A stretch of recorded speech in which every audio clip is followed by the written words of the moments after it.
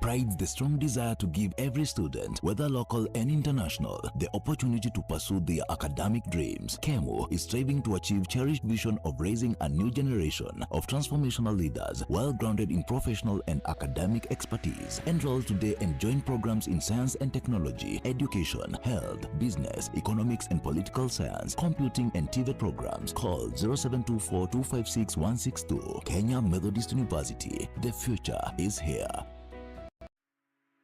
Kenya Methodist University prides the strong desire to give every student, whether local and international, the opportunity to pursue their academic dreams. KEMO is striving to achieve cherished vision of raising a new generation of transformational leaders, well grounded in professional and academic expertise. Enroll today and join programs in science and technology, education, health, business, economics and political science, computing and TVET programs. Call 0724-256-162. Kenya Methodist University. The future is here. Kenya Methodist University prides the strong desire to give every student, whether local and international, the opportunity to pursue their academic dreams. KEMO is striving to achieve cherished vision of raising a new generation of transformational leaders, well grounded in professional and academic expertise. Enroll today and join programs in science and technology, education, health, business, economics and political science, computing and TVET programs. Call. Let us just have a word as we continue to reflect on today's conference theme. Lord Almighty, we want to hear your word. We want to listen to you so that as we begin this conference today, you are going to begin with us. You are going to guide us well, but I think now, yeah. So, brothers and sisters, this morning I want us to think about this conference. When we were thinking about our theme, and said it calls us for a higher responsibility. Among that is, of course, thinking about how development cannot be merely an economic growth, technological advancement, underscore the fact that true development must honor God and protect creation, promote human dignity, and ensure that no one is left behind. And we looked at which describes Bezahel and Oliab as people filled with wisdom, understanding, knowledge, and the skill for creative work. And we saw that the example teaches us and even new solutions to agricultural, environmental, and social challenges can become instruments of service when guided by wisdom and ethical responsibility. So contemporary research similarly shows that innovation capacity can strengthen economic, social, and environmental dimensions of sustainable development. So I would like us to think a little bit more within a few minutes about that conversation. I want us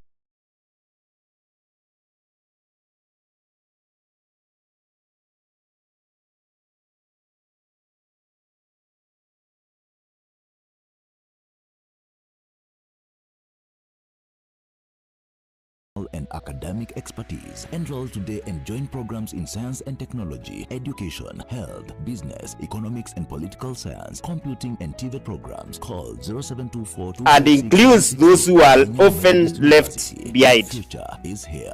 For an international conference like this one that we are having today, I would like us to think about various ways through which this advancement of knowledge, of development through innovation and inclusivity can actually bear fruits.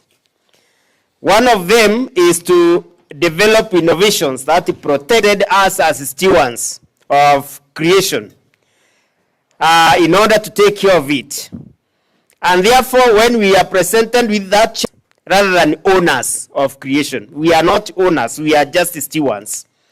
And innovative research should therefore seek solutions that meet those human needs without destroying ecosystems needed by further generations. We are not here alone. We belong to a certain system. We belong together in this world. The other point I would like us to think about is being or promoting inclusive access to scientific knowledge and technology. And we agreed even yesterday that innovation or research should be all inclusive. We don't want to have knowledge in the ivory tower.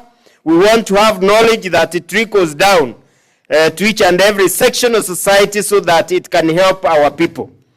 Innovation should not benefit only the wealthy nations or institutions or communities. And sustainable development requires technologies, research findings, and education opportunities to reach rural communities, women, young people, persons with disabilities, and marginalized populations, and the like. And as Philippians 2:4 will tell us, let each of you look not only to your own interest, but also to the interests of others. Actually, we live better when we live out our lives for others. Selfish people never succeed, but when we put together our ideas to know that we are there to serve humanity, to serve others, then that service becomes truly human. The other thing I would like us to think about is use innovation to reduce poverty and inequality. Scientific research can create affordable technologies, improve food production, strengthen healthcare, expand financial inclusion, and create decent employment opportunities. And we have also a text in the Bible that speaks about something related, which is Proverbs 31 verse 8 to 9, which talks about speak up for those who cannot speak for themselves, defend the rights of the poor and the needy. And as we think about innovation, it can also become sustainable when it addresses the needs of the vulnerable and contributes to a more equitable society. In addition to that, we need also to think about empowering people who are naturally, who find themselves in the society being disadvantaged, like the young generation. Sustainable development requires the creativity and leadership of all generations and genders. Education institutions should create opportunities for women and youth to participate in research, entrepreneurship, technology, and decision making. And Joel will tell us in Joel 2:28 that your sons and daughters will prophesy, your young men you will see visions. And I was thinking that when we talk about maybe countries like China being so innovative, that is where you find that everyone is an innovator, including the young, including everyone. So if we can think about that, we can also be producers of knowledge at each and every level. Therefore, it is not a zone for those who just have advanced in knowledge. Knowledge should be able to benefit each and everyone. And to conclude, we also need to remember that we need also to understand that innovation should be guided by ethics. Not every technology advancement automatically promotes human well-being. Artificial intelligence, biotechnology, data science, and other emerging technologies require ethical reflection concerning justice, dignity, privacy, and responsibility. And that is why, even when we talk about AI, and I was thinking about it, you cannot say AI is maybe Christian or Jewish or Islamic. AI is actually a commodity for consumption, just like you consume food. But how you consume that AI makes a difference. You have to bring in the character, ethics, responsibility, so that it can serve the common good of the people. So as we continue to think about that, let us be together. Let us think ourselves as one body, as one spirit, just like even the theme of this year in Kenya Methodist University, a body is asked to think about that common body of Christ, that one spirit, whereby we are reminded in Ephesians 4 verse 4 to 7 that there is one body and one spirit, but to each one of us is given grace and the benefits of it so that we can create an inclusive society. To conclude, advancing sustainable development through innovation and inclusivity requires more than technological progress. It calls for innovation that is environmentally responsible, economically productive and socially just, ethically guided, and accessible to all. The biblical vision of stewardship, justice, community, and care for the vulnerable provides a powerful moral foundation for scientific research. As researchers today, and as we continue with this conference, and as innovators as well, we are called upon to use knowledge not merely to advance technology, but also to promote human dignity, to protect creation, reduce inequality, and secure a flourishing future for present and coming generations. Thank you. God bless you, and God bless you also for listening. Let us pray. We start this day with you, dear Lord, and we know that we cannot do without you. We commit our spirits before you. We commit our thinking capacities before you. So that, Lord, whatever you are going to do today may be allied with your will. And also with your plan for us for today and also for the future. Hear our prayer, for we ask this in the name of the Father, the Son, and the Holy Spirit. Amen. Thank you so much. May God bless you.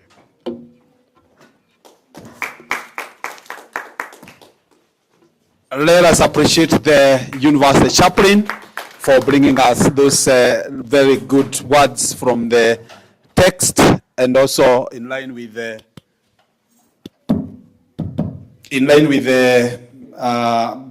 theme of this conference. I want to not delay any further. I want to invite the chair of the planning of the 2026 International Conference to come and bring to us the keynote speaker, who is also waiting online.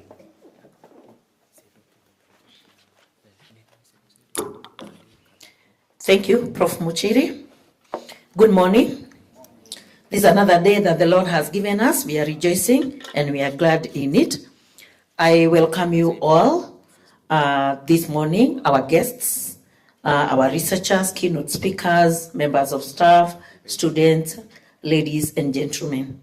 It's my great pleasure this morning to say that this being our second day, we are grateful that our keynote speaker is online waiting to address us in this 11th Annual International Scientific Research Conference at our university. And again, we are reminding ourselves that our theme is still on advancing sustainable development through innovation and inclusivity. And this morning, I would want to welcome our keynote speaker, who is Professor Nilesh Khet, Associate Professor of Marketing Research and Supply Chain Management from Pune Institute of Business Management, India. Welcome, our keynote speaker, as we wait to hear from you. Thank you.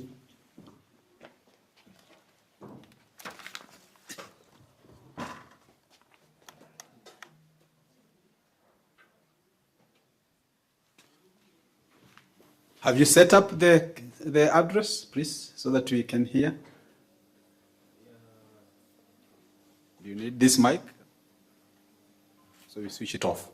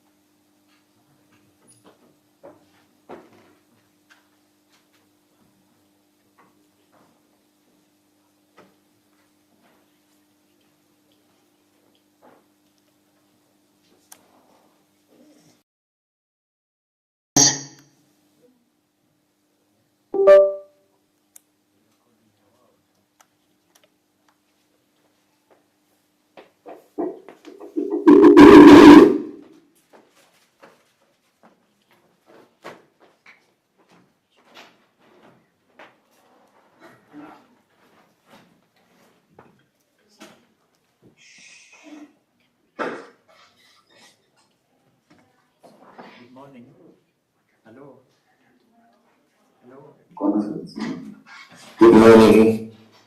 Hello, good morning. Good morning. Okay, at what time we can start? Hello. Oh, This is Dr. Nilesh from PIBM. Yes, I think we were to start with Professor Nilesh and then Dr. Njir will come in thereafter. So, shall I start? Hello. Yes, Dr. Nilesh, can you hear me? Yes, I can hear. Yeah, it is your turn. Okay, can we start, sir, now? Yes, you can get started. Okay. Okay, I will just share my screen and then we can start here.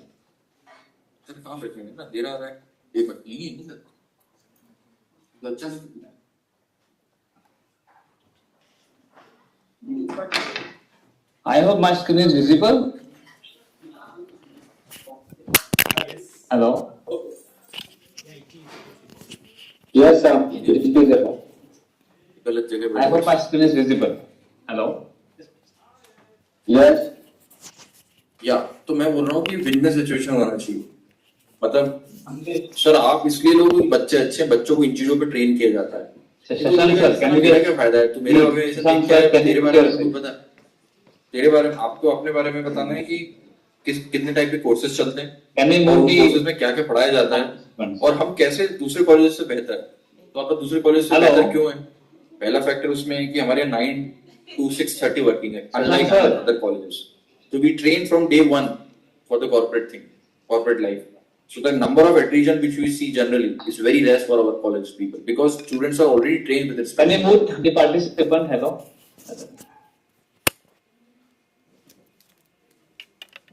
Right, he's muted now.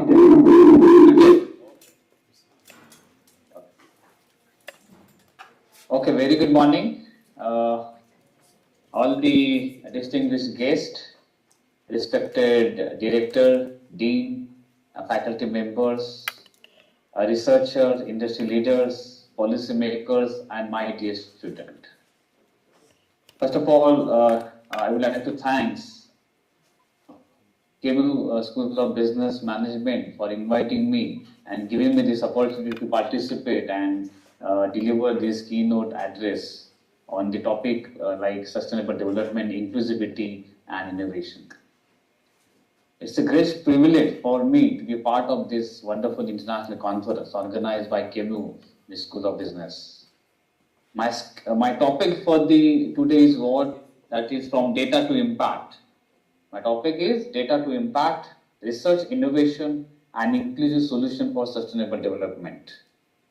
Before we start to the topics, I just wanted to ask all the participants, today we are living in which world?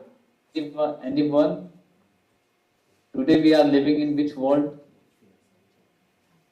Hello? We can hear you. Hello? We can hear you.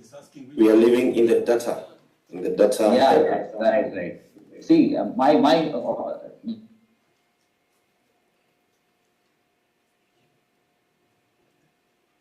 this topic is very fantastic, sustainable development. If you just see, today we are living in stands for volatile, U stands for uncertain. Everybody is aware about this. Am I audible? Hello? If you just see, today we are living in this VUCA world. Everybody experienced last 4 or 5 years back this COVID-19 situation. Yes or no? Everybody experienced this COVID-19 situation. If you just see the current geopolitical tension, this war situation, then fuels, this fuel is not available in many countries, and oil and gas crisis it was there, right? If you just see the situation of VUCA world, volatile, uncertain, complex, and ambiguous. If you just see today we are living in this VUCA world. Another term I will quote here, we are living in Bani world, Bani, B-A-N-I. B for brittle, A for anxious, N for non-linear, and I stands for incomprehensible. So along with this VUCA world, we are living in Bani world. If you want to survive, sustain, and grow in this VUCA world, rapidly changing environment, unpredictable future, interconnected problems are One solution but multiple interpretation, one action, multiple interpretation. A lot of ambiguity is there. In this case, how to survive, how to sustain. And along with, if you just see in this world, large amount of data is generated day-to-day life. When we go for shopping, when we go for traveling, when we go for anywhere, everywhere data is gathered, data is recorded. Data is generated in exponential way. Data is generated in unprecedented scale across the global. 8 billion plus population across global. If you just see India, 1.4 billion plus population there. The world is changing exponentially, rapidly. In this world, if you just see the example, one case study I will quote here. Are you aware about Kodak? It's a film camera company. It was very well-known company. That company dominated across 1 century, 10 decades in film camera segment. They were dominating in film camera segment, camera and photo papers. 89% market share in camera segment, 85% market share in film and photo paper segment. And you know, that company was the first inventor in digital camera.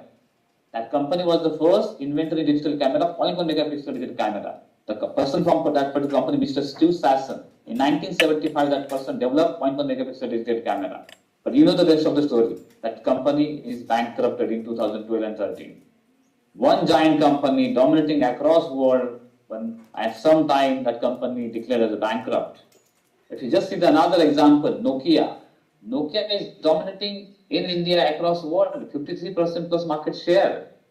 Right? So what I'm trying to tell you that this world is changing, rapidly changing, all consumer behavior, all aspects are changing. Technology, now if you just see today's world, it's AI, it's a digital transformation. Right? But in this case, data plays a very significant, important role. Right? Exponential growth rate data is available. But what do we do that data? It's a question mark. Right? If you just take the example of this, if you just move from this data, you have to perform a lot of operations on data. Then data will give you information. Large amount of information is available. In this today's world, VUCA world, all information is overloaded. So what evidences you can draw from it, what insights you can draw from it, and based upon that, what decisions you take it, right? In the context of innovation, in the context of inclusivity, and how it is creating impact. So what matters more? More data does not automatically create better decisions, or advanced technology available that does not create impact in the society. Okay, that's why that is the today's topic. If you just see the today's topic, that is inclusivity, innovation, and this one. I begin with certain opening question. Can innovation be sustainable if it is not inclusive? First question. Second question. Can development be inclusive if decisions are based upon incomplete data? Third question. Can technology create sustainable impact if we do not measure its consequences? This is the third most important question. I talked about technology is there, but whether it is sustainable, creating impact, if you don't measure its consequences, that answer is no. And ultimately, last 4 question, it talks about can we achieve these sustainable development goals without changing the way we make decisions? If you just think about all these 4 questions, answer is no. Answer is no. If you just take the example of Indian company, like Indian example, it's a UPI, Unified Payment Interface. If you just the current data of this, 172 billion transactions happens, and more than 500 million users, unique users are there, and more than 65 million merchants are using these ecosystems. But as per latest NPCI data, statistics shows that in May 2026, 23.2 billion transactions happens, and it's worth approximately 30 trillion rupees.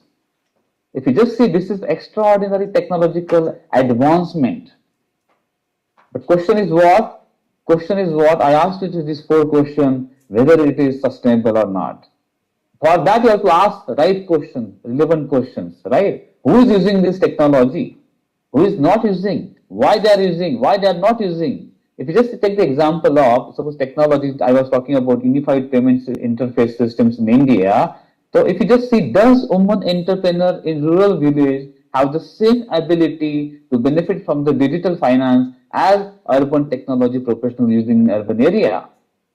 Another question is what? Does elderly person have the same experience? It's a question mark. Does digital literacy matter? It's a question mark. Does language matter? Does trust matter? Does affordability matter? That's why today's topic begins with this sustainability. When you think about this, you have to think about all these questions.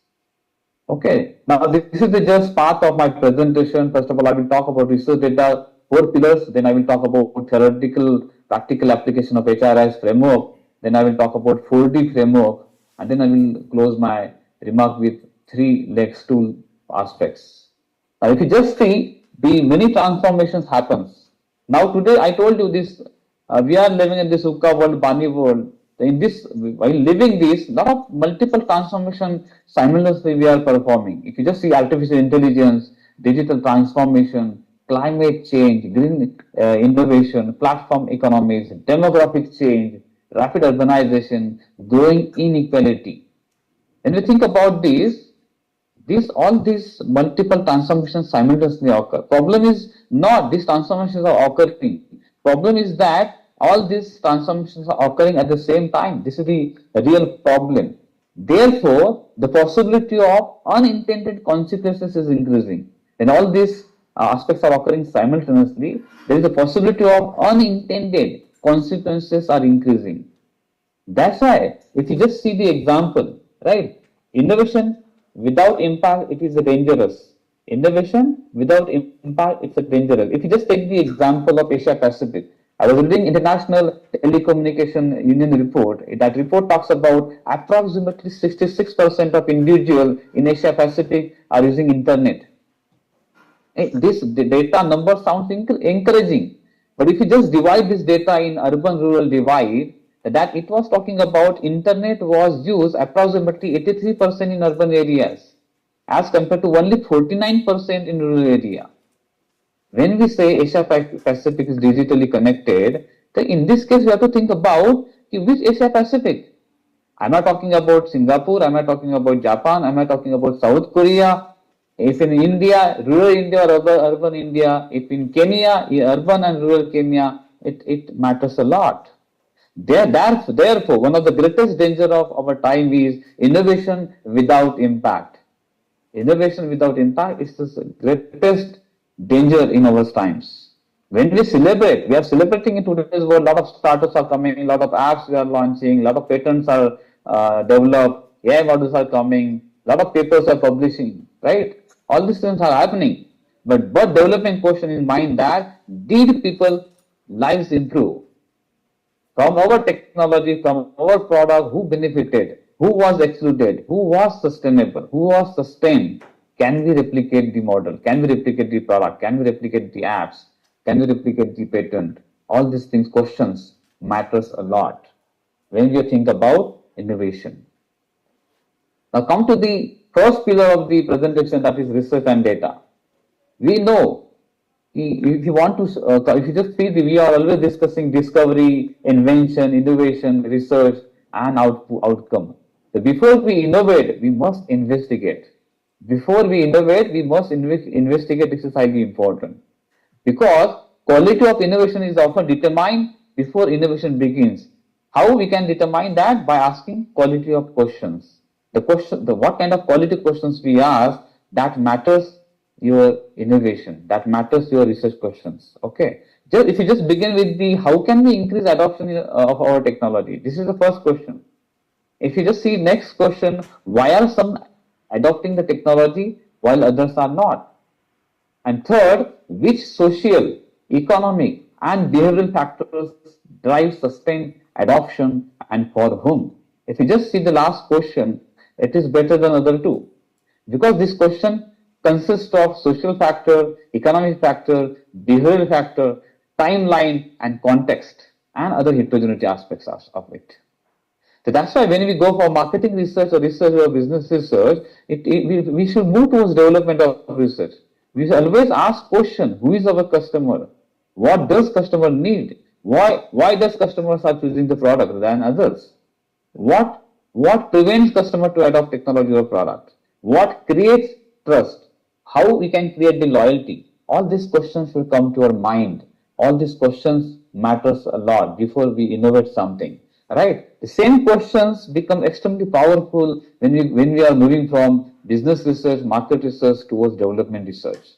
If you just take the example of adoption, right? When we say adoption, the adoption it is the multiplied and combined effect of technology, not only technology, trust, accessibility, relevance, and ability to use. It is the multiplying and combined effect of all these four, five factors. If you just take the example, suppose if any one factor, any one attribute of this equation goes zero, adoption may collapse. Adoption is not in exist. Just take the example. Suppose farmers for XYZ company develop one of the device or technology app for farmers. That technology agriculture application is developed, but that application is available in only in English language. Okay, but farmers speaks in another language. In India, maybe Hindi. In Kenya, maybe your language. In that case, the farmer speaks another language. In that case, that adoption cannot be a part adopted used by the farmers. If you just take the example of network is unreliable. All recommendation requires expensive input. Whether farmer trusts the technology or not, is it accessible to the farmers or not? It is relevant for the particular crop patterns or not? Whether farmers can use this technology or not? Right? In this context, technology is available, innovation is available, but practically it is not adopted. Practically it is very difficult to adopt. That's why adoption it is a multiplied and combined effect of technology availability, trust, accessibility, relevance, and ability to use. That's where development research plays an important role in innovation before we start. If you just take the another Kenyan lesson example, in this inclusion doesn't start with the bank branch. So I hope everybody is aware about Kenya, given the world most powerful example, that is M-Pesa, mobile money ecosystems, right? It transformed the relationship between financial services and ordinary citizens. If you just see this, so in that case, Kenya introduced this mobile money, but what Kenya did in the context of accessibility, in the context of trust, convenience, affordability, network effect, and real life context. In this case, Kenya redesigned financial access around people existing behavior. Okay, they took the people aspects, they observed the people behavior. Okay, in the context of accessibility, trust, convenience, affordability, network effect, real life context. That is highly important.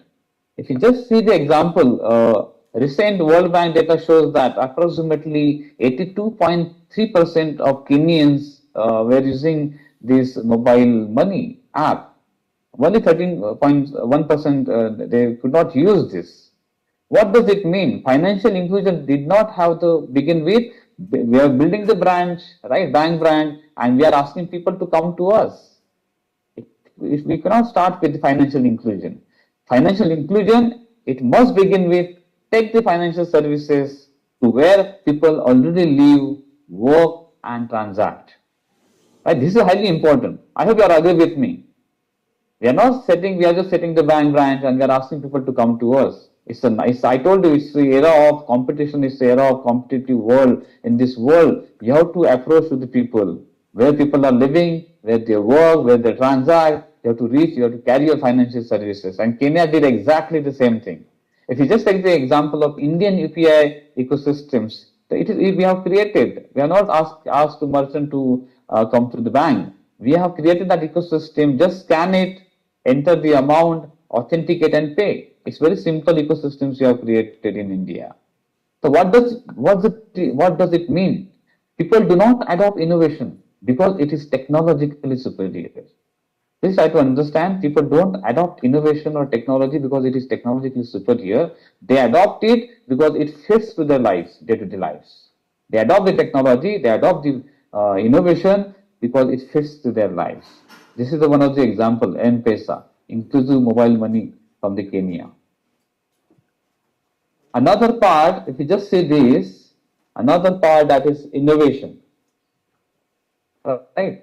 Now another pillar is not invention, right? The innovation, this is the journey: invention, innovation, and impact. Invention, what can we create? Innovation, what problems can we solve? And impact, whose life becomes better.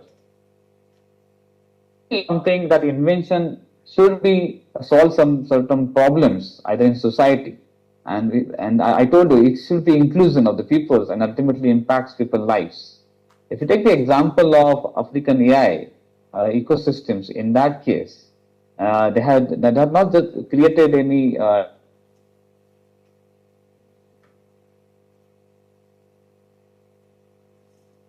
translate a chatbot, but that AI that was that understands their local language, healthcare access, education, climate resilience, micro, small, medium enterprises, and public services. I have text of UPI, solar power, renewable energy systems is there. Amol is an example from India. The next generation of innovation must not simply technology intelligent. This I to understand it must be contextually intelligent by manner. Okay.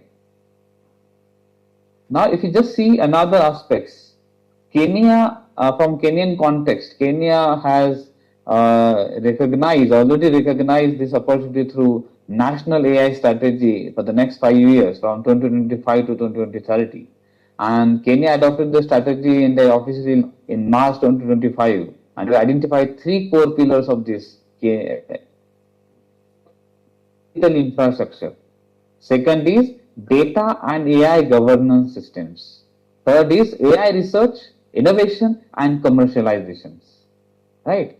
So this is extremely important because of Kenya is not saying we want to consume AI. Ambition is to become creator, researcher, and commercialization of AI. That will include deployment of this inclusivity across various sectors, highly important.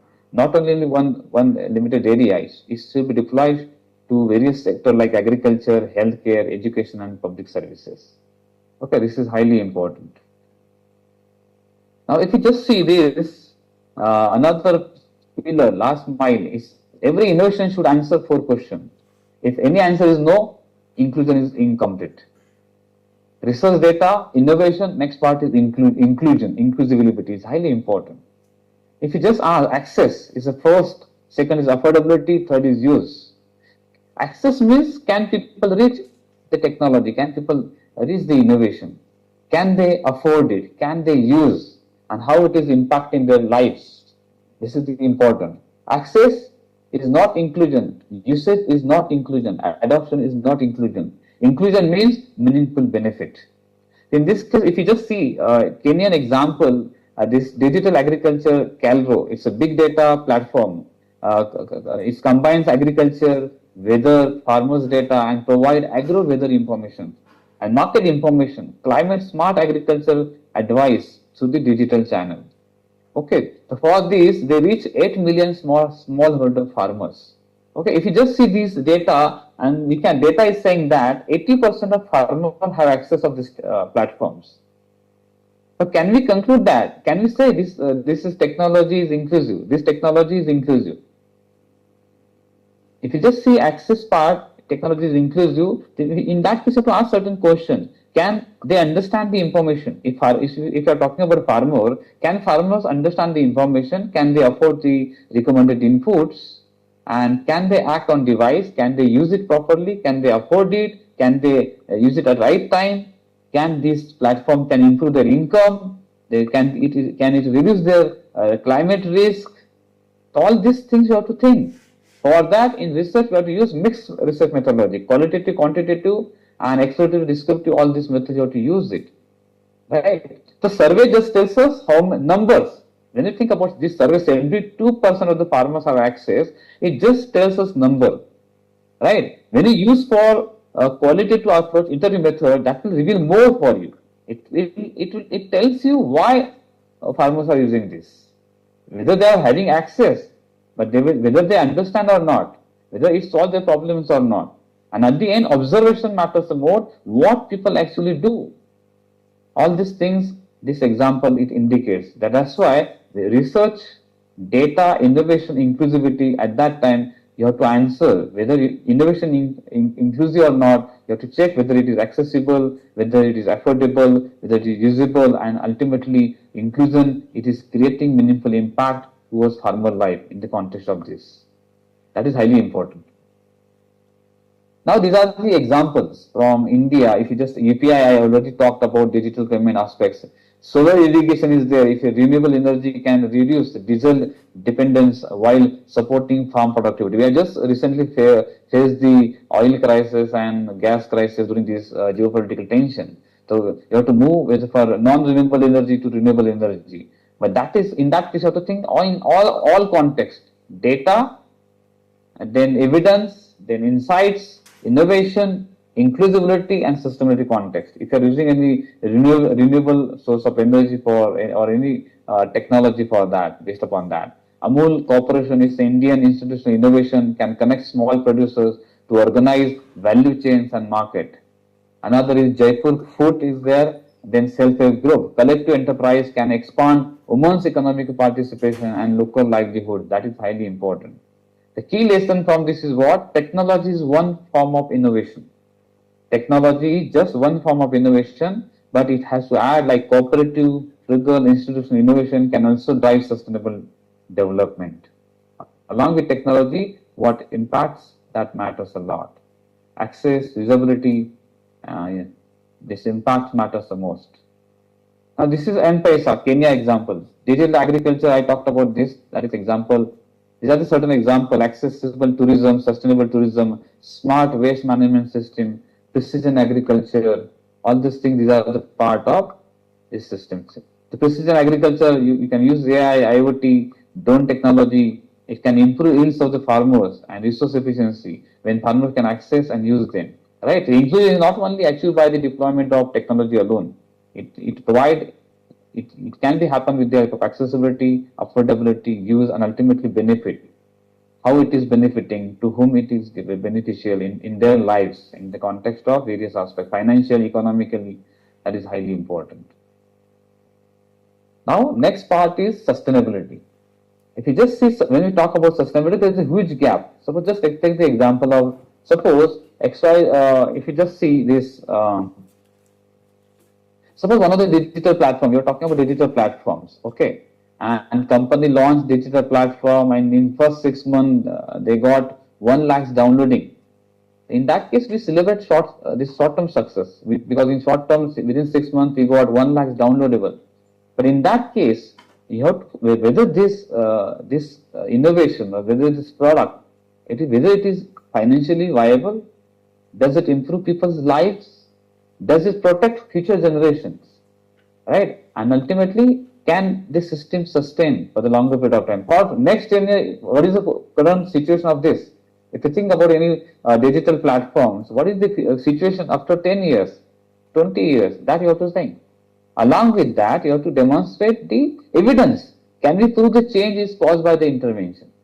When we talk about digital platforms for farmers, in that case, suppose farmers adopted technology or innovation adoption is happen. In that case, suddenly their income increase. So can we say that if farmer income is increased, it is just because of technology? In that case, we cannot conclude that the technology caused the increase.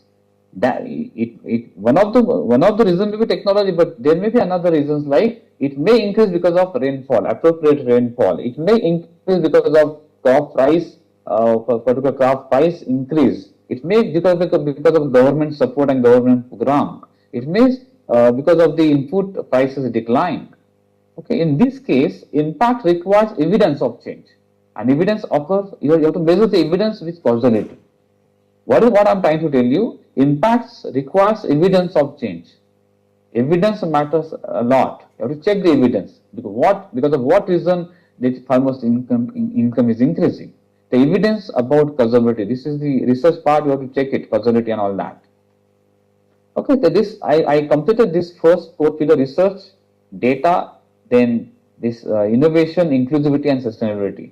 The sustainability you have to check with the evidence. It matters a lot because of what reason? You have to check whether it is long-term sustainable or not, lasting effect is or not. Along with this, I just wanted to give you some theoretical lens, the one of the research paper given by Tartaruga, published in 2024, that paper was addressing the inclusion, innovation, and sustainability challenges through the lens of economic geography, and they introduced hierarchical regional innovation systems for that, for geography and sustainability. This paper, it was wonderful paper. It is aligned with the conference theme. That's why I was sharing the certain part of it. When we think about this hierarchical regional innovation systems, we have to think beyond innovation, innovation beyond movement of knowledge. In that case, we have to ask questions like, if you think about why power and place shape inclusion. In that case, you have to think about, when you think about any ecosystem, working ecosystems, who has the power? Where does innovation happen? At location. Who controls the resources should come to your mind. And this paper ultimately arguing that inclusion, innovation, sustainability must be understood through economic, geography, territory, and hierarchy. That's why how power and place shape inclusion with the help of hierarchical regional innovation systems, that part is highly matter. Therefore, when we think about countries, we can think about, we have taken the rural and urban divide and so on. In that case, we can design innovation, but along with that, we have to design, or we have to think about who participate in in innovation systems. The part who participates in, based upon their who has power, where this happen, who controls the resources, who participates, who benefited, all these things you have to keep in mind along with the innovations. If you just think about net hierarchical regional innovation systems, the places are neutral. It talks about places are neutral, but when it gives three ideas. One is territory, another is hierarchy, third is inequality. But when you think about territory, the places are not neutral. It always contains some institutions, social relationships, economic structure, cultural practices, infrastructure, and the power ultimately. They carry social, economic, and power relations when we talk about territory. Another aspect is hierarchy. When you think about hierarchy as a second idea of these places, in that case, hierarchy is one of the people or actors that have greater ability to control resource and decisions. If you just see who can be excluded from the regional development, so they will having greater ability to control resources and decisions in particular ecosystems. Third is inequality. So when we talk about regional development, it doesn't occur uniformly, right? If you just, I told you we have discussed. Suppose in Kenya, if you talk about any development happens in metro cities and rural part of Kenya. Same thing in India. Development happen in Mumbai, Bangalore, Delhi, Hyderabad, and development happens in remote area in India. So there will be same technology introduced in both the area, urban and rural area, but it may generate different outcomes or output. Okay, the same thing for Kenya also. The one solution, one infrastructure model give you one outcome, but in this case, this hierarchical regional information system will give us different perspective. Along with innovation, when we talk about innovation, place is highly important. The innovation always we should embed in the place, and place contains the power. A perspective reminds us innovation is embedded in place, because innovation and I told you this urban and rural divide, same technology implemented in both the areas, but the outcome may vary. Okay, that's why it should be embedded in place, and place contains the power. So this HRS principle talks about this. If we talk about the next aspects of the HRIS, inclusive eco-innovation, it is a combination of eco-innovation plus inclusive innovation. Ultimately, it becomes inclusive eco-innovation. When we talk about eco-innovation, solar technology is there. When we adopt any solar technology, new solar technology is there, it may be excellent in the context of technology, and it may reduce reduce emission. But in that case, we have to think, but that can be affordable by only urban wealthy people, urban wealthy household, right? It is an example of eco innovation, right? But when we think about this eco-innovation, along with the participation of local community people and local needs, we have to check their affordability and all that. In that case, it may shift towards inclusive eco-innovation. That is highly important. Okay. So when we think about territorial power dynamics can either facilitate or hinder inclusive innovation, that is highly matters. In this case, in other words, technology does not automatically redistribute the opportunity. Sometimes it reproduces the existing inequalities. Therefore, sustainability research always you have to examine not only is this technology is green or not, but also along with that, who has access to this green transition or green technology. That these 2 points you have to consider in the context of facilitating condition and hindering condition. It matters a lot when you think about inclusive eco-innovation systems. Now, if you just take the example of ladder of inclusion, so this ladder of inclusion of dynamics, it will improve over the period of time. Dynamics of learning interaction by various levels. It starts maybe with the intention, then consumption, impact, process, structure, and post-structure. So this is the various levels of dynamics towards inclusion. If you just stick to intention, consumption, it is weak alignment. If you move towards process, structure, and post-structure, it will give stronger inclusion of the particular systems.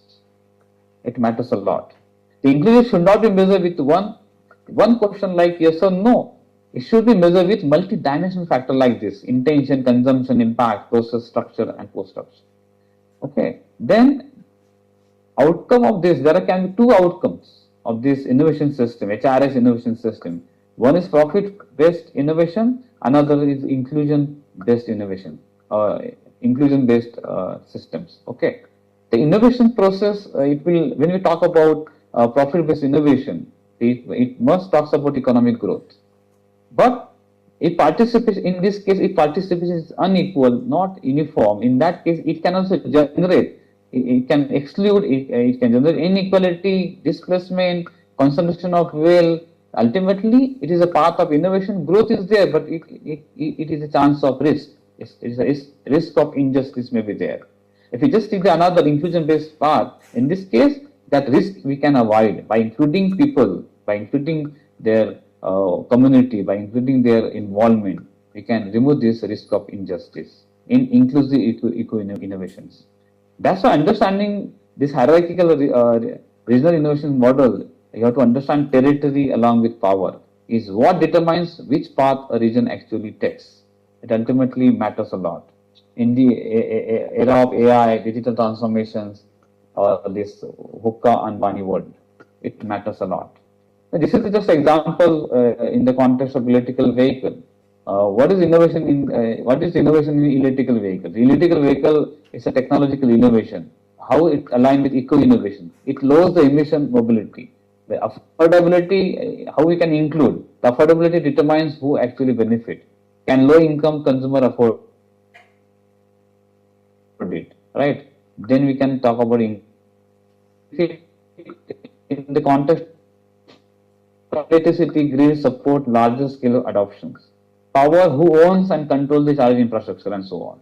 Sustainability, whether do batteries come from and how it is there can be recycling aspects. That is a part of sustainability in the context of EV. And ultimately, employment. What happens to workers in conventional automotive industries? When there is a transition from conventional automotive to EV, in that case, what happens to traditional or conventional automotive industries?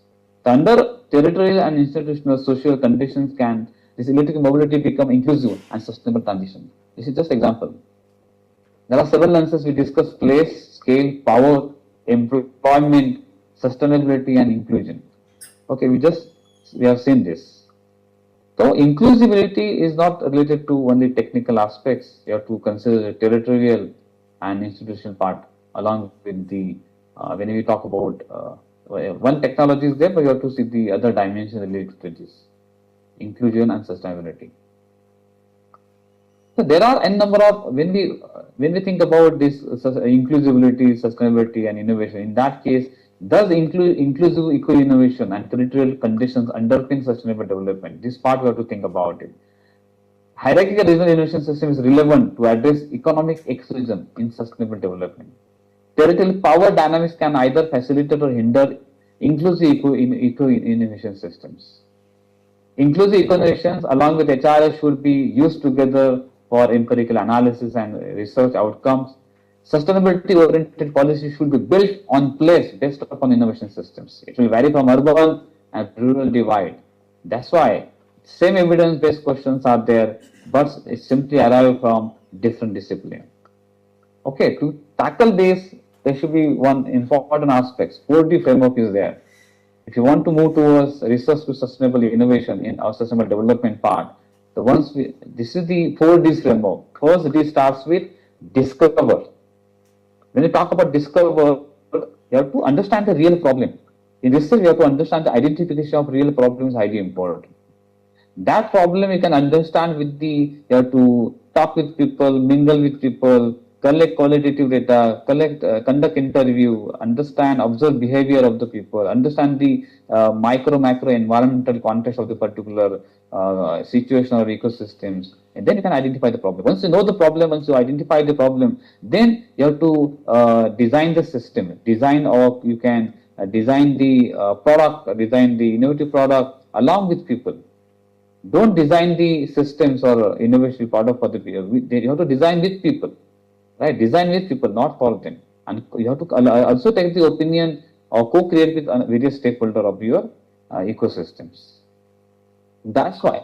Third is deploy.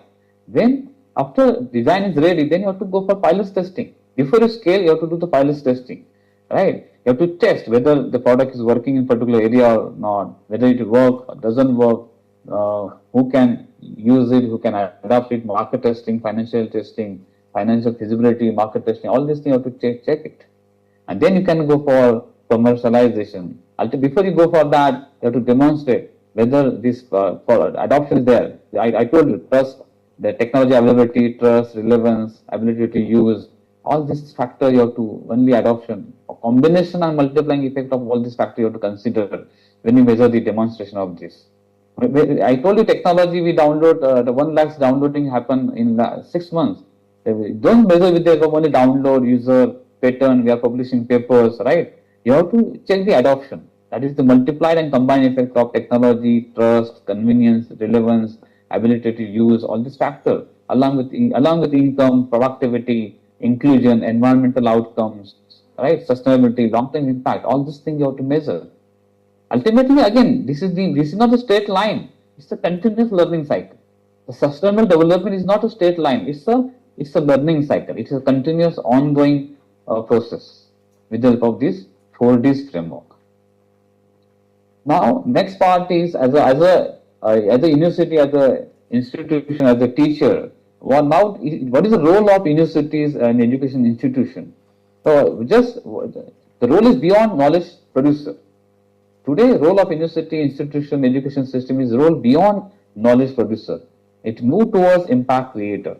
If you just see this equation, teaching plus research plus industry, community and policy, ultimately all this together create impact. If you just see, suppose as a faculty used to do research, and we can involve, we can trigger students, we can motivate students to come up with innovative model, innovative solution for the problem existing in society. The student can come up with innovation. If industry provides technology, and then government provides some policy support, and if you just take the example of farmers' problem, in that case, farmers or particular stakeholder may provide stakeholder or contextual knowledge. When we combine all these aspects, all the stakeholder input, right, then we can move from knowledge producer to impact creator, and ultimately it is creating impact towards farmers. So whenever you are publishing papers, getting highly cited papers, that is value adding thing. But along with your paper, whether your research paper is helping to change policy, whether it improves the industry best practices or add industry best practices, whether it empowers community or solves societal problem, that is the real transformation. That is our role as a teacher, as a community education systems. You have to move from knowledge producer to impact creator. Okay, that is the highly important part. That's why I would like to highlight here. When you move from this As a researcher, we should move from 4 P's of the research is there. First P stands for publication. Next P stands for patent and patent. That is applied research. Third P stands for prototype, pilot testing. Fourth P is move towards product development. We are talking about this innovation, inclusivity, and sustainability. We should develop sustainable product and services as per the requirement of the industry, as per the requirement of the society across global. As per United Nations 17 SDGs goal, can we contribute towards that? Can we create certain product or service system that we can work upon 17 SDGs? That is the part of this knowledge production to impact creation. Okay, now I will just conclude as a sustainable development as a 3-leg stool. If you just think about innovation, if you just remove innovation from it, that development becomes slow. If you remove inclusion, that development becomes unequal. And if you remove sustainability, that development becomes temporary. Beside this, evidence matters a lot. Without evidence, can we conclude that whether innovation works? Without proper evidence, can we say that inclusion is real? And without proper evidence, can we say that it's sustainability lasting from 10 years? I can conclude, in the age of this VUCA world, in Bani world, in the age of AI and competitive advantage, future will belong to those who have most technology and data. Does not belong to those who have just technology and data. It will belong to those who understand people, ask right question, include right people, use evidence, responsibility, and turn evidences into sustainable impact. Ultimately, your build solution should create impact in people's lives, and it is valuable over time. This is the just concluding remark from my side. Thank you very much. If any questions, I am open for the questions. Thank you very much. Thank you very much, Professor.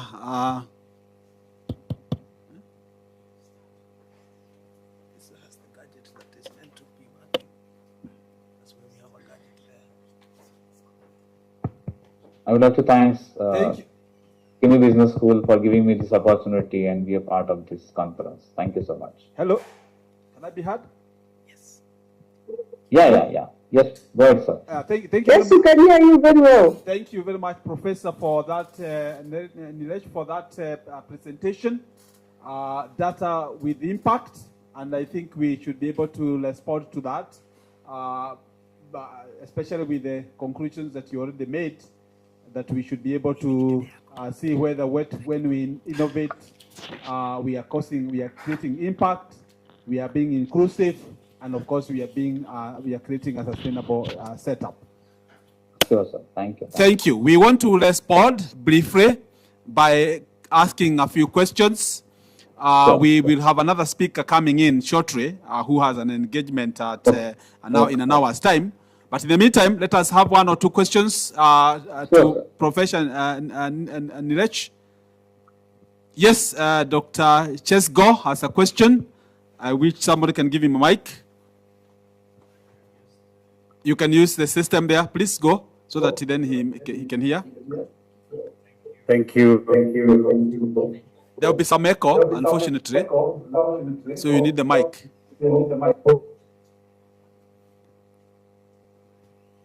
Thank you very much. Thank you very much for the presentation. I like hearing about the VUCA world. Now, I have 2 questions. The first one is, in the VUCA world, there's a lot of volatility, such that even before you roll out or launch the product, in response to the data that you've collected, things have already changed. So it changes so rapidly that it's not sustainable also from the finance point of view. So how because we have spent a lot of resources to create a product in response to the data you collected previously. Now, by the time you are launching it, you need again to be updating what you already created. Now, how do we convince the finance people in the context of an organization, for example, or the stakeholders, so that they can continue funding research and development, yet it is never catching up with the trends? Secondly, whereas we are talking of inclusion, for instance, we want to create a product that includes everybody in the marketplace, those who have been left out in the marketplace. Now, how do we reconcile the fact that we want to include the people out there who have been left out, together with the fact that we want to win against the competition, but again also there is the concept of fair competition among players in the industry. In our country, Right. for example, we have an authority called the Competition Authority. So how do we make sure that as company A, as we gain competitive advantage, we have also competed fairly against company B? Thank you very much. See, first of all, for you, it's a good. Both questions are very fantastic. Good. If I have not if I understood properly, first question it talks about financial feasibility check, right? When you launch any product. So see, in that case, research plays a vital role. I talked about it. When you think about research, so I will just simply give the example. When Coca-Cola launched one new Coke, at that time what happened? They launched new Coke and they replaced the old Coke. But what happened after 79 days? They have to withdraw the new Coke and they have to relaunch old Coke again, because that's why that happened just because of they launched product new Coke based upon research survey data. But in that case, what is important? Asking right question to the right stakeholder, right? In that case, it's the same. They launched new Coke and a large amount of money they invested, right? That's why they failed in asking right questions to the right target audience. They could not ask you whether do you want to replace or you want new Coke along with old Coke. They did this kind of mistake. That's why after 79 days, Coca-Cola relaunch old Coke and they withdraw new Coke. That's why before you have to convince your finance, you have to check the market feasibility, financial feasibility, and ultimate end user in terms of inclusivity and sustainability aspects. Whether they will adopt it, they will use it. I told you adoption. Adoption is not only availability of technology, it is the multiplying factor of trust. It is a multiplying factor for relevance, accessibility, and ability to use. Another factor. You have to check that, right? Ultimately, business brought by marketing people, right? The investment is a chance, right? Investment is a chance. You have to take that chance. You have to convince your finance officer. You have to take that chance because it will give ROMI, return on marketing investment, and so on. Ultimately, data along with asking right questions with territorial and environmental factors you have to take. Another question you are talking about that inclusion, right? In that case, you cannot, one product can be applicable to all market, right? If you talk about urban and rural part of the country, just both the one technology can be used, but response may be different. In that case, you have to marketing segmentation is the another approach. So you can segment the product. You can little bit modify, you can add, and you can load on the features based upon the ultimate end user. The segmentation plays a big role. Your cluster analysis, your RFM analysis plays a big role. Marketing data, marketing research, that development research plays a big role to understand the inclusivity and success of the product in particular aspects. Thank you. Thank you very much. Any other question? One, I can take one more.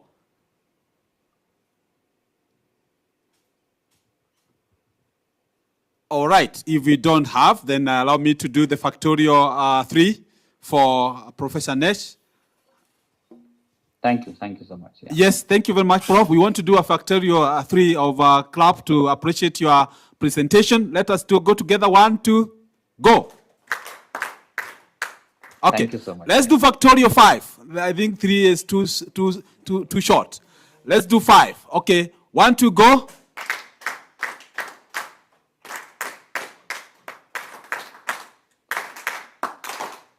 Yeah, you feel a little cold. The factorial clap wasn't that very strong. But thank you very much for the presentation. We will definitely hope to apply some of the lessons that we learned from this presentation. And we want to move forward. Thank you very much. And we hope you can, if you have a chance, you can stay on to listen to the next presentation. Sure.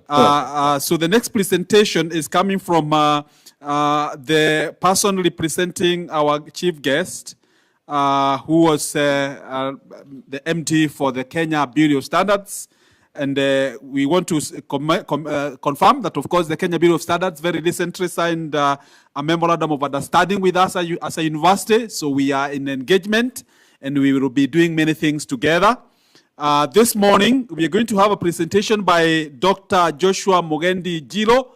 Dr. Joshua Mugendi is currently in Netherlands. That's what he said. So he'll please do this online too.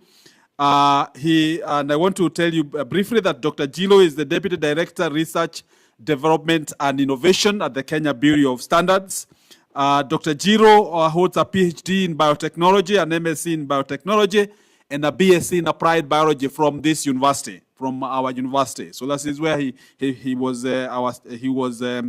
founded his career. And Joshua is a biotechnologist and a researcher. He leads research with over 15 years of experience, spanning in molecular biology, genetic engineering, laboratory management, and strategic research policy. He currently serves as the Deputy Director for Research and Development and Innovation at the Kenya Bureau of Standards, where he provides strategic leadership for programs that advance scientific discovery, innovation, and development of effective standards, metrology, and conformity assessment and solutions for the Kenyan industry. So Dr. Mugendi, like I've said, he is currently visiting with for official engagement in the Netherlands. So he has a presentation which he intends to do now before he goes now for his assignment, where he is going in a very short while. So Dr. Mugendi, I hope you can hear us. Yes, I can hear you loud and clear, Prof. Very good. I don't know if my slides can be seen, if I can be seen. And thank you for that kind introduction. Can you be able to see my slides? Yes, we can see the slides. Thank you so much. And so Prof. we can let you in. Please continue. Thank you so much, Prof. Thank you for the kind introduction. My apologies, my DG, Director General, Madam Esther Ngari, could not be able to make it. We have our ARSO, African Region Standards Organization, 32nd Assembly, that is happening in Mombasa. We are hosting the continent in Mombasa, and I would have wished for her to attend, and myself, I'm on official duty, and I'll be making my presentation from this end. I'm going to be very brief because I can see my time is a little bit gone, and I have some official duties to attend to. First of all, let me appreciate Professor Mushiri and the Dean School of Science and Technology for inviting us.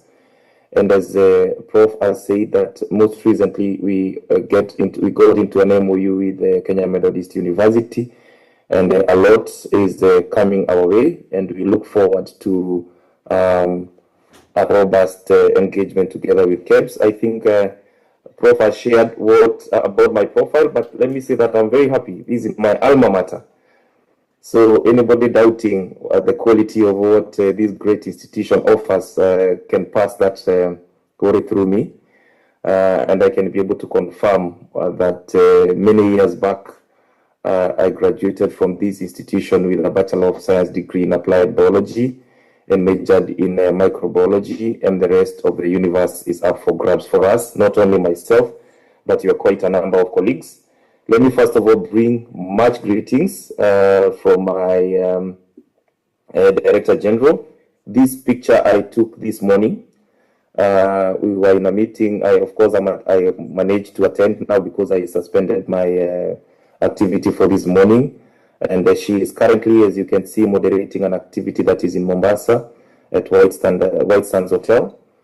And she sends our greetings, and we are looking forward to visiting the institution, KEMU, and outlining what collaborations can be established and formalized from our signed memorandum of understanding. It's quite a good document. The reason why I put this here is the last statement in this slide. The theme of the 32nd ARSO General Assembly that is bringing together African standards bodies. So we are an NMI, that is a National Metrology Institute. The National Metrology Institute, metrology is not the weather, the one that people talk about, but metrology is a science of measurement. So our institution is a reference center and the reference point for the international units of measurement. So in our platform, we maintain the standard for everything that you know in terms of measurement, from the second to the kilogram to the volume. We are a National Metrology Institute, and besides that, we are the national NSB, the National Standards Body. And the theme for the 32nd ARSO General Assembly is Standards Enabling Inter-Africa Trade under the African Continent Free Trade Area, and it's dubbed One Certificate Working for You. I'm so glad that I listened to Professor Nelisho when he spoke, and he gave a breakdown of the flow of how data should be able to get disseminated from discovery, design, deployment, demonstration, and I'll be demonstrating the importance of standardization, metrology, and conformity assessment, which is very centric to every innovation that is generated by all the researchers and globally. What is the position and the position of standardization in this equation? Okay, so I'm going to have a very brief presentation, but I will also, like my predecessor, base my presentation on a publication that we've just made. That is my Director General and myself on the July, published on July 15th of this last month, this year, by one of the top journals in behavioral economics. I'm a molecular biologist trained from Cabo originally, but the field of innovation is quite broad. And as a national standards body and an NMI, I oversee research across different functions, from social research, pure science. So I'm now no longer confined only to molecular biology and biotechnology, but I have a vantage point, especially for research and innovation conducted in our country and regionally. And why SMCA, I will be referring to SMCA, Standardization, Metrology, and Conformity Assessment, is very centric to the sustainable, inclusive innovation and development, which is the theme for this conference. To start by saying that the quality infrastructure that SMCA underpins the safety, the trust, and market access every innovation from this conference we'll be discussing. So every innovation that you have in your lab, that you have with your postgraduate, that you have in your incubation, in your upskill, in your acceleration programs, your intention is that it will solve a certain problem somewhere, it will access the commercial entity somewhere, and the standards play a consumer protection role. Sound standards, they shield the community, the household, the environment. We talk about three stools whereby standards are supposed to guarantee efficacy, safety to human, and safety to the environment. That is your innovation doing what it's supposed to do? As it does and achieves the intention of the innovation, is it able to safeguard the environment and the human in general?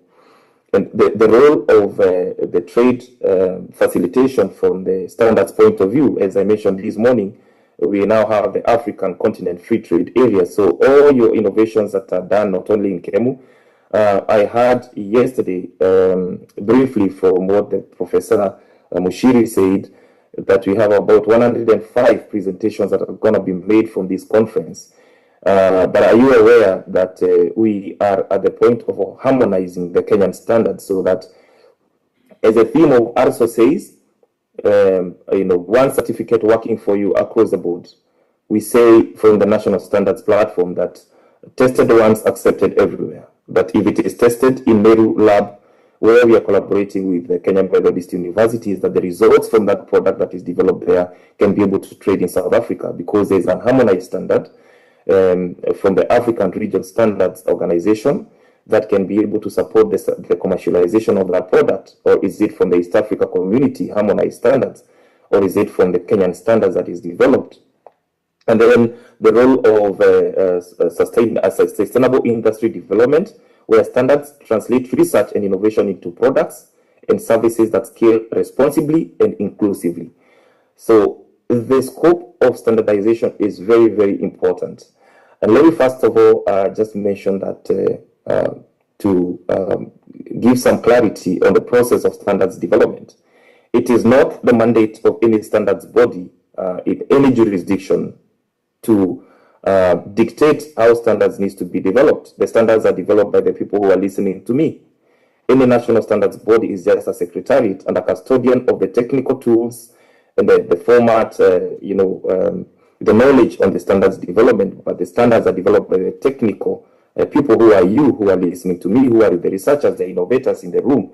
So as I continue with my presentation, you'll be able to identify that there is no innovation that can be valorized, that can be multiplied, that can go to commercial level without the embrace of standardization.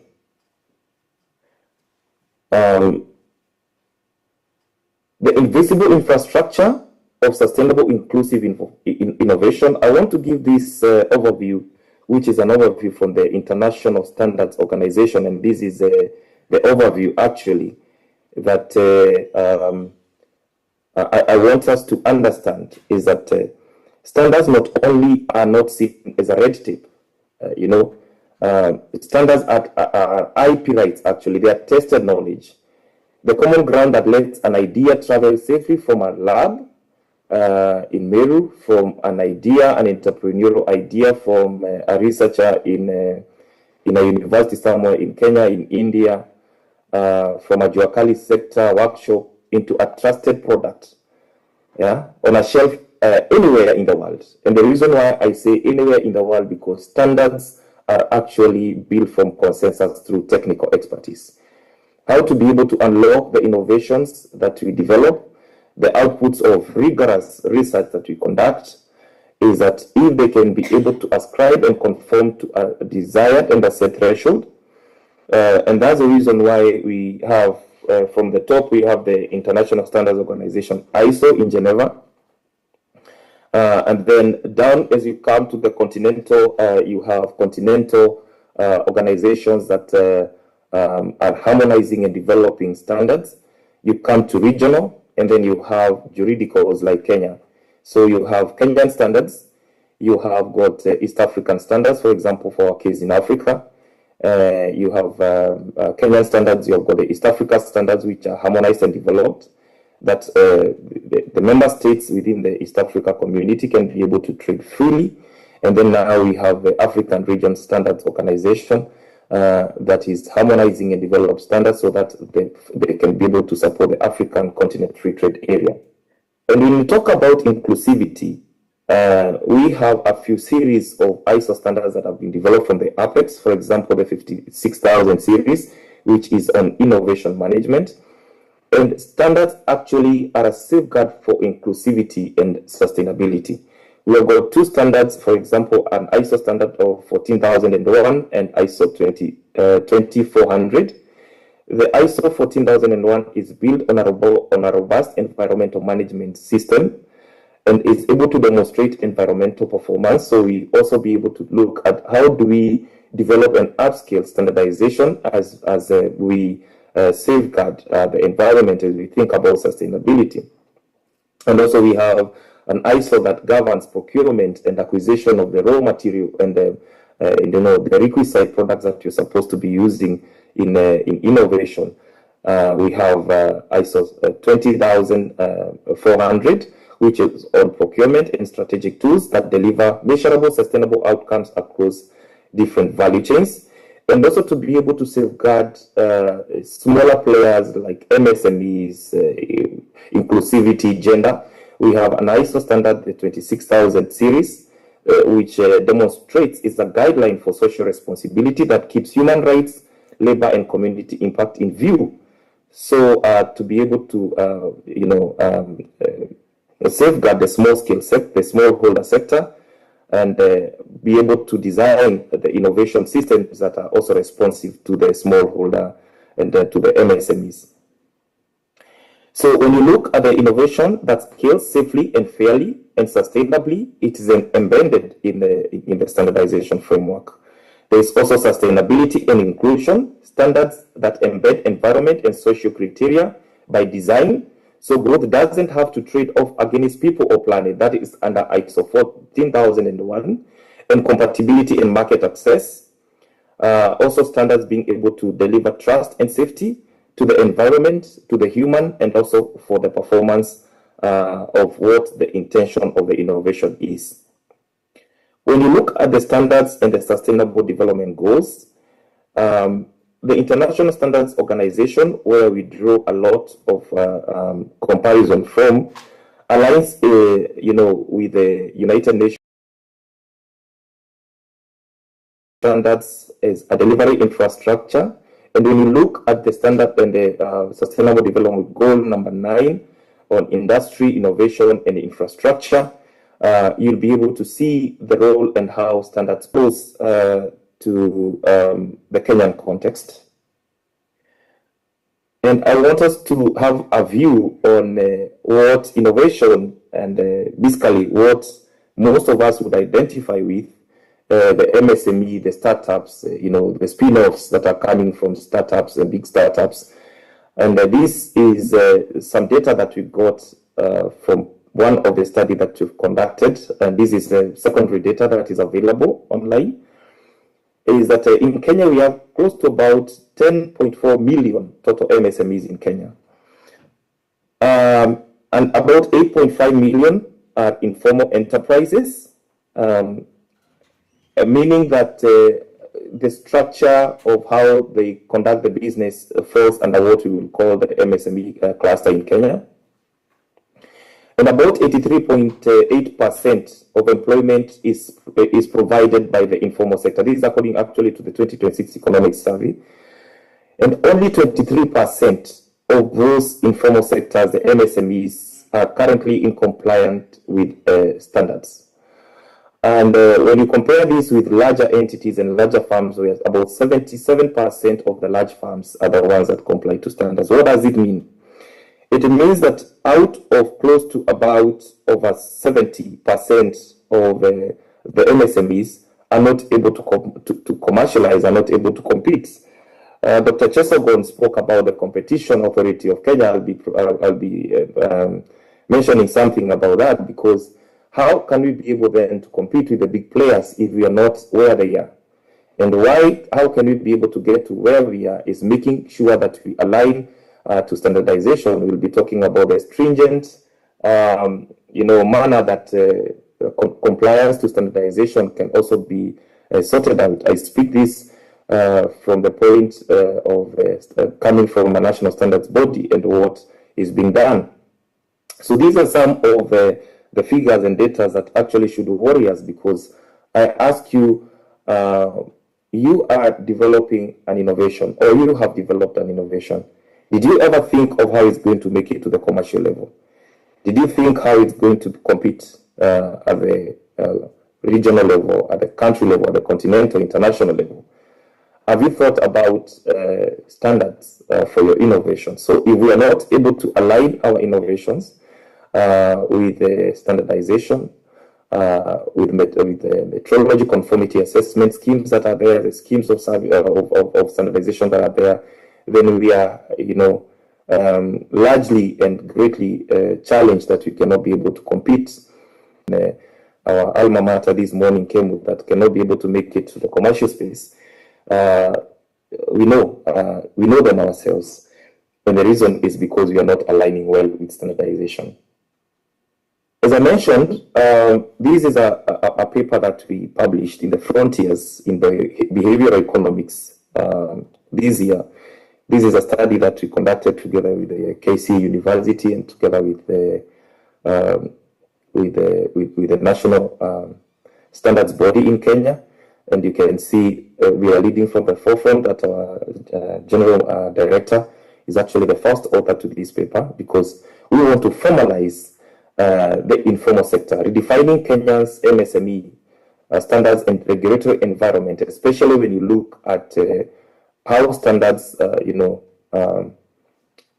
relate and how we communicate, how we associate, and how we interact with the MSMEs.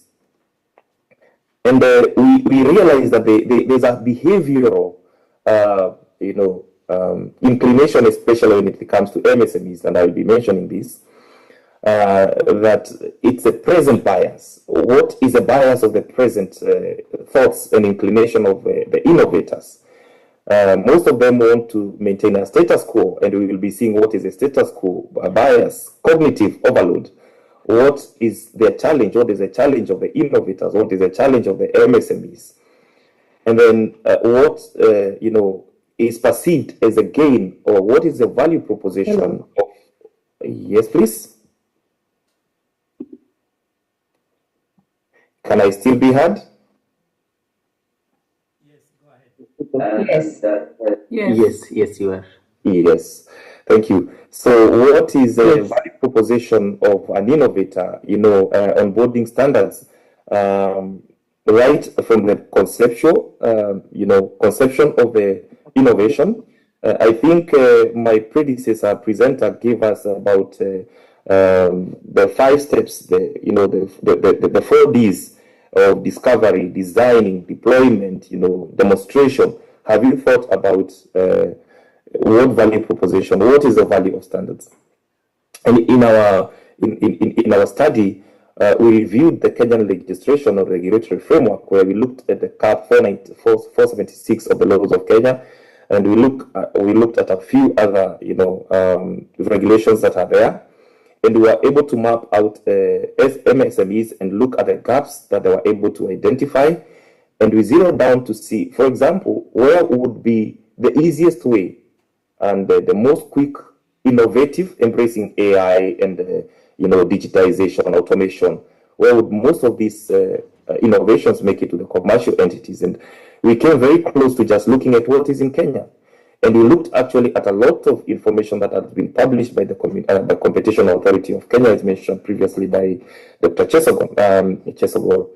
And we looked at Jumia in Kenya, Kilimall, Gigi, Copia, and other social media platforms like Facebook, Instagram, TikTok, because this is a market. If you preview to some of the data that was shared, a couple of I think that should have been somewhere late last year, that the market in the Kenyan online platform is growing to a $10 billion platform for market access for new innovations, for new products from innovation pipelines. And this for us is very interesting to see how are we able to redefine the access of innovations, especially from the MSMEs. And we came up with these 5 behavioral frictions. The present bias. What is the immediate cost of registration and licensing, which includes standardization? There's a lot of uncertainty benefits, and this is now where we want to build consensus. And coming from a national standards body is where now I need to tell you that this is something that we cannot be able to ignore. Ladies and gentlemen, if our innovations need to see the light of day, if we have to translate what we are, going for funding, somebody spoke about funding. Are we able? It's a VUCA moment. It's volatile. in 19, I think should be 87, when the U.S. military said that it is volatile, it is, it is uncertain, it is complex, it is, ambiguous. How are we able to be able to lock the market in such kind of an environment? Then you cannot be able to run away from standardization. Cognitive overload, and one of the things that we realize is most innovators, they will say the ease of doing business. I have to go, for example, with a product.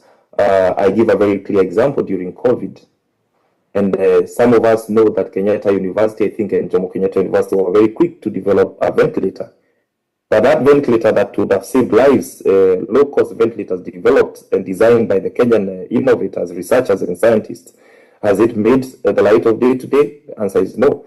Because what are the bottlenecks that are there in making sure that the innovation that we have sees the light of day, from design, from this, from discovery to design all the way? Who are we supposed to walk along with?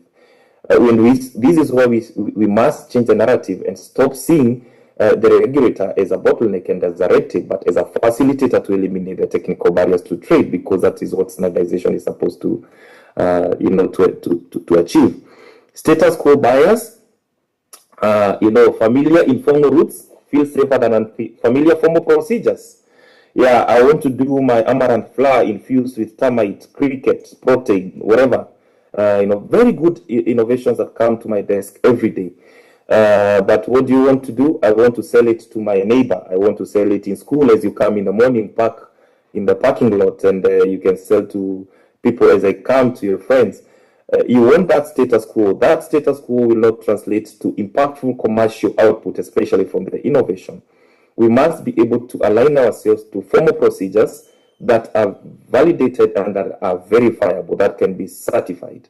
So, for example, when you have the standardization mark, maybe we can have that discussion some other time, is your product can be able to sell close to about 5-6 different countries today. It will go to Uganda, it will sell, it will go to Tanzania, it will sell, it will go to Southern Sudan, it will sell, it will go to Congo, it will sell in Kenya, it will sell. So if we are able to align ourselves to formal procedures, then this also gives a lot of platform for valorizing our innovations. Institution trust deficits. Traders see compliance system as built for large firms, not people like me, and this is really bad. When you're doing your innovation and you think this is for Johnson & Johnson, this is for Unilever, what about the women group in Lord? What about the women group that is producing aloe vera infused soap in Kilifi? What about the women in Arab Sokoke forest who are producing different products from the national products industry? Do they see what they're producing as good enough to be able to access the market? And this is now where the discussion starts.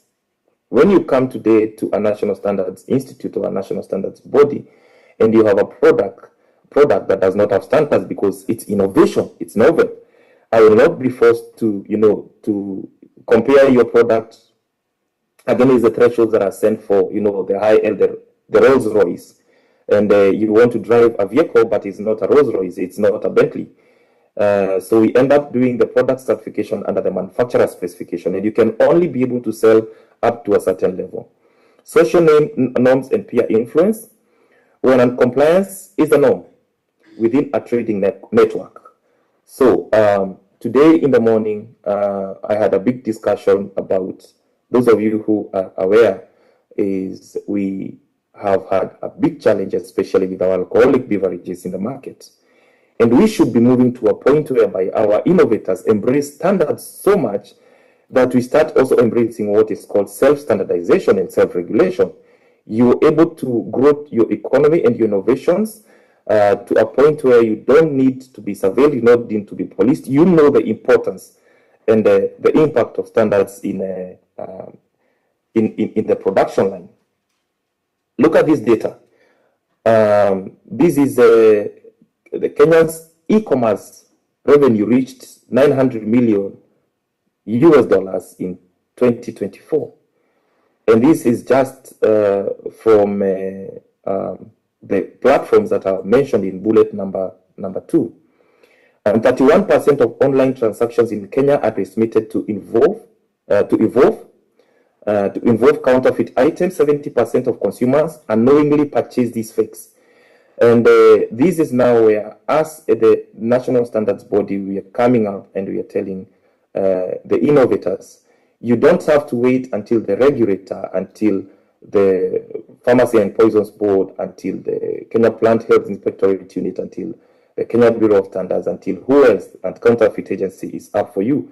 We should be in a position to make sure that we embrace standardization, and this is going to eliminate the technical barriers and the bottlenecks that comes with trading.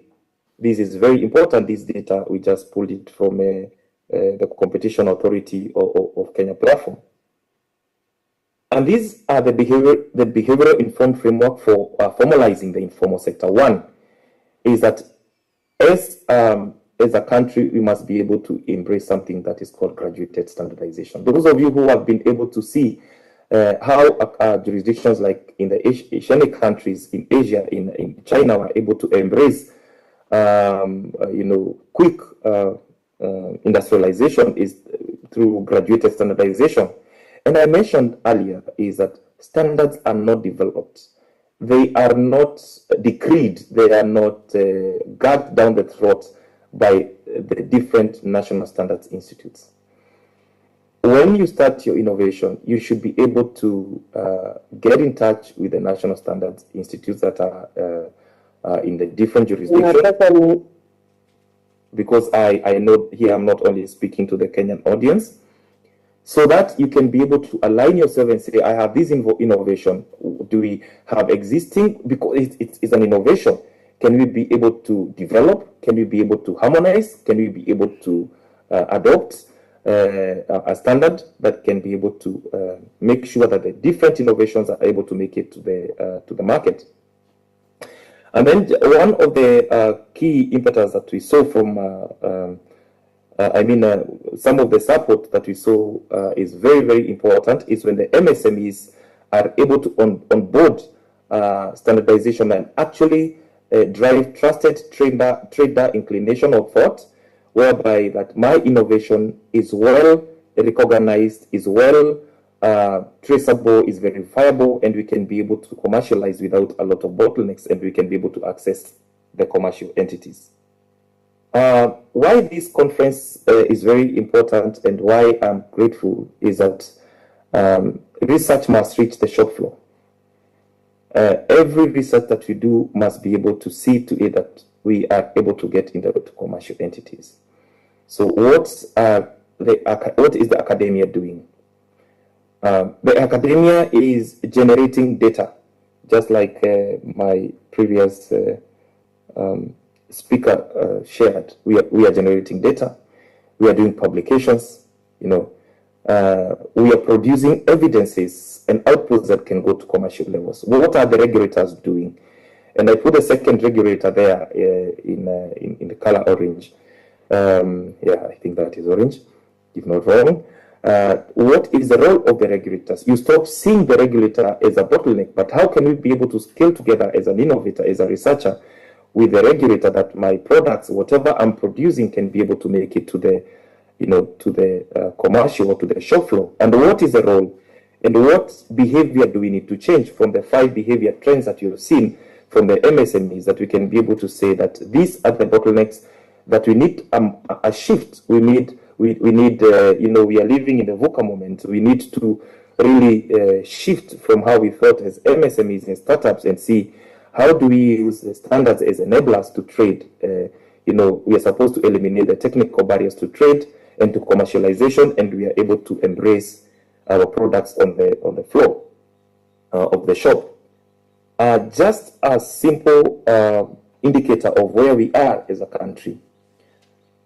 The Global Innovation Index released by WIPO, the World Intellectual Property Organization in Geneva, Kenya has been on the decline. We are rated as number 102 out of 139 economies globally. And that's a very bad position for us as a country. And one of the reasons why we are dismally performing, and I would want to task all the, or to request all the people listening to me, the researchers, the scientists, the innovators in the room, try and see what is the impact of a high score in the GII, the Global Innovation Index. What opportunities does it have for us as a country? We are 9th out of the 32 economies in sub-Saharan Africa. And when this Global Innovation Index was released early this year, as a regulator and as a player in this space, we were all summoned because we contribute to the Global Innovation Index, and we are all contributors. All innovations that should be commercialized and are seated in your thesis, all innovations that should be commercialized and are seated in your labs need to make it to the commercial level, and that improves the GII, the Global Innovation Index of our country. Last week, I had a meeting in the World International Property, the World Intellectual Property Organization in Geneva, and we had a discussion of Kenya. And it is a very sorry state here, because I can state that the data that is there, and this is actually real, that less than 5, between 5 to 15, and I have zeroed down to the data, less than 5% of all the innovations that we have in Kenya make it to the commercial level. Let's look at the research permits that have been issued by the National Commission for Science, Technology and Innovation. 3,343 in 2014-2015, threefold, closing at 9,000 plus, and only we have less than below 30 patents every year. In every 100 research permits granted, translates roughly to 0.6 additional residential permits. This is a study that was done. 80% of Kenyan innovators report innovations that were never protected. How can you be able to commercialize if you don't protect? How can you be able to, improve? How can we as a jurisdiction be able to improve our Global Innovation Index if we are not patenting? Other jurisdictions, India is doing it, quite well in terms of patents, protection of our utility, utility models, innovations that we make. But this here is data that should speak to all of us to an extent that is the research that I'm doing just, in the academia, just for graduation's sake? Is it going to have an impact to the Kenya social economy?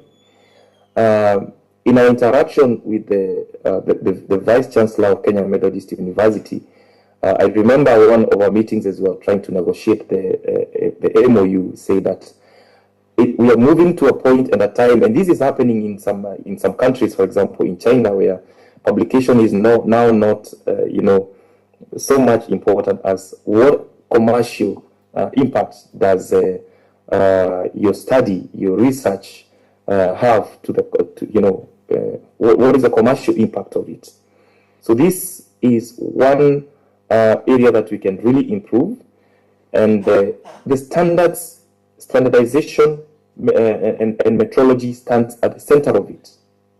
You cannot be able to confidently be able to drive trust to the consumers and to the commercial level if you are not aligning your products and your innovations to standardization. So what is a call for action as I conclude to all the researchers in the room? Work towards formalizing your ventures, your innovations in such a way that they align to a procedure that is verifiable, that can be certified, so that we can be able to access the market. Partnering with proper and correct regulators is of great importance. That it is not just being done for academic purposes, but it is actually being done to be able to have an impact to the socio-economics. For the regulators ourselves, how can we be able together to be able to align the needs of the innovators, of the MSMEs, so that they can be able to access the market? And this is where I ask this morning, are you aware that every innovator in Kenya, every scientist and researcher in Kenya, you can be a member of a technical committee in the national standards body as we have it in Kenya today? I want to call and request for all of us to interact with the national standards body in the name of the Kenya Bureau of Standards. If you go to our website, and with the desire and the demand of what you want to put in the market, if you go to the website of the national standards body, and you go under the services that we offer, under the standards directorate, you will see hundreds and hundreds of standards of technical committees that are outlined for different products and industry. For example, let me say, for example, if you're in IT, if you're in healthcare and you're developing a gadget that needs to make it to the health sector, there's a technical committee that deals with medical equipment. And we have moved out and away from the old era where it was very stringent and very hard to join a technical committee. All of us come from an institution, and if you don't come from an institution, you need to align yourself with an industry, you're a company, because that is one way. You cannot just go solo. You need to align yourself with an entity. It can be a community-based organization to the lowest level, and you can be able to sit ably as a technical expert in any technical committee of your interest, and you can be able to contribute to the formulation of the threshold and standards that actually govern and that should be able to make sure that your innovation makes it to the floor, to the shop floor. To the industry and to the MSMEs who are listening to me, to the innovators, let us engage early. Don't wait until when you have a product and you say, now it's the time for me now to push this product to the shelf, to the commercial level. Let me now try to see how I do it. And then you come to realize, oh, there's something called a standard. There's something that should be able to deliver safety, efficacy, safety to the environment, to the human being, and who else is able to ascertain or be able to verify that my product is doing what it's doing and it's safe for the consumption of the human to the environment. And that is why we are calling for partnership with the National Metrology Institute and the National Standards Body to be able to realize and leverage on the silent infrastructure, which is standardization, conformity metrology, which is standardization, metrology, and conformity assessment, basically talking about standards, even as we develop our innovations. And I think having said that, I want to close my short presentation this morning by saying that we are very happy to be in this space as a national standards body and be identified as a peer. We are not coming in as a regulator. The Kenya Bureau of Standards is now registered by law, having met the requirements of the Science, Technology and Innovation Act of 2013 as a registered research institute, and we have been accredited by the National Commission for Science, Technology and Innovation. And we want to partner with all the innovators, with all the researchers, so that we can be able to deliver the value of research, development and innovation. Beyond 2030, the topic now that is centric at the current government. What is beyond 2030? Pillar number 3 is on innovation as an enabler for the next level. If you want to call it 2060, but innovation is centric there. I have had interaction with the permanent secretary who we are with on Science, Technology and Innovation, RSTI. It's a state department that was created under Executive Order number 1. And we are ably in that space. We must be able to transition our innovation, our ideas to the commercial entities.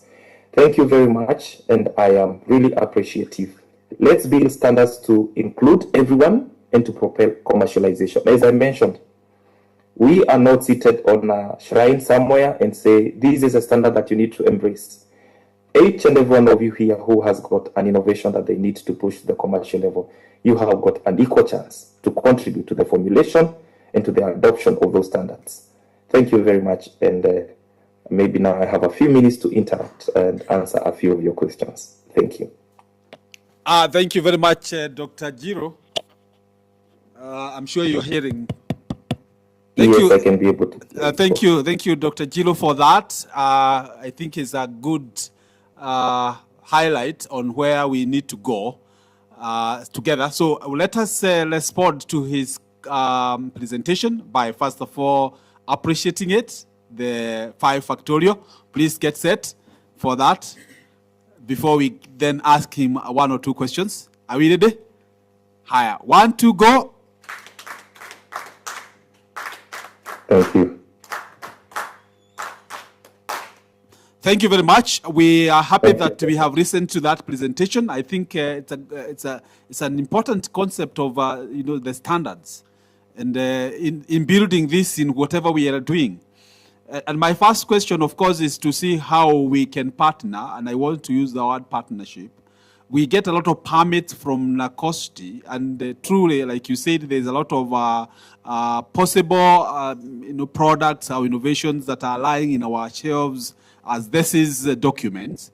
And so I'm asking, is there a place for the standard body, and I want to say that, in collaboration with the National Commission of Science and Technology, being able to pick out some of these things that are happening in form of scientific research, so that we can enhance or strengthen or support those possible innovations, so that people, this is brought to the fore right at the beginning, maybe at the point where we submit this as proposals. And the standard body also now, fortunately, because you've also been registered as a research institution, getting a preview of what is going on, so that then the support can start from the beginning, even as people go out to the field. And I think that's part of what I would think. I'm thinking aloud.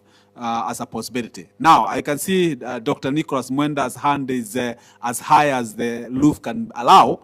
And so we might give him a mic so that he can ask. I have seen Mary also has a question. Please give them a chance.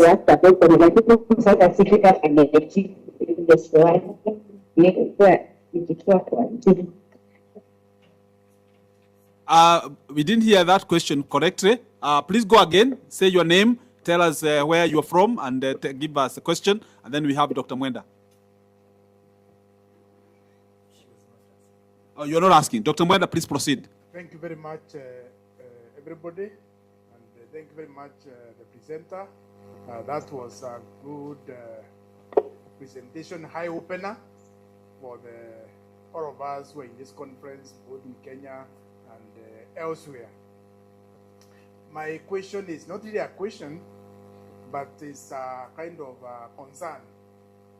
You have talked a lot of standards, which are very good.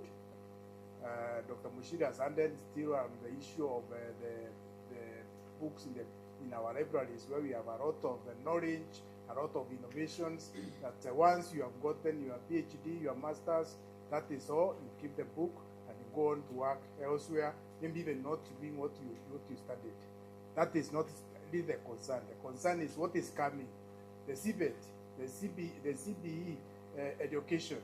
I have not heard you giving us a guideline on how because these people are coming with an idea of innovation, how we are going, we as the trainers, how we are going to help them, work with them, and you as the KBS, work with us together so that we can come with these standards and developed innovations that will fit our country and beyond at the levels of these people. That is from primary, tertiary, and also the university.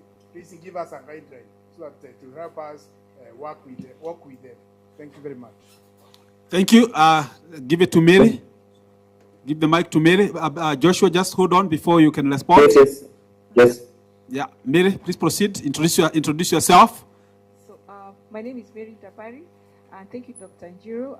You have actually demystified a couple of things about KEBS. But now to my question. So what you're saying, we do know that Kenya demonstrates quite, potential, considerable potential for innovation. But you're saying that, and you have shown that we rank, very poorly in the GII index.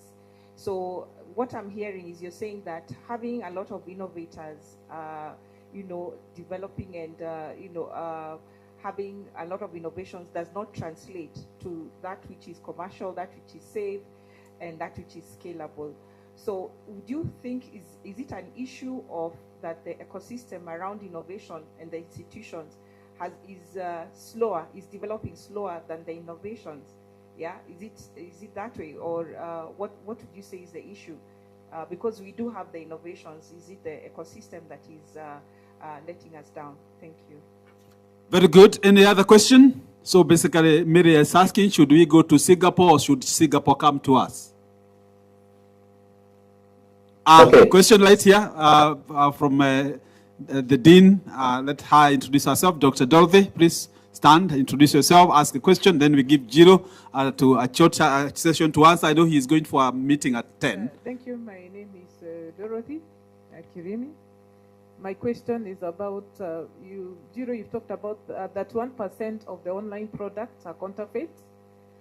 What are we doing to ensure that we curb that? Because maybe the consumers may not know that they are getting counterfeit products. So maybe you can address that. Thank you.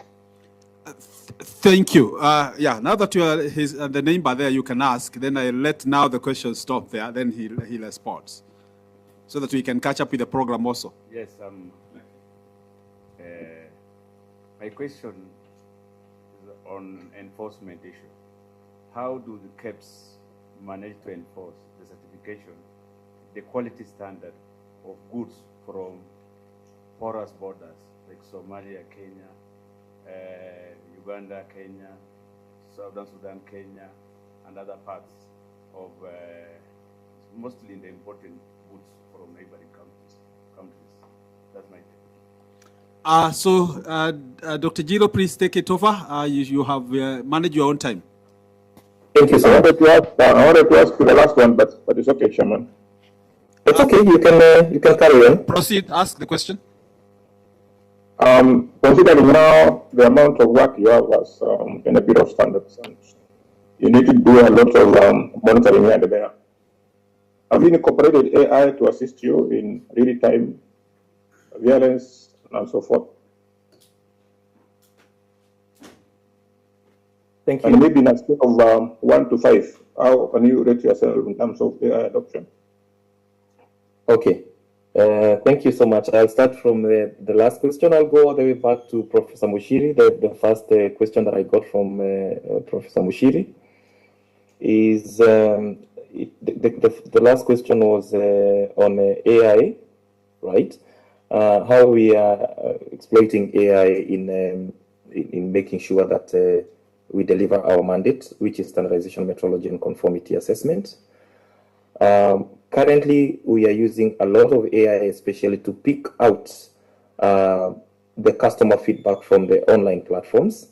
So we have got, through our ICT department that is very proactive, for us to be able to pick out the comments that are coming, especially within the country, and also the comments that have been made from the Kenyan citizenry, especially on the non-compliance of products. That is one of the things.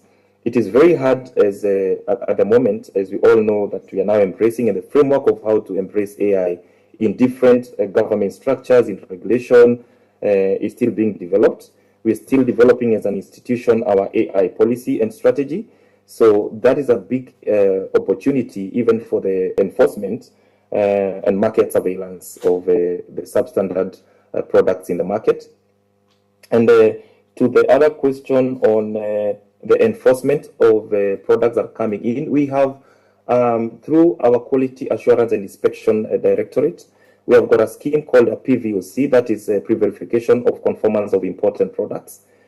We have agents across the world here in Netherlands. We have agents in all across the world that are able to do the the testing and the checking of all the products that are coming in Kenya and making sure that they conform to the Kenyan standards.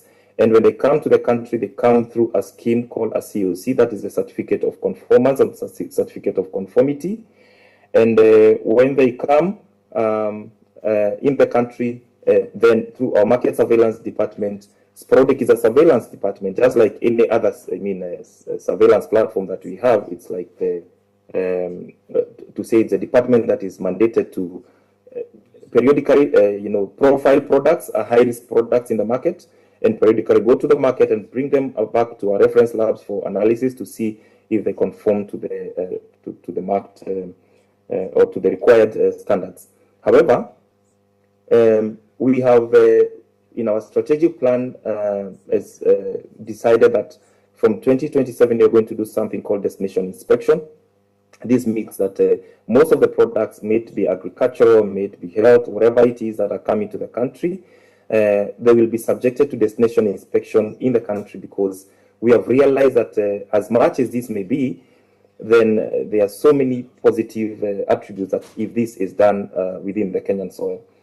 And in terms of the market online space, and the reason why we took the market online space and making sure that the products that are in the market space comply, is because it is one of the loopholes and the gaps that exist, and it is a platform that most of the MSMEs with innovations or with new products that they will very easily be able to move their products.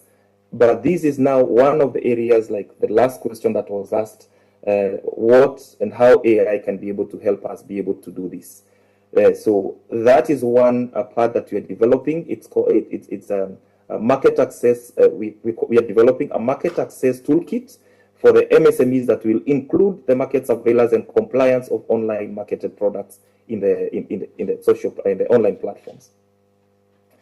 And Dr. Mary had a question. I don't know, Dr. Mary, maybe you can be able to repeat your question.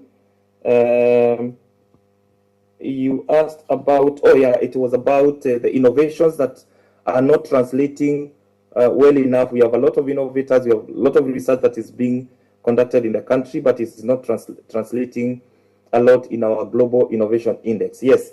When you look at the parameters that are computing the global innovation index, and I would kindly challenge you or request you to go to the World Intellectual Property Organization website and look at the ranking, at the current ranking of Kenya on the Global Innovation Index, and the different market sophistication or the parameters that they check, and you realize that one of the parameters that is checked, for example, is in the patents. And Dr. Mary, if we were, Mary, if we were to be very candid, is that there is a lot of innovation that will never be patented that is lying either in publication, in thesis, and that is one of the big challenges. How many innovations do we know within our different areas of operation and scope of operation in research, development, innovation? Do we know that have been able to make it to, in a verifiable process, been able to make it to a commercial level, that are selling in 2 or 3 supermarkets in within Meru County, like Kipia County, Tharaka Nithi County, Embu County? How many products do we know that actually have been able to be certified and that they are commercializing? Have they been patented? Because this is now where we talk about innovations that have been done in Kenya, and we have a lot of loss on our biodiversity, on our intellectual capacity, especially where patents are done in other areas. It is not the shortage of researchers and innovators, but it is, are we able to move beyond just the innovations that we do and we just want to localize them? Or are we willing to move from the localized innovations, making sure that they get to the commercial level through a process that is very verifiable, a process that can be able to access, different borders in Kenya, in the East African community, in the African, in the African region? Are we able to have our innovations getting to that space? And Dr. Mwenda spoke about the seedbeds. Yeah. Do you see yourself a role to play as an innovator? As the people who are delivering this curriculum, I want to give a very a challenge. As we develop this curriculum and as we deliver the curriculum that has been designed, or even as we design, for example, at the university level, how many of you have thought in your different programs as you develop them? Professor Mushiri, you have a program in agriculture. Have you thought about mainstreaming standardization in your programs? When you look at, for example, an institution like Egerton University School, I think that should be biomedical. I think it's a Bachelor of Biomedical Science. They have a unit on standardization, whereby these people who are the learners, which is our products, the graduates who are our products, do they understand the importance of standards in their programs? Do they understand that that standardization is actually a big enabler to any innovation that may come out from the programs that we deliver to them? So it is not for the national standards body to alone and solely be able to say, this is what you're supposed to do. But it is, are you willing to put some skin to the game? Kenya Methodist University has taken an opportunity and has said, we want the national standards body to be a partner, to be a collaborator. Because now going to what Professor Mushiri was saying, we have this big amount of research projects that are being licensed by the National Commission for Science, Technology and Innovation. Your respective institutional scientific and ethics review committee is their role. I want to give you a challenge and tell you how our institutional scientific and research and ethics review committee is designed. It is not just to give ethical clearance for licensing of. Sorry, I now start receiving calls.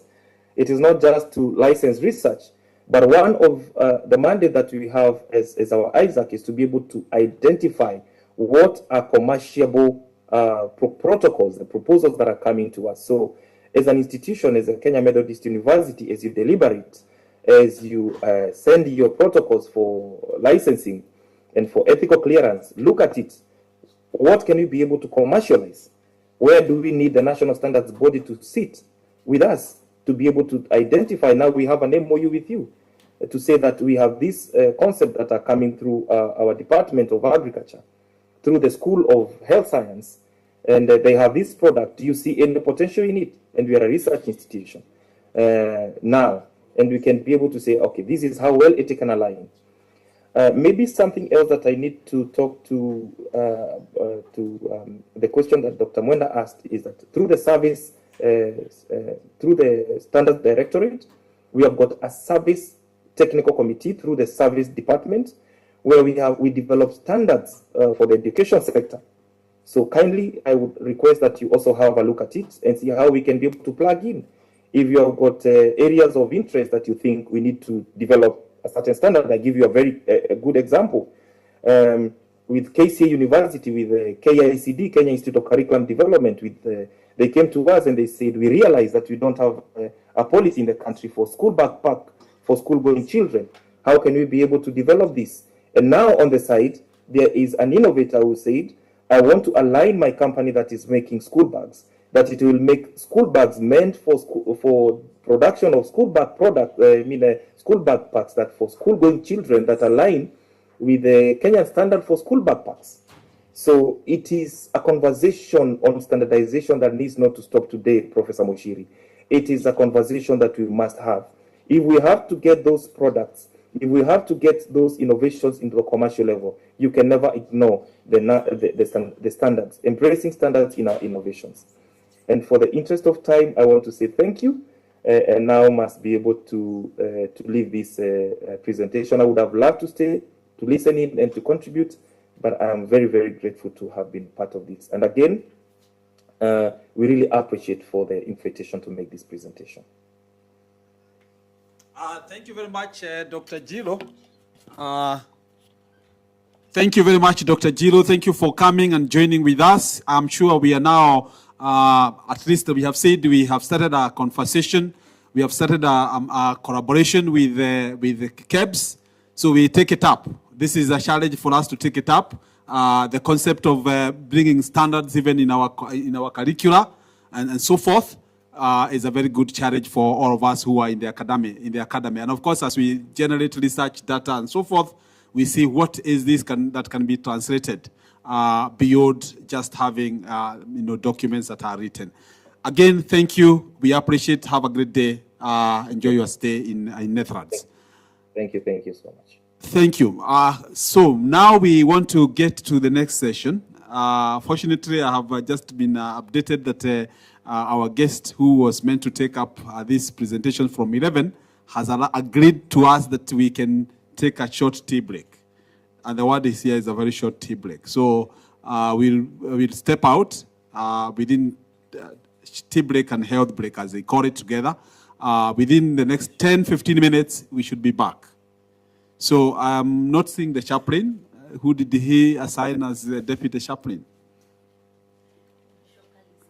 Bishop Alice. We can assign you as a chaplain now.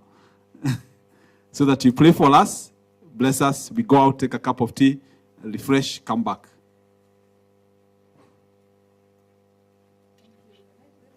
Yes, you can.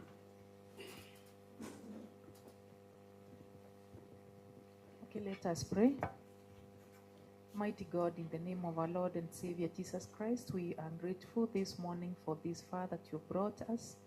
And now as we take the short break, that we can nourish our bodies, we are grateful for your provision and even for the appetites that we can enjoy and for the fellowship.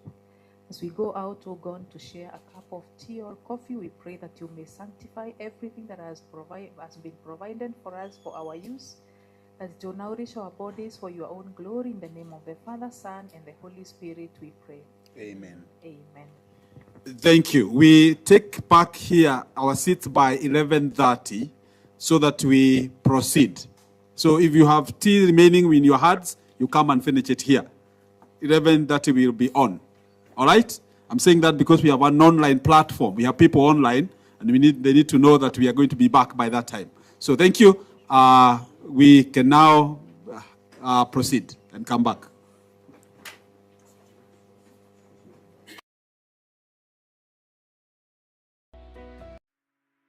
Kenya keynote, and we should be concluding by midday. Right after that, we'll break out into our rooms, and it will be a marathon from block 6 all the way to block 10. So bear with us, but I believe we should be able to finish in time. Thank you. Very good. Thank you. We wish everybody a good short break. Kenya Methodist University prides the strong desire to give every student, whether local and international, the opportunity to pursue their academic dreams. KEMU is striving to achieve cherished vision of raising a new generation of transformational leaders, well-grounded in professional and academic expertise. Enroll today and join programs in science and technology, education, health, business, economics and political science, computing and TVET programs. Call 0724-256-162. Kenya Methodist University. The future is here. Kenya Methodist University prides the strong desire to give every student, whether local and international, the opportunity to pursue their academic dreams. KEMU is striving to achieve cherished vision of raising a new generation of transformational leaders, well-grounded in professional and academic expertise. Enroll today and join programs in science and technology, education, health, business, economics and political science, computing and TVET programs. Call 0724-256-162. 162. Kenya Methodist University. The future is here. Kenya Methodist University prides the strong desire to give every student, whether local and international, the opportunity to pursue their academic dreams. KEMU is striving to achieve cherished vision of raising a new generation of transformational leaders, well-grounded in professional and academic expertise. Enroll today and join programs in science and technology, education, health, business, economics and political science, computing and TVET programs. Call 0724-256-162. Kenya Methodist University. The future is here. Kenya Methodist University prides the strong desire to give every student, whether local and international, the opportunity to pursue their academic dreams. KEMU is striving to achieve cherished vision of raising a new generation of transformational leaders, well-grounded in professional and academic expertise. Enroll today and join programs in science and technology, education, health, business, economics and political science, computing and TVET programs. Call 0724-256-162. Kenya Methodist University. The future is here. Kenya Methodist University prides the strong desire to give every student, whether local and international, the opportunity to pursue their academic dreams. KEMO is striving to achieve cherished vision of raising a new generation of transformational leaders, well grounded in professional and academic expertise. Enroll today and join programs in science and technology, education, health, business, economics and political science, computing and TVET programs. Call 0724-256-162. Kenya Methodist University. The future is here. Kenya Methodist University prides the strong desire to give every student, whether local and international, the opportunity to pursue their academic dreams. KEMO is striving to achieve cherished vision of raising a new generation of transformational leaders, well grounded in professional and academic expertise. Enroll today and join programs in science and technology, education, health, business, economics and political science, computing and TVET programs. Call 0724-256-162. Kenya Methodist University. The future is here. Kenya Methodist University prides the strong desire to give every student, whether local and international, the opportunity to pursue their academic dreams. KEMO is striving to achieve cherished vision of raising a new generation of transformational leaders, well grounded in professional and academic expertise. Enroll today and join programs in science and technology, education, health, business, economics and political science, computing and TVET programs. Call 0724-256-162. Kenya Methodist University. The future is here. Kenya Methodist University prides the strong desire to give every student, whether local and international, the opportunity to pursue their academic dreams. KEMO is striving to achieve cherished vision of raising a new generation of transformational leaders, well grounded in professional and academic expertise. Enroll today and join programs in science and technology, education, health, business, economics and political science, computing and TVET programs. Call 0724-256-162. Kenya Methodist University. The future is here. Kenya Methodist University prides the strong desire to give every student, whether local and international, the opportunity to pursue their academic dreams. KEMO is striving to achieve cherished vision of raising a new generation of transformational leaders, well grounded in professional and academic expertise. Enroll today and join programs in science and technology, education, health, business, economics and political science, computing and TVET programs. Call 0724-256-162. Kenya Methodist University. The future is here. Kenya Methodist University prides the strong desire to give every student, whether local and international, the opportunity to pursue their academic dreams. KEMO is striving to achieve cherished vision of raising a new generation of transformational leaders, well grounded in professional and academic expertise. Enroll today and join programs in science and technology, education, health, business, economics and political science, computing and TVET programs. Call 0724-256-162. Kenya Methodist University. The future is here. Kenya Methodist University prides the strong desire to give every student, whether local and international, the opportunity to pursue their academic dreams. KEMO is striving to achieve cherished vision of raising a new generation of transformational leaders, well grounded in professional and academic expertise. Enroll today and join programs in science and technology, education, health, business, economics and political science, computing and TVET programs. Call 0724-256-162. Kenya Methodist University. The future is here. Kenya Methodist University prides the strong desire to give every student, whether local and international, the opportunity to pursue their academic dreams. KEMO is striving to achieve cherished vision of raising a new generation of transformational leaders, well grounded in professional and academic expertise. Enroll today and join programs in science and technology, education, health, business, economics and political science, computing and TVET programs. Call 0724-256-162. Kenya Methodist University. The future is here. Kenya Methodist University prides the strong desire to give every student, whether local and international, the opportunity to pursue their academic dreams. KEMO is striving to achieve cherished vision of raising a new generation of transformational leaders, well grounded in professional and academic expertise. Enroll today and join programs in science and technology, education, health, business, economics and political science, computing and TVET programs. Call 0724-256-162. Kenya Methodist University. The future is here. Kenya Methodist University prides the strong desire to give every student, whether local and international, the opportunity to pursue their academic dreams. KEMO is striving to achieve cherished vision of raising a new generation of transformational leaders, well grounded in professional and academic expertise. Enroll today and join programs in science and technology, education, health, business, economics and political science, computing and TVET programs. Call 0724-256-162. Kenya Methodist University. The future is here. Kenya Methodist University prides the strong desire to give every student, whether local and international, the opportunity to pursue their academic dreams. KEMO is striving to achieve cherished vision of raising a new generation of transformational leaders, well grounded in professional and academic expertise. Enroll today and join programs in science and technology, education, health, business, economics and political science, computing and TVET programs. Call 0724-256-162. Kenya Methodist University. The future is here. Kenya Methodist University prides the strong desire to give every student, whether local and international, the opportunity to pursue their academic dreams. KEMO is striving to achieve cherished vision of raising a new generation of transformational leaders, well grounded in professional and academic expertise. Enroll today and join programs in science and technology, education, health, business, economics and political science, computing and TVET programs. Call 0724-256-162. Kenya Methodist University. The future is here. Kenya Methodist University prides the strong desire to give every student, whether local and international, the opportunity to pursue their academic dreams. KEMO is striving to achieve cherished vision of raising a new generation of transformational leaders, well grounded in professional and academic expertise. Enroll today and join programs in science and technology, education, health, business, economics and political science, computing and TVET programs. Call 0724-256-162. Kenya Methodist University. The future is here.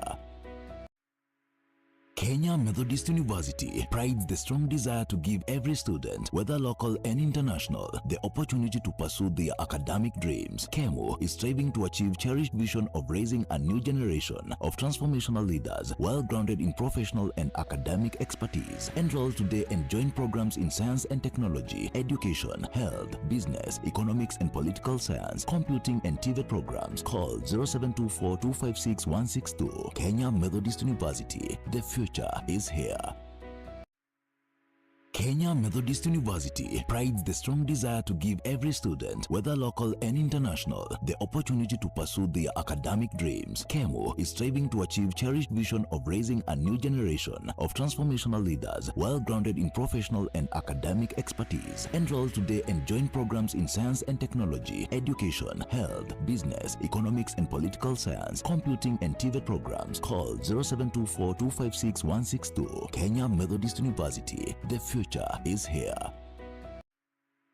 Kenya Methodist University prides the strong desire to give every student, whether local and international, the opportunity to pursue their academic dreams. KEMO is striving to achieve cherished vision of raising a new generation of transformational leaders, well grounded in professional and academic expertise. Enroll today and join programs in science and technology, education, health, business, economics and political science, computing and TVET programs. Call 0724-256-162. Kenya Methodist University. The future is here. Kenya Methodist University prides the strong desire to give every student, whether local and international, the opportunity to pursue their academic dreams. KEMO is striving to achieve cherished vision of raising a new generation of transformational leaders, well grounded in professional and academic expertise. Enroll today and join programs in science and technology, education, health, business, economics and political science, computing and TVET programs. Call 0724-256-162. Kenya Methodist University. The future is here. Kenya Methodist University prides the strong desire to give every student, whether local and international, the opportunity to pursue their academic dreams. KEMO is striving to achieve cherished vision of raising a new generation of transformational leaders, well grounded in professional and academic expertise. Enroll today and join programs in science and technology, education, health, business, economics and political science, computing and TVET programs. Call 0724-256-162. Kenya Methodist University. The future is here. Kenya Methodist University prides the strong desire to give every student, whether local and international, the opportunity to pursue their academic dreams. KEMO is striving to achieve cherished vision of raising a new generation of transformational leaders, well grounded in professional and academic expertise. Enroll today and join programs in science and technology, education, health, business, economics and political science, computing and TVET programs. Call 0724-256-162. Kenya Methodist University. The future is here. Kenya Methodist University prides the strong desire to give every student, whether local and international, the opportunity to pursue their academic dreams. KEMO is striving to achieve cherished vision of raising a new generation of transformational leaders, well grounded in professional and academic expertise. Enroll today and join programs in science and technology, education, health, business, economics and political science, computing and TVET programs. Call 0724-256-162. Kenya Methodist University. The future is here. Kenya Methodist University prides the strong desire to give every student, whether local and international, the opportunity to pursue their academic dreams. KEMO is striving to achieve cherished vision of raising a new generation of transformational leaders, well grounded in professional and academic expertise. Enroll today and join programs in science and technology, education, health, business, economics and political science, computing and TVET programs. Call 0724-256-162. Kenya Methodist University. The future is here. Kenya Methodist University prides the strong desire to give every student, whether local and international, the opportunity to pursue their academic dreams. KEMO is striving to achieve cherished vision of raising a new generation of transformational leaders, well grounded in professional and academic expertise. Enroll today and join programs in science and technology, education, health, business, economics and political science, computing and TVET programs. Call 0724-256-162. Kenya Methodist University. The future is here. Kenya Methodist University prides the strong desire to give every student, whether local and international, the opportunity to pursue their academic dreams. KEMO is striving to achieve cherished vision of raising a new generation of transformational leaders, well grounded in professional and academic expertise. Enroll today and join programs in science and technology, education, health, business, economics and political science, computing and TVET programs. Call 0724-256-162. Kenya Methodist University. The future is here. Kenya Methodist University prides the strong desire to give every student, whether local and international, the opportunity to pursue their academic dreams. KEMO is striving to achieve cherished vision of raising a new generation of transformational leaders, well grounded in professional and academic expertise. Enroll today and join programs in science and technology, education, health, business, economics and political science, computing and TVET programs. Call 0724-256-162. Kenya Methodist University. The future is here. Kenya Methodist University prides the strong desire to give every student, whether local and international, the opportunity to pursue their academic dreams. KEMO is striving to achieve cherished vision of raising a new generation of transformational leaders, well grounded in professional and academic expertise. Enroll today and join programs in science and technology, education, health, business, economics and political science, computing and TVET programs. Call 0724-256-162. Kenya Methodist University. The future is here. Kenya Methodist University prides the strong desire to give every student, whether local and international, the opportunity to pursue their academic dreams. KEMO is striving to achieve cherished vision of raising a new generation of transformational leaders, well grounded in professional and academic expertise. Enroll today and join programs in science and technology, education, health, business, economics and political science, computing and TVET programs. Call 0724-256-162. Kenya Methodist University. The future is here.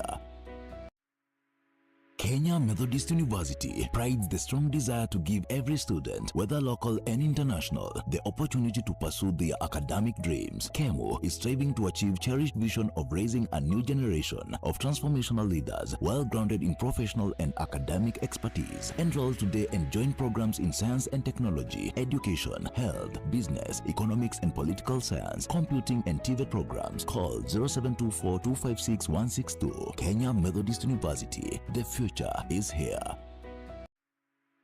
Kenya Methodist University prides the strong desire to give every student, whether local and international, the opportunity to pursue their academic dreams. KEMO is striving to achieve cherished vision of raising a new generation of transformational leaders, well grounded in professional and academic expertise. Enroll today and join programs in science and technology, education, health, business, economics and political science, computing and TVET programs. Call 0724-256-162. Kenya Methodist University. The future is here.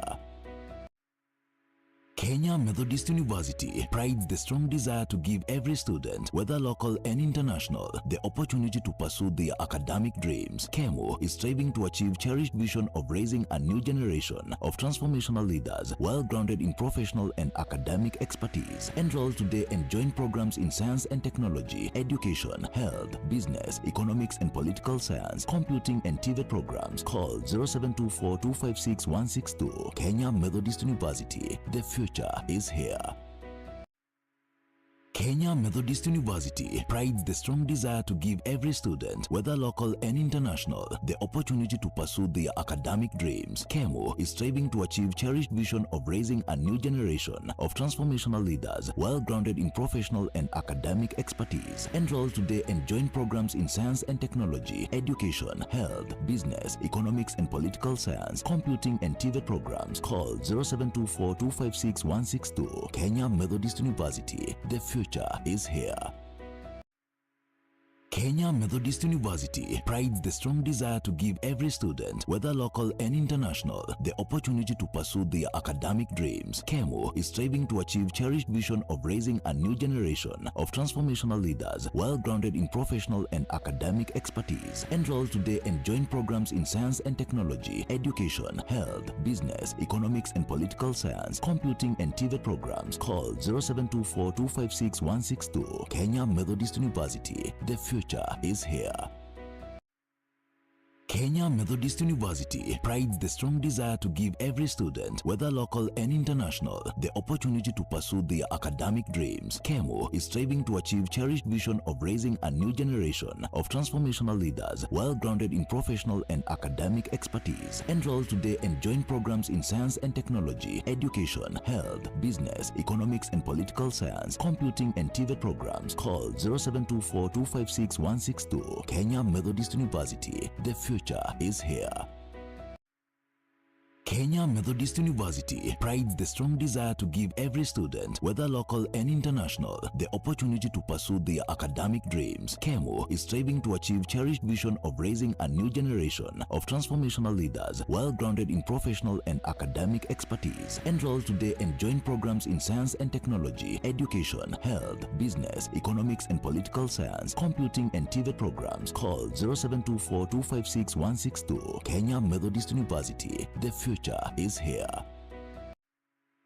Kenya Methodist University prides the strong desire to give every student, whether local and international, the opportunity to pursue their academic dreams. KEMO is striving to achieve cherished vision of raising a new generation of transformational leaders, well grounded in professional and academic expertise. Enroll today and join programs in science and technology, education, health, business, economics and political science, computing and TVET programs. Call 0724-256-162. Kenya Methodist University. The future is here.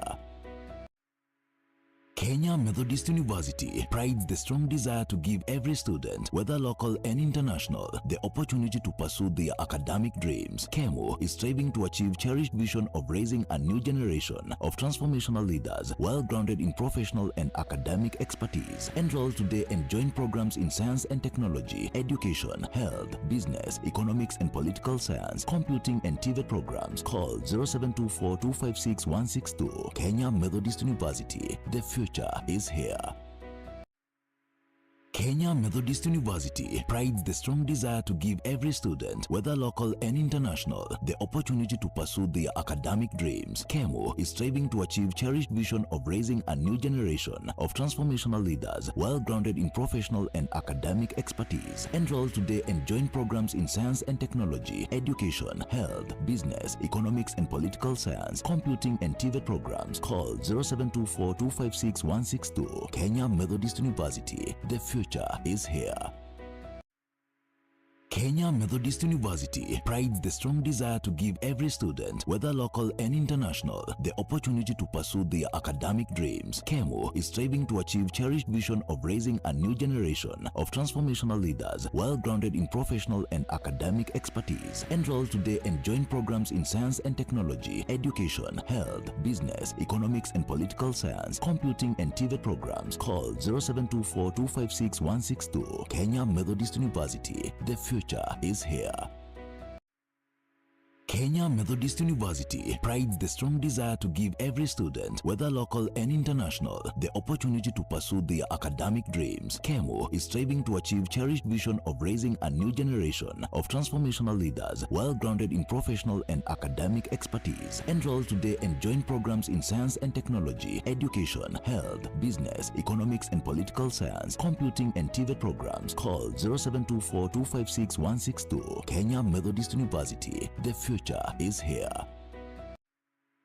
Kenya Methodist University prides the strong desire to give every student, whether local and international, the opportunity to pursue their academic dreams. KEMO is striving to achieve cherished vision of raising a new generation of transformational leaders, well grounded in professional and academic expertise. Enroll today and join programs in science and technology, education, health, business, economics and political science, computing and TVET programs. Call 0724-256-162. Kenya Methodist University. The future is here.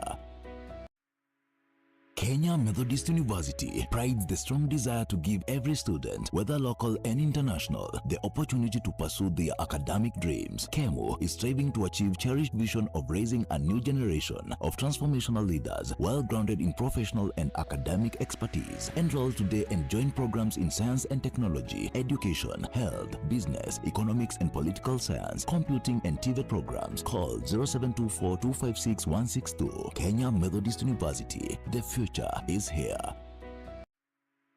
Kenya Methodist University prides the strong desire to give every student, whether local and international, the opportunity to pursue their academic dreams. KEMO is striving to achieve cherished vision of raising a new generation of transformational leaders, well grounded in professional and academic expertise. Enroll today and join programs in science and technology, education, health, business, economics and political science, computing and TVET programs. Call 0724-256-162. Kenya Methodist University. The future is here.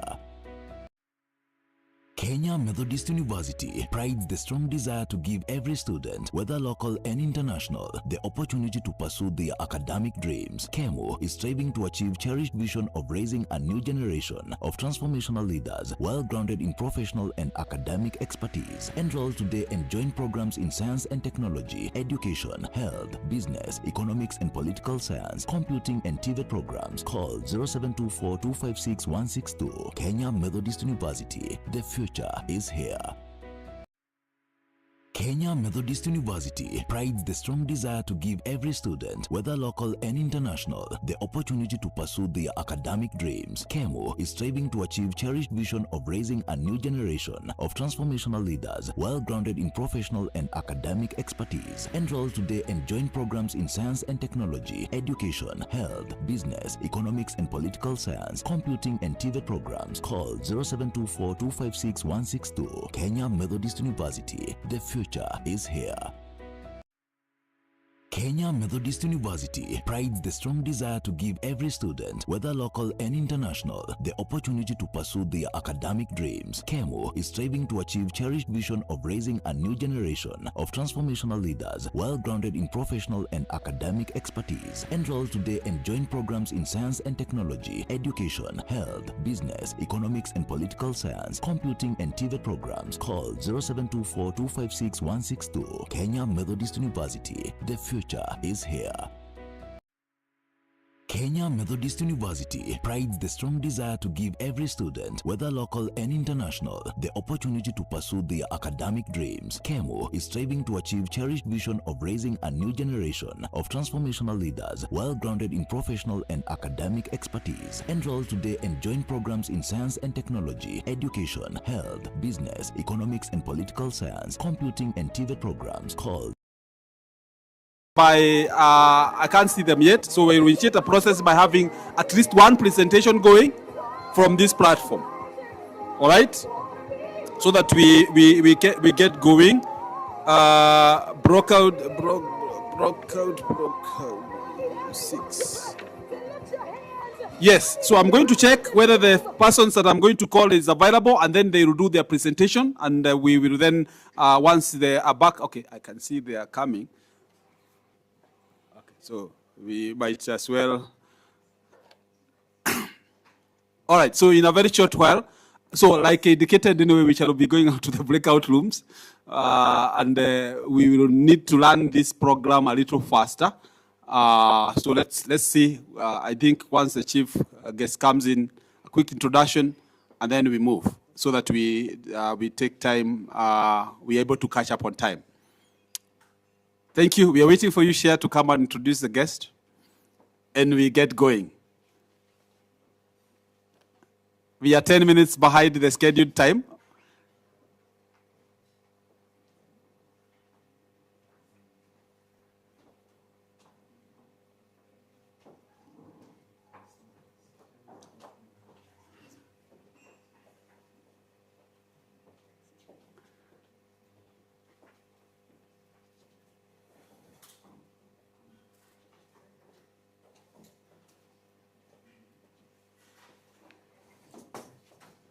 Very good, thank you. I want to invite the chair of the organizing committee, Dr. Salah Mungai, who is also the Dean of the School of Science and Education and Social Sciences, to bring to us the keynote that is coming next. So I want to ask her to come and introduce the guest, and then we can move on. Dr. Mungai. Thank you, Prof. Another good time that we want to have our third keynote address. And this is Dr. Ruben Taburi from TSC, represented from the county director, Madam Regina, but Madam Regina has sent the deputy, that is Rusi Mureithi. And can we welcome our keynote speaker so that she can come and give us her address. Let's give her a clap so that she can come. Welcome.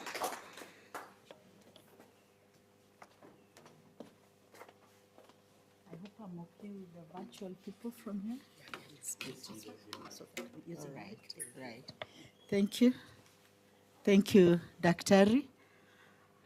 As you heard, my name is Lucy Mureithi, and I'm here on behalf of Dr. Ndamburi. Dr. Ndamburi is a director with Teacher Service Commission, and he's in charge of a directorate we call TPM, Teacher Professional Management. And his topic was preparedness of universities in aligning with evolving education training frameworks. Just a quick reminder is that we are in the new CBE system in our country. And so we are expecting all education institutions to align themselves to CBE. We have our first lot right now in grade 10 in senior school. So by 2028, they will be finishing senior school so that they join the universities in 2029. And we do believe that this is a good moment that the universities and the tertiary colleges can prepare themselves to be able to manage CBE. You will allow me to read his speech as he wrote it, or the keynote. Now, Kenya's basic education aligns with evolving frameworks through the 26333 competency-based education. We are coming from 844 to 26333. 333. This shift moves learning away from rote learning or rote memorization as we were used in the old education system, to a system that is more competency-based and is more skill-based.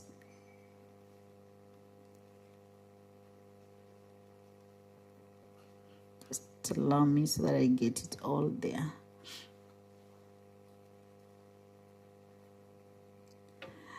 So the shift moves learning away from rote exam-focused memorization toward practical skills, core competencies, and seamless integration with TVET and university pathways.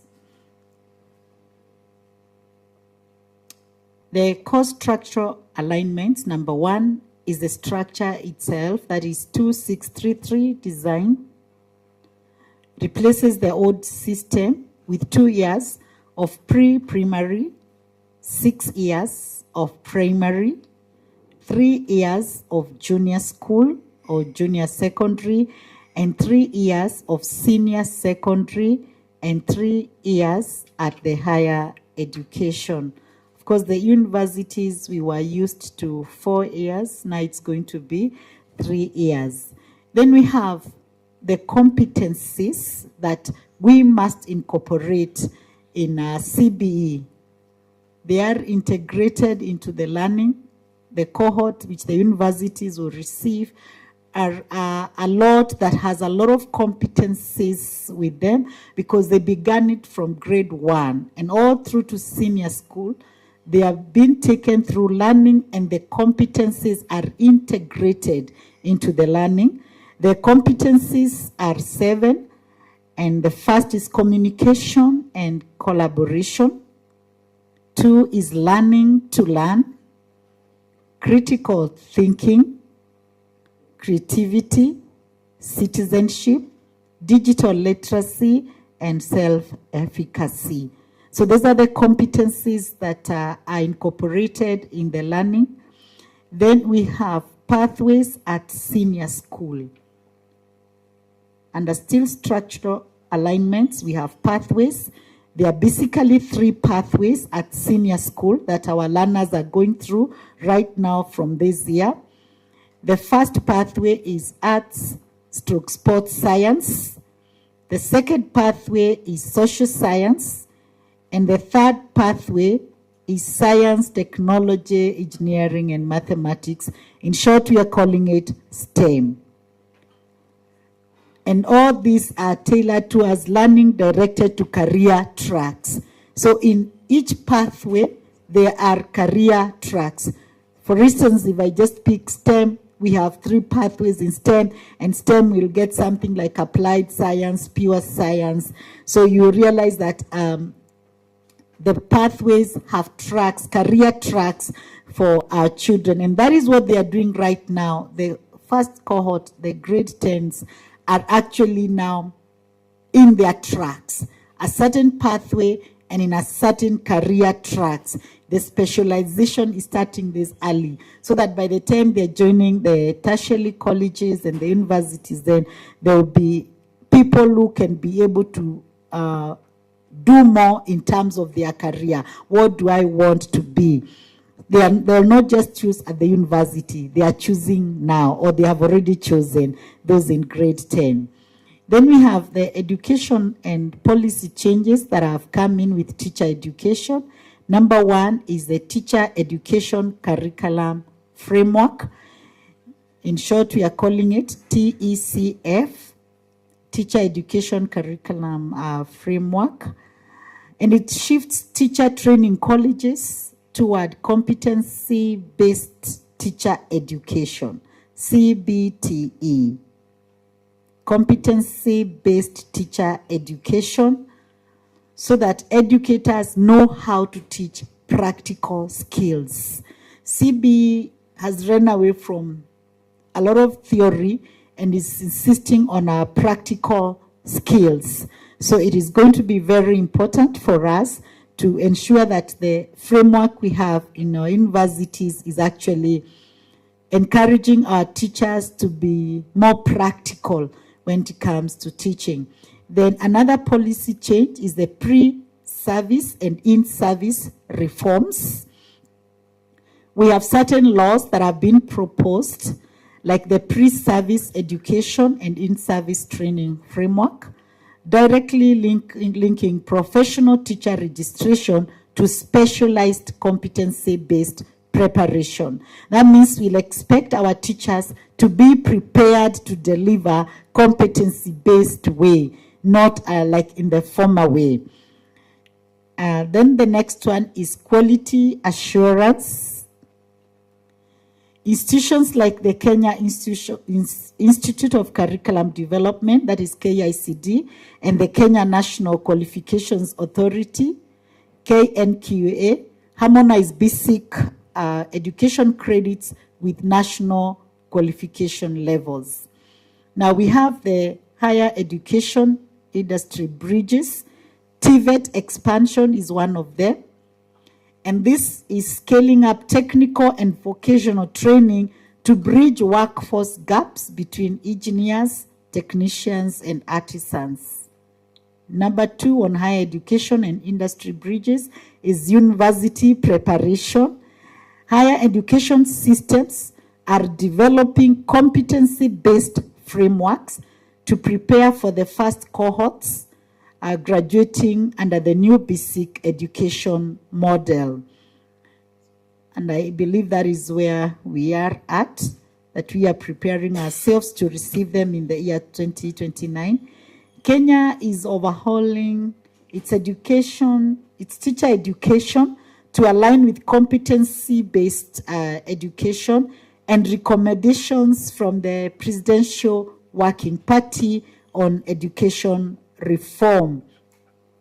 Proposed legal changes such as the pre-service education and in-service training bill unify training colleges under standardized KICD designed frameworks to emphasize practical skills, digital literacy, and inclusive learning over rote memorization.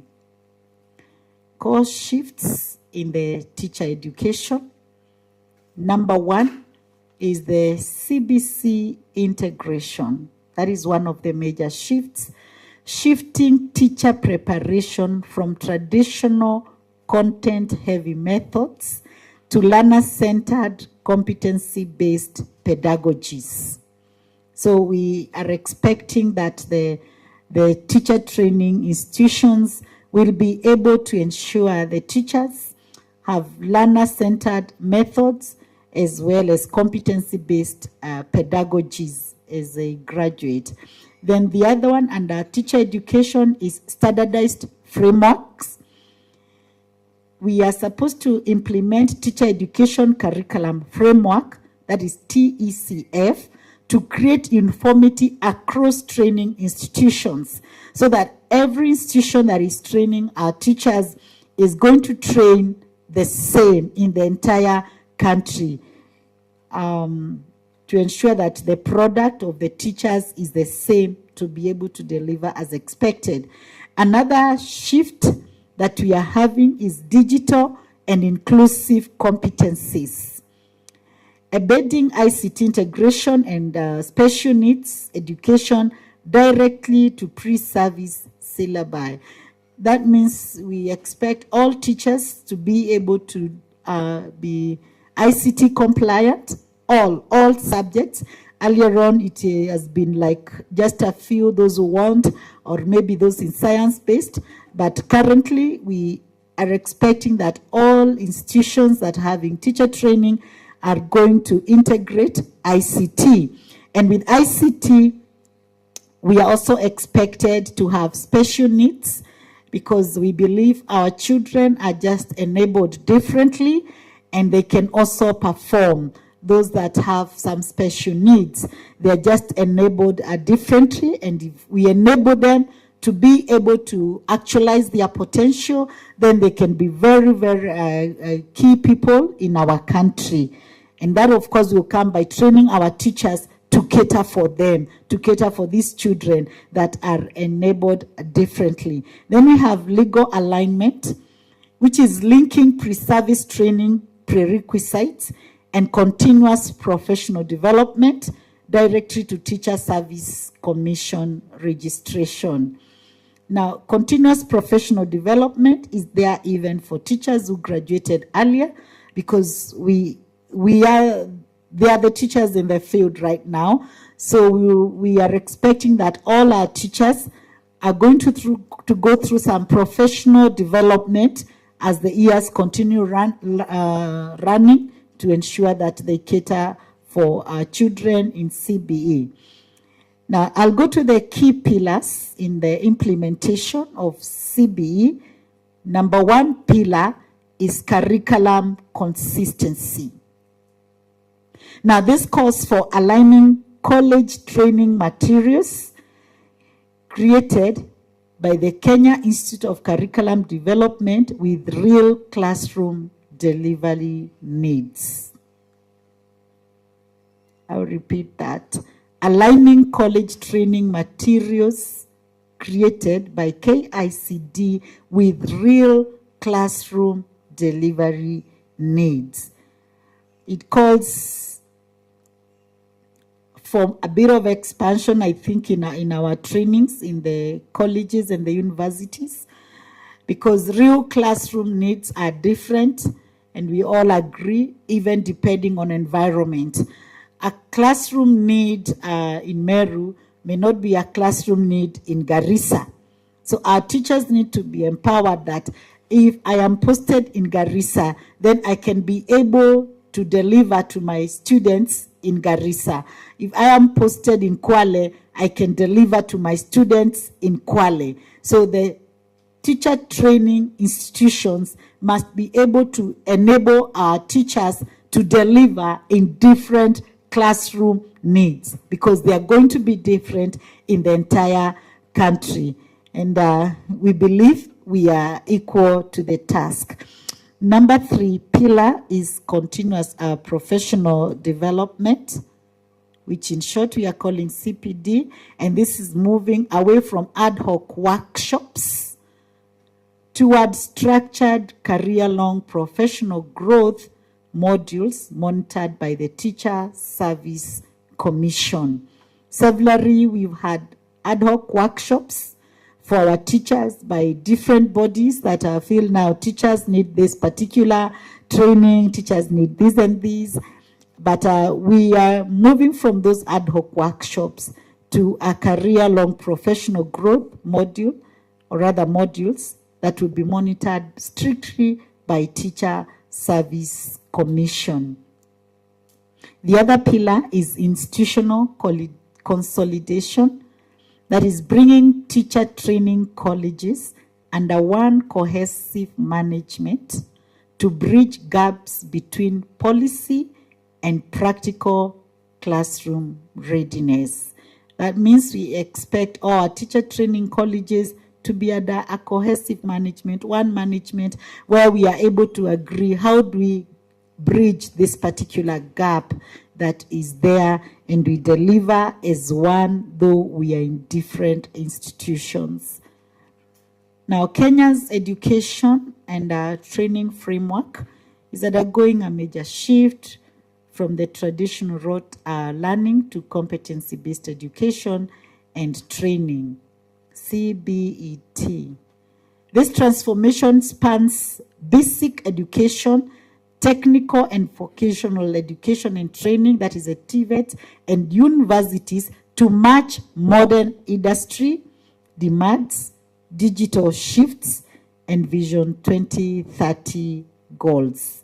So we are looking forward to the Vision 2030 goals, and all of us in the education sector are expected to transform to be able to achieve that, and that will go with the industry demands, and of course we include the digital era we are in, especially the AI.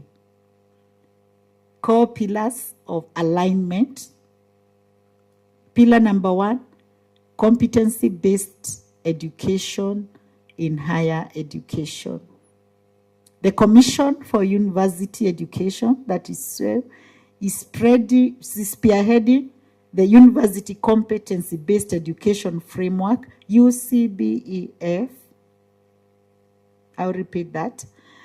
The Commission for University Education is spearheading the University Competency-Based Education Framework to prepare for the first cohort reaching universities by 2029. So we are trusting that even KEMU is going to be part of that so that we be ready for our students in the year 2029. The other pillar in alignment is modularization and dual training in TVETs. The technical institutions are adopting modular courses and dual training models with industry co-ownership. This allows flexible entry and exit points for lifelong learning. So the TVETs are linking up with the market and agreeing which is the best skill that our students should get at the TVET, so that as they exit, as they graduate from the TVETs, then they are ready for market. They are working hand in hand so that whatever the TVETs deliver to the students is what the market needs. We just don't have students there learning, and after that we are hearing they have nowhere to go. The other alignment is digital and AI integration. Programs like the UNESCO Global Skills Academy are upskilling educators and students across national polytechnics in digital competencies and artificial intelligence.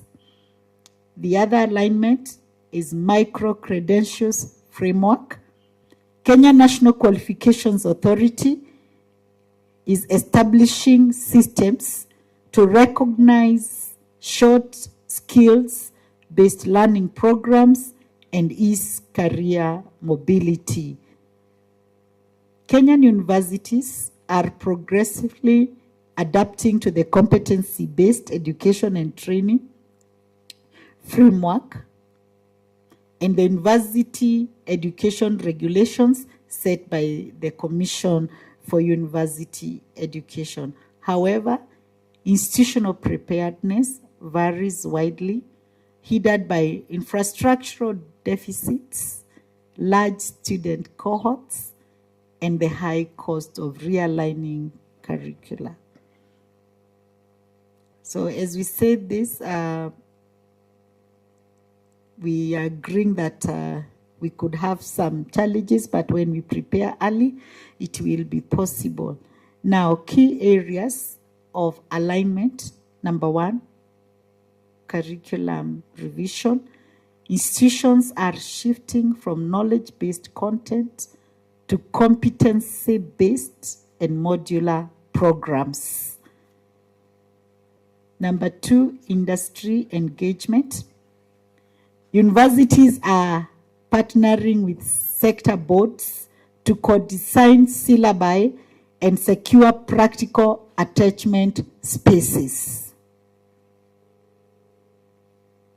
So that's another alignment. As we revise our curriculum, then we will also be engaging with the industries and the world out so that we will secure practical attachments for our learners in this particular system. Then our faculty training, staff workshops, I believe like this one, are underway to build capacity in competency-based assessment and delivery. Our major challenges faced, I'm not sure whether they are here, but the first challenge that could be faced with this transition is resource constraints, shortages of specialized laboratories, digital tools, and workshops for hands-on technical training.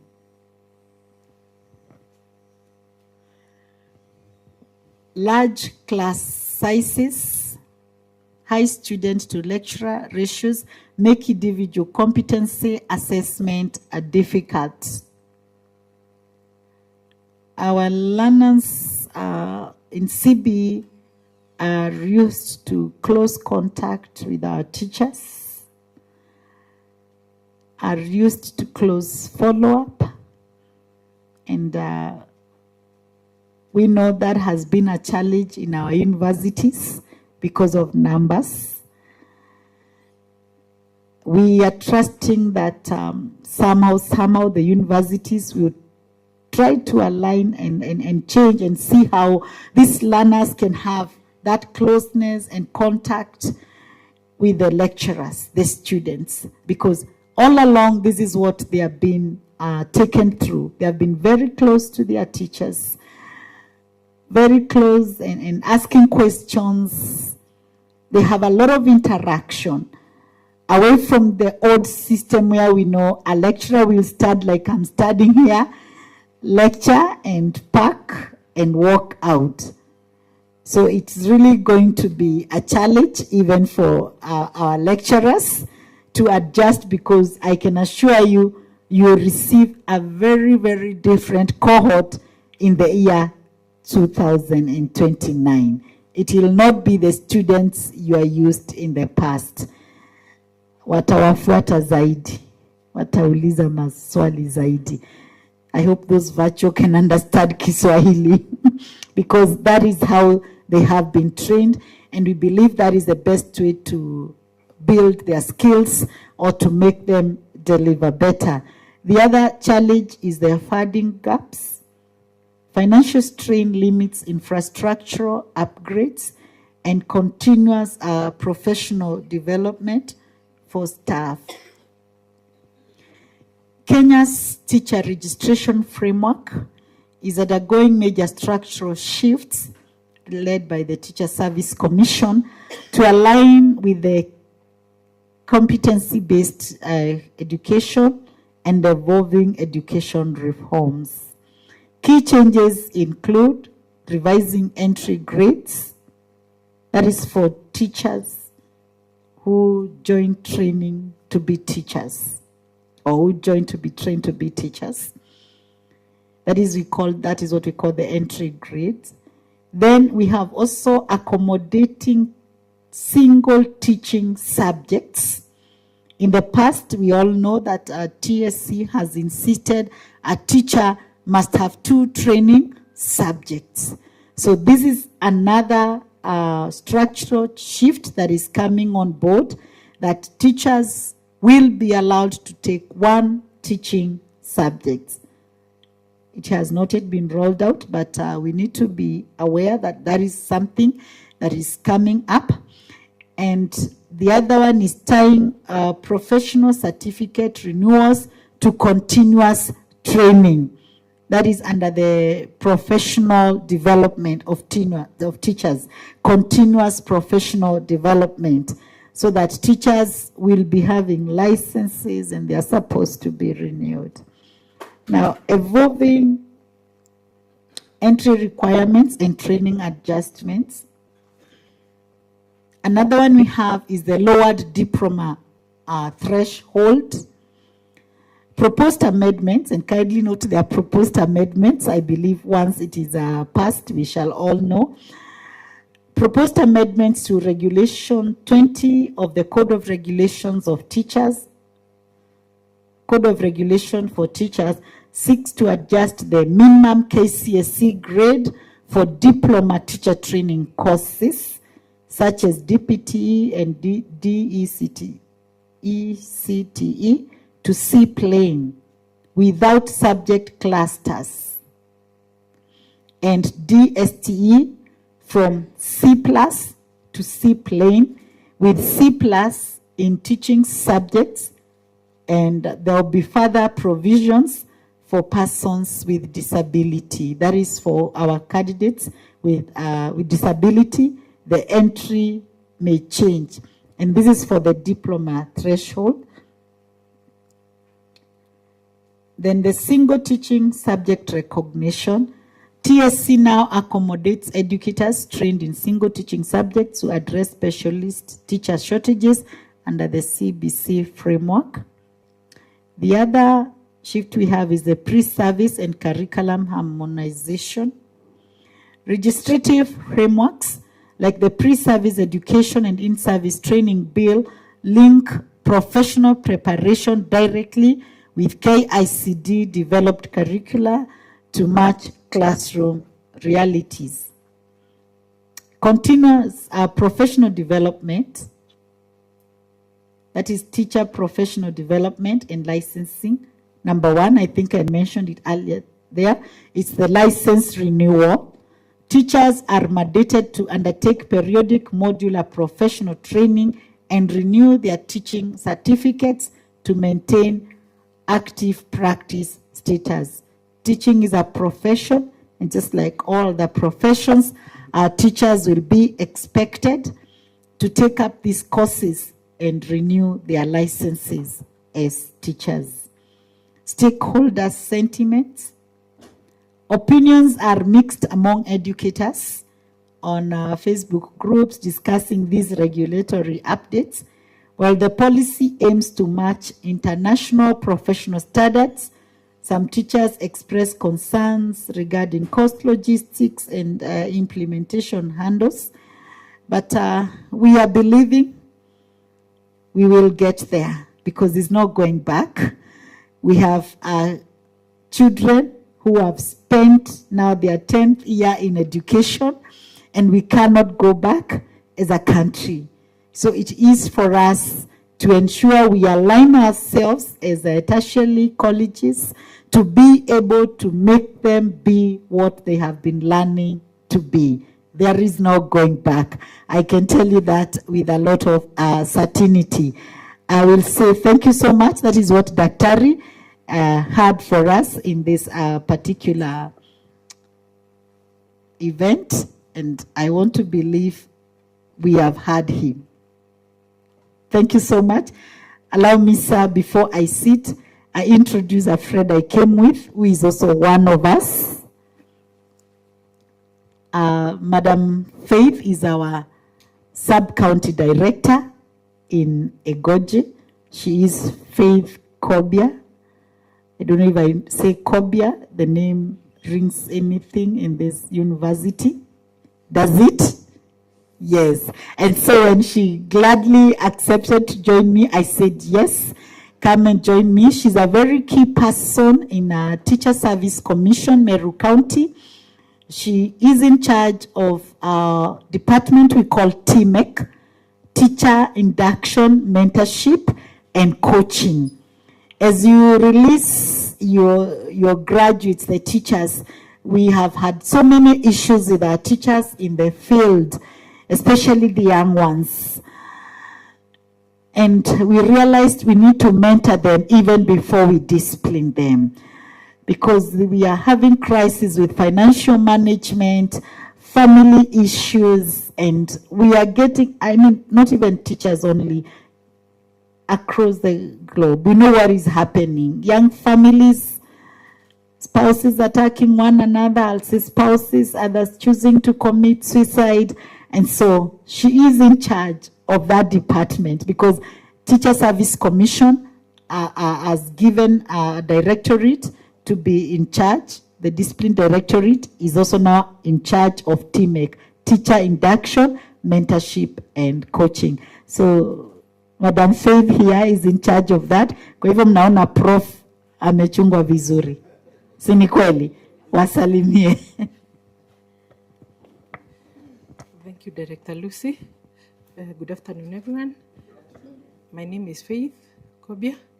I'm the TC Subcounty Director, Igoji, and I'm here as a chief escort, if I can borrow from Dr. Bunti's words, to Director Lucy, but also represent our commission.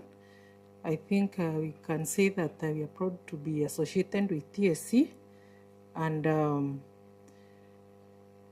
CBC is the way to go. We have practiced CBC. We have experienced teachers transform. We know there are very many challenges, as Daktari has alluded, but we look forward to having these challenges addressed at the Kenyan level. Let me say that when I did education, my studies, I heard about curriculum change. I was part of the curriculum change with Director Lucy, who is my friend and my boss. But the 844 change changed us. But having the idea that I would be part of the curriculum change in Kenya would not come to me some years back, way in 2005. But I trust that we are going to embrace this change, and especially at the university level, I want to say that we look forward to supporting the teachers, to supporting this curriculum, and we are going to together make great strides of success. We are happy to be here and to represent our supervisors, and may God continue to bless them. I come here officially. Thank you. Thank you so much. We appreciate you. Thank you for accompanying me. And we say, God bless Kemu. God bless your vision. May God be with you as you prepare for the year 2029 candidates. We believe that they will perform, they will manage. Asanteni sana. God bless. Thank you very much, Director Lucy and Faith. Thank you for coming to be with us in this conference. We want to give them their due reward. So get ready. They are here, so they are seeing who is not clapping. These are not online. So you better get ready so that you can do the 5 factorial. Are you all set? Na sasa tumekunywa chai, kwa hivyo sasa tuko na joto kidogo. Si kweli? Haya, let's go. 1, 2, go.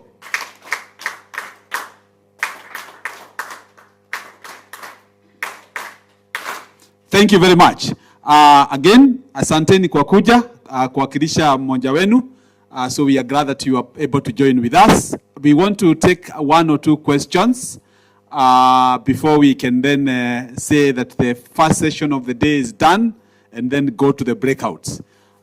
So I can see Dr. Mwenda has a hand up. Who else has a hand? I'm checking because online, anybody who has a question, I want to acknowledge the online team. Anybody who has a question directed to the director TSC, the commissioner TSC, Dr. Daburi, who is represented by by Ruse here, the deputy director TSC in Meru. Online, anybody? I'm giving you a chance first so that we don't ignore your presence. All right, so then we have 2 questions from in here. So we have Dr. Mwenda and Dr. Kanini. So give them the mic, brief, to the point. Thank you very much, MC. And thank you very much, Director from the TSC and the representative who came to represent you. You've done well. Congratulations for that. And I have a number of questions, but I will limit to 1, but in many. Number 1, you have talked about the changes, the reforms, and all those things. You have just come after we have had standards. Somebody talked about the standards and standards. Teacher is a product. Product from different places. You have talked about standardizing the teaching. But then my problem is, how do you enforce it? The issue is the enforcement. I will give you an example. Earlier this year, I happened to be supervising some students in a number of schools. This is in grade 10. And I went to a school X. I want to say which one. And the number of students that were there in that class were 80 plus in one class. Being taught by one young individual. Somebody who could not even reach the half of the board because the size itself was also a challenge. So he could not reach a half of the board. The class was bigger than her, and she was supposed to deliver it was a mathematics lesson. And then here she is, she's supposed to teach this person. Then I'm asking, we are talking about the standard. How do we enforce this standard in training this teacher to go and teach in a class of 80 students? You have talked about resources. I agree. It will be a challenge. And I'm not assuring you that challenge will walk away. It will be there. But then, how do we enforce this? If you can tell us how we enforce it, then I will guarantee you we shall have a quality teacher. Thank you very much. Thank you, Dr. Mwenda. Dr. Kanini, you have a good chance.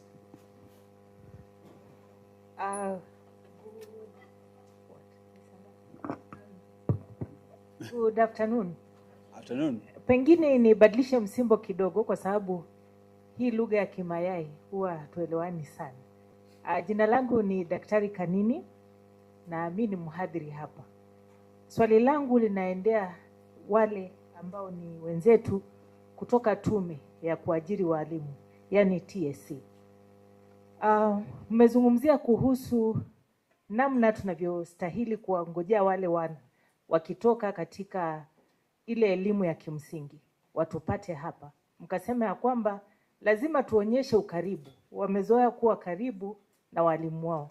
Hivyo basi nasi tujiandae ili tuwe karibu nao. Tusiwe kama wahadhiri wa kitambo. Na hisi ya kwamba hiyo itakuwa hatua mzuri, lakini naona ni kama kuna changamoto. Kwa sababu sasa hivi tunazungumzia kuhusu kujumuisha teknohama katika ufunzaji wetu.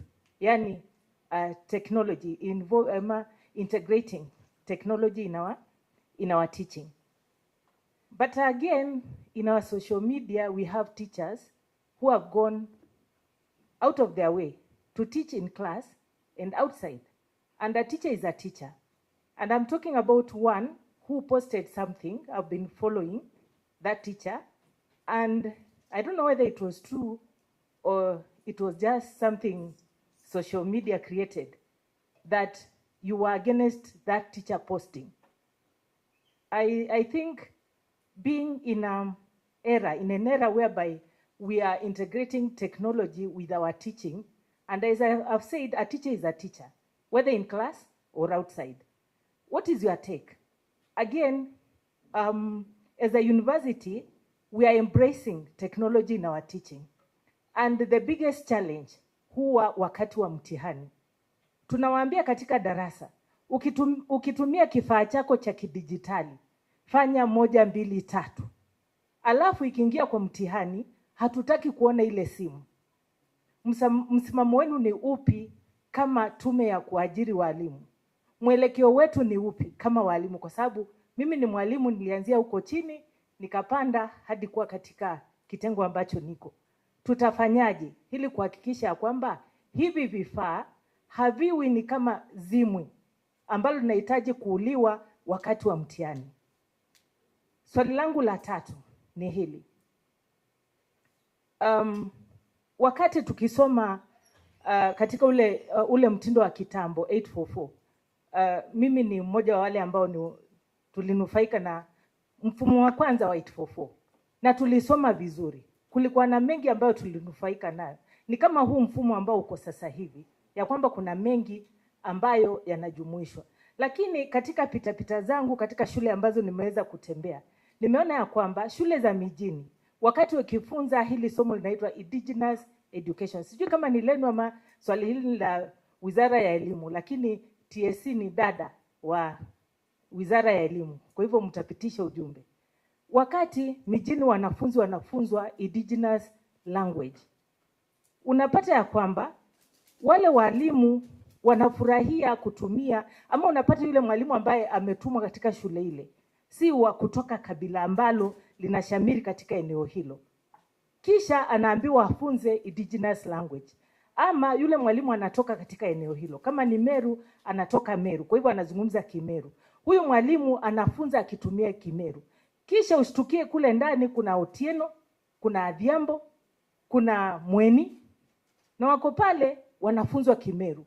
Nyinyi kama tume ya kuajiri walimu, mnajua hayo yanatendeka katika maeneo kadha wa kadha? Mimi kama mwalimu naitwa Kanini. Sitakwambia natoka eneo gani, lakini yeye nakwambia kwamba bila shaka sijatoka hapa. Hivyo basi, iwapo nitatumwa inaitwaje, Gakumene primary ambayo iko hapa chini kama kunayo, niende kufunza indigenous language ama nitumwe Garissa, nitatumia lugha gani? Na mimi ni mwalimu wa shule ya msingi, basic education, nitatumia lugha gani? Hayo nakwambia kwa sababu nimeyapata yako katika kule mashinani. Walimu wamechanganyikiwa watumie lugha gani? Je, nyinyi wenyewe mnajua wanafunzi wakitumia lugha gani? Asanteni sana. Thank you. I want to ask them to address that. We will not extend this conversation too long because of the time, but allow the team that came. My question will be the role of the parents in this implementation. I have not had any public, can I say, any induction processes, like she is a mentor. Maybe that's your work, to bring parents on board in the implementation of this curricula, because it's really a big issue. Well, like for example, the issues of the tracks, these tracks and pathways. Parents are left to decide with their children. Like now, just now, before they go back to school, that was one of the things they were doing. You were given paperwork, go home, come back and tell us which track you will be following, and so forth. And the parents are really in the dark.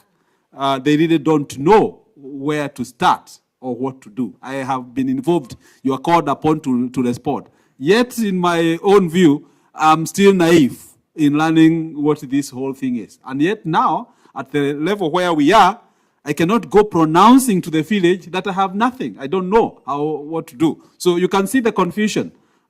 Maybe you can tackle that. You don't have to say everything. We can continue this conversation after this, but here you are.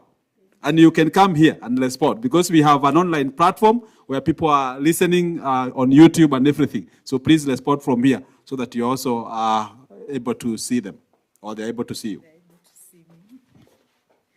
Asante sana. Maybe I'll start with yours on the role of the parent. I'll proudly say I'm a grade 10 parent too.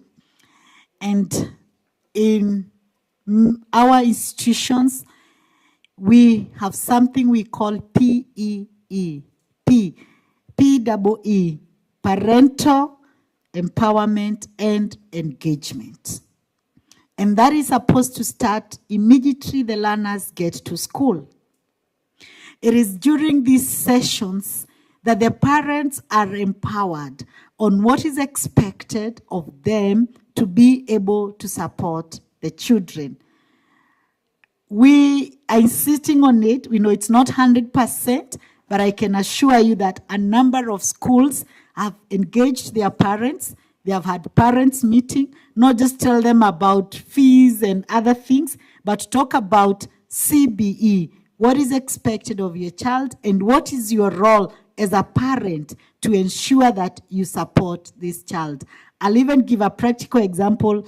I know early this year in Igembe Central, I'm also sub-county director Igembe Central, we actually had those forums in different zones in Igembe Central where we called parents and we were speaking to them, parents of junior school. What is expected of you? What is expected of the child? And how do you support the child? I believe I have answered you.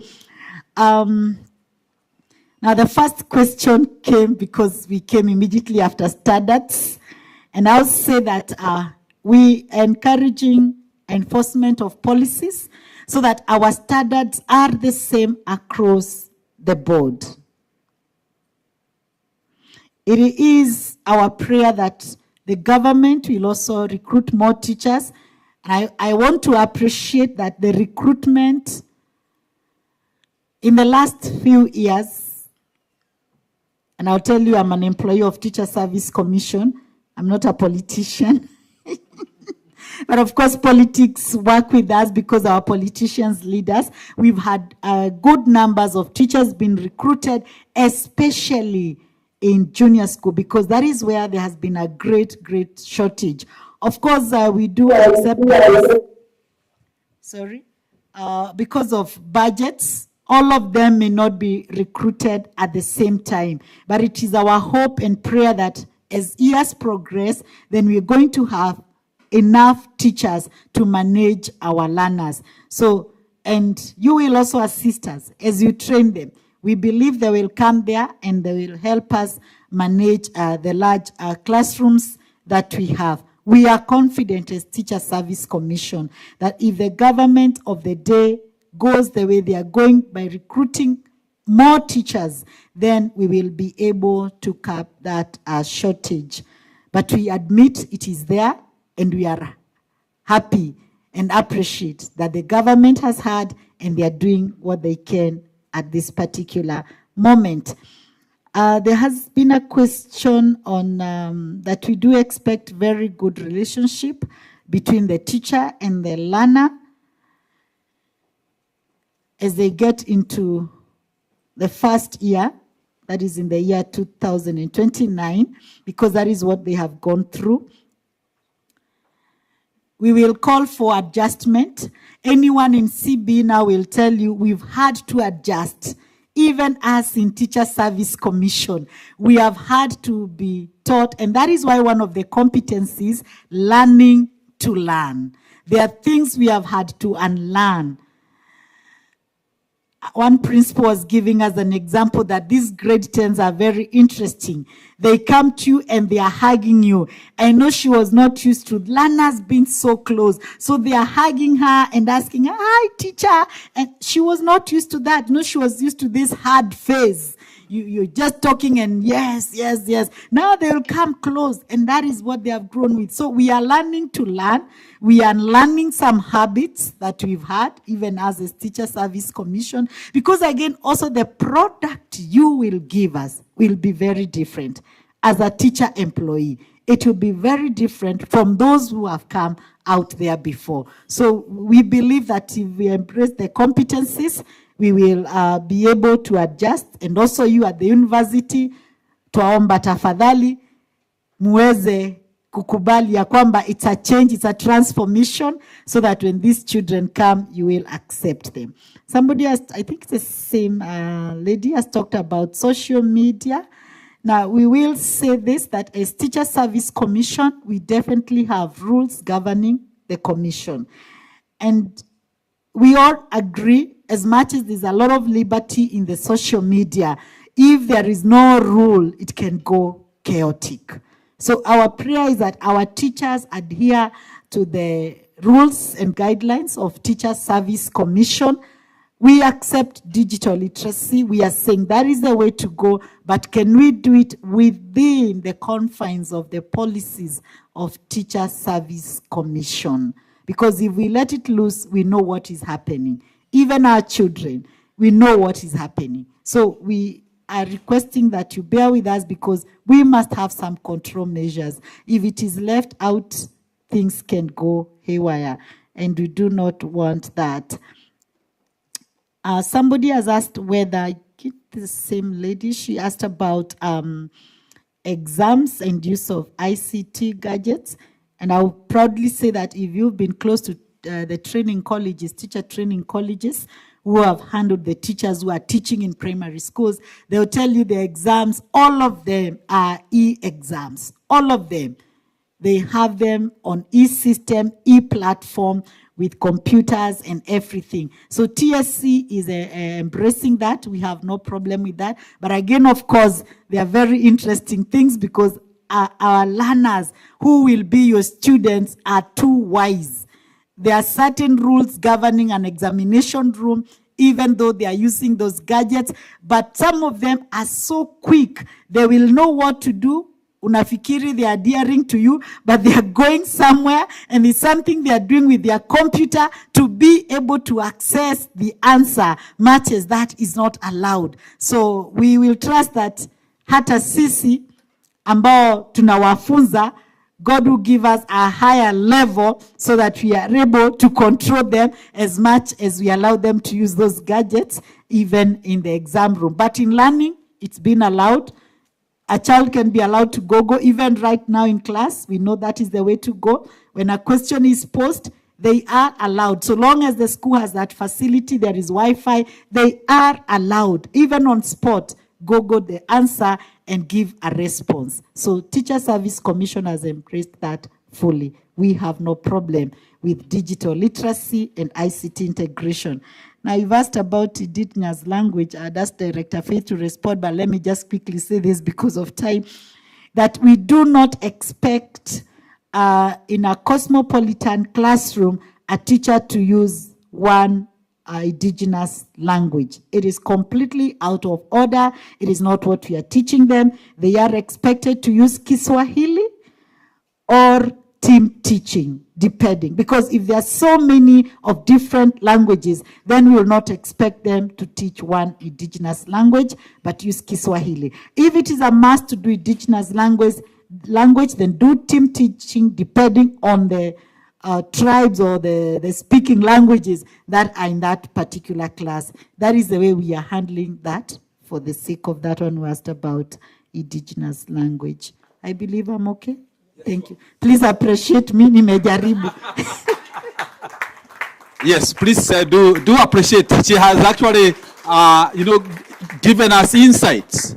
In the university, you do not necessarily get answers, but your mind is incited to think, to go beyond the remit that you have considered. For example, I probably think that for the sake of indigenous knowledge, because I think I'm a proponent of indigenous knowledge, we better begin to do what we have done with the foreign languages. You assign foreign languages and you say you can select to do French, you can select to do German, and you teach those who have selected those languages. And then you now go into it, because they are our languages. We don't want them to die. We want people in Meru to learn their Kimeru.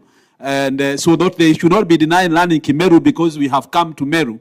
There should be the option of them being able to learn Meru, and those who are in other places to do that. That's a possibility that we can all, bring on board and continue unleashing ourselves. Thank you very much. I must appreciate your patience with us this morning. You've been here. This is afternoon. Unfortunately, I'm not going to send you for lunch. I will send you to the breakout rooms. That is my unfortunate possession, that we will go to the breakout rooms. Now, the chairs and the rapporteurs in these rooms, we want to encourage you to manage time accordingly so that we can progress. We have lost maybe a block, not much. A block which is about two presentations, but since we are 5, that's about 10 presentations that are behind. Yes, thank you. So we are going to go to our breakout rooms. I'm sure you are, those who are maybe new, we might want to direct you. The room number 1 is this one, where we are, unless that has not changed. Correct? This is room number 1. Room number 2 is the small boardroom, correct? Or the next in the neighborhood. Yeah? The small boardroom? Correct? The small boardroom is once you go up the first stairs, that first floor, there's a small boardroom. That is what I'm trying to. So those who may not know this place very well, that is the small boardroom. Room number 3 is meant to be in the crib, the next here. So if you step out this corridor, as you learn, like you want to learn out to the forest, don't go to the forest. The first room, after you've gone past the first doors, on the opposite side are bathrooms. Forget about the bathrooms. It's not time to take a bath. Go into the opposite direction and go in there. The director, crib, you're right there. Yes, you can follow him. He can show you the place, although he may be going to a different room, but assuming he isn't, then he can show you where room number 3 is. Breakout room number 3. There will be online platforms, but there will also be physical presentations in those rooms. Room number 4 is in the education and the social sciences school. That is where with the boardroom of the social education and social sciences, that boardroom is where we have the breakout room number 4. Breakout room number 5 is in the research and postgraduate room. If you are from here, you walk down where you can see the pavilion. You can see the pavilion from this point. So I'm using the pavilion as a guide. So walk down there. Don't use the grass. Don't walk on the grass. The grass. Use the paths. Yeah, use the paths. Once you are at the pavilion, then you land down to the tarmac. Land down to the tarmac. From the tarmac, then go straight, like you're going down to the river. Don't go straight. Don't turn. There is a building. You can see a building that is coming up, but don't go to that building. Just go like you're going down to the river And just after you have passed the fence, you will see research and postgraduate. In there is a boardroom. That is where the group number 5 is going, because yesterday they used the ADH, but the ADH is today taken. I hope everybody has understood. We'll give you an allowance of about 5 to 10 minutes, 5 minutes to 10 because of the setting up. Then we start the blocks. So we start with the block 1, which is already gone. Block 2, which is now, block 6. Yes, block 6. Then we finish with block 6. We go with block 7, and perhaps you do good block 8. It is only then that you can look for food.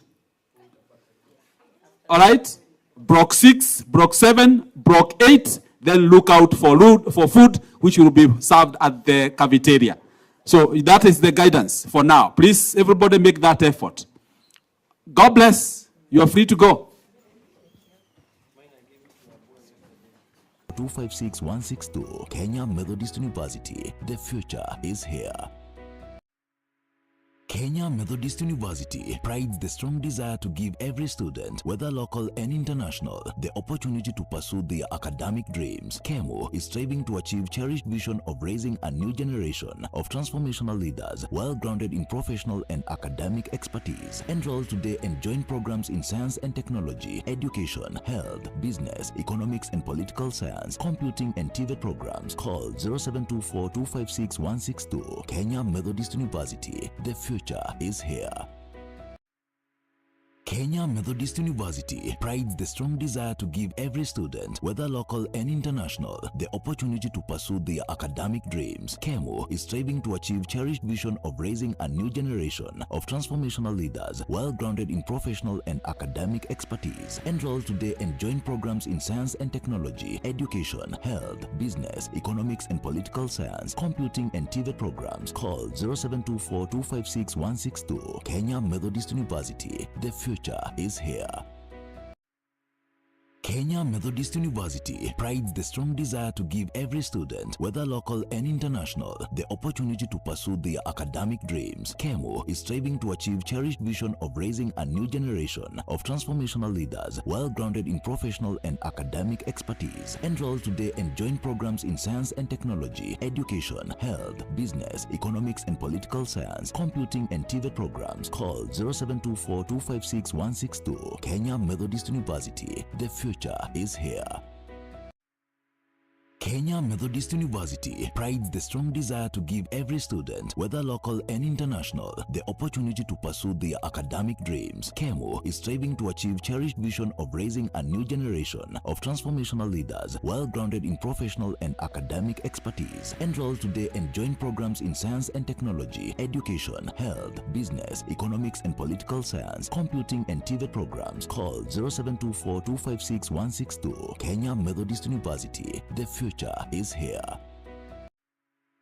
Kenya Methodist University prides the strong desire to give every student, whether local and international, the opportunity to pursue their academic dreams. KEMU is striving to achieve cherished vision of raising a new generation of transformational leaders, well-grounded in professional and academic expertise. Enroll today and join programs in science and technology, education, health, business, economics and political science, computing and TVET programs. Call 0724-256-162. Kenya Methodist University. The future is here.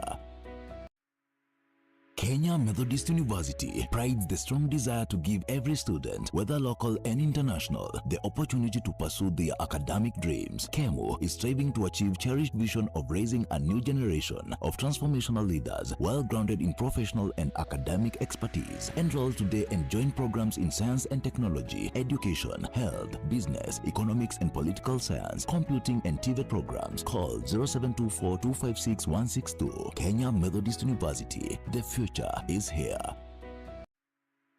Kenya Methodist University prides the strong desire to give every student, whether local and international, the opportunity to pursue their academic dreams. KEMU is striving to achieve cherished vision of raising a new generation of transformational leaders, well-grounded in professional and academic expertise. Enroll today and join programs in science and technology, education, health, business, economics and political science, computing and TVET programs. Call 0724-256-162. Kenya Methodist University. The future future is here.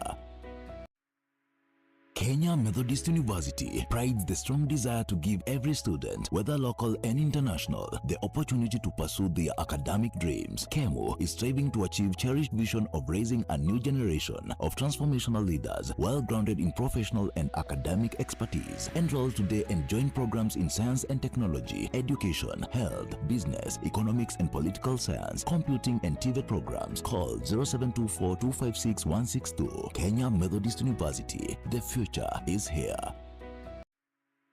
Kenya Methodist University prides the strong desire to give every student, whether local and international, the opportunity to pursue their academic dreams. KEMO is striving to achieve cherished vision of raising a new generation of transformational leaders, well grounded in professional and academic expertise. Enroll today and join programs in science and technology, education, health, business, economics and political science, computing and TVET programs. Call 0724-256-162. Kenya Methodist University. The future is here. Kenya Methodist University prides the strong desire to give every student, whether local and international, the opportunity to pursue their academic dreams. KEMO is striving to achieve cherished vision of raising a new generation of transformational leaders, well grounded in professional and academic expertise. Enroll today and join programs in science and technology, education, health, business, economics and political science, computing and TVET programs. Call 0724-256-162. Kenya Methodist University. The future is here. Kenya Methodist University prides the strong desire to give every student, whether local and international, the opportunity to pursue their academic dreams. KEMO is striving to achieve cherished vision of raising a new generation of transformational leaders, well grounded in professional and academic expertise. Enroll today and join programs in science and technology, education, health, business, economics and political science, computing and TVET programs. Call 0724-256-162. Kenya Methodist University. The future is here. Kenya Methodist University prides the strong desire to give every student, whether local and international, the opportunity to pursue their academic dreams. KEMO is striving to achieve cherished vision of raising a new generation of transformational leaders, well grounded in professional and academic expertise. Enroll into the breakout rooms is simple. Click on the button written on More on the system bar. It will bring a pop-up window and you'll see breakout rooms. Click on the breakout rooms and choose which room you want to join, because I see around 22 people are still hanging in the lobby.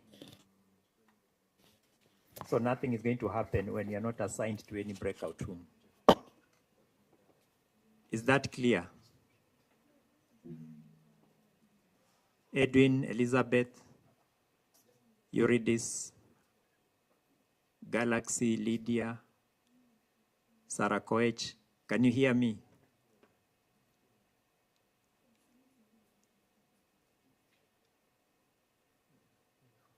All right. So can you connect to room 1 so that we start? Yeah. You're in room 1? Yeah.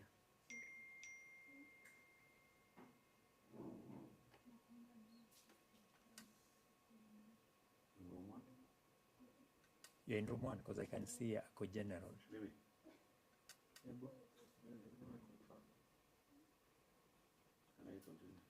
Ngoja kidogo. Let me move to room 1 to be sure. Yeah. Room 1 of the teacher. Because naiona sana shindwa. Maybe wewe ndio ulikuwa ama mimi naweza ziona zote. Wewe ulikuwa kwa room nyingine. Sikuwa nimehama, nilikuwa bado niko tuto. Niko general. Room 5 wako postgraduate. Kule huko.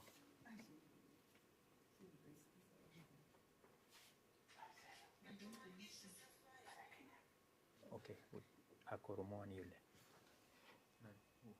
Wewe. Room 1, can you hear me? Sarah Hawkins,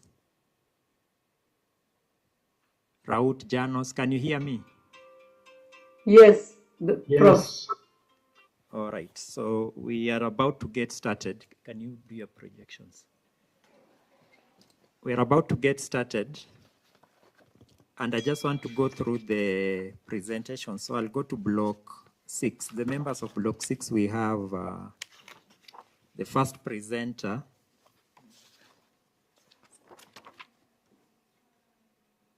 The first presenter is Osman. So Osman is here with us, and then we shall have Dr. Sarah Mungai. Then we shall move to Janos, then Hawkins. Hawkins, are you there? Yes, I am. And then we shall move to Sharvari. That is, after that, we can listen to Q&A. So those presentations will go in that order. So Alake, can you mount your presentations and we start?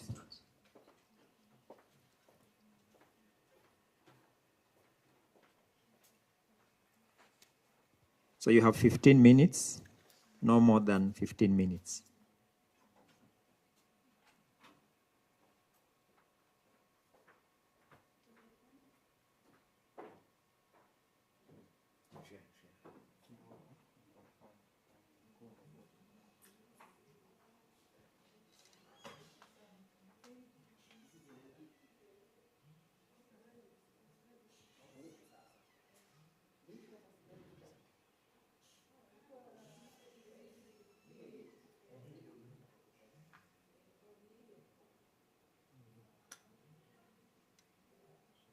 Hello, Doc. Yes. Oh, ilikuwa bado iko huko.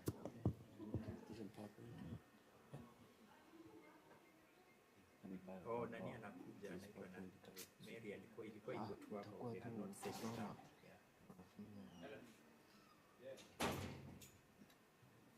So Alake, when you are ready, you get started. Unaweza rudi hiyo sana. Can you go to that? Yes. Use it. Go to your computer. Yeah, tumia hii juu ya. Lakini ikae clear. Kwa online wataiona. It is a bit, at least ikae presentable.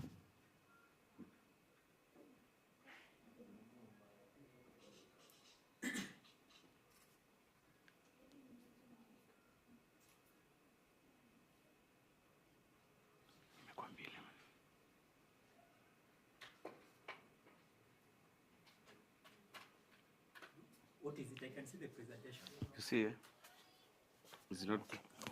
It's not rolling. Yes, it's okay now. Yes. Is it moving? It's moving, eh?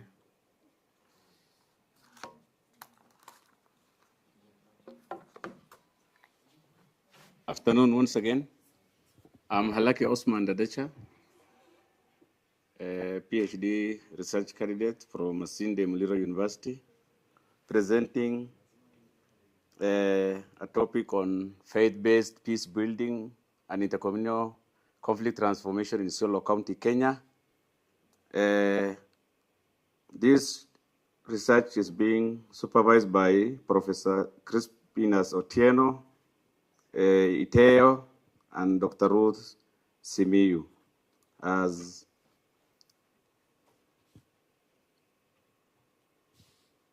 it's not showing where.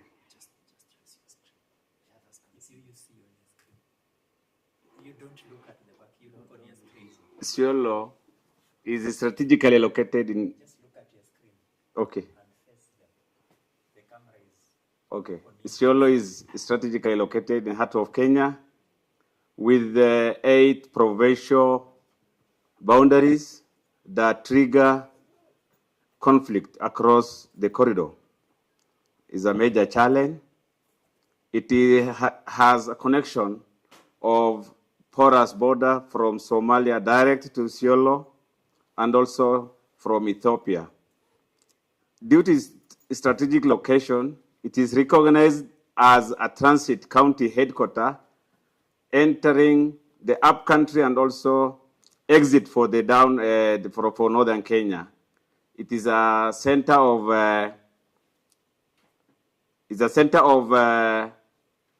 transport hub, business trading center, whereby we serve goods and produce from neighboring counties as far as Nakuru, Embu, Meru, Tharaka Nithi. We serve major neighboring counties across the region, all with interest of doing business. It is one of the strategic locations in Kenya with a lot of interest from neighboring county. It has historical challenge of conflict just because of the resource. This is one of the reasons why what motivated Isiolo as a recognized disturbed county in northern Kenya with a Gazette notice number 4231 of 26 March 2026. It was also enhanced the notices for a recognition as a disturbed county in Gazette notice number 4235 4235 of 27 March 2026. So up to date, that order is there. You know, this region has historical challenges of conflict.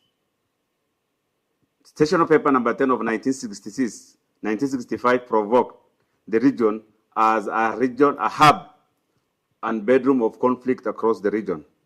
So this is a critical issue that need to be addressed. The issue at hand is that peace building activity is high in this county, with major stakeholders from government agencies, stakeholders like religious institutions, civil society organizations, and also the religious organizations. A lot of support to arrest cattle rustling issue, resource-based conflict issue, ethnic tension within the county. A lot of attention has been done, but the problem, there is a recurrent cases of conflict across, which has already also affects our neighboring county like Meru and also Laikipia County. One of the challenge that we need to address, we address in this study. What is lacking is that we lack a coordinated, systematic evidence to support, to arrest this crisis within the region. That is why we have managed to check and scan the role of the religious institution to arrest this menace in the region. Purpose of the study is that we are committed to assess the efficacy of peace-building initiatives implemented by religious institutions in managing intercommunal conflict within the county, with a question if the religious institutions, their commitment are achieving the lasting conflict transformation across the region. So a lot is there. We are there to scan. We scan the reason as to why this challenge can be only addressed by the religious institutions. Evidence is that we use a mixed method design, triangulating 456 respondents. Out of that, 384 are household heads surveyed of key informants, respondents, and also we did 4 focus group discussions where we managed to have evidence. Evidence number 1, we confirmed in our findings that water and pasture, the resource-based conflict, is higher. What motivate and what trigger, we confirmed it as a key driver in conflict within the county and the region. Number 2 was intercommunal conflict, because Isiolo is surrounded by neighboring county. Our in-laws, Meru County, the Garissa County, Wajir County, Marsabit County, Samburu County, Laikipia County, and also Tharaka Nithi County. So there is always porous border, whereby the provisional border conflict that motivate the intercommunal ethnic conflict within the region. Another issue is about boundary disputes. If you check the map of Isiolo, Isiolo looks, the central location within the urban center, it looks like an antelope tail. So it means there is a lot of encroachment done historically. So the challenge is that even the part of the CBD is claimed by our in-laws. So there is a challenge to arrest that issue. So the issue is the boundary disputes is on and off across the seasons. Land use, Isiolo and northern Kenya has historical challenge of land use. There is a physical planning issues challenge. So northern Kenya have been neglected due to the session paper number 10, as you are aware. The politics, the goonism that is covering the larger Kenya is an issue. Cattle rustling is an issue, whereby most of the communities, Isiolo is a cosmo, where other communities depend on culture issues. Religious is very minimal because it has not expanded. Isiolo is very safe in terms of religious intolerance. It's a bit, but what we have confirmed in our findings is that resource-based conflict is a key motivator or drive which drives the conflict within the region. Evidence number 2, we confirmed that 74.1% of the respondents rate religious institutions are more effective, very effective at peace building process, because these are the locally available agents in the villages and also in the society to manage this issue. Only 19.28% report a significant long-term reduction in violence. That is what we have. One of the key initiatives used by the religious institutions are the mediations, inter-community trust, and also peace reconciliations, and also preaching peace building within. We have interpreted our study, whereby we have confirmed that 74.1 rate confirmed that it's more religious institutions are more effective, while 19.28% report significant long-term violence, which means that peace building or conflict management is something that seasonally it is on and off. So it needs a lot of effort, support, coordinated, enhanced system to manage, to sustain peace strategies, peace building strategies across. Contribution from counting activities to measuring transformation. The issue is that we have triangulated efficacy index combining quantitative, and also relational evidence, plus documentation of hybrid models, pairing faith actors with indigenous governance. Yes, apart from the religious institution, we also recognize the traditional mechanism on how to arrest conflict within the locality or within the county, the Nchunucheke system, and also the Borana Gada system. Gada is an age system where elders manage to arrest and also to compensate issues within the society. This research can be used by county government as and also Ministry of Interior as a custodian of the security issues, interfaith institutions, religious organizations, peace building practitioners, and also development partners in conflict programming. A lot need to be done. Religious organization, we commit and advise and conclude that religious institutions be more reactive, be more committal in addressing these menaces within the county. To support peace architecture in the county is critical.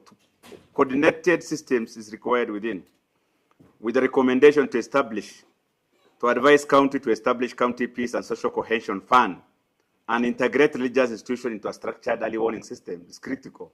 So our recommendation is to establish a coordination between the security agency, religious institution, and key players to establish county peace fund that motivate, that bring social cohesion within the cosmopolitan region. And also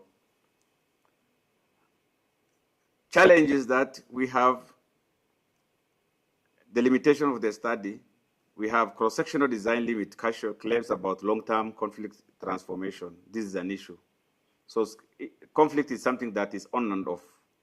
So to arrest for life as a lasting solution is critical.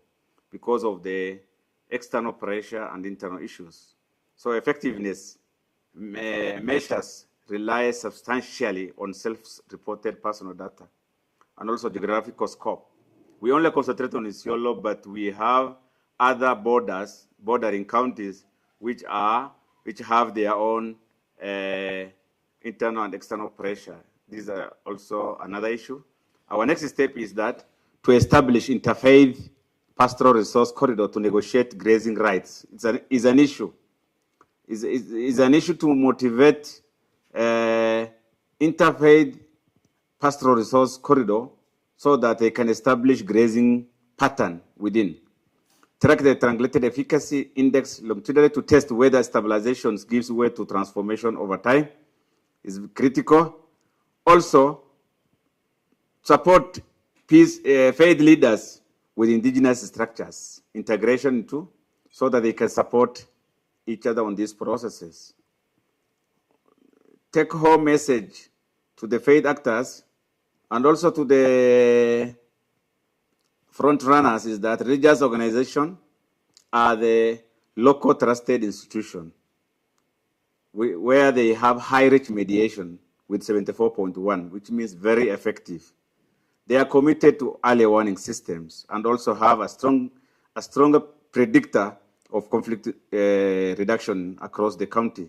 Also, moving from negative to peace requires institutional integration. It needs financial support, it needs coordination, it needs capacity development, it needs sustaining the financial funding, and also to commit donors to support the active institution within the society.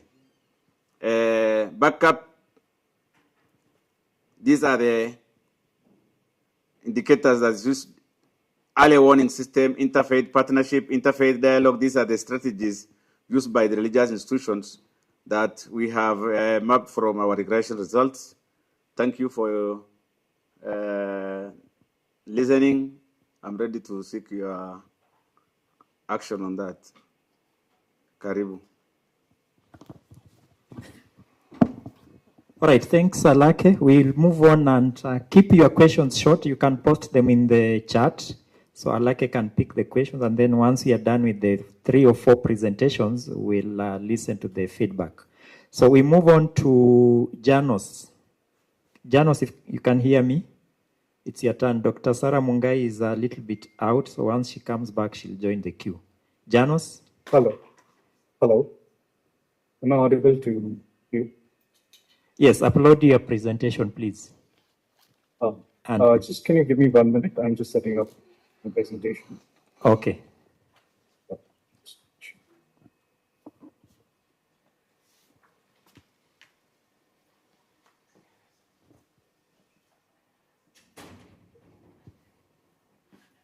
He has left, but I think now the next one is online. You are supposed to project the feed from here. It's okay. Mko tayari? Connected.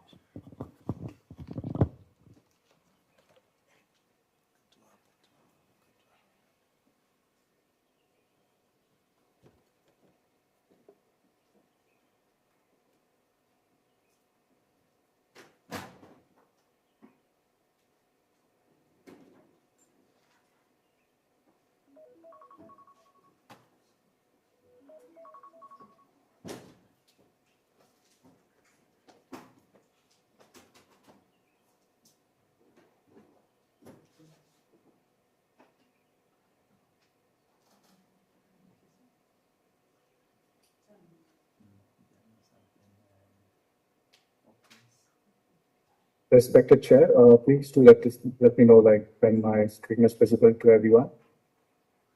Yeah, it is. Can you hear me? Is my screen visible? Can you hear me? Yeah, your screen is visible. Yes, sir.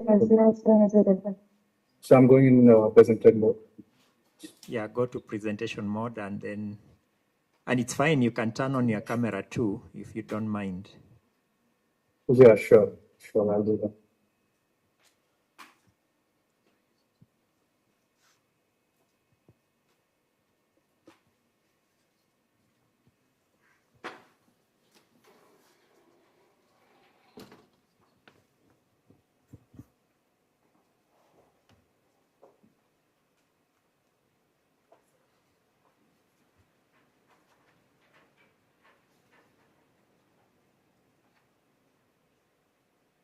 Very good afternoon once again to everyone.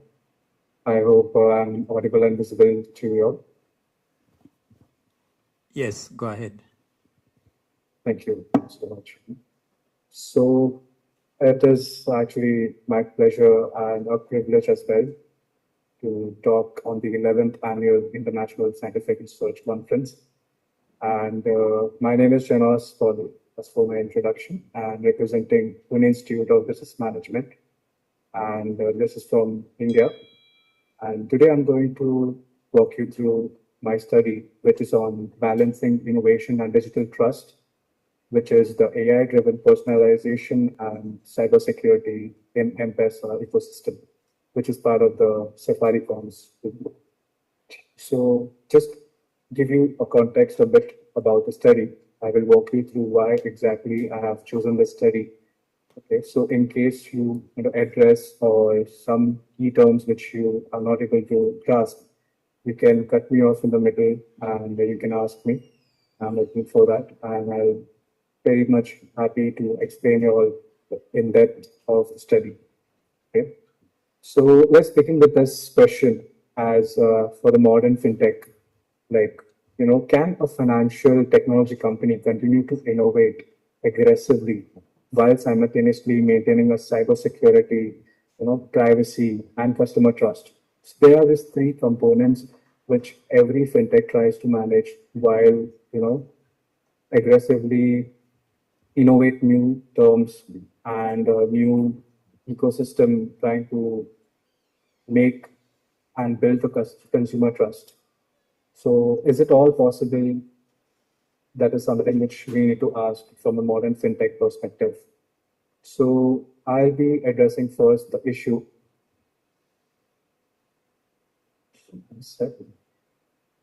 Yeah. So as the slide says, the digital scale creates an innovation trust paradox.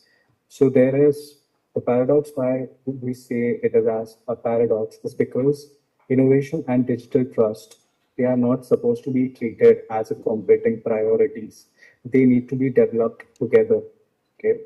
So some companies we do see who are into fintech, they usually, compete amongst other competitors, focusing on innovation, building new creative technologies, AI-driven, data analytics, so that they can study the consumer patterns and trends. But we also need to make sure that we have loyalty programs for the customers who've been using our services, right? So what is currently happening? Why I chose M-Pesa case study? So M-Pesa has evolved from a mobile transfer services, okay, to an AI-enabled fintech ecosystem. Okay, and right now, why does it matters? Because the scale has been increased at such level that there has been potential frauds, then data misuse, and cyber threats which has been going on. And right now, cyber crimes have been drastically increased because of the AI-driven world, right? And why do we ask ourselves that why innovation and trust can reinforce each other? So I would like to first ask this question, that how has Safaricom balanced AI-driven innovation and innovations?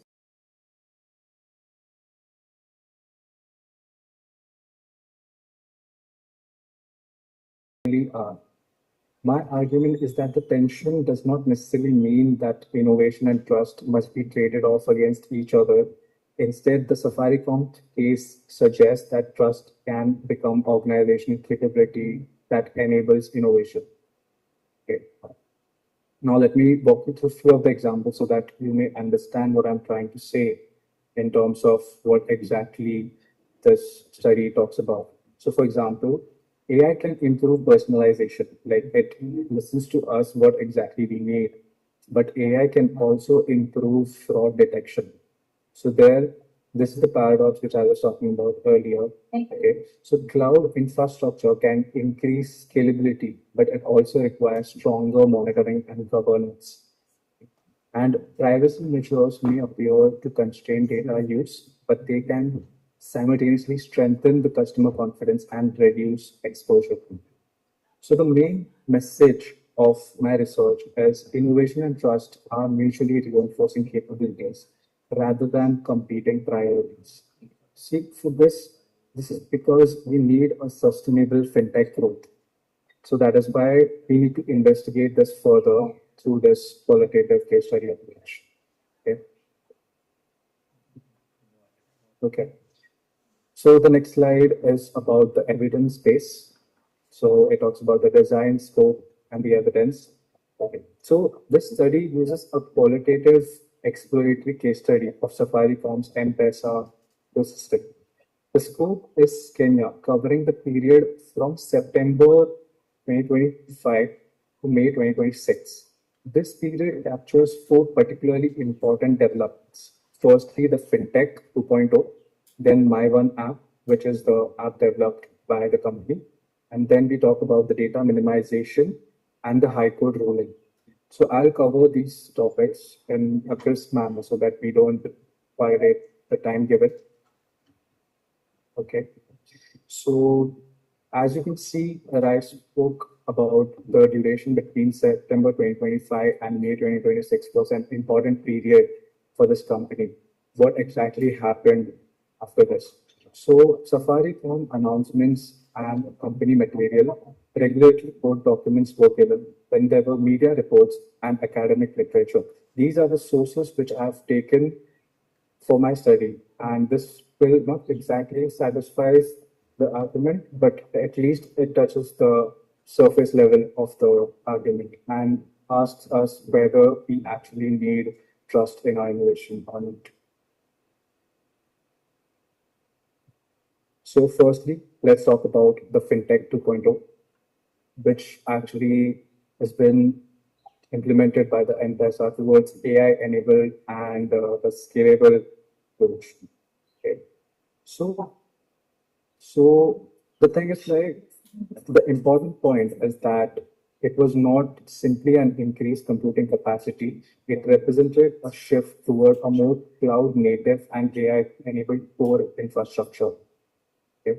So this platform, which I'm talking about, is designed to scale approximately 12,000 transactions per second. And the AI is embedded in such a way in the system, it detects fraud before it happens. And it also has a self-healing capabilities and real-time monitoring. So it's like you are watching the watchman. So that is how I would like to describe the system, what they have implemented. And it also talks about the innovation engine which it used for the risk management tool that protects and also prevents from any malicious activities happening around the system. Next, I would like to talk about the My One app. Okay. So the second finding, which is the My One app, was launched in April 2026, and it has more than 6.5 million 30-day, like every month, active users, and they have more than 80 mini applications, so sub applications, say. And from business perspective, this can create a competitive advantage because it is a financial platform and it becomes easier and more relevant to use. Customers may engage more frequently with the ecosystem and use a wider range of services. But there's a second side to this. Because of this, personalization requires data. So when more behavioral and transaction data happens are concentrated within one ecosystem, the platform becomes more attractive and target for cyber criminals. Okay. Then it also creates additional questions about privacy, algorithmic bias, manipulation, and governance. So I would describe My One app as creating both value and vulnerability. This is a key insight of my study that we should not ask only how much value does AI create, we should also ask that what additional trust infrastructure does that value creations require. So let me take you to the third finding. this talks about the privacy by design and the legal scrutiny which happened. And we'll talk about the May 2026 case study which happened on the High Court, where the company was asked for certain amount of lawsuit, and because of the phone number masking, and there were some data breaches that had happened during that time. And I'll tell you how the company tackled this situation before even the court reached out to them. So in March 2026, Safaricom introduced phone number masking from person to person. So that is like the M-Pesa transaction following approval from the Central Bank of Kenya. This is an example of data minimization. So in earlier slides, you might have noticed this terminology, data minimization, what exactly it does. So what it does is it covers, and maybe how the WhatsApp feature has encrypts data, it covers the data phone number of the person who is doing a P2P transaction.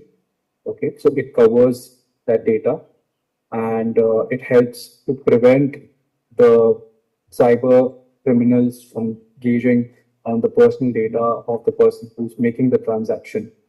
So data minimization was introduced by this company, and later when the court had approached to the companies suing the data breach case, they responded saying that we had already been practicing the phone number masking, which was introduced in March 2026. So they protected their trust, and they made sure that customer data has not been violated, and their confidential data has not been, harmed.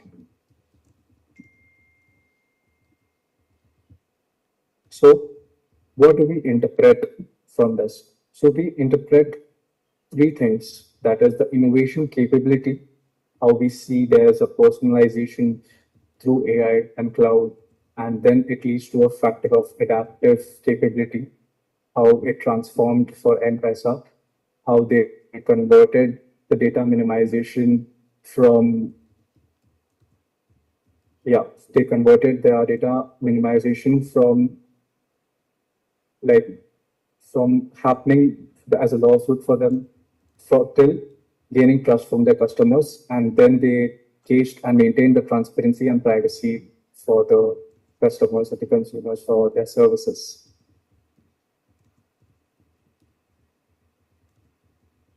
So I would like to talk about the contribution of this case, and the case as it reframes the digital trust as a capability that enables innovation. That is what I'm going to tell. So the main contribution is that I reframe digital trust from being a primarily compliance function into an organizational capability that enables innovation, right? So AI-driven innovation, cybersecurity, and digital trust. These three factors are the practical implication, and that is like the privacy, security, and governance should not be added after an innovation has been deployed, right? So the pointer says that what is new, we can see that it's written about the links, AI-driven innovation, cybersecurity, and digital trust to integrated capability framework. We saw how they've used innovation and cybersecurity firewalls to prevent the breaches, and who can use it. We talk about the fintech leaders, technology managers, researchers like us who can use this and build as a digital trust. Okay, lastly, what should change? And it talks about the privacy, security, and the governance, and it should be designed, right? So, okay. So I think I'll be concluding by saying about this case that how it teaches us that not only you can innovate aggressively, but you can also gain trust from your consumers by investing in areas like cybersecurity and privacy, which is the data minimization, which we spoke. And also we spoke about how they gain the trust in the court case, which happened in May 2026, and it tells us that not only we can use AI as a personalization factor, but it can be used to detect their own frauds. It's like we are using AI to fight with AI. So that is how we tackle cyber crimes lately happening around the world. And that's the keynote I would like to express. Thank you so much. Thank you for your time. I'm hoping for questions if any. All right, thanks for that submission. We have agreed that if we have any questions and we will not be able to remember, post them in the chat like I've just done. And Janos will take the questions once we get back after all the presenters. I think we have 2 more. We can have that session for Q&A. At least if you have a burning question, please post on the chat. We will move on to Hawkins, and Hawkins will be followed by Ajit Singh. Ajit Singh, are you there? I just want to be sure because I saw Hawkins. Sir, it is Sharvari Rao. Sharvari? Yeah, okay, I see the Yes, sir. Ajit Singh is your middle name, right? So you come after Hawkins. sir. Hawkins, are you there? Sure, sir. Yes, I am. Yeah, it's your turn. You can turn on your camera and then you present. Please, Janos, you can drop your presentation. And anybody who has been paying attention, you can post questions in the chat just in case you forget. So far, so good. All presenters are keeping time. I hope Hawkins will keep the same.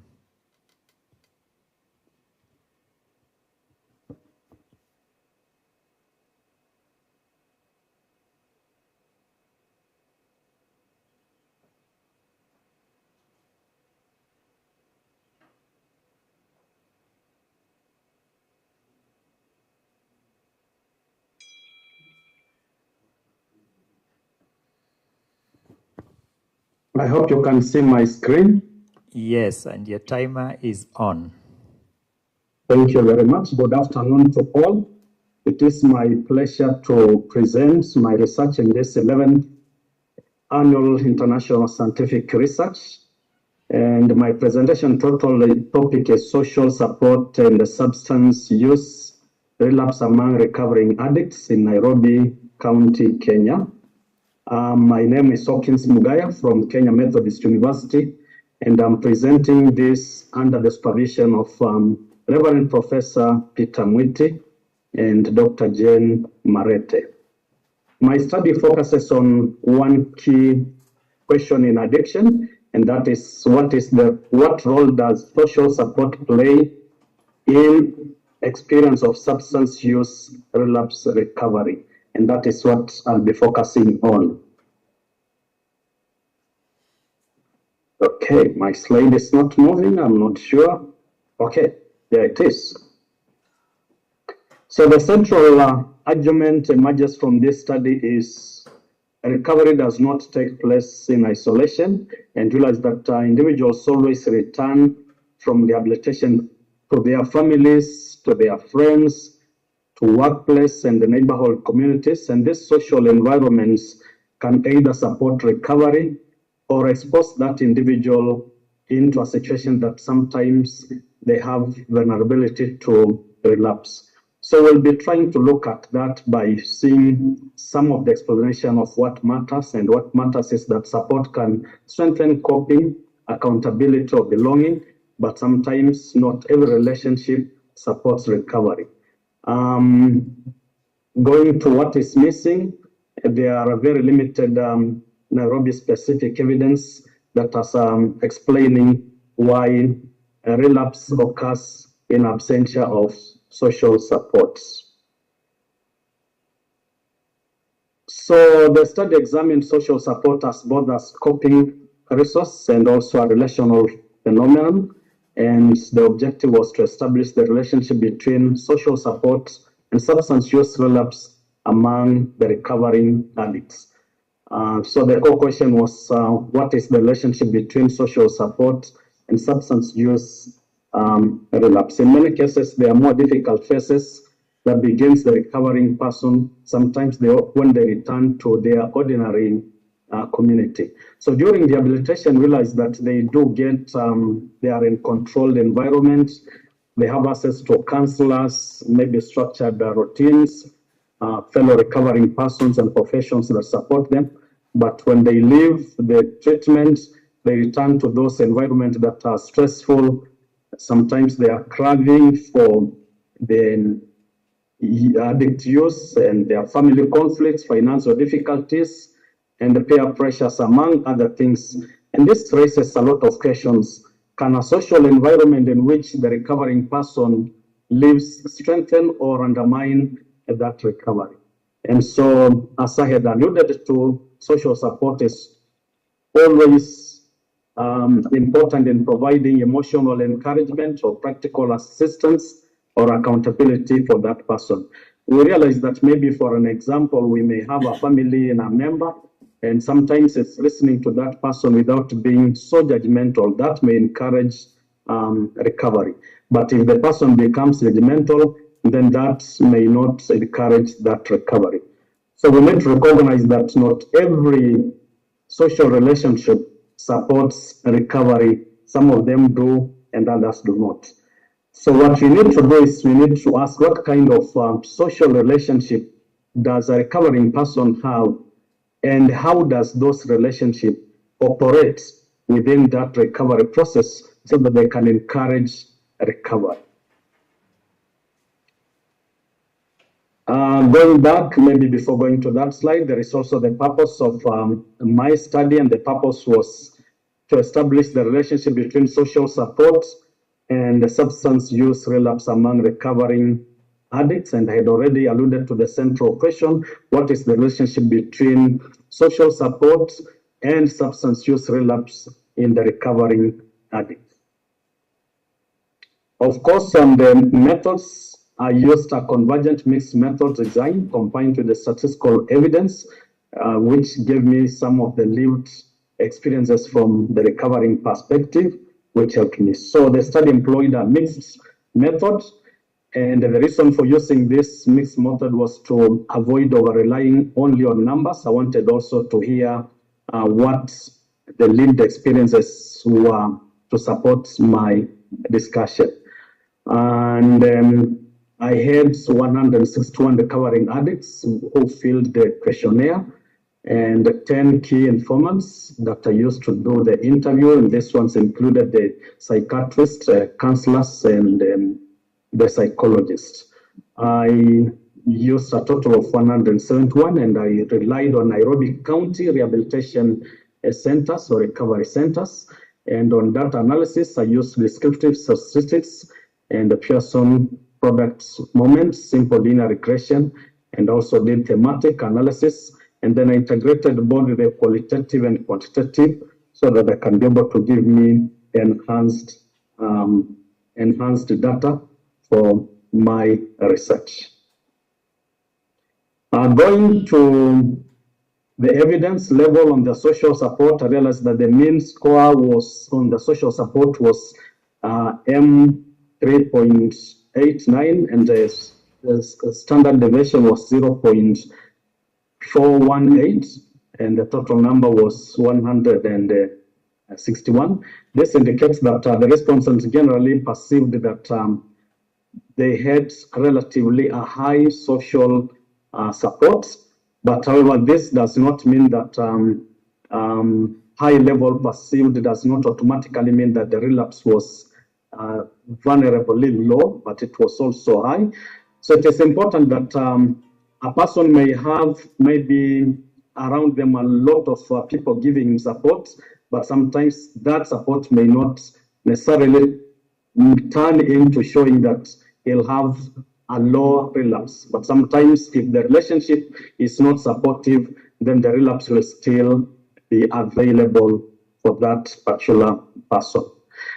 On the qualitative study, it showed that the quality and direction of social relationship matters very much.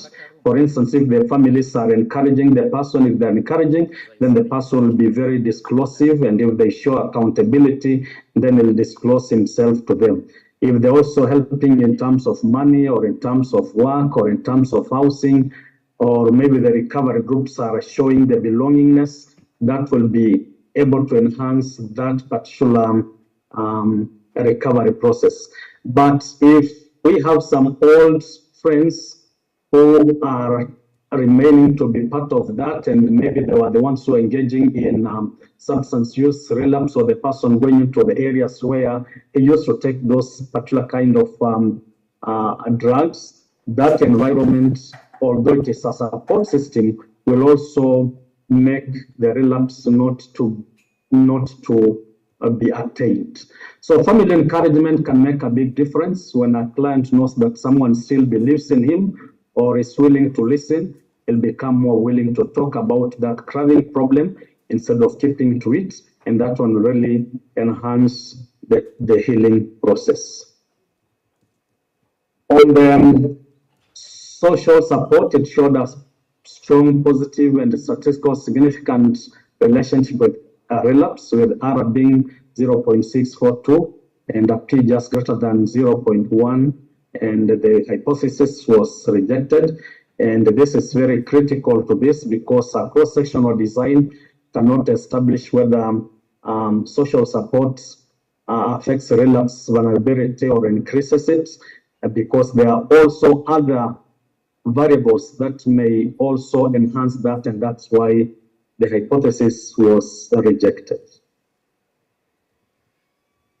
Moving on to the significance of predictability of the relapse, we realized that this information that I found, what made it to be new was that in my research, I was able to contribute into the conceptual contribution by getting some empirical evidence, and maybe this can be used into making some models that can be able to help in the interventions of helping the drug addicts to be able to change their behavior.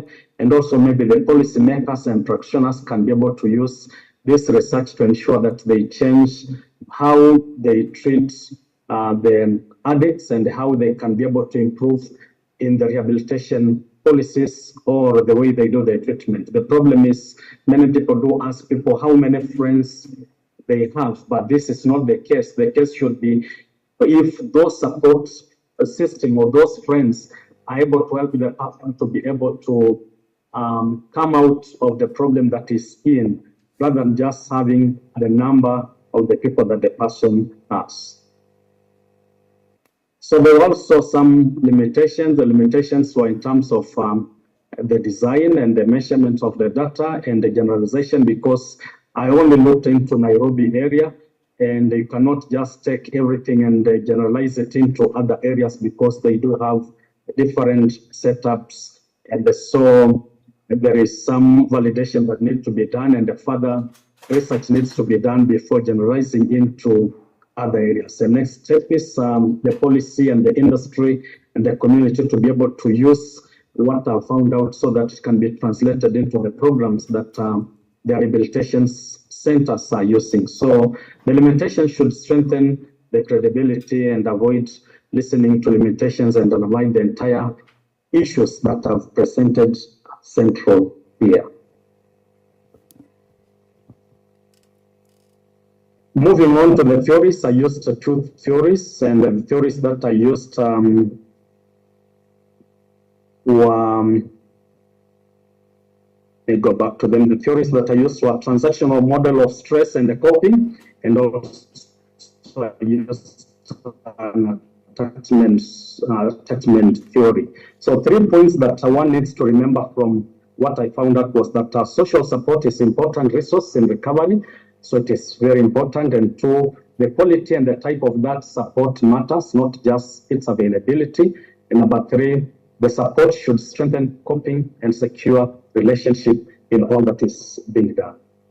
So basically, as I said, the question is not simply whether the recovering addicts have social support, but the question should be whether that support that's available to the recovering is supporting that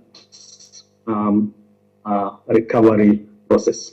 So again, as I finish into my interpretation,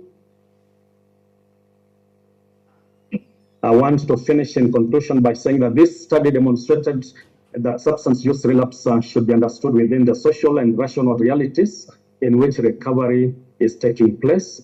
The findings also show that there is a strong association between social supports and the relapse, but they also remind us that association is not a causal issue.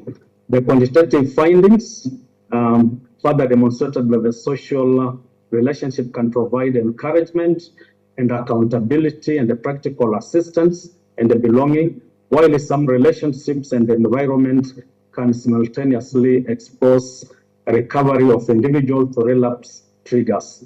The implication, therefore, is clear that effective relapse prevention requires more than treating an individual in an isolation. It requires strengthening the individual's recovery supportive social environment. And so I'm very grateful for you all listening to my presentation. Thank you. All right, thanks, Hawkins. Keep checking the chat. Anyone else who has a comment to Hawkins, you can post your questions in the chat. We are now coming to the last presentation, and that will be Sharvari Raut. Yes, sir. I'm sharing the screen.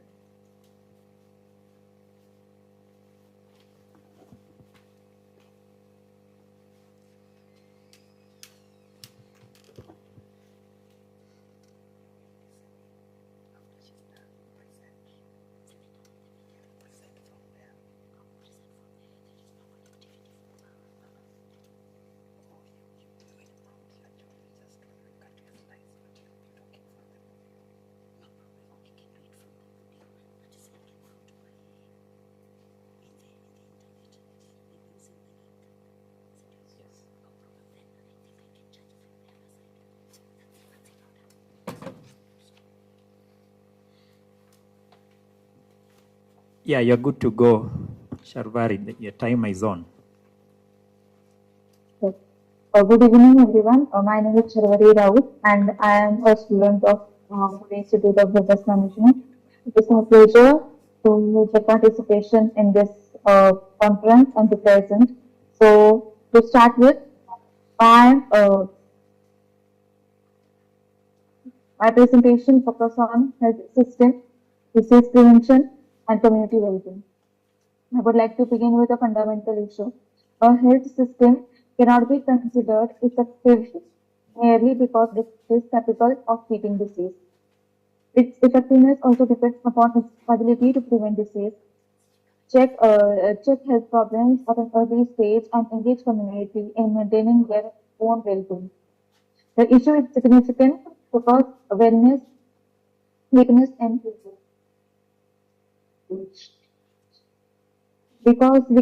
in assessing prevention, health information, healthcare resources, and community participation can ultimately affect not only individual health outcomes, but also social and economic well-being of communities.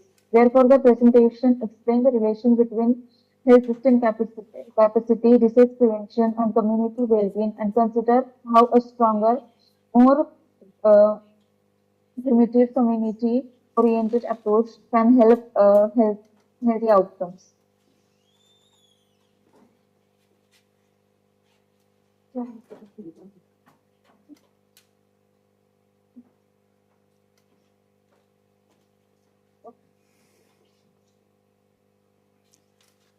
She's frozen, or it's on my side.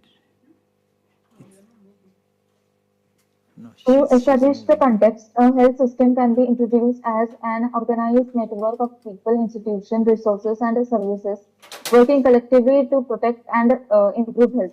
However, the purpose of health system extends beyond the delivery of medical treatment. An effective system must provide accessible, affordable, and quality healthcare while simultaneously promoting prevention and health. This leads to the central question of this presentation. How can health system integrate? How can health system integrate disease prevention and community participation in order to improve overall community well-being? The purpose, therefore, is to examine the major component of a health system, understand the different level of disease prevention, consider the role of primary health care and community participation, and identify practical approach for strengthening the health system. The central message I want the audience to take away is a strong health system is not simply one that treats illness effectively. It is one prevent illness, able early intervention, and creates healthier communities. To understand how such a system can function effectively, we first need to examine its fundamental components. The first component is the health workforce, including doctors, nurses, community health workers, and other professionals. Their availability and disruptions directly influence the system capacity to deliver care. The second is health facilities and essential medicals, which provide the physical and clinical foundation for healthcare delivery. Third is the health information and digital health system. Reliable information is essential for identifying the healthy needs, coordinating services, and supporting informed decision making. Finally, the leadership, governance, and public health policies provide the institutional direction required to coordinate this element. Therefore, the health system should be viewed as an interconnected structure rather than it as a collection of individual services. Its ultimate objective, as reflected in the presentation, was to deliver safe, people-oriented and continuous healthcare. Prevention can be understood. Prevention can be understood across various levels, three levels. Primary prevention operates before disease occurs. Secondary prevention intervenes at an early stage of disease development through screening, regular checkups, and timely diagnosis. And the third, prevention addresses the consequences of established diseases by reducing the complications, disabilities, and long-term impact through treatment and the rehabilitation and the disease management. Primary healthcare provides the critical connection between the health system and the population. It prevents the first and the most accessible level of care and perform function that extend from health promotion and education to immunize, material, and child service. Early detection and treatment and the management of the common clinical illness. The significance of primary healthcare is therefore both clinical and systematical. At the clinical level, it enables early identification and management of health condition. At the state level. Effective primary care can reduce unnecessary pressure on hospital and community care. Effectiveness of prevention, however, depends not only on healthcare institutions. It also depends on the participation of the community that this system can systems are designed to serve. At this point, I would like to move to the conceptual framework. Major challenges. Despite the potential of these approaches, health systems continue to face all these challenges. Representation identifies unequal access to healthcare, shortage and uneven distribution of health workers, high out-of-pocket expenditures, limited infrastructure and medical, and the increased burden of non-communication and increased burden of the increasing diseases. These challenges should not be viewed independently.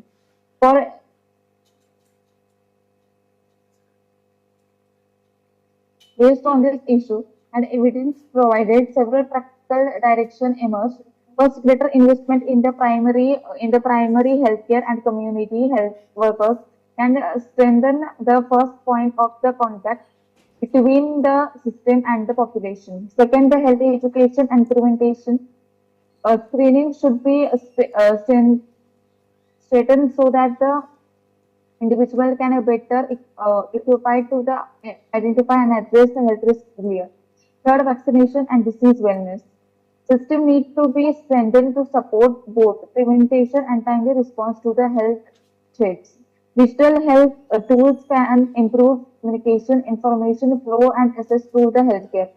Essential medicines and service need to remain financially accessible because because effort is an important component of the meaningful healthcare.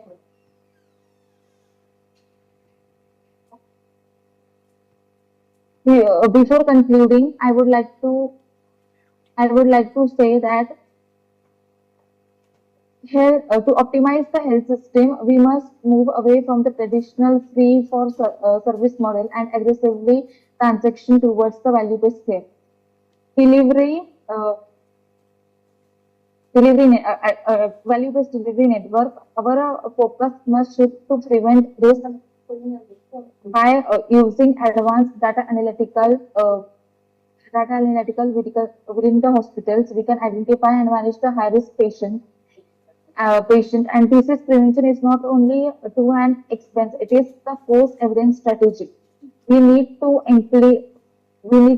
target the secondary screening and mobile health entities to drive ED revision protocols. Thank you.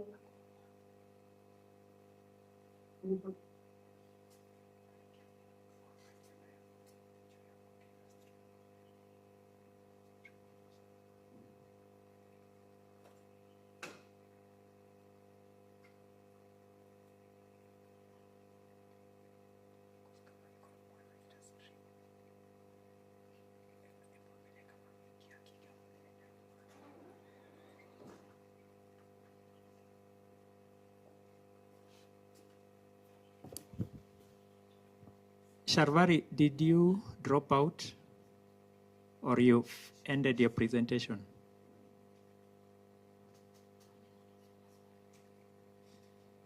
Sharvari, can you hear me?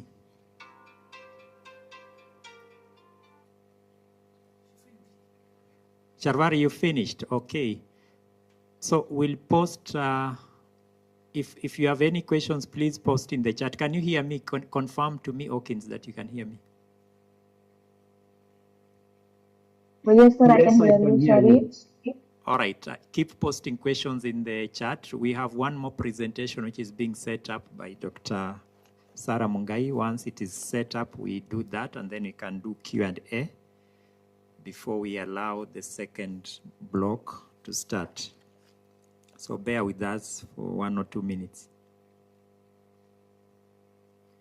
But keep the questions in the chat. You can put the @sign, you pick the name of the presenter, then they will respond to some of the questions.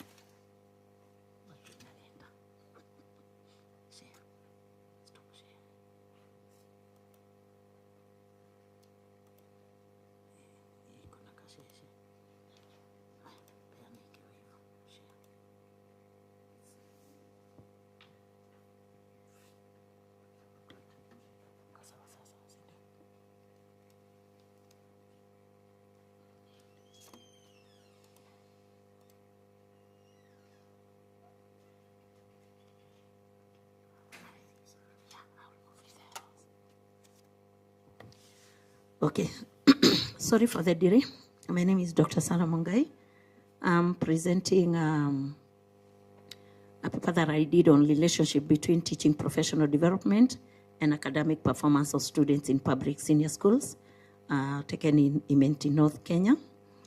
And the statement of the problem is concerning the limitation participation that we have in the teacher professional development, whereby we find the teacher's capacity is not well enhanced to provide quality instruction and hence contributing to low academic performance among the students. And what is happening, teachers hardly have any developments that they undertake as they are teaching for their knowledge to be developed or increased in their teaching profession when it is during their delivery of their lesson. And this was a study that was done by Zuka and others in 2021. This has resulted to teachers teaching very old information, and this blocks the learners from having critical thinking, according to Joyo and Joyo. And also with the trend that we are having for the CBE, we find that one of the competencies that we are emphasizing is for making our learners to become critical thinkers. And by going by this, whereby teachers are using old information, it can make our learners to drag behind.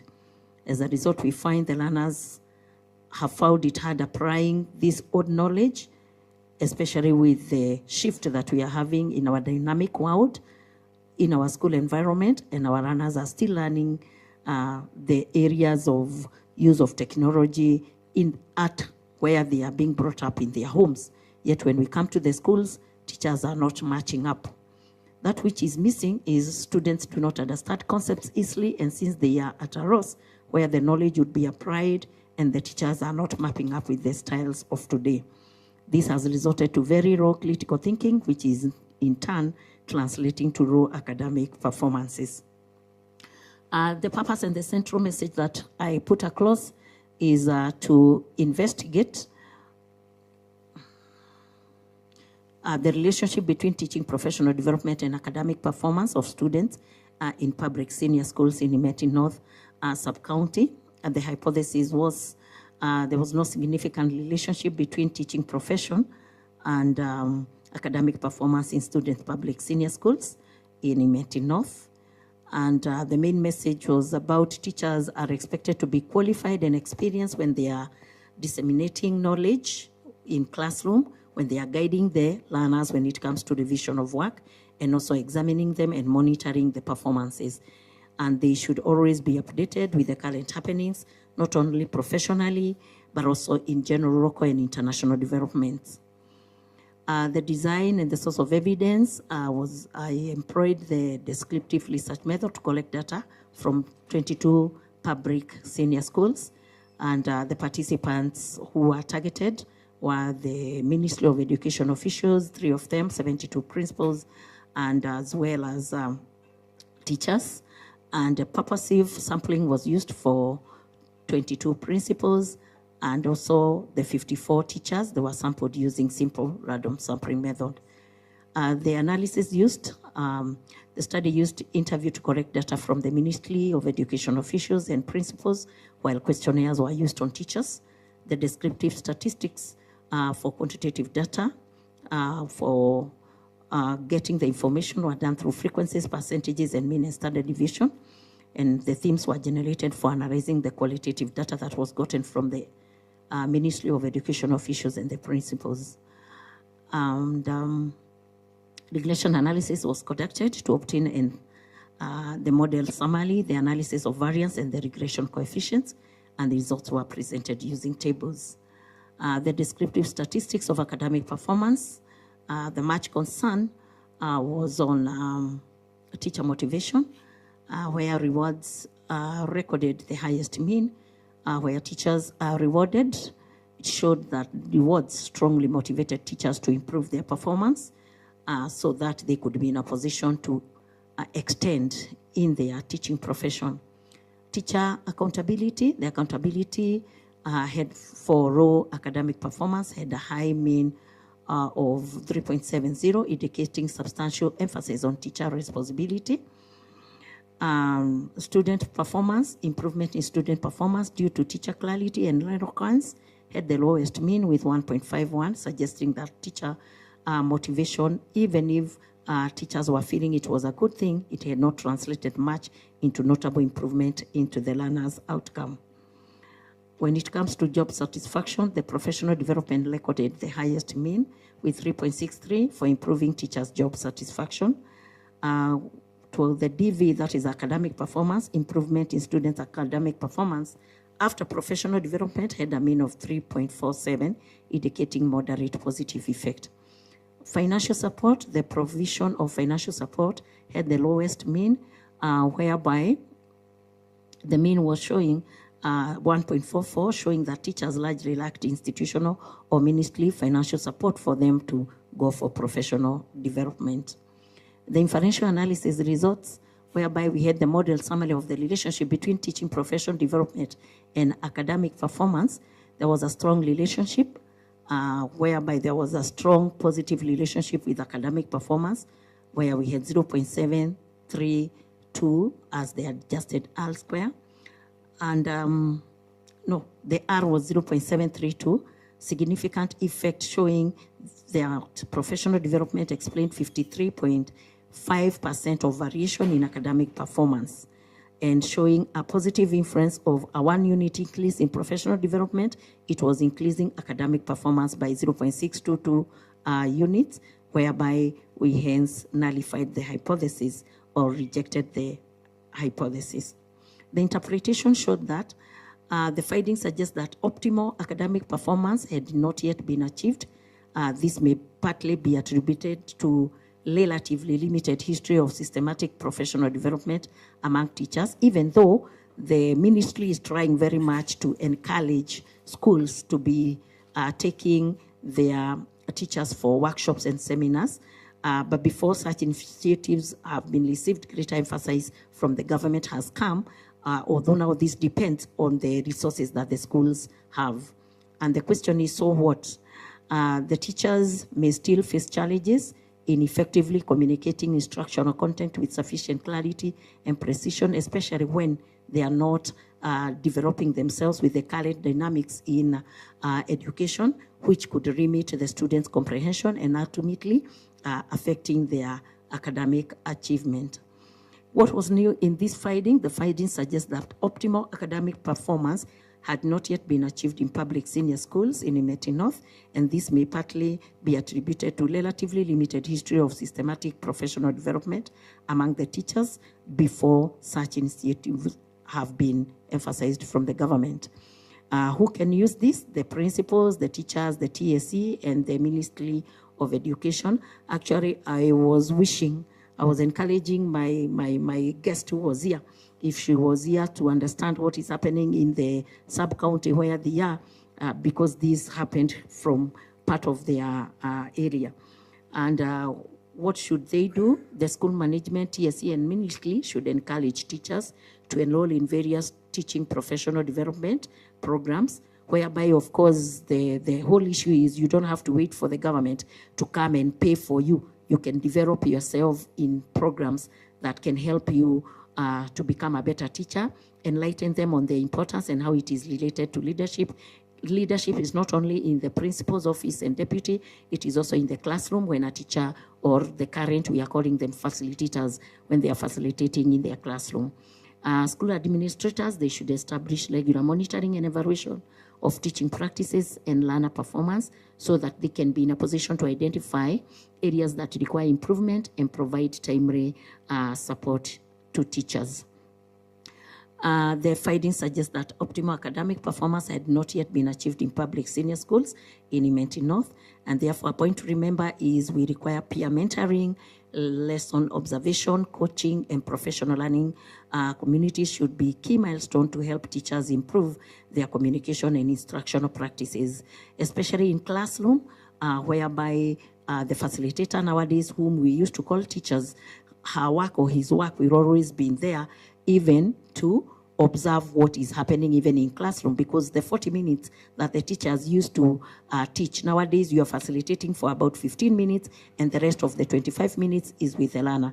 And therefore, when you come to classroom with old information, the learners will always be ahead of the teacher because the learners are very conversant with the digital literacy that they are coming with from their junior school and joining senior schools. Thank you.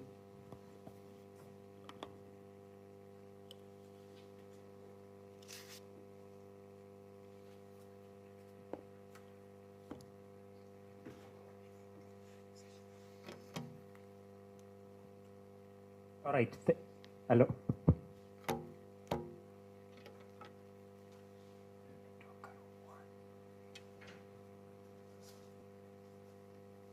Hello, can you hear me?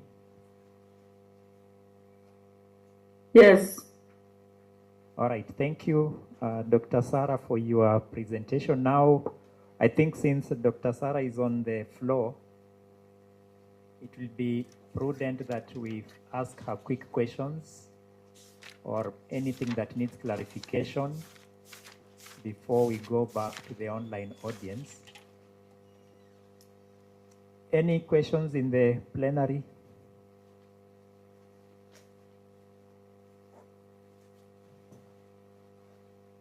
Alake, you have no question? Okay. Online, if you've been listening, do you have any questions to Dr. Sarah Mungai? The topic is relationship between teaching professional development and academic performance of students in public senior schools in Imenti North. Relationships. That is the research question. Is there any comment? Right, go ahead, Sarah.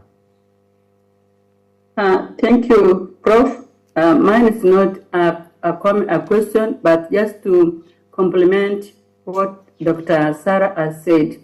The relationship between the teachers and the learning of the current regime. It is true, exactly I've just followed, that what is happening in the schools, even the teachers themselves, especially the grade 10, when they were entering into those senior schools, the teachers were complaining they have no adequate information, understanding, knowledge, so the study is very relevant. Thank you. Right, thank you. Any other comment?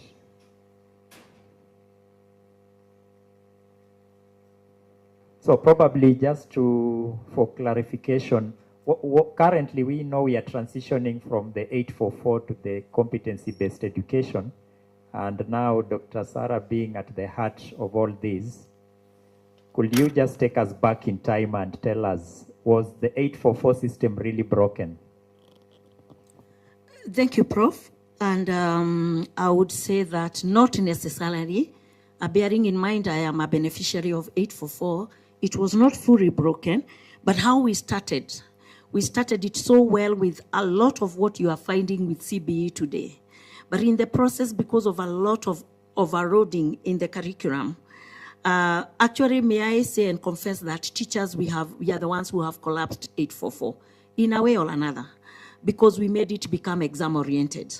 The years that I will concur with Dr. Kanini, the years we started as the 844 pioneers, because I'm among the third or the fourth class 8. As we used to have workshop whereby a lot of work we used to do practicals. But in the process, teachers corrupt this thing. You see the way when you are in the system and then you are told, can we collapse all these things to become one? We collapsed. The teachers collapsed 844 so that it could become more of exam-oriented, so that kazi irahisike haraka, no practicals. But I'm telling you, this 844 from where I sit, because now I am a pioneer of CBE, it's because I'm feeling these kids are being given what we were supposed to be giving in 844. But in the process, we kept on making it even become like milking cow, so that we can be making learners become grade-oriented. But that's not what was the original thing for 844. I'm just praying and hoping that we will not end up with CBE the same way we did 844. So 844 somehow, we collapsed the things to make it like a one-stop thing, a stop stage moja, exams, Peter, tusonge. That is how it became. All right, and probably one final question just connected to your presentation. CBE is still relatively new. The senior school, I think now we have the first cohort, that is grade 10, correct? Yes, yes. So how are you able to quantify their level of academic performance, or is it just school-based? It is not a reflection of the national outcomes?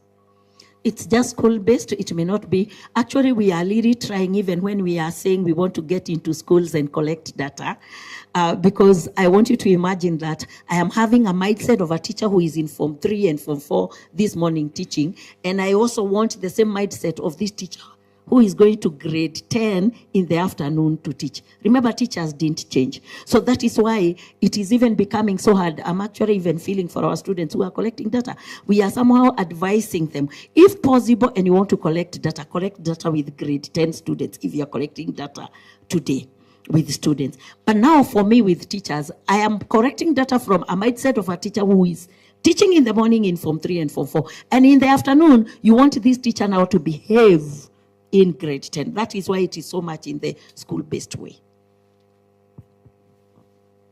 Thank you, Madam, for your presentation. CBC is very encouraging system, but recently, Executive #1 promised informal education system and Islamic religious institution to be incorporated in CBC by recruiting teachers and also putting them in CBC system.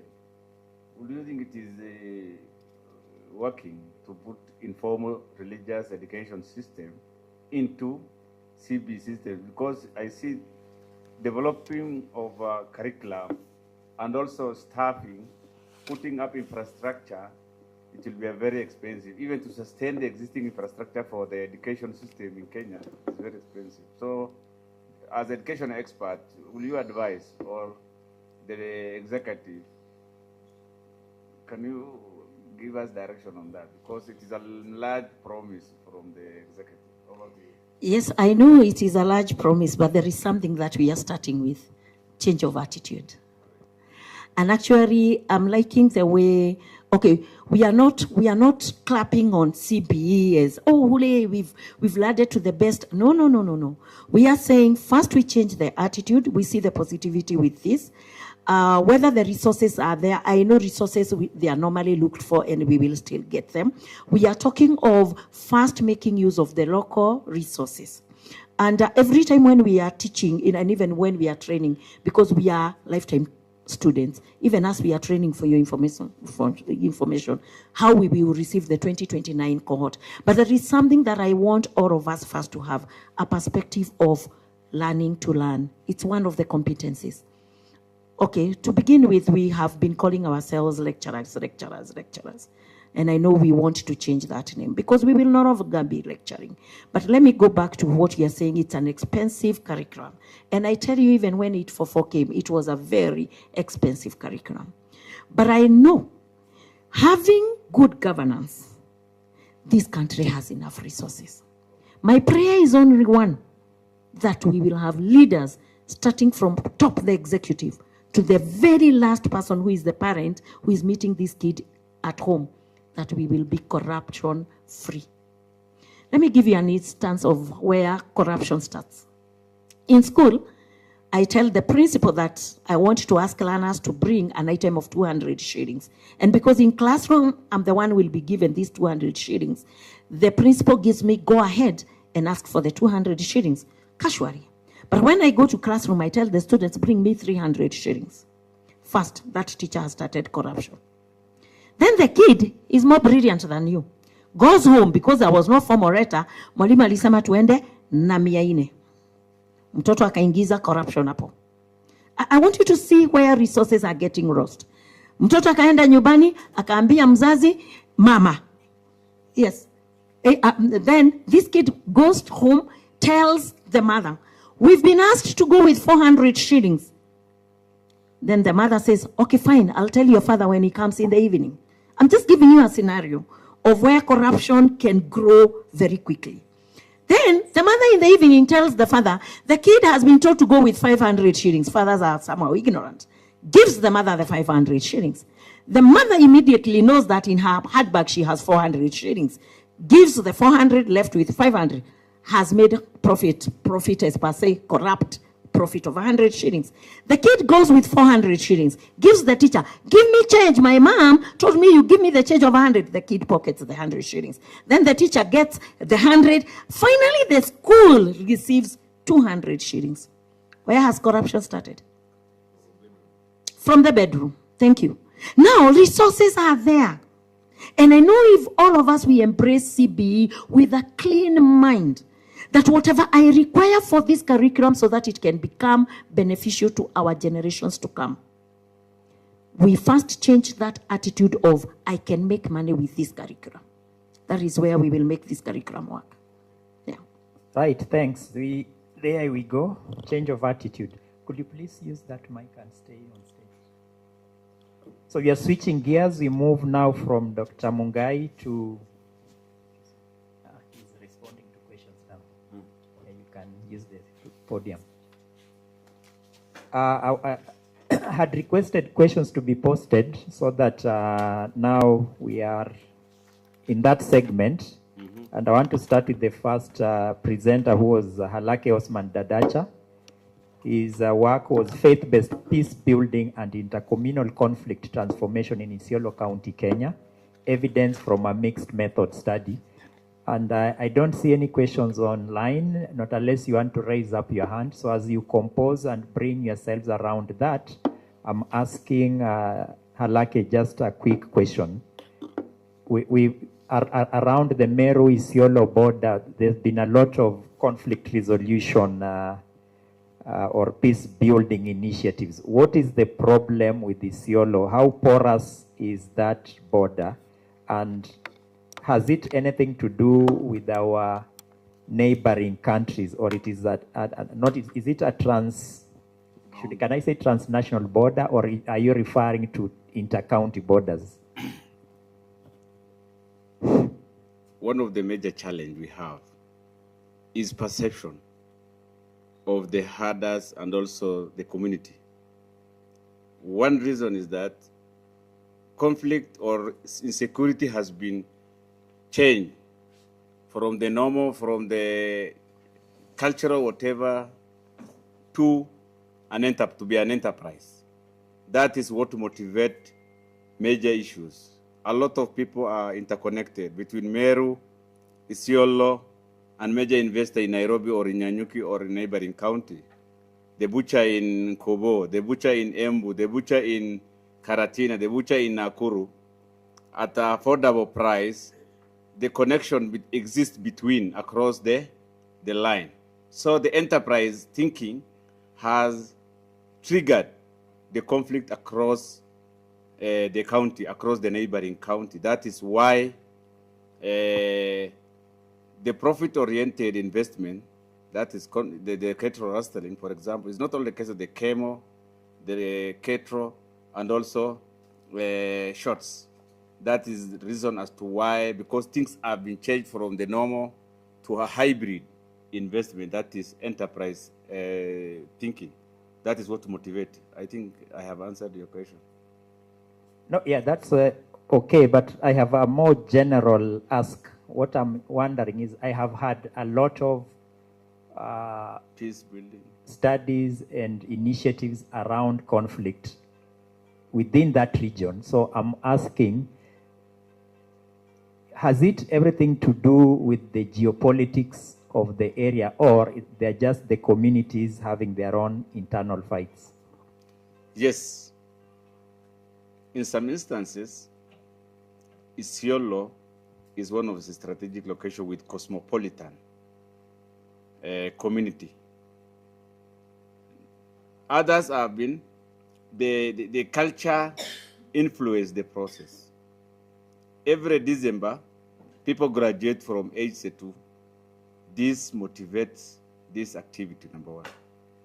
Another issue is that across the county, we have resource-based conflict. Resource-based conflict, Professor. So these resources is being induced by climate change. So most of our friends are coming from Samburu County, passing Isiolo, coming into Isiolo, coming into Meru County, the Rakanidi side, East County. So always there is a lot of intervention from the county, Meru County leadership to push livestock from the center, so from the farms. So that is major challenge.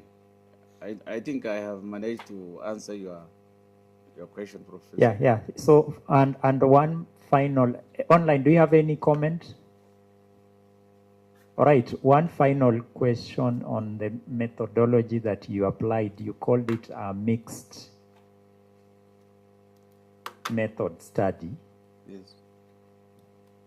How exactly were you doing this? And specifically, you might shed more light on how you designed the qualitative approach. Yes, mixed method research. We use exact tool that supports 456 respondents. 456 total respondents that we received. We have 384 households. That is direct questionnaires. We managed to have key informants because security are the custodian of certain agency within the county headquarters. So we have focus group discussion. These are the elites within the society, the civil society representative, the security chiefs, the religious organization, the peace, the business community within the locality, within the ward, and also youth, women groups. These are all engaged in one. This, we managed to use both qualitative and quantitative tool to collect data and also to analyze. This, one of the critical issue and message is that we meet the security agency. They hardly give you the intelligence information on security issues within the county or within this county or within the ward. So the major issue, you go to the ward peace committees, where they have a very concrete data to share with the researcher. So this is a very sensitive issue. We managed to have a very mixed tool to collect data and also to get information and also to have observation. And also, me, I'm resident of Isiolo County. I'm now 49 years. All my life, I'm brought up in the same environment, school in the same environment, married, and my child suffer with within the same environment. So the challenges, I myself, I have to twin, to adjust and also meet the people within the locality so that to get right information from them. Okay, so thanks for that. Maybe finally, as you see it in one or two words, the faith-based approach, was it interdenominational? Absolutely. Or, absolutely. And does it across the religious and the Christian organization within Isiolo? Okay. Absolutely. Madam, ask one thing. You have a question? There is a daughter of the soil. Want to inquire a lot.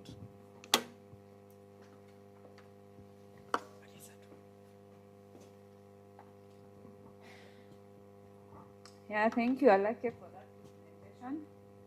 Yes, I'm from Isiolo too. And I understand we have different structures within the county or within the community that are managing conflicts. And they all have different structures and different approaches on how they are going to work around the conflict. Now, the approach that you have been doing research about on the phase-based, is it going to integrate all other interventions that was applied in the different structures? Because even for the resource-based, there are some who are managing pastures, there are some who are managing water, and there are different structures within the community. So the faith-based approach, is it going to incorporate all of these, or it is solely relying on faith-based approach only? Yes, wonderful. I'm saying in my presentation, religious institutions are the only trusted institution in the society. Trusted from the village, trusted from the location, wards, sub-county, and even to the county level. Nowadays, we have a new institution called Interfaith. Interfaith is an institution that consists of Muslims and other religious churches within the locality. They have even from national level, they have interfaith institutions. So these people are well trusted within the locality. Because of that trust, they are the right people who can engage and also meet, intervene all levels of issues within the society. They have that open passport to access everywhere. That is the reason as to why we confirm that religious organizations are the trusted institution that can manage conflict within the society. That's my take. All right, thank you for that. Now we move on swiftly to the online audience. To him. Yes, please do.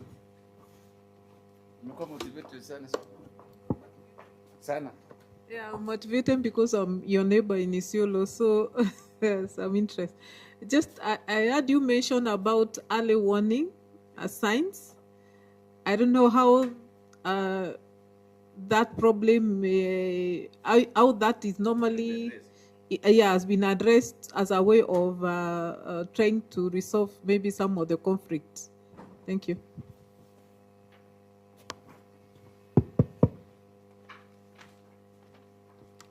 In Isiolo and major northern counties, we have hotspot areas, hotspot corridor across the county, across the major networks, road networks, the connectivity that exists within the county, from Isiolo to the border of Moyale, Ethiopia. So the religious institutions will give, there is, at locational level, we have household managers, agents within the locality. So normally, even the cattle rustlers, they move from a village to pass through the location, buy some issues, and then supporting items from village and also going towards the other direction. In that line, always there is that leakage. Early warning system can be received through networks of the household, through networks of chiefs, through networks of the council of elders, through networks of peace committees, through the county assistant county commissioners, and through the sub-county commissioner, and through the county intelligence security committee. Through that networks, normally they can share intelligence reports with, so that the religious leaders can intervene from that direction. Even through the local radio, they can give. These seasons, we have a lot of arrests, for a lot of issues that is coming from top down. So try to manage your youths, your morans, your whatever. So there is that networks management within the institutions, from county commissioners even to the villages. So to active. Yes. Over. Thank you. Right, thanks. So online audiences, do we have Janos online, or he dropped out? Janos Boli.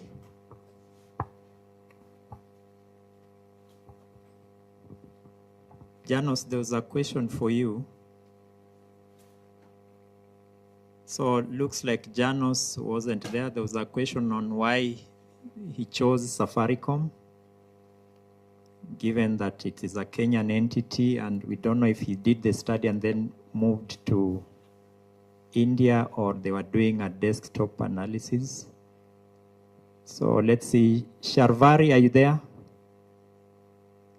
It's probably late. They are ahead of us by, is it 2.5 hours? So they might have left. Sharvari. All right, Sharvari had a couple of questions, actually around 3. So let's get back to Hawkins. Hawkins, are you there? Yes, I'm there, Professor. Have you seen the questions online? There was one question which was asking about the structural design approach that was employed in qualitative study design. And my response is it was a descriptive quantitative approach where I gave some interviews and then I did through the thematic processing procedure to get the response from the key informants. And then there was also the issue of talking about significant relationship. Yes, using the word relationship.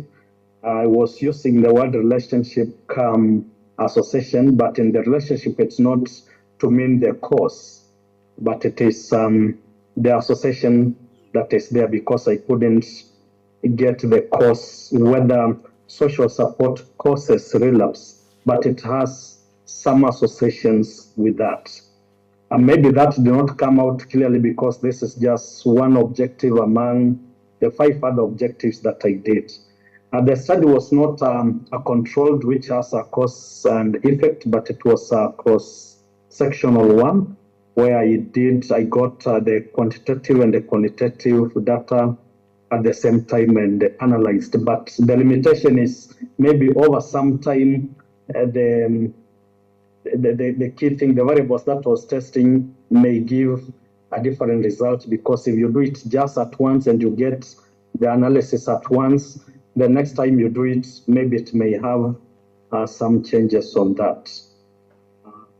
And that is why now the issue of why did I switch from relationship to interpretation, that of course I've alluded to that. On the issue of, sorry, Hawkins. I think the question is mixed up. The concept was, you have just already said it is a cross-sectional study, but in your explanations, it looked like it was a cause and effect study, which means you can't really see those effects when you do a cross-sectional study. But then at another point now you use the correct word, associations, and I was wondering what kind of a study was it, but you already clarified it was a cross-sectional. Yes. Yeah. Yes, I've clarified that. Thank you, Professor. Okay, do we have any comments to Hawkins, because he's the last person? I guess the rest of the members are waiting for the next session, which we should commence immediately, and I will pass the baton to my colleague, Dr. Dorothy Kirimi, to pick up from block, this will be block 8, and then block 9, and finally, I thought we had 10 blocks, and block 10, yeah.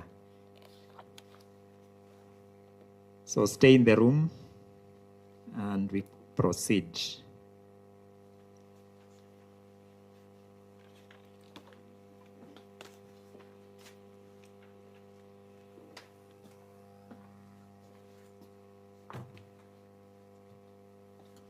Are you logged in? You're logged in? You're in room 1 already? No, Basi utakuja utumie hii. Hawkins, do you have another presentation later?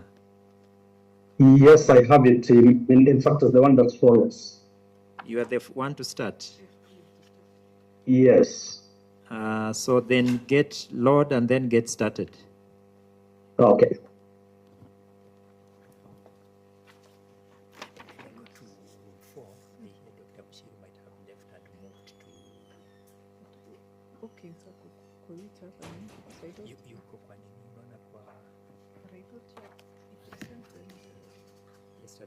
Self-regulation and substance. The one he has presented in the... Thank you all. I think you can see my slide.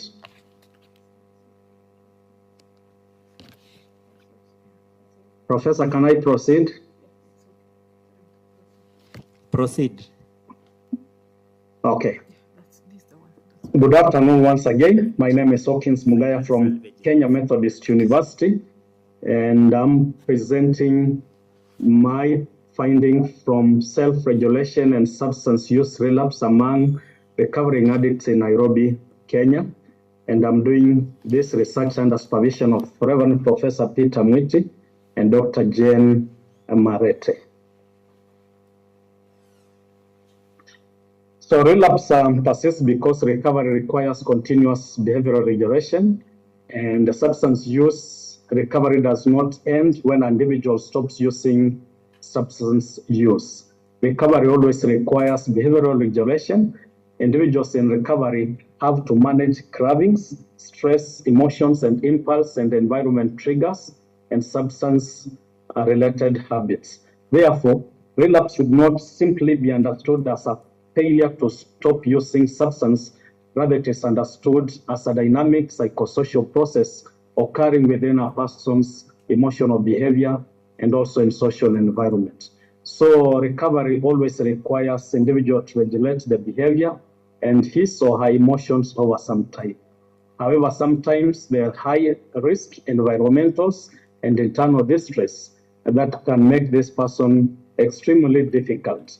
This is important because self-regulation may help recovering addicts resist the urges and avoid triggers and maintain routines and replacing substance-related behaviors with healthier alternatives.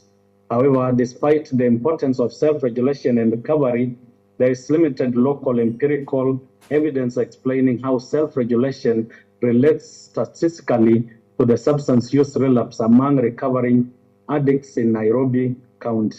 Therefore, this study focuses especially on the empirical relationship between self-regulation and substance use relapse among recovering addicts in Nairobi County. On the purpose and message, the study tested whether self-regulation was related to relapse. And so the purpose was to study and to determine the influence of self-regulation on substance use relapse among recovering addicts in Nairobi County, Kenya.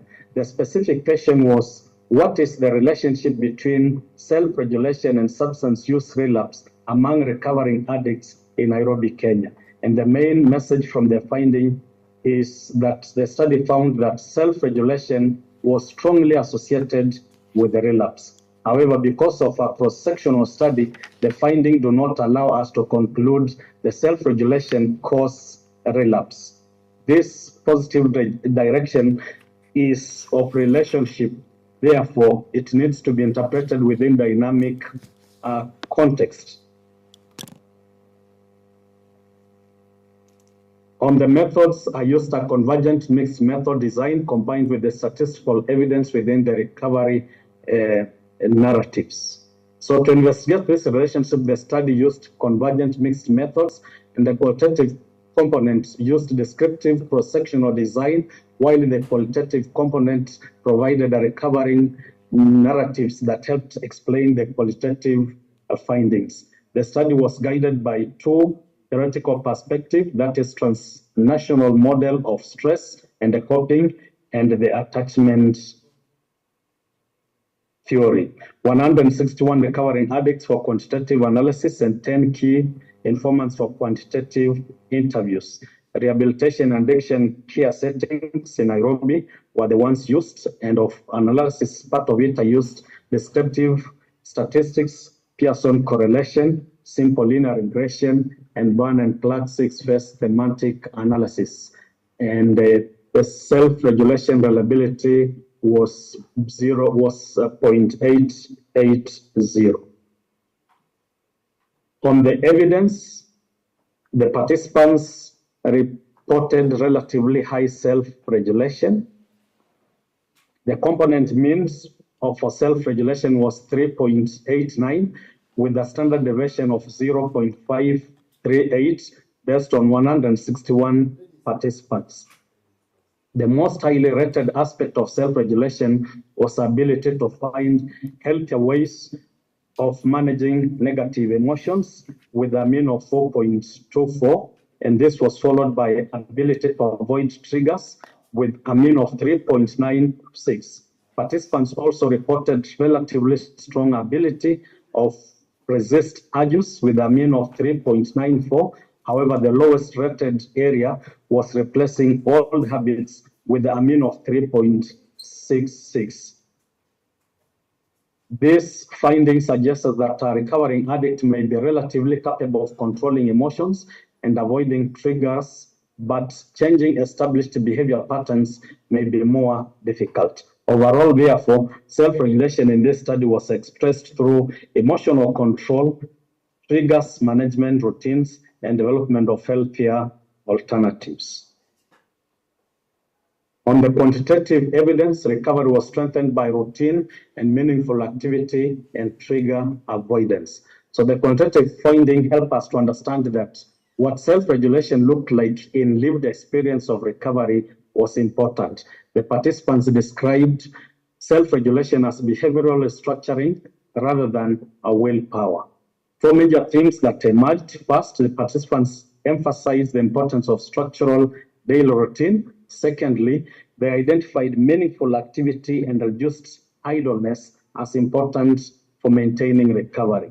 Third, they emphasized avoiding people and places associated with substance use. And fourthly, they described the importance of regulating emotions such as anxiety, anger, frustration, and cravings.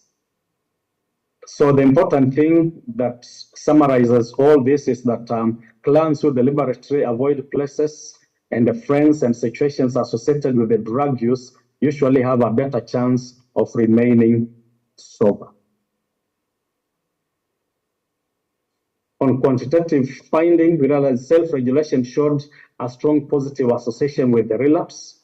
So Pearson correlation showed a strong positive association between self-regulation and substance use, and the coefficient was R of 0.762 and the p-value less than 0.01. This indicates that the regulation analysis also showed that the self-regulations explains approximately 58% of the observed variance in relapse course and representing R squared value 0.058. And the regression model was statistically significant with F of 1 and 159 equal to 2.1962 and a P less than 0.001. The standard regression coefficient beta equal was 0.762 with a P less than 0.001, while the standard coefficient was a B equal to 1.1012. When you look at this at first glance, you will normally expect a stronger self-regulation to be associated with lower relapse. Therefore, it is important not just to interpret this result, meaning that self-regulation can cause relapse, but it is good to say that it is associated with a relapse effect. This brings us to the interpretation of what I've indicated above there to show that the positive association may reflect intensive or intensity of recovery challenges. The data here shows that individuals who have high self-regulation scores also reported higher relapse scores in this sample. So we should understand apparently what is expected on this, and one possible explanation is that people experiencing stronger challenges may actually engage in more intensive self-monitoring and regulatory efforts. For example, if we have an individual experiencing stronger cravings from previous relapse experiences or emotion distress or threatening environment, may need to work harder to regulate themselves. Therefore, in this situation, we find that higher self-regulation may partly reflect intensively in the challenges that a person that is trying to attempt to manage the relapse. Of course, I use the transnational model of stress coping, which provided a way of understanding the pattern, and also used attachment theory. Those two theories complemented each other to help me in my findings. And therefore, the finding is consistent with the dynamic and the contextual dependent understanding of self-regulation. The contributions realize that relapse prevention should be strengthened through regulations while changing the recovery environment. What does this then contribute to? These studies contributed to one, it first provided Nairobi-specific empirical evidence on the association between self-regulation and substance use relapse among recovering addicts. Secondly, it demonstrated why positive association should not automatically be interpreted as evidence that self-regulation causes harm. The findings have practical relevance for several groups. First, to the rehabilitation centers and counselors and psychologists, and to the families who normally have aftercare programs to improve and to be able to align it to the findings. Based on the findings, we realize that relapse prevention should include training in impulse regulation and emotional regulations. Individuals also should be helped to identify both internal and external triggers. Rehabilitation programs should promote structured daily routine and meaningful activities. There should be also deliberate efforts to help recovering individuals replace old habits with healthier alternatives. And finally, recovery should be supported through strong relational and aftercare support. My recommendation of action is therefore self-regulation training should become a continuous component of rehabilitation and the community aftercare. Importantly, intervention should target both individual and the context in which the recovery occurs.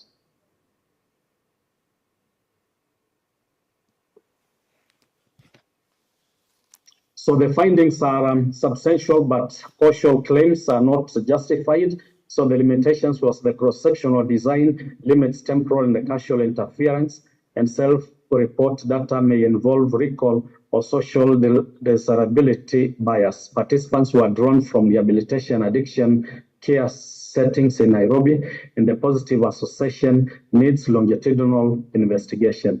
Next step, we need to conduct a longitudinal study to test temporal ordering and then examine whether self-regulation is protective or reactive or both, and then strengthen post-discharge community-based follow-up. And finally, integrate behavioral, emotional, and interventions. Final message, self-regulation operates within a complex recovery environment. So self-regulation was strongly associated with relapse, but the results should be understood within a dynamic response within the challenge recovery context, not as evidence that self-regulation causes relapse.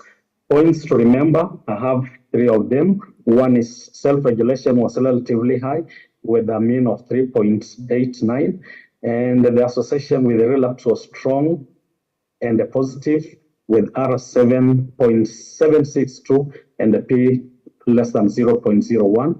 And relapse prevention should combine regulation skills, trigger management, and structured routines, relationship, and especially aftercare. Thank you very much all for listening to me. Thank you very much, Hawkins, for that good presentation.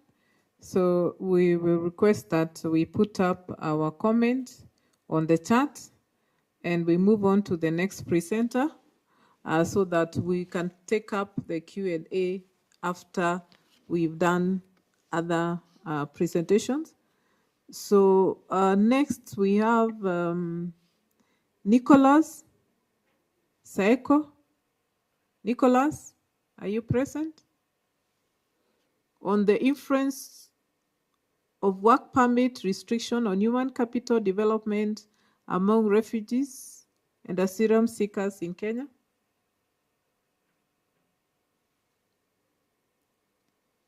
Okay.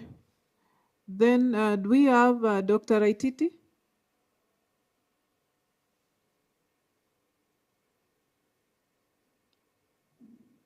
Dr. Aititi, Stephen? Okay, who is the other presenter in the room? I can see Raititi present, but you're muted. I'm also presenting. What is your name, kindly? Sarah Esnyan. In the last team. Okay. So we can... I'm present. Dr. Raititi, you're ready? Yeah, I'm present. All I can go ahead. Yes, if you want me, I can. Yeah, we can take you up. Then after that, Sarah, be ready. So we'll start with Dr. Aititi. Yes, thank you. Then after Sarah, you can get ready. So for the Just others, a you can moment, I put up beg. your questions to Hawkins on the chat so that he can be able to check on them, and when it's time for Q&A, we can be able to answer. So we'll have Dr. Ititi, then Sarah, then we'll see whether Nicholas will be ready by then. If he's not ready, then we'll have Sarah after Dr. Ititi.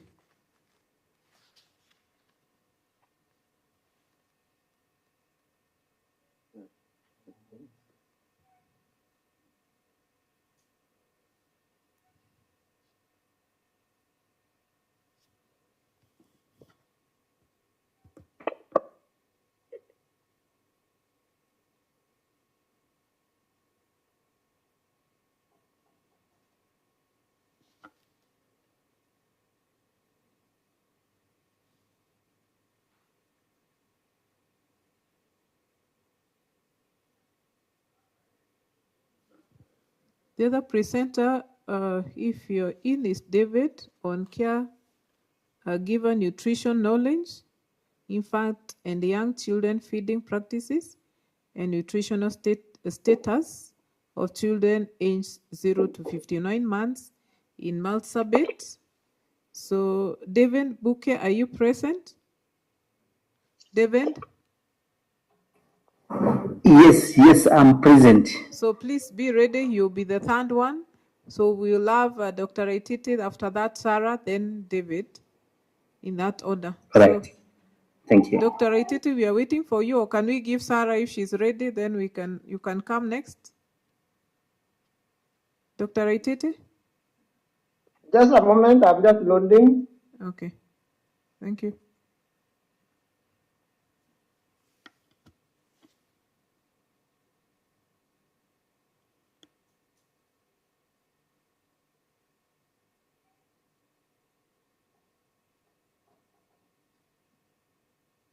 To give every student, whether local and international, the opportunity to pursue their academic dreams. KEMO is striving to achieve cherished vision of raising a new generation of transformational leaders, well grounded in professional and academic expertise. Enroll today and join programs in science and Presenters, kindly technology, have your education, presentations business, ready so that when you're called upon, you can just be able to put your presentation on the screen. Ititi, we are still waiting. We can't see your presentation.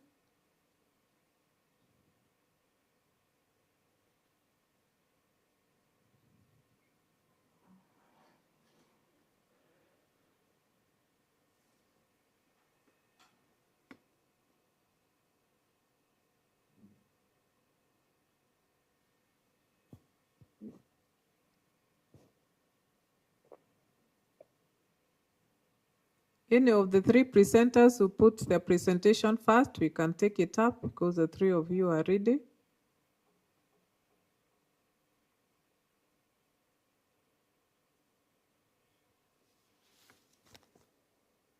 Can you see my slides there?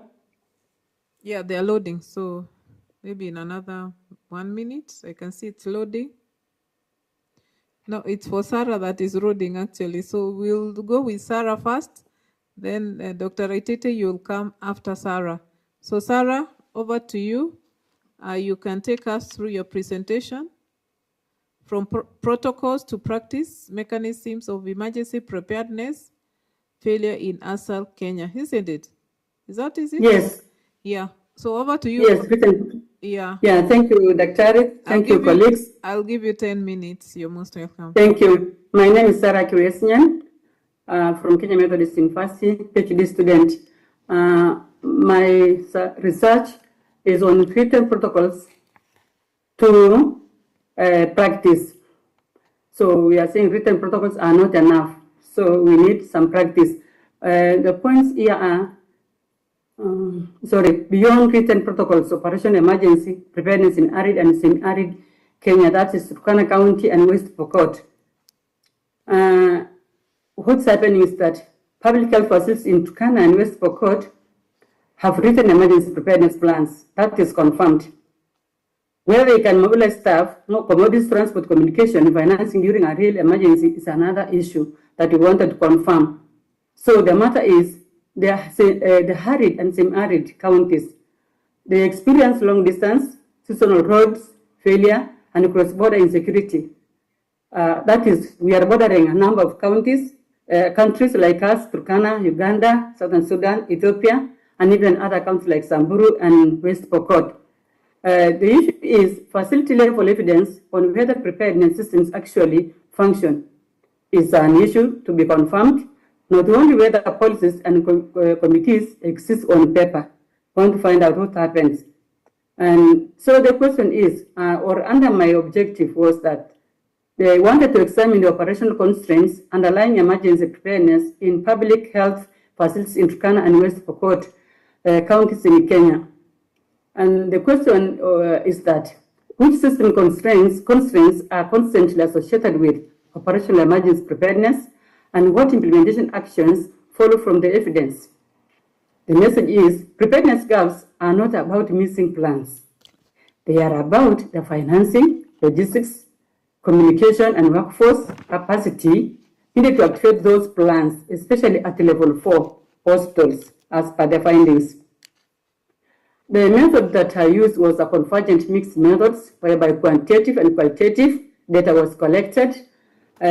On the design, we used convergent parallel mixed methods, as I have mentioned, whereby healthcare workers survey was conducted on quantitative. The managers, that's county health management team, sub-county health management team, interview was conducted on key informant interview, and the participants, the sample size was 565. That was health workers plus the managers. We had 39 public facilities, level 2 to level 5, which was 100% respondents gave the information. We had 25. Among the 565, 25 were the key informant interview respondents from the county and the sub-county. And so the analysis that we used SPSS version 26 and FIFO 12, which was a hybrid deductive and inductive thematic coding framework method. The ethical approval was obtained from NACOSTI, the school, that's Kenya Methodist University, also from the counties of the study, and also from the participants or the respondents. We obtained their consent. Preparedness scores mask preparation by facility level, whereby here we had overall mean of the level 2 to level 5 at 67% preparedness to emergencies. And we had level 4, which is supposed to be a link for referral between the referral hospital at 62. Again, level 5 had increased of 69%. What we need to know is that the new respondent reported on emergency preparedness index was 7.4% across the 565 health workers who were interviewed. The domain scores were combined with variance-based weights and equal weight version of the index correlated at 0.9. Emergency fund allocation was the lowest domain that scored 3.6 for miniscope, and the largest county gap it was in Turkana County. The weakest domain, but again in Turkana County. West Pokot had exceeded Turkana by 0.28 points. That's the p-value was 0.001. And level 4 hospitals had the lowest exploratory mean versus level 5. That's the referral facility. Managers described 5 connected constraints. What we are trying to, I had 5 objectives, but again during the study we received some, we found that there were some other things. But the key were about the workforce, health workforce capacity to respond to emergencies. We had healthcare, health commodities allocations, immune adequacy. We had the emergency funds allocation. We had the communication strategy and the policy dissemination. And then others came like geography of the area, the HASL geography amplifiers, about the seasonality of the droughts and this traveling so far, logistics, transport, and the rest. So the frequencies show silence among 25 purposefully sampled senior managers. We used purposive sampling for the managers. And the convergence with the survey was that financing was 100% converging with the survey's largest domain gap. Workforce and workforce, it was also 100%. Preparedness barriers, 100% reported, which explains why documented plans are not reliably activated. Yes, there are plans. We found that there were plans, there are documented policies, but they are not implemented. So the evidence that what does the data show is financing, logistics, communication, policy dissemination, and workforce gaps do not act alone. They need to interconnect during implementation. Written protocols and committees exist on paper. That's what was found. But the absence of ring-fenced emergency funds or the support for the facilities was an issue. It was not there to activate during the emergencies. And therefore, preparedness assessments needs to move beyond document review to functional verification, testing whether financing, communication, transport, and staffing actually work under pressure. Yes, the contribution here is useful in a manner that what we found is that we use, or what is new in the study is the use of the mixed methods that was explaining the link between the financing, logistics, communication, and all these in ASAL areas. And the people who can use, national government can use the findings, the county health management team can use, yes, even the researchers can use it. The facilities like the hospitals can use it. How should they use? They should pair documented preparedness review with the functional tests, fund release time, stock out days, communication system checks, and completed drills that can tell us exact preparedness to the situation. Limitations are that the emergency preparedness index is self-reported and not independently validated against direct facility observation. Facility level comparisons are exploratory. No clustering adjustments, and 80.2% of respondents came from level 2 to level 5 health facilities. Yes, interviews were captured as detailed field notes rather than audio recorded. So records are not verbatim and were not returned to participants for correction. Another limitation was that qualitative sample was limited to managers. Yet, frontline workers, patients, and community representatives were not included. They were also supposed to be included in the key information, or in the qualitative, the qualitative study. Next, we wish to have confirm proposed relationships with the objective facility data and a clustering adjusted longitudinal design. We need to conduct a level 4 specific role resource audit, including positive deviance, case studies of high performance with 77.7%, while others were at like 66.6%. Locally cost and test financing thresholds, buffer stock targets, and drill frequencies before adoption as policy should be applied. And therefore, for us, out of this, we need to understand that written protocols are not enough, surely. To carry West Pokot health facilities need the financing support, logistics, communication, workforce capacity to activate them, especially at level 4, where we found that it was performing low compared to other referral facilities.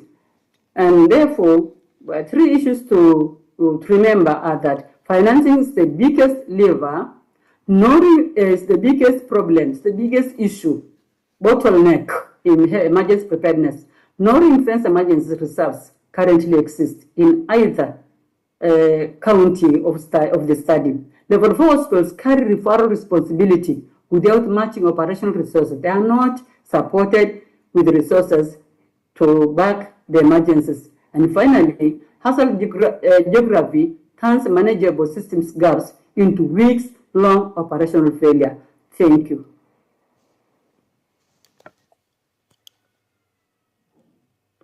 Thank you very much, Sarah, for that presentation. So again, let's put any comments or questions for Sarah on the chat so that we now give Dr. Aititi a chance to make his presentation. Then we can take up we can do the Q&A, and we will then have, David, you also ready? Yes, I'm ready. Okay, then do we have Nicholas with us? Nicholas? Okay, maybe you can do Raititi and David, then we can do the Q&A. Then we'll pick up the other two presenters if they're in. So Raititi, it's your chance. Confirm you can see my slide, teacher? Yes, we now can see. So 10 minutes. And then. Okay. Thank you. This study is actually a question that I sought to answer from empirical analysis or empirical studies. And the question is fertilizer subsidy in the Central Region Economic Bloc of Kenya effective in the socioeconomic livelihood improvement among smallholder farmers, especially in the advent of climate change?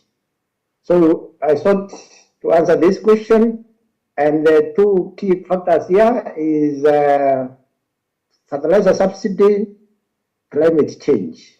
And that's what I want to take us through in the next few slides. So the issues currently is that most soils in Kenya are no longer fertile due to continuous use year in, year out.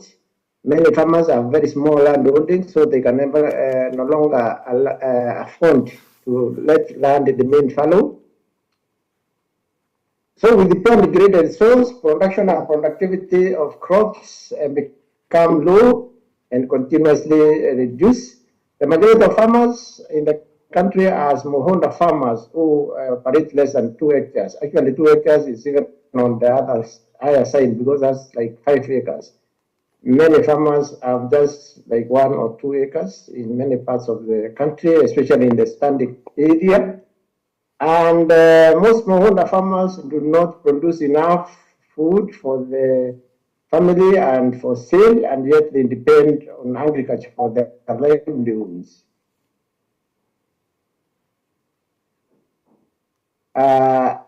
Many, due to this scale of high commercial fertilizers, so they either use locally made farming manure, or they depend on subsidy, and that's where we are going.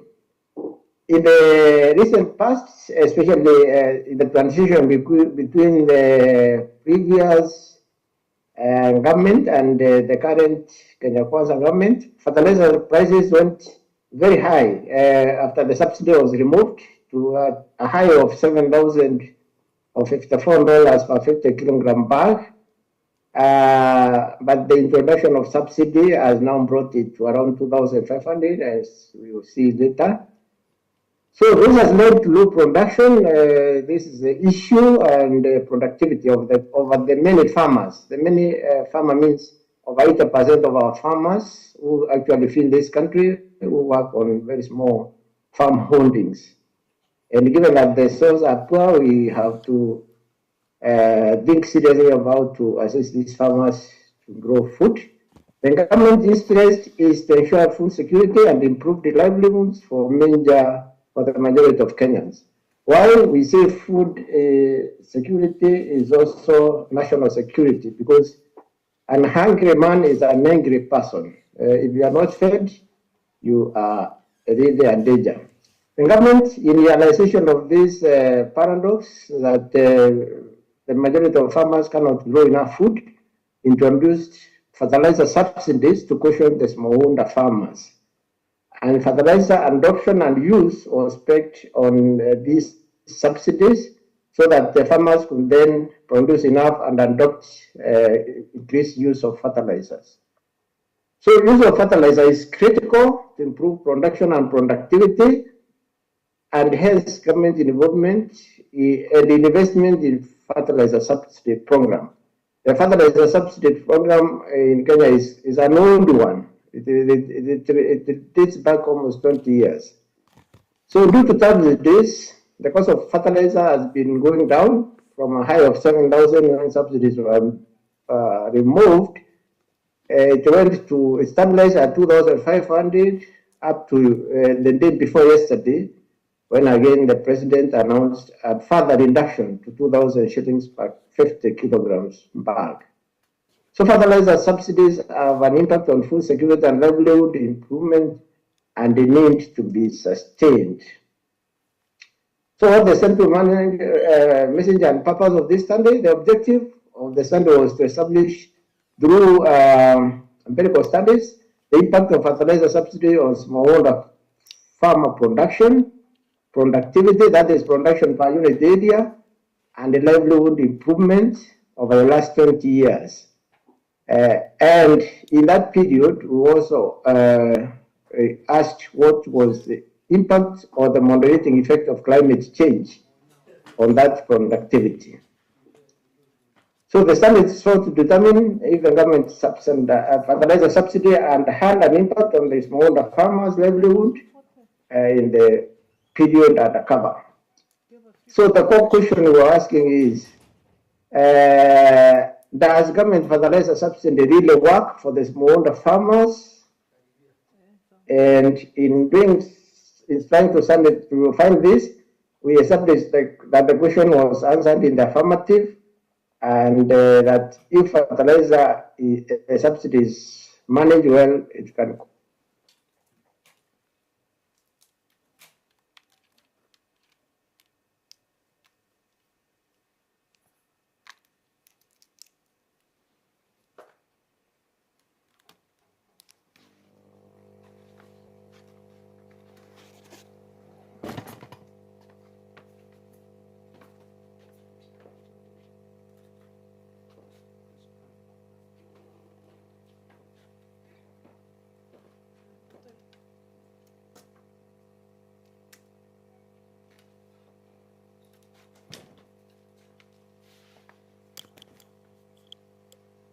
Doc, we've lost you. Dr. Aititi, we've lost you.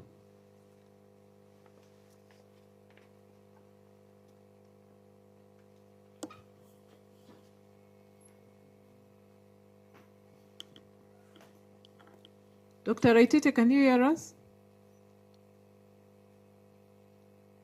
Okay, let's give him a few seconds. Maybe his internet has a challenge. Meanwhile, David, be ready. Can see you're getting ready. Yes, I'm ready. Can I load my presentation? Let's give him a minute first. Okay.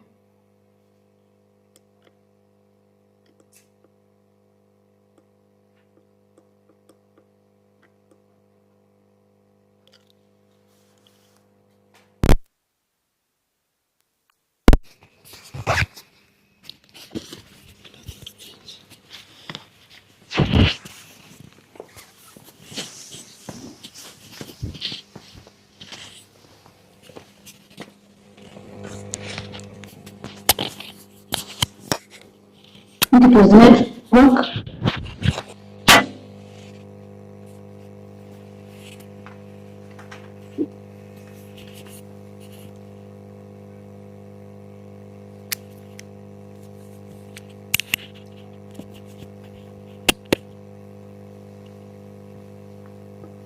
Seems Dr. Aititi has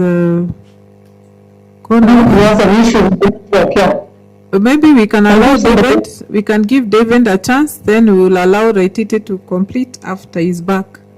So David, you can load your presentation. And welcome Dr. Cherono, our rapporteur. And the other. Thank you, Chair. I was in another room enjoying something else, but it's okay. I came in good time. That's okay. So, David, I think we can give you 10 minutes. So, caregivers knowledge, feeding practices and nutrition status. So we've lost your presentation. Just put it back and go to slideshow presentation mode so that it fills the screen. Okay.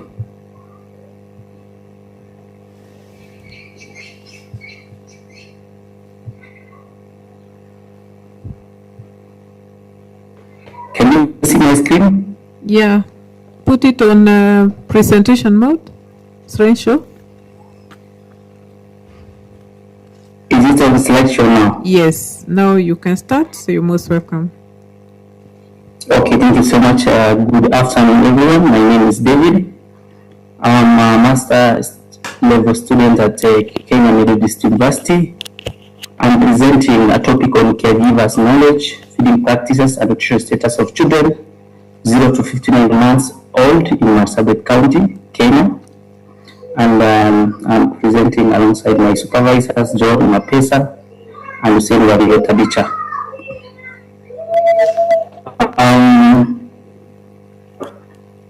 For the background, malnutrition is an issue in Marsabit, and numerous interventions has gone into place to address malnutrition by governments and collaborating partners, but the levels of acute malnutrition remains high. It's a significant public health problem in Marsabit. Little attention has been given to public health interventions and nutrition interventions to address this childhood nutrition. And understanding the intervention between public health and nutrition intervention is critical for developing specific context interventions like an area like Marsabit that will help in reducing child malnutrition and child mortalities. So this study is meant to understand the burden of child malnutrition so that effective intervention programs tailored to the needs of pastoral communities in Marsabit and northern Kenya are developed to combat the high cases of child malnutrition. So as earlier indicated, there are several interventions that has happened, spearheaded by relief organizations in collaboration with government for too long. However, the current levels is still high. The World Health Organization normal threshold is at 5%, and Marsabit has recorded from serious to emergency levels. And the last assessment in 2024 indicated we are at 13.5%, which is a borderline to emergency threshold. So these findings will equip the county and the national government planners with localized data to integrate pastoral-specific protocols into national programs and strategies, and also is a step forward from reactive to proactive interventions because there will be an evidence to guide planning and also interventions. So studying child malnutrition will provide new evidence to guide appropriate interventions that can be implemented in this context. The present study responds to this gap of evidence by evaluating the caregiver's knowledge on child nutrition, feeding practices, and also the outcome of which is malnutrition. So for the methods, the study employed a cross-sectional study design with quantitative approach to assess the relationship between nutrition intervention and nutrition outcomes among children under 5 years. The data was collected using a structured pre-tested and pre-installed Kobo Collect digital questionnaire administered by a researcher or a trained research assistant. For the study population are children between 0 to 59 years and their caregivers. And for the sample size, we used 422 households with children who were were selected using multi-stage sampling technique, and the sample size was reached by use of Cochrane formula. For the scope, the study was conducted in Marsabit County, covering the 4 sub-counties: Marsabit, which is Saco, Morale, Les Sables, and Notor. For data analysis, we use descriptive statistics, continuous data. We evaluate mean standard deviations was calculated. Categorical data like gender frequency and percentages were also done. Differential statistics we use to measure strength of observation by using chi-square test. Analysis was done using SPSS version 30. For ethical approvals, the study was approved by Kenya Methodist Institutional Scientific and Medical Review Committee, and also a permit was gotten from NACOSTI and the county government of Marsabit, where the research was taking place. For the findings, we are looking at the caregivers' knowledge. The study indicated quite good knowledge in terms of knowledge of school breastfeeding by caregivers at 98%, which is quite high. Breastfeeding at 79%. Age of introducing complementary foods also quite high at 98%. Continued breastfeeding 2 years and beyond at 87%. Knowledge on food fortification 76%. Knowledge on macronutrients and fortified foods are available in the markets at about 50%, indicating most of the population are not new or don't have knowledge on micronutrients available, and also fortified foods available in the local markets.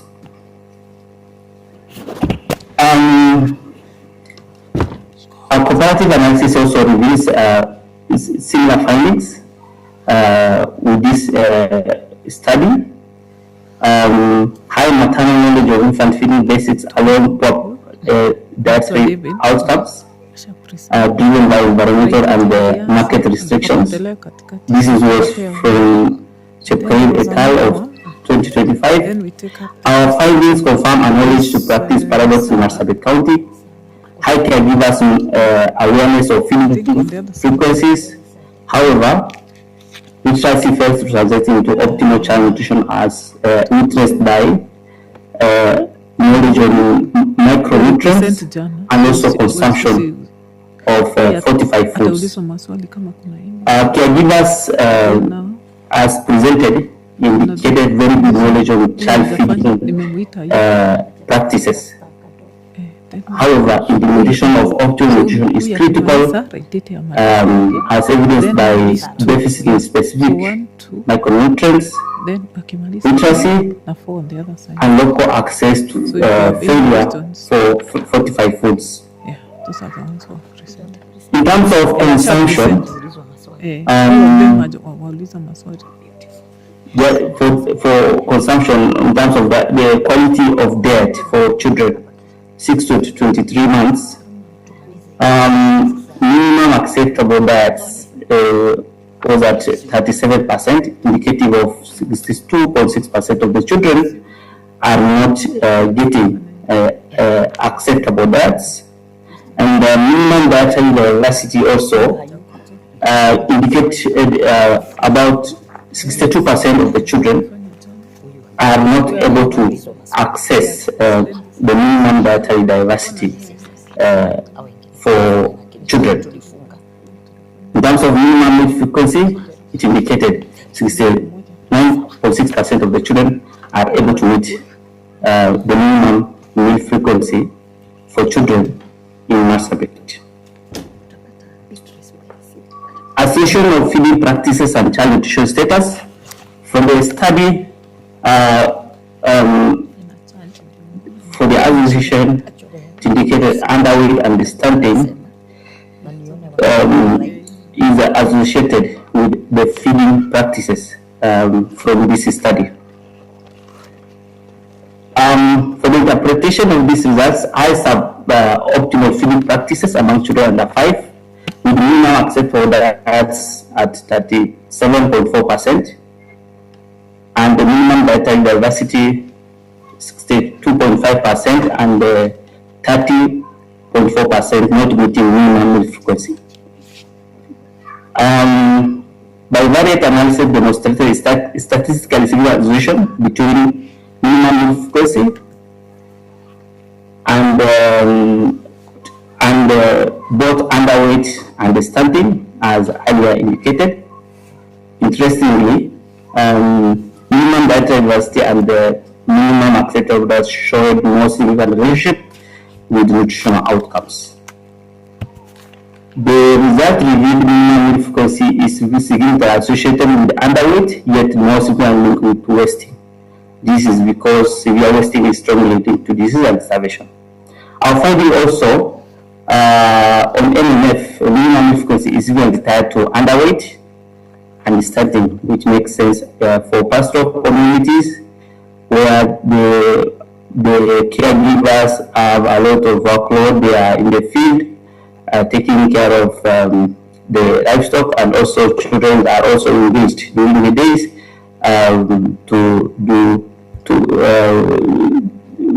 with other caregivers.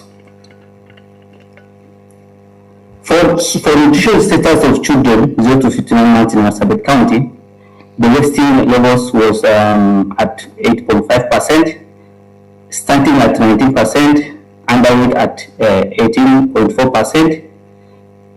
For this study, the study found prevalence of wasting at 8.5%, which was significantly lower compared to the previous wasting levels reported in the county. And based on the previous SMART survey that was done in 2023 and 2024. Simply lower, it reported a little bit higher than the current study. Additionally, the study done by Nauri, USAID supported organization tracked Marsabit wasting fluctuating between 15 to 21%. It's also, this study indicated a bit lower and a difference findings compared to those other studies. However, the study findings indicated similar findings with Kenya Demographic Health Survey of 2022 and SMART Survey of 2023 for the stunting levels and underweight, indicating significant chronic malnutrition in Marsabit County. For study limitation, there's design limitation. The study is a cross-sectional design to measure exposure and outcome at a single point, and therefore cannot be used to make or refer to as a causality. And the study was only done in Marsabit County, therefore results will only be limited to Marsabit County and as a region and not nationally. To minimize data and design limitation, we employ multi-stage sampling technique with random stratification of the sub-counties, Sakomurali, Notor, and the service to ensure homogeneity of the population within the county. Conclusion, the findings, nearly 1 in every 5 children in Marsabit County suffer from stunting and underweight, and caregivers in Marsabit County have knowledge deficit on micronutrient diet and low food fortification levels that might explain high prevalence of child malnutrition, particularly chronic malnutrition in the county. High optimal feeding practices among children under 5 in Marsabit County, as was evidenced by the results in terms of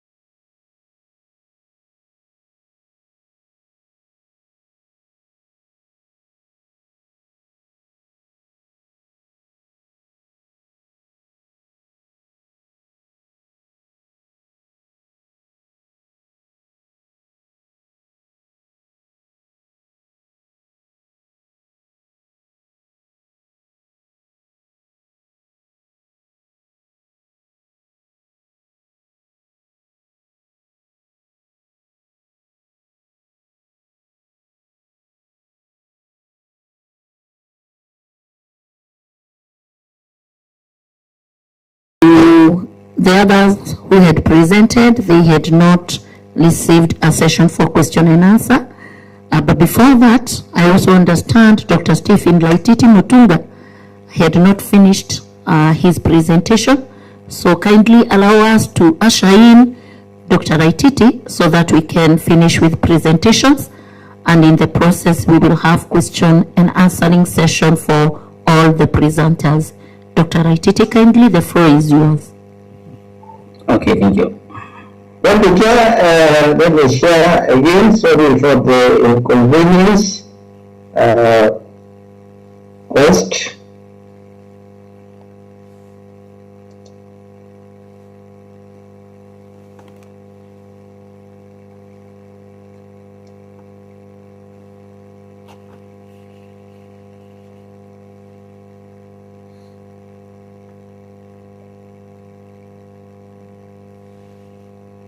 Is my screen available, Chair? Yes, it is available. You can start with the first slide, kindly. Okay, I have gone through these slides, but I want to take about each internet in the village. So anyhow, I've gone through a few, but let me first go through again. And I said this study was formulated to answer a question, and the question was, if fertilizer subsidy is working in improving smallholder farmers' livelihoods, especially in the central region economic bloc, and it's within this region and what it covers. And if it is, if the subsidy is working, how has climate change impacted that relationship? And it was survey to confirm that. So I have seen the main issue is that soils in Kenya are continuously degrading, they are poor due to overuse because the land is no longer increasing. And if the degraded soils production and productivity is low, and most farmers cannot raise enough food. The majority of farmers are very small land sizes, less than 2 hectares, even less than an acre. And most smallholder farmers do not therefore produce enough food for the family or even to generate income. Most farmers cannot afford commercial fertilizers to increase productivity because the commercial fertilizers cost high, and before the current government introduced the subsidy, we remember that the previous government and withdrew the subsidy and fertilizer moved from around 2,500 to 7,000 per 50 kilogram bag. And this leads to low production and productivity if fertilizer is not available due to the poor source, and that leads to food insecurity. And food insecurity is also a national insecurity because angry people are angry people. And the government has to ensure that there is food security and improve the livelihoods. So the government realizes the contradiction that most of the farmers who produce food are not able to afford fertilizers, had to invest, the government had to invest in fertilizer subsidy, and that subsidy has been running for a number of years.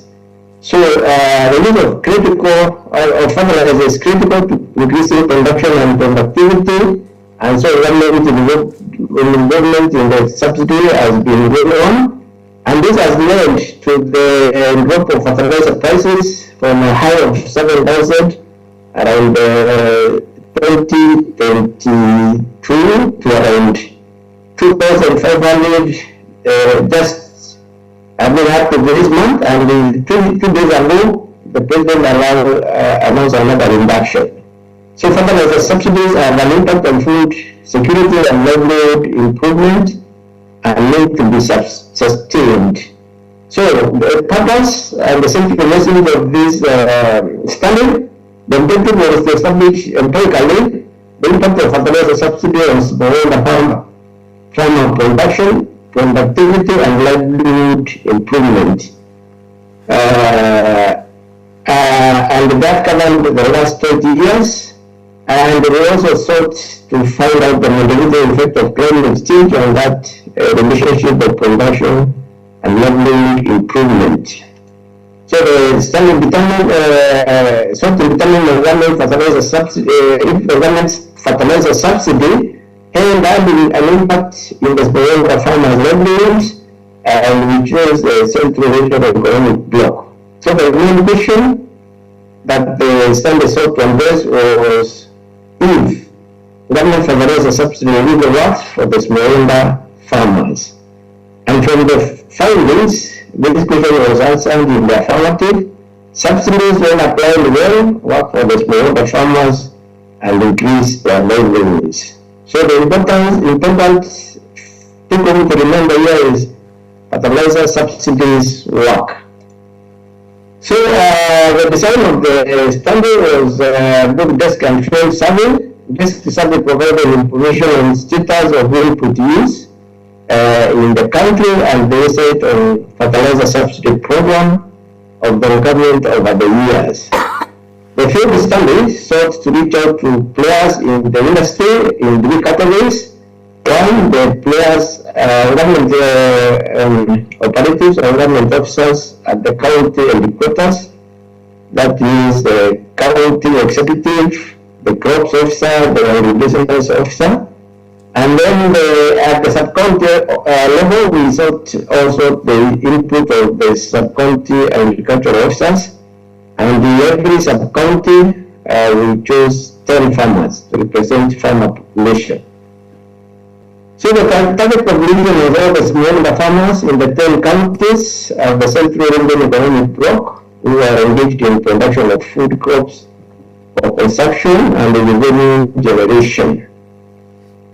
Due to the diversity of crop area targeted, a multi-stage purposive sampling was carried out. So the target farmer respondents were to meet the criteria because we could not just do random. One is that they had to be literate to engage in the questionnaire because it was a drop and peak. Then they had to be producing food crops using some form of external inputs.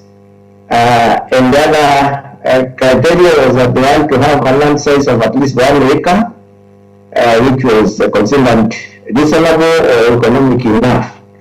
But the reality later changed that land size was not enough.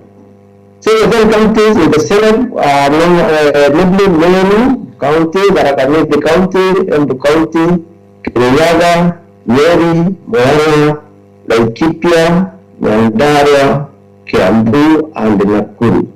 These economic blocks were delimited by governors, and they consolidated the blocks for socio-economic cooperation among the counties near each other. And then there were 63 sub-counties in those counties, and a total target smallholder farmers was 630, 10 per sub-county, and the target the target officers were the county director of agriculture or its equivalent, where the county government and implemented other officers. Then the agribusiness, the crops officer and the agribusiness officer. Then the three resources from each of the 10 counties give that respondents.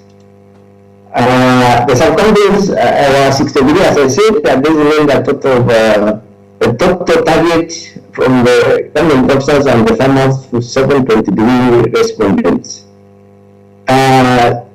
We use a structure to questionnaire for farmers and the sub-county agricultural officers, and then it will schedules for the county executives because there are only 10. Data collection, okay, they are nothing, but the county executive themselves, the county directors of agriculture are only 10. Data collections entailed sitting planning seasons with the county executive, planning meetings with the county at the county headquarters or member hotels for the sub-county agricultural officers in each county, and then we said the sub-county agricultural officers will be 10 questionnaires or more for the target 10 farmers, selected according to the criteria we have already established. Data from farmers questionnaires were collected through the sub-county agricultural officers when the questionnaires were filled in, and interviews were conducted for the county officers, the lead researcher. Data was collected and pre-analyzed by use of data inter-systems, and there was a lot of data. Analysis was conducted using SPSS version 23 for quantitative analysis, while quantitative data was analyzed using STATA. The preliminary confirmatory tests were carried out before quantitative analysis and regression analysis, which included test of linearity, normality, autocorrelation, and multicollinearity as usual. And the regression was carried out at 3 stages: simple linear regression for each independent variable against the independent variable. Second stage, multivariate regression for all independent variables against the independent variable. And the third, on the effect of mediating variable. Differential statistics, summaries, and ANOVAs were generated. Analytical consideration in data collection, privacy, and confidentiality were all observed. Findings, we asked farmers to explain whether they were already using fertilizers before the subsidies, and you can see the view was that for some constraints like lack of knowledge or the benefit of fertilizer was really low below average, because farmers know the use the need for fertilizers, while farmers embraced fertilizer 2 to 12 and their use was high, over 4, and so on. On provision of government subsidies, provision of fertilizers, government has been providing subsidized fertilizer for years. The mean was 3.8, and the standard deviation of 1.2. And you can see something like subsidies for fertilizers are available as and when needed. This contained a mean of 1.9, which meant that it was not true. Fertilizers were not available when needed. So, on list of access of fertilizer and the constructs of there, the means, if example like 1, there is corruption at point of delivery, landscape farmers get the fertilizer at the expense of smallholder farmers. A number of the respondents did not agree with this, because the system has really worked well. But you can see most of these responses on access were below average or around average. While farmers who live far from distribution points often do not access subsidized fertilizers, and the majority, over 4, agree to that effect. Targeting of farmers who receive subsidies, again we can sample the low ones. The government subsidizes fertilizer growth and then targeting is not necessary, was not in agreement with most of the respondents. The other one, quite low, is the government has developed measures to calm this allocation, also did not receive a lot of response, while the other responses were above average. On the negative effect of climate change, climate change has had a profound effect on productivity over the last 20 years, despite government effort at subsidizing fertilizer got a very high score. If we go to something new, government has been able to cushion farmers from the effects of climate change. Subsidized fertilizers are still obtainable, that did not reach a minimum. And the lowest score here is that there is no control of floods or droughts as known to subsidize fertilizers. That is not in agreement by most of the farmers. That means even if the droughts and floods, still need for subsidy was great. On the effect of subsidized fertilizers on farmers' livelihood, very few agree that there is no distinction of livelihood change at 2.6 with a 1.2 deviation, standard deviation. And you can see for most of these livelihood change constructs, many farmers were just around average. So we found the regression, we did the regression analysis and the diagnostic test before that, the normality test, the multicollinearity test, autocorrelation test. I don't want to go into that, but they are all positive. The model we used was the final level improvement as the dependent variable. Students of use of commercial fertilizers by the farmers as at the time of the study was the first independent variable. Availability of subsidized fertilizer, the second. Ease of access of the subsidized fertilizer was the third. Targeting was the fourth, and the mitigating effect of climate change. So the findings is that after regression, the availability of subsidized fertilizer and the targeting of beneficiaries was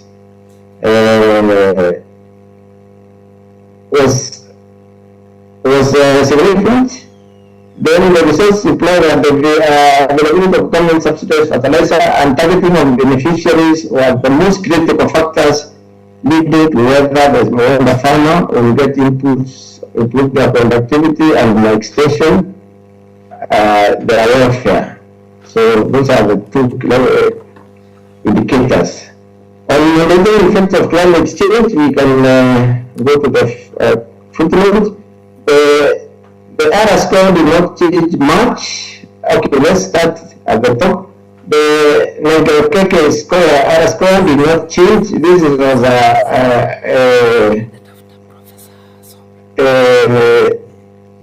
the finding of did not change either the osmolar test and from the variance explained by the model and the model fit. It means that the moderator has equal effect on the outcome of the regression.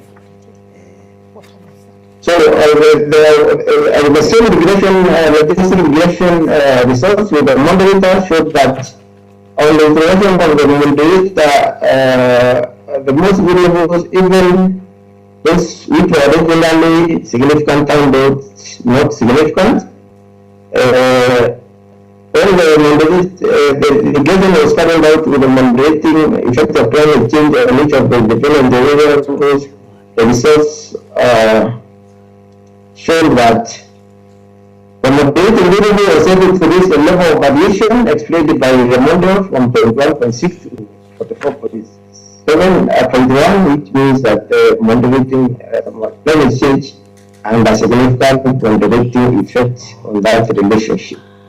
So that gives us the final findings there of the logistic regression model. And from that, there was clearly the effect of interaction of the moderator of climate change on the relationship between smallholder farmer welfare improvement as a result of using government subsidized fertilizers. The ease of access, the targeting, and whether the farmer are using commercial fertilizers or not, and the availability of government subsidized fertilizer was significant, and so was the targeting. So climate change was able to moderate the relationship of smallholder farmers welfare improvement and targeting on beneficiaries. Conclusion: the study results reveal that most of the critical aspects of government fertilizer subsidy on farmer welfare improvement were availability of subsidized fertilizer as when they were needed to the farmers, and the proper targeting of the beneficiary. Those are the main critical factors. Farmers' welfare was significantly improved by the use of subsidized fertilizer, as was confirmed by the model fit and the level of variation which was explained. There was variability in responses depending on how the sub-county agricultural officers perceived livelihood improvement, with most of them confirming positive livelihood enhancement for farmers as a result of fertilizer subsidies. So there was that significant improvement. The rating of climate change was the mandate of climate change was but found as significant on the farmers' welfare improvement as it contributed on the productivity of food crops despite the use of subsidized fertilizers. So climate change and an impact. So what is the contribution of this study? The study findings were critical in establishing the impact of fertilizer subsidies on smallholder farmers' livelihood improvement, since these are the majority of the farmers in the country. The smallholders constitute more than 80% of the Kenyan farming population. So it's a population you cannot ignore. They meant that subsidies work and the few problems associated with them can be worked out for greater efficiency is a contribution, so to both all the stakeholders. And I have parallelly witnessed the government improving this program from state to state, especially the targeting. The government needs to streamline the challenges being experienced in distribution of subsidized fertilizers by reducing delays, increasing distribution centers, and in appropriately targeting the beneficiaries to ensure that the purpose for which it was intended is met. Climate change is a serious impediment to smallholder farmers' activities of farming, even with availability of subsidized fertilizers. So it should be seriously mitigated. That is, and the next step, the study was a pilot on impact of fertilizer subsidy on smallholder farmer livelihoods, and the pilot was in the 10 sub-counties, and also sought to find the mitigating effect of climate change. So 10 out of 47 countries is not a good representation for Kenya. So although 47 countries, not all the 47 countries grow crops, the study needs to be upscaled and out-skilled to cover most of the food producing countries, especially in the grain basket of the Rift Valley. You really realize that the region centered around Mount Kenya, which doesn't grow a lot of food. So we would like to extend it to the food basket and to most of the countries, at least that of the countries that grow food crops. There is need to incorporate other forms of subsidies in the study, including seed and chemical inputs, subsidies on crop production for food security. But we also realize that food security is not about crops, like the arid and semi-arid areas depend on livestock. So besides crop production, food is varied. Government subsidies in other sectors of food production where they exist should be analyzed for fit for purpose as well as cost effectiveness. We have, for example, subsidies in livestock, we have subsidies in fisheries and others we would like to find out. So going forward, preparation for underway, we're working on a proposal to advance this study to scale to other counties. Closing remarks is that subsidies are common the world over. In fact, the developed world is very notorious on giving subsidies, both production and consumption subsidies, which is a big debate at the World Trade Organization. Subsidies are here to stay.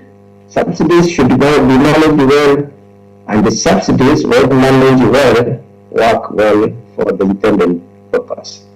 Thank you, and that is the end, Chair. Thank you very much, Dr. Itete, for that good presentation. We can start with you and get any questions or comments from the members. We begin from online. Those online, anyone with a question for Dr. Itete?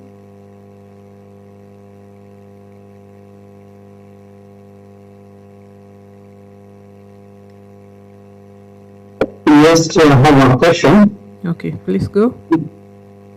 And thank you for the nice presentation. I was just wondering, why did you not select the counties that are not well versed in growing crops to do this research, rather than maybe selecting those that do well in maize farming or crop, something like that, so that now we could really find whether this subsidy works or it doesn't work, because it's like obviously you choose those counties that don't grow a lot of crop, then the answer will be it won't work. So I just want to know the rationale. Thank you.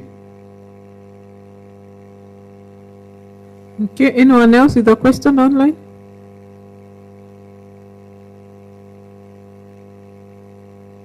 Okay, Dr. Chicheti, you can answer that.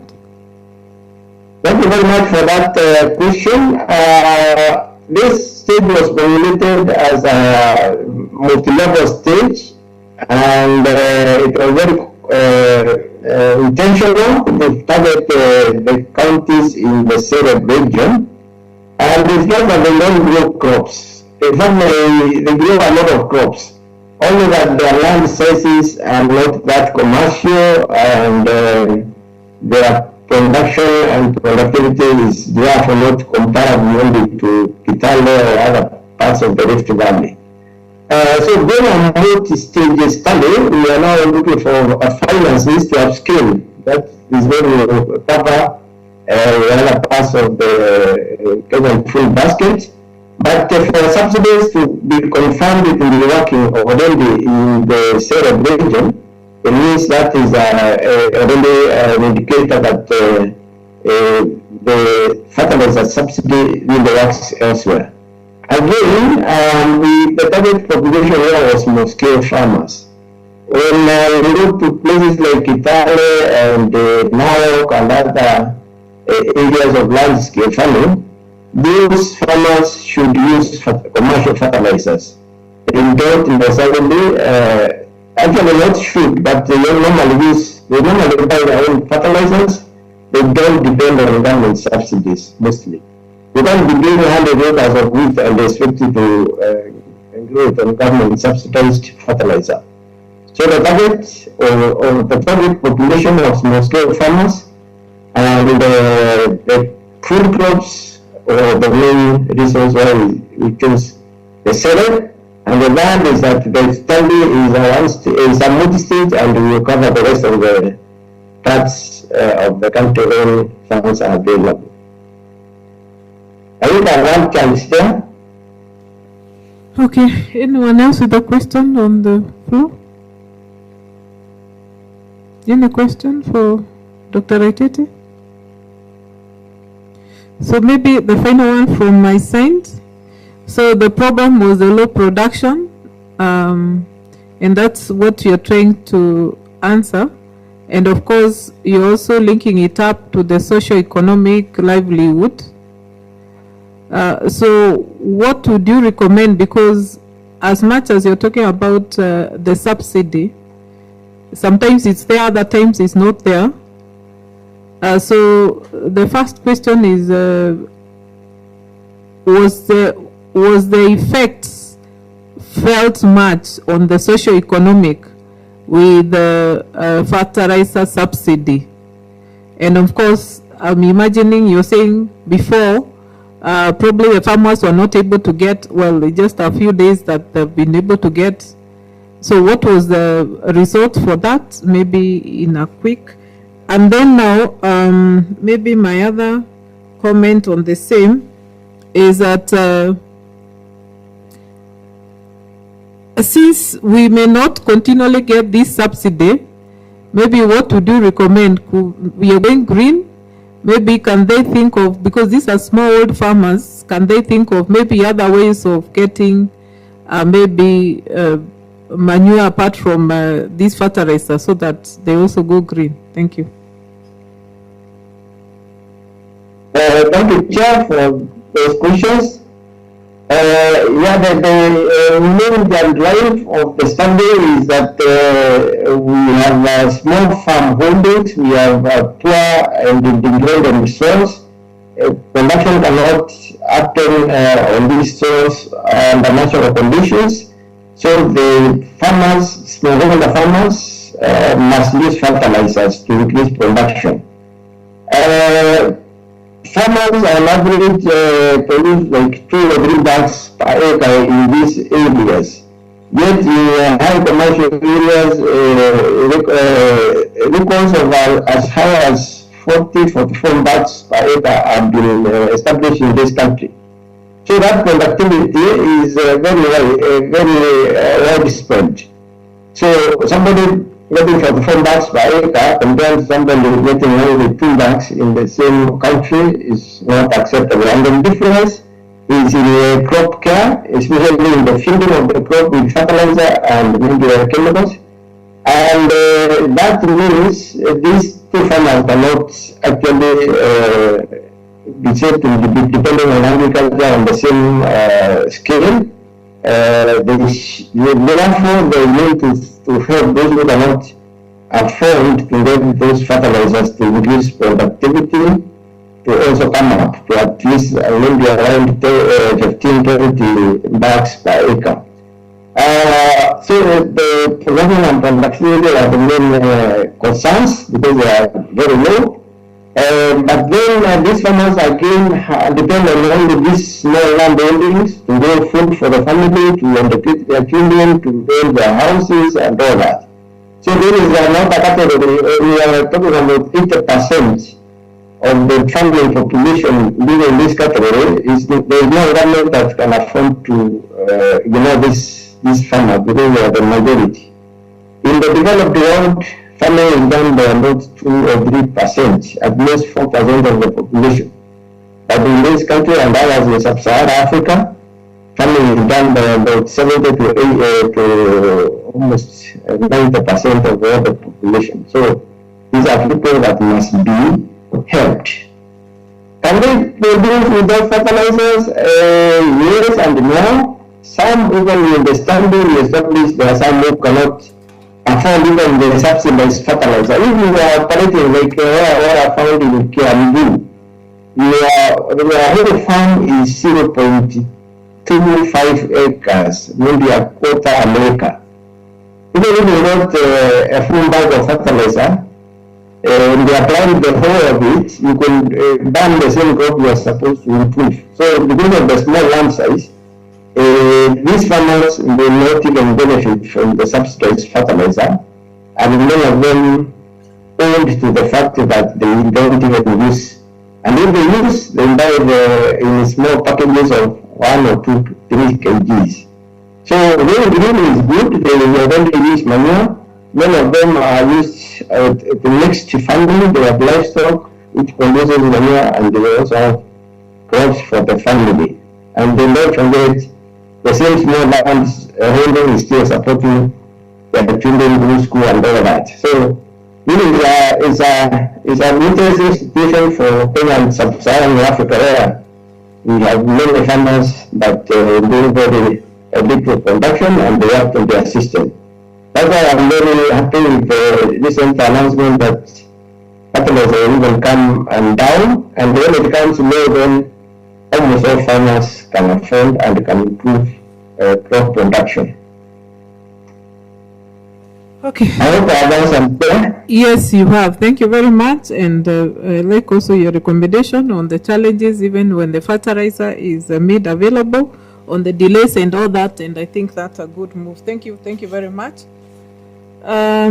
We had other presenters, and I think we can check if you have any questions. Maybe you can go to Sarah. Sarah, are you there?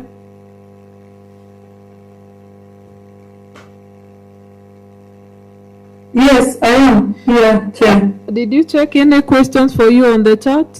Or anyone with a question for you? There's none on the chat. Okay, there's none on the chat, huh? Yes. Now, maybe as I give the others a chance, let me ask one of the questions I had for you. Yes. You talked about there being no drills. You're talking about emergency preparedness, failure in answer.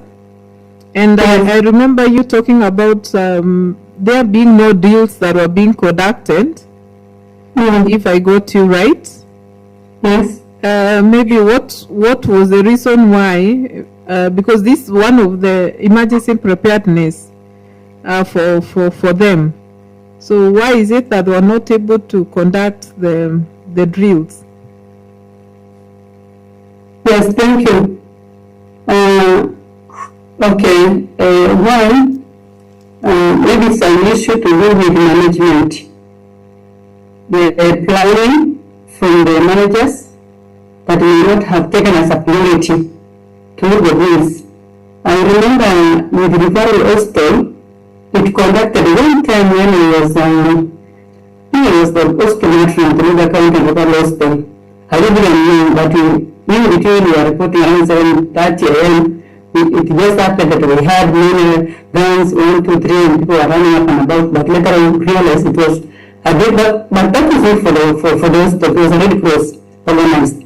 So, this later, we could be because of funds, but if what I can say, Chair, is that from the 5 domains, the weakest domain that was not supported to support emergency preparedness was emergency funds allocation.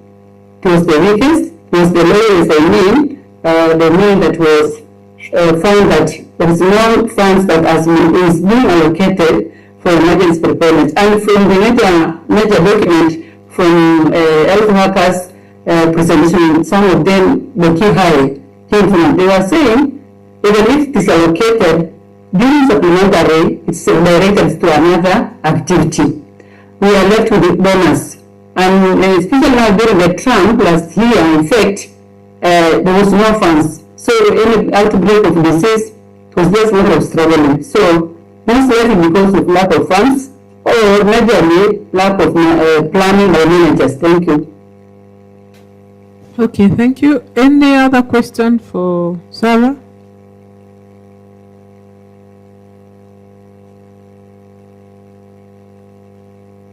Okay, so then we move to Hawkins. Before we move from Sarah, yes, probably have done the recommendations so that as we do the recommendations or we write to you, what are the recommendations? If there are no funds, what was the recommended, or what was the finding or recommended ideas for this study?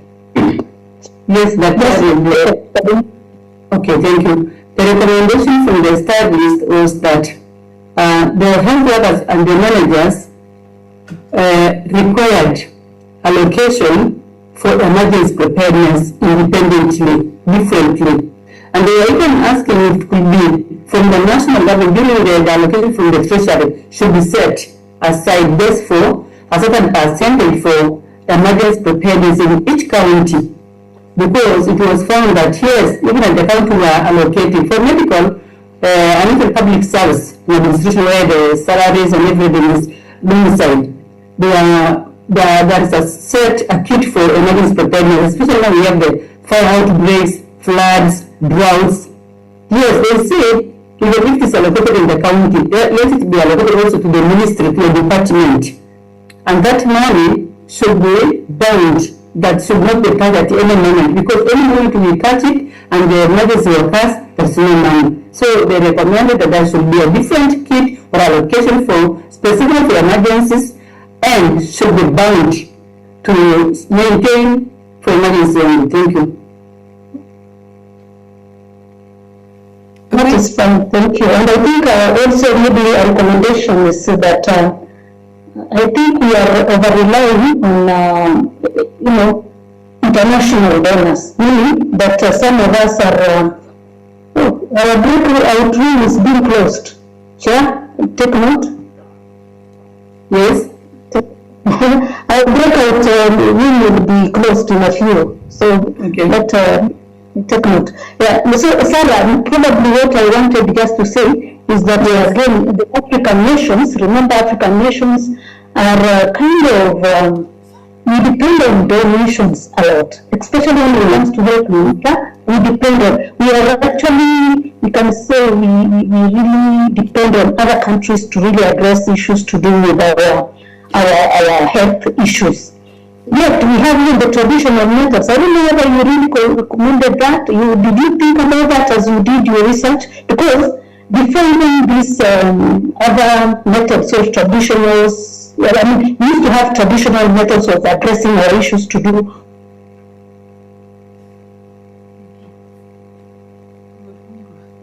We Recording in progress.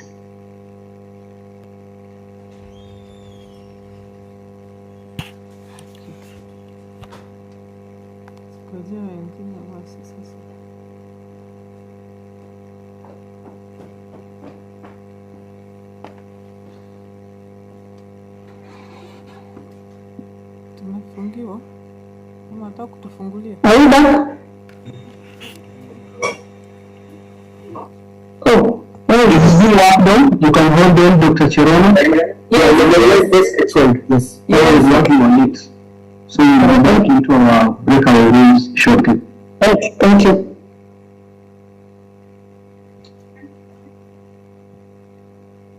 Victoria, you are talking.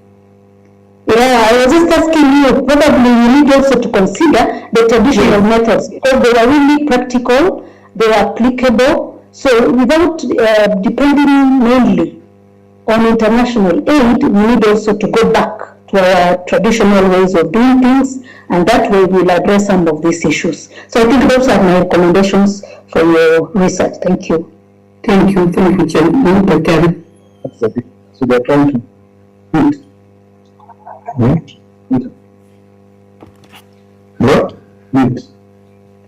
Okay. Room 1, can you hear me?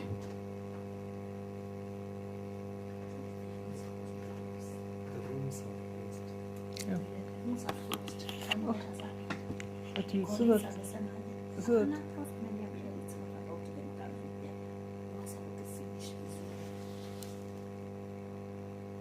but wamefunga.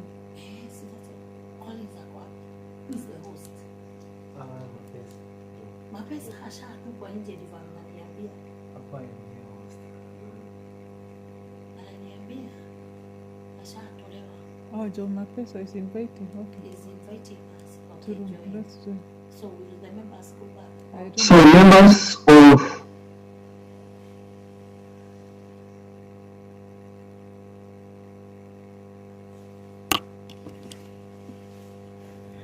Hello?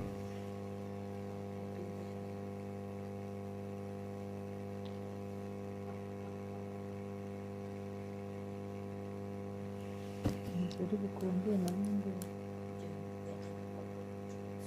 No, I'm already going.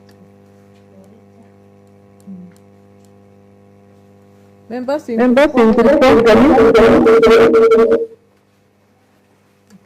Shaingia.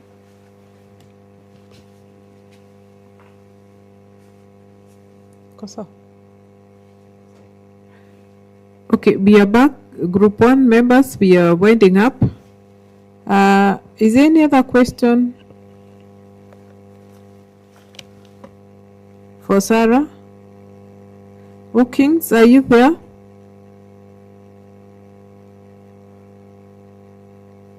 I saw David. David, are you there?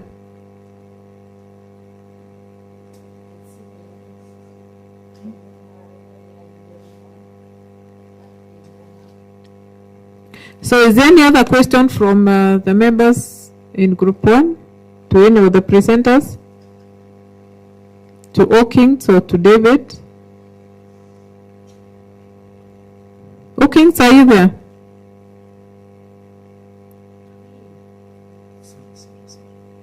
Oh, you're muted. Wilkins, are you there? yes, I am Chair. Okay, so we want to. Did you see any question on the chat for you? Yes, there was one question. So you can respond to that, and then now we can move on. We are waiting up so that in the next maybe 5 minutes. Yeah, the question was for how long should one stay in a changed environment in order to ascertain complete recovery? And my response would be, my research was on a cross-sectional method, so I could not be able to determine the how long, but I recommended that a longitudinal study should be done, and that one could be maybe the one that could be of help to answer that particular question. So I was not looking at the course, but I was looking at the association of self-regulation and substance use relapse. Thank you. Thank you. I have a few questions for you. So you are looking at self-regulation. So one of my questions is that the respondent you interviewed, because these were the ones in their rehabilitation centers, was it by choice that they went, or were they encouraged by maybe family members or community to join in the rehabilitation? So that is one question number one. The second one, your recommendation was removal from the environment so that probably they can be able to maybe recover or reduce the, maybe recover if I'm using the right term.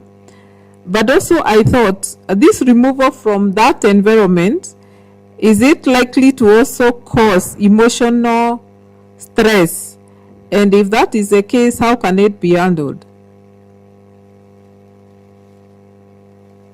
Thank you. On the first question, there were those who are in rehabilitation center. It was like a kind of mixed kind of people. There are those who are encouraged to be there, and there are those who are maybe forced, and those who voluntarily went into the rehabilitation. So it was a kind of mixed kind of people.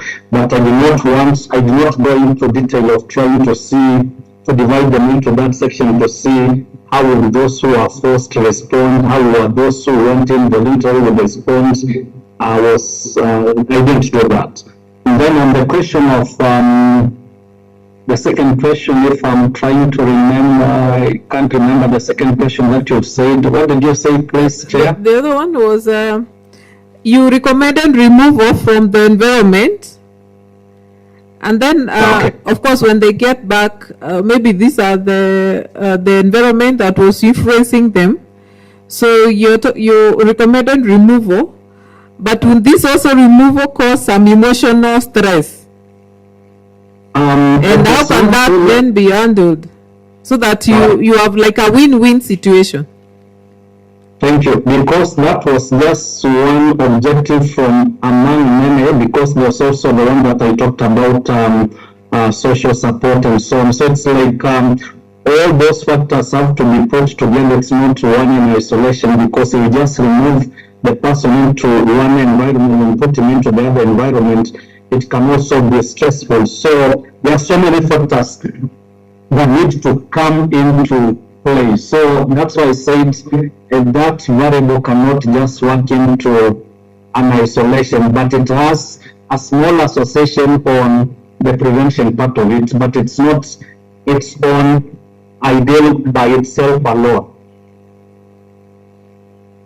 Okay, then my final question. From the respondents that you interviewed, what was the average age of your respondents? It was between 18 years and above, because I was looking at those who I did not want to look for those that are minor, that I could seek for the consent from the parents. So between 18 and up to 28. Okay. Now, the reason why I was asking that is I think it's something that we can all learn and think of what we can do, because this is what is affecting the community. Because if you hear of 18 to 28, these are the youths. Well, this may be off what you wanted to study, but I thought it's something that we can learn.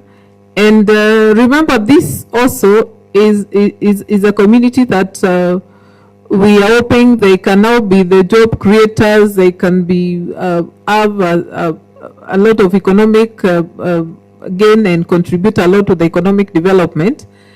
And if this is the age group that is actually getting into this, then I think we need to be so concerned and see what we can be able to do. Well, maybe this was not part of, but I just got concerned because now with that age group, then I think as a community, we really need to get concerned and find solution of not being reactive but being proactive, or now we can be able to maybe prevent this from occurrence. So thank you very much. Any other question for Hawkins?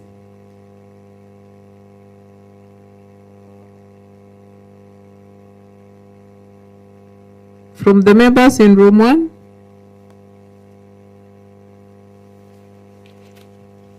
Okay, if there's no other question, David, are you there? Yes. Did you find any question on the chat for you? No. Okay, anyone with a question for David on caregiver nutrition knowledge, impact and young children feeding practices, and nutrition status of children aged 0 to 59 months in Marsabit County? Anyone with a question? Okay, maybe I have 1 or 2 questions for you, David. The first one, what motivated you to carry out the study? That's question number 1. Question number 2, your main respondents were the caregivers, and you're talking about caregiver nutrition knowledge. Who mainly were these caregivers? Is it the mothers? Is it maybe the relatives? And in terms of nutrition knowledge, what did you find out? Or maybe the percentage of the knowledge that probably you're seeking to understand for these the caregivers. So we can go with those 2 first. So what motivated you to carry out the study in Marsabit County, and then what did you find out, and who are these caregivers, and what did you find out about their nutrition knowledge? Okay, thank you so much for the question. In terms of what motivated me to do this study in Marsabit, is I stay and work in Marsabit, and also from the environment and from the many reports that we see in Marsabit, there are high levels of acute malnutrition that are affecting young children in Marsabit communities, and to try to understand and also be able to give a solution to this problem of acute malnutrition. This is the motivation that made me to undertake this study.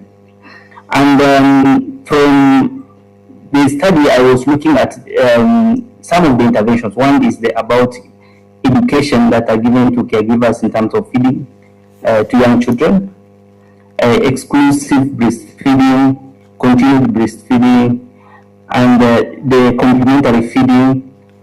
And also in terms of some of the interventions that are given to the community to be able to address the malnutrition levels, is food fortification that is done through regulations and policies that are there, and even to understand if the communities are aware of some of these regulations and if they are really practicing some of these interventions.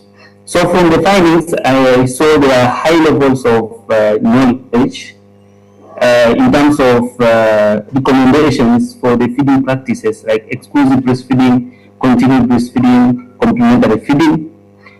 But there is a serious gap when it comes to practice. As much as they have knowledge in terms of practice, as indicated by the consumption indicators, for minimum acceptable, that's quite low at about 30%. Minimum dietary diversity, quite low. On consumptions and also access to fortified foods, also low within this community. So there are serious gaps in regards to access to some of those fortified foods, and also the use of them. vis-a-vis the high level of knowledge that are indicated within the communities. So those are some of the findings that I came out from this study. Thank you. Thank you very much. Yes, thank you for the highlights. Now, you've talked about gaps, and I'm just, Marsabit is a pastoralist community, am I right? Is it? Sure, yeah. What percentage? 80%. 80%? Yes. So then would the socioeconomic factors also be contributing to them not being able to achieve this intervention you're talking about?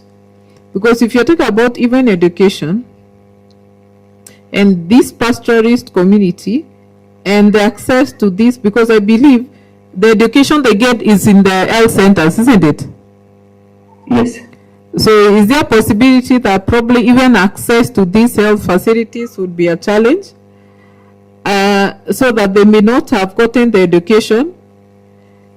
And if they got the education, then the other socioeconomic factors, for example, if they have to trek for many kilometers to go look for water, and you have a breastfeeding child and you have to take maybe 3 hours to go look for water and 3 hours to come back, and you left the baby with somebody, then you can imagine 4 hours this baby will not have breastfed because the mother has gone to fetch water. Or are they going to go with the baby? I'm just thinking, I don't know if that is the case, but I'm just thinking whether you're able to find out, or are you recommending that probably then we need to identify what are the root causes, because we might be addressing the symptoms, but we don't see the root cause of all this. Is it the socioeconomic? Is it the pastoralist factor? Is it that, because even when you talk about the complementary feeds and the fortifying foods, are they able to afford them? And that's what I'm talking about, socioeconomic. Or they just rely on what is on the donation by the maybe the NGOs that are there. And what would you recommend? Are there other ways? Can we then maybe have a recommendation of other ways? They can even like, do they have any other way apart from just depending on the donor? Thank you so much for that. Yes, I will not indicate the pastoral lifestyle is a cause per se in this study, because I'm not, this is a cross-sectional study, but looking at the findings, the high knowledge that we saw was not translating to consumption practices in the study. So we are recommending to have a focused,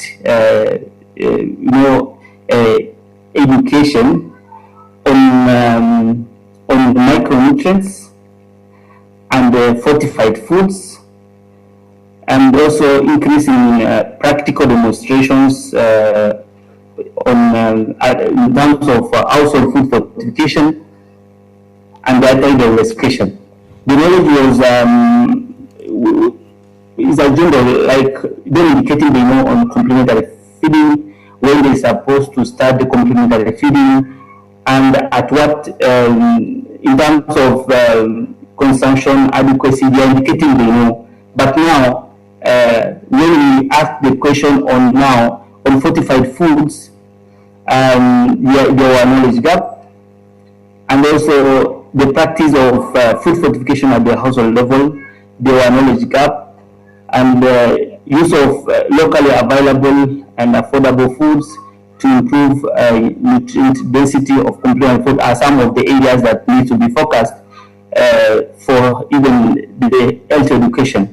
And also formulate policies that are tailored to pastoral communities, that there are local foods that can be modified to, instead of relying on commercially made products from elsewhere that can be modified to be a help to this community. So those are some of the recommendations, and also, of course, further research to establish the cause of the high levels of acute malnutrition is also part of the recommendation. Thank you. Thank you very much. I like the ideas of affordable local foods and also the modified fortifying food, so that it's something they can associate with, and they don't see it as maybe foreign. So I think those are very good recommendations.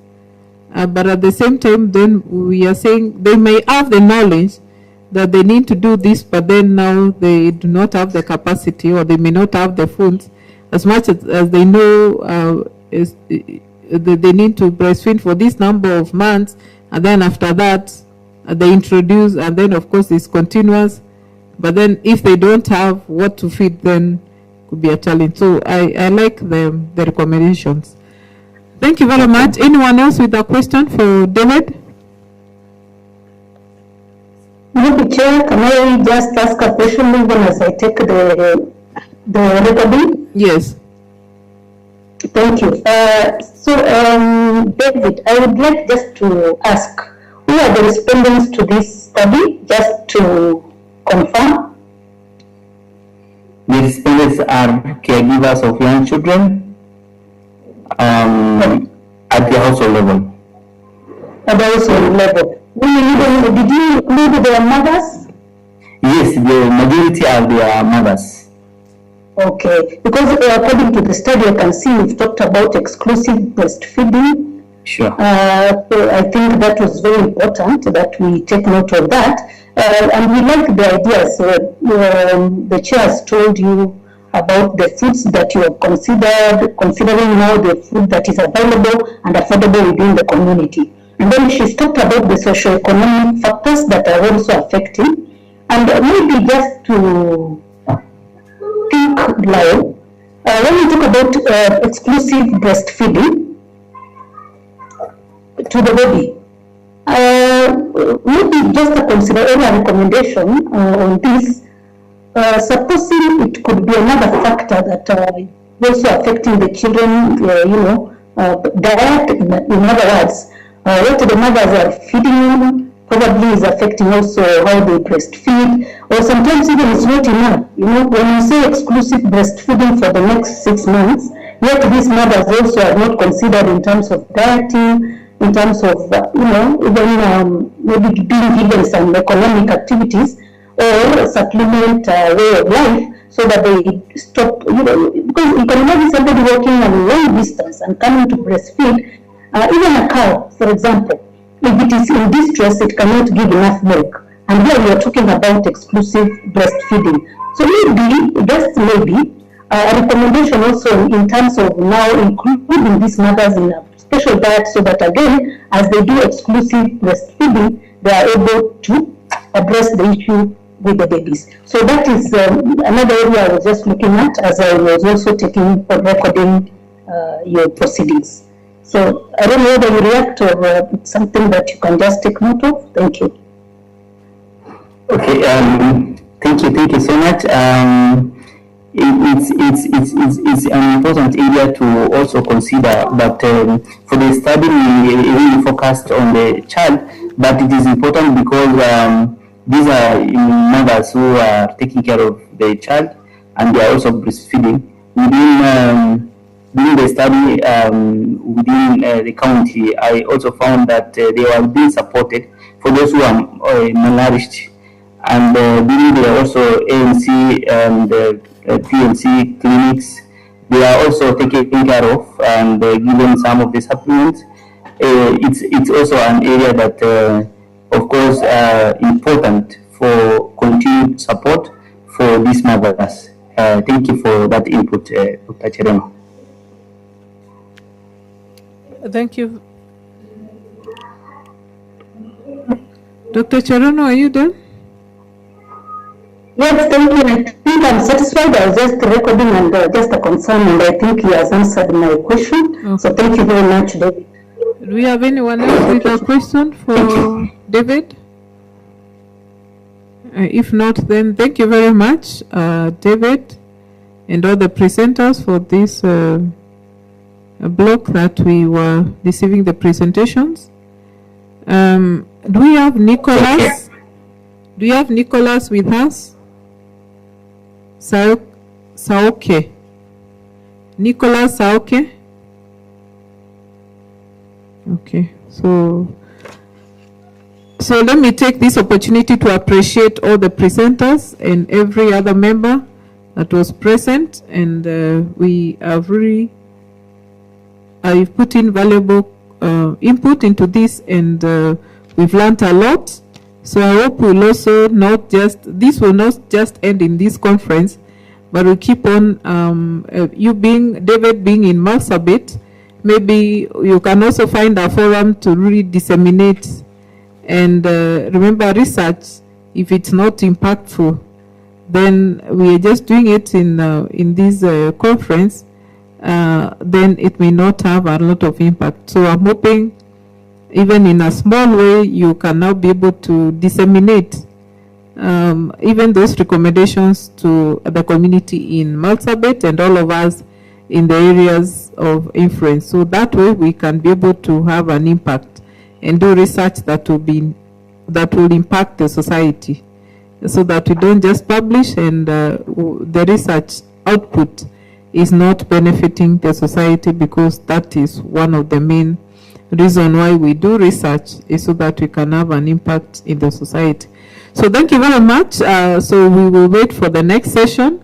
I think we are done with our room 1 presentations, and thank you so much everyone for taking time to listen and to also make your presentation. Thank you. God bless you. So we wait for the next session so that we can join into the main conference and maybe do the conclusion of the conference. Thank you.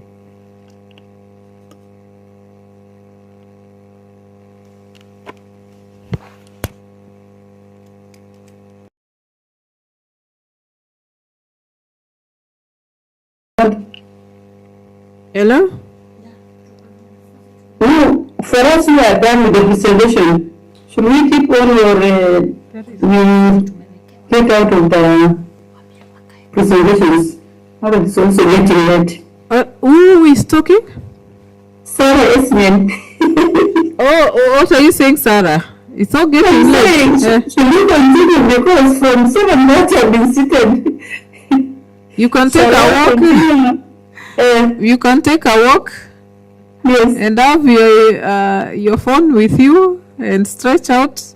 And Okay, I think it's correct. important. And I can join, yes. Yeah, you can join in and listen. It's important to listen in, but you're not confined to continue sitting. So you still can take a walk. Up to now. Yeah, but I'm sure you've learned a lot, isn't it? I have learned and I've presented all my papers. Yesterday one, today one, so be happy about graduation, I'm almost set. And don't only present for graduation, even we'll be looking forward to seeing you in our next international conference next year. Yeah, Yes. you make other presentations, and Yes. you also invite others to join in the presentation. Correct, I've been inspired, and that's what I gained this afternoon. I thought, like, okay, that's good. So I'll be following every year to have something to present. Thank you. You're most welcome. And I understand we have one more student who is coming to present, Yes. so you can still listen in. Thank you. Okay, thank you. Thank you. Watu wafanye kazi yao. Watu wafanye kazi zao. Academic expertise. Enroll today and join programs in science and technology, education, health, business. Catherine?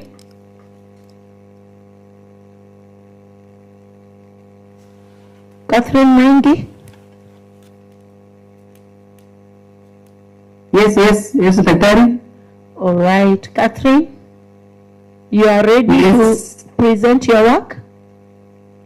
Yes, Daktari. Go ahead.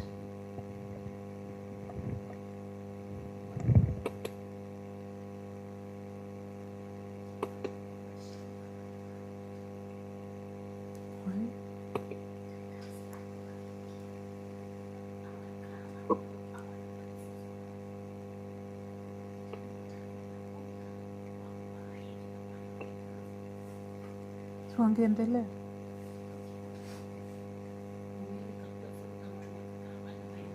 Oh, okay.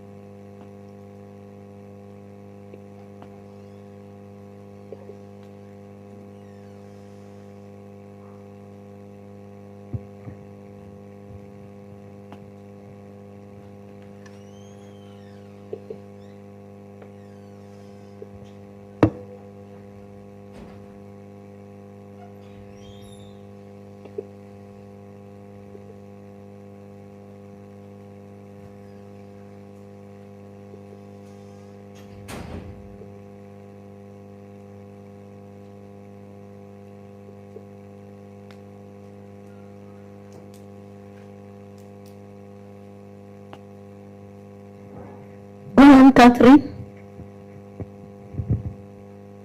Thank you, Daktari.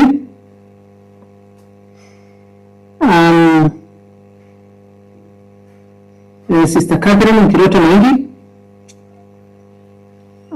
Let me say that for many learners, school is not only a place of academic learning. It is also a place where they navigate emotional, social, and family-related challenges. The ability to cope with these challenges can significantly shape how well they adapt and continue functioning. This raises an important question: to what extent does the family contribute to learners' ability to cope with their diversity? And it is this question that has motivated the present study, seeking to examine the family support as a predictor of resilience among students in junior public schools in South Med constituency, Meru County. The family challenges can weaken a student resilience, and in this case,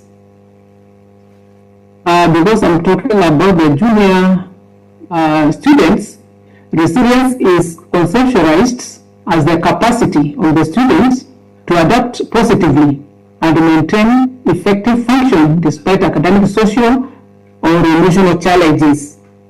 So when a child's home environment is unstable or stressful or under-resourced, their capacity to cope with everyday setbacks, academic pleasures, and even peer conflict, disappointment, and others is directly affected.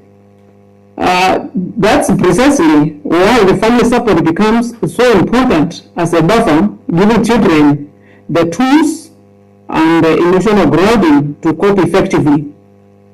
Now, what is happening is that studies have been conducted, and especially in this same region, particularly the one which was conducted by Caria 2024. It shows that the learners in the South Med constituency are exposed to a range of family and psychosocial adversities. This includes economic hardships, household instability, and even the pleasure that come with the subsistence of family livelihoods, which is the dominant economic activity in this region. What matters here is that their diversities are directly a challenge to learners' ability to cope. When children face repeated stressors without adequate support, their resilience, that is the capacity to adapt positively in the face of, and this has consequences for well-being, their engagement in school, and even their life outcomes. So understanding what builds resilience and specifically the role of family relationships becomes a matter of really practical for educators and even for the policy makers. What is missing here, and the gap which this study addresses, is the existing Kenyan evidence on parental involvement. Mostly it has focused on secondary school students and specifically on academic resilience. This means things like even exams, performance, and even the school persistence. But there is a very little known about the younger students, particularly those in junior public schools, who are at the earlier age and more formative developmental stages. This study was now designed to fill this gap. Now, the objective of the study was to examine the influence of family support on resilience among students in junior public schools in South Imenti. The core question here, which guided the study, was simply like, to what extent does family support predict resilience among students in junior public schools? And the main message here is that the single most important takeaway I want to leave with each one of us today is that family support is a strong, statistically significant predictor of resilience, explaining more than a third of the variance in student resilience. So, put that in the context in social science research, this explains over third of the variance in the psychological outcomes for a single predictor, and this is a large effect anyway. It tells the family support isn't just one predictor among many. Here, it is one of the most powerful predictors when it comes to a learner's resilience. So, the study used convergent mixed method design, that is qual equals qual, where the quantitative and qualitative data was treated with equal importance. So for the qualitative and quantitative threats, they were collected concurrently, they were analyzed separately and integrated at the interpretation stage. For the participants, there were 350 students, then there were 21 heads of the institutions, 22 guidance and counseling teachers from junior public schools in Igoji, Abogeta, and in Menti service sub-counties. The target population was 1,378 students. The overall response was 91.4%. So for the analysis, the quantitative was coded and it was analyzed using descriptive statistics. It also used for the inference, it used Pearson correlation and linear regression. For the qualitative, the data was coded, analyzed thematically from the key informants who were the heads of the institution and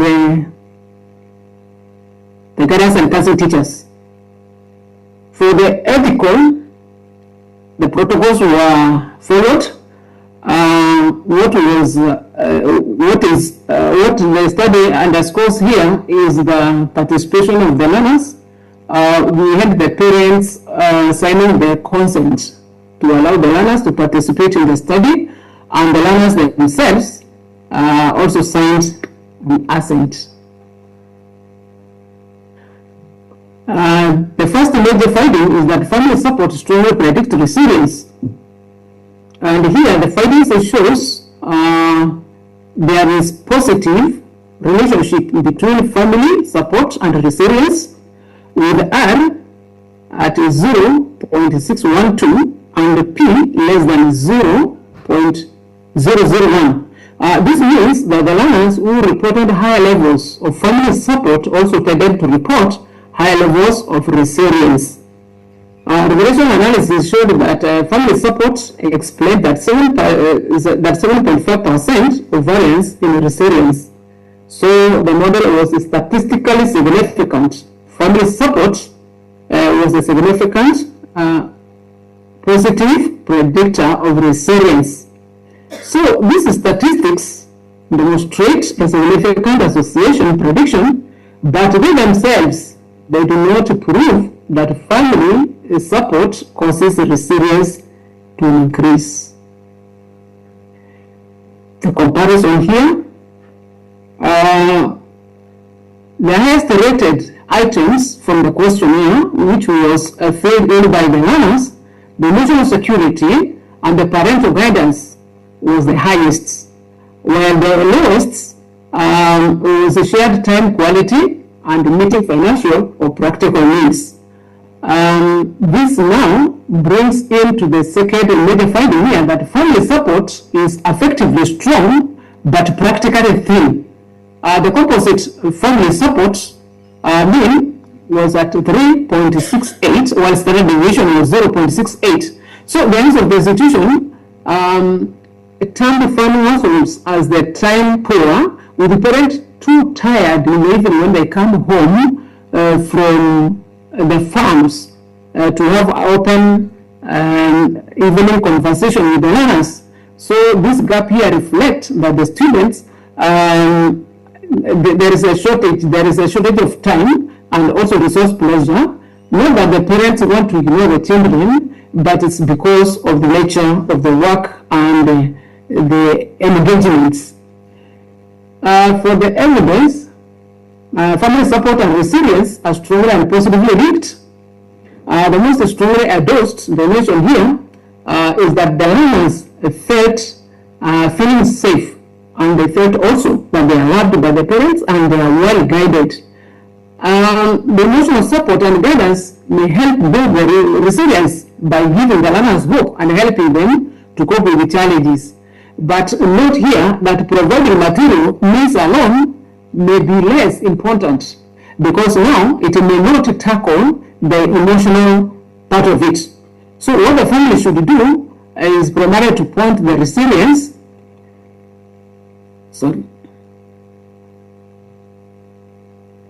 The family should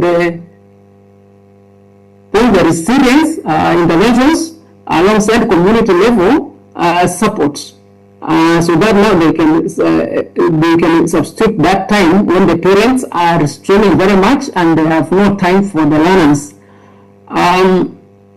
What is new here is that the study was able to isolate family support as a standalone predictor of resilience among students in junior public schools in South Imenti, and this information can be important to a number of people.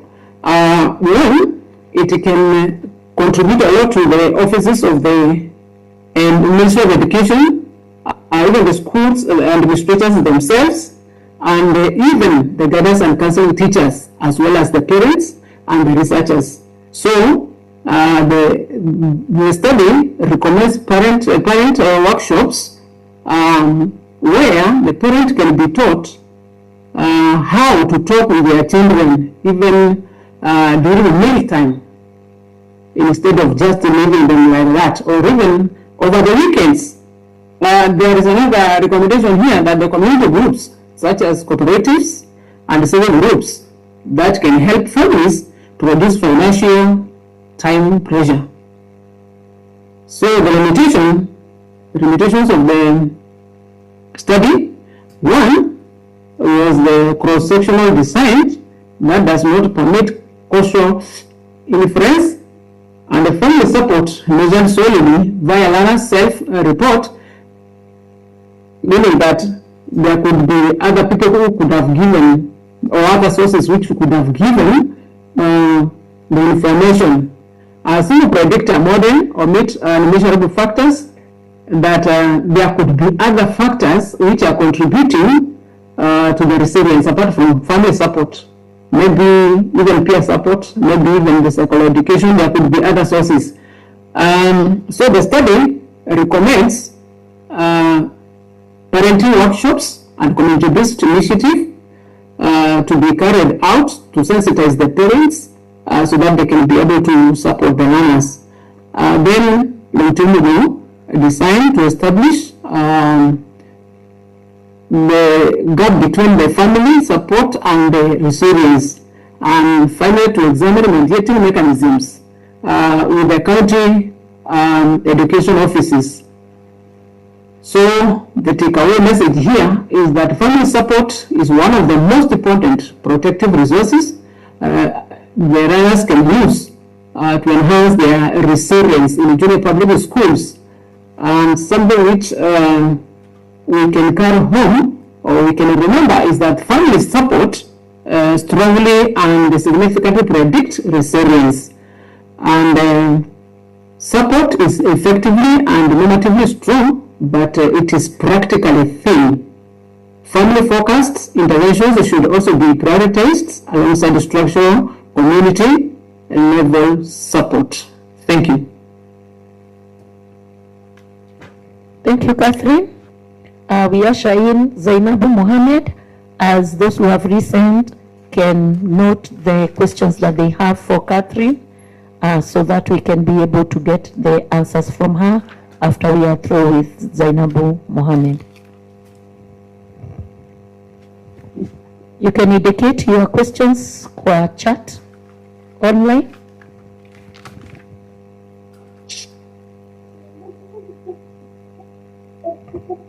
Catherine, pull down your work so that Zainabu can be able to share. Thank you.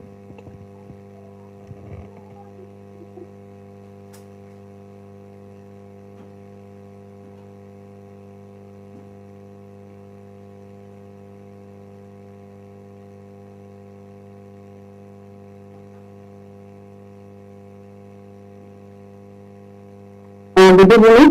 Can you see my screen? Yes, Zainabu, we can see. Go ahead. Okay. My name is Zainabu Mohammed Ali, a student at Kenya Methodist University, pursuing a Master's of Science in Women Nutrition and Dietetics.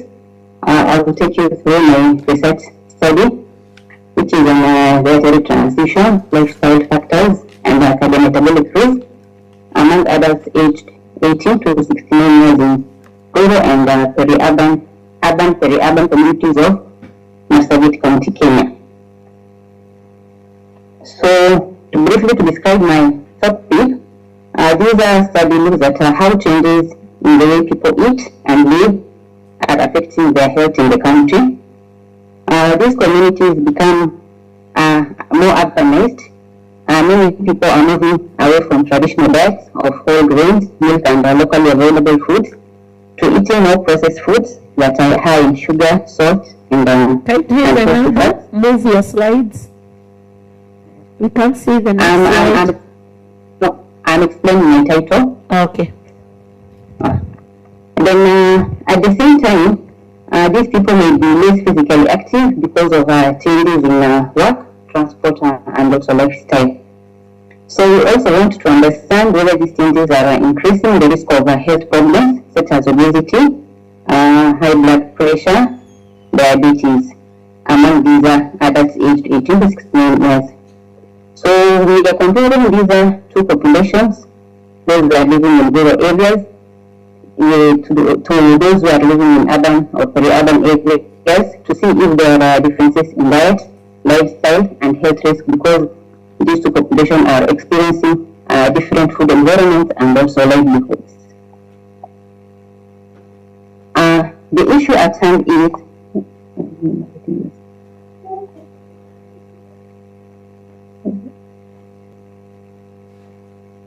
the county is undergoing a socio-economic and dietary transition, and we have cases of hypertension, overweight or obesity, and diabetes, which are increasing and posing a growing public health challenge. What is happening is that there is a limited empirical data that compares dietary pattern and metabolic health among the pastoral communities in northern Kenya.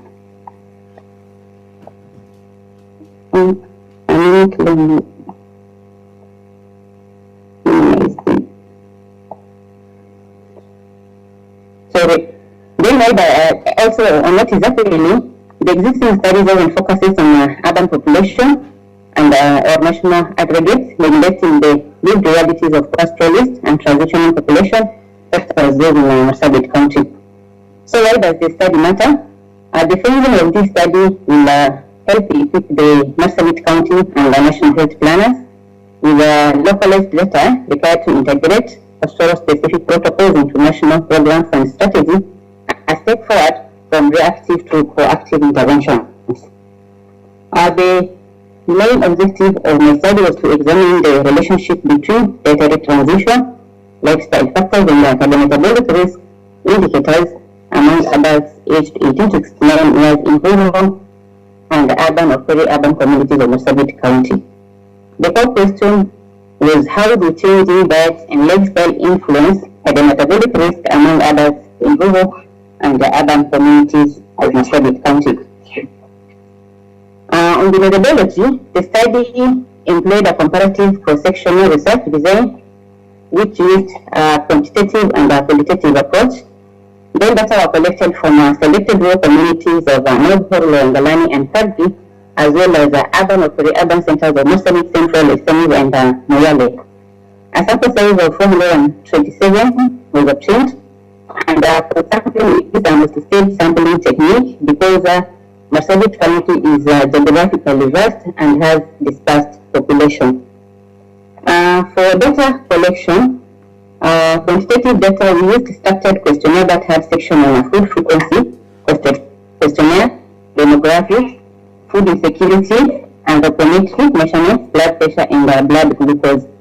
For qualitative data, we used focus group discussion and key informant interviews to explore environmental, cultural, and social factors that are shaping dietary choices and lifestyle behaviors. For analysis, for quantitative analysis, we used SPSS version 25. Then a chi-square test was also used to test the association between social demographic characteristics, traditional and modern diets, and the geographical residence of the respondents. Multivariable binary logistic regression was also used to determine the relationship between modern diet, lifestyle patterns, and high blood pressure. For qualitative data, genetic analysis was used and also integration with the qualitative findings, that is triangulation. Ethical consideration, ethical clearance was obtained from Kenya Methodist University Scientific and Ethical Review Committee, a research organization by NACOSTI, and a funding to conduct research from the county government of Marsabit. These are my findings. This table looks at the modern diet consumption by area of residence. We used the chi-square test to assess the association. So if we look at this slide, it tries to compare the consumption of selected modern or processed foods between adults who are living in rural and urban areas of the country. So we want to determine whether the dietary transition differs by place of residence. So the first finding is that white bread consumption was very common in both communities, but it was statistically high among the urban residents. Almost 97% of the urban participants consumed white bread, compared with about 87% of rural participants, and this difference was statistically significant. Then a similar pattern was also observed for chips and fries, whereby about 92% of the urban participants consumed chips and fries, compared with 66% of rural participants, and this difference was also significantly high. Then if we look at biscuits and cookies, consumption was almost the same in both groups, so suggesting that there was no statistically significant difference. Then for the beverages, the consumption was high in both rural and urban communities, and the difference between the two groups was not statistically significant. Then for the packaged products, about 27% of the participants in both rural and urban areas reported consuming them, and there was virtually no difference between the two groups. So this indicates that packaged meat consumptions remain relatively low and is similar across both settings. So these findings suggest that the county is experiencing nutrition transition, and then we have the urban residents who are adapting to processed and convenience foods more rapidly. These may be attributed by the greater availability, changing lifestyle, and also urbanization. Then, however, the high consumption in biscuits and beverages in those rural areas indicates that the modern dietary habits are no longer confined to town additional foods by area of residence, whereby we also use the chi-square to assess the association. So the consumption of traditional foods was high in both groups. However, we note that adults are living in urban and urban areas reported significant higher consumption of several traditional foods than those in the rural counterparts. An interesting finding from this slide is that traditional foods are widely consumed even in urban and peri-urban communities, whereby one might expect urbanization to reduce consumption of these traditional foods, but our findings suggest that these foods continue to play an important role in local diet. Then the table 3, here we are trying to compare the prevalence of cardiometabolic indicators by area of residence. If we look at BMI, overweight was more common in urban group with 25.4% compared with the 14.1% in rural group. Obesity was uncommon in both groups at a prevalence of 1.2. Although overweight here appeared to be higher in urban population, the difference between rural and urban participants was not statistically significant. Then for elevated blood pressure, we had 9% in rural participants and 8.3% in urban participants, so the difference was not statistically significant. Also for elevated blood sugar, the difference was not statistically significant between these two populations. Then for central adiposity also, the difference was not statistically significant. So we can find that although some indicators, particularly overweight, here appeared to be more common in urban population, none of these cardiometabolic indicators showed a statistically significant difference between the rural and urban participants. And there are several reasons as to why this may be happening. One is because of dietary and lifestyle changes that are no longer restricted to urban areas. We have rural communities who are increasingly exposed to processed foods, market foods, and changes in physical activity because of urbanization and also changing livelihoods. Then at the same time, these rural populations sometimes will experience food insecurity and limited food availability, which would offset some of the effects of increased access to processed foods. So therefore, this finding is listing that cardiometabolic risk is not a concern in urban population, but rather a community issue that is affecting both urban and rural residents. Then in this table, we are looking at the association between a selected dietary intake, lifestyle factors, and elevated blood pressure, whereby we used food and adjust all ratios. So before adjustment, that is the food oil ratio, we can see that all these five factors show a significant association with elevated blood pressure. However, after adjustment, that is controlling the potential confounding factors, white bread, chips, fries, packaged meat, and elevated BMI and physical inactivity remain significantly associated with elevated blood pressure. You can also see from this slide a strong association was observed with packaged meat consumption whereby participants who consumed packaged meat were about 14 times more likely to have elevated blood pressure compared with those who did not consume them.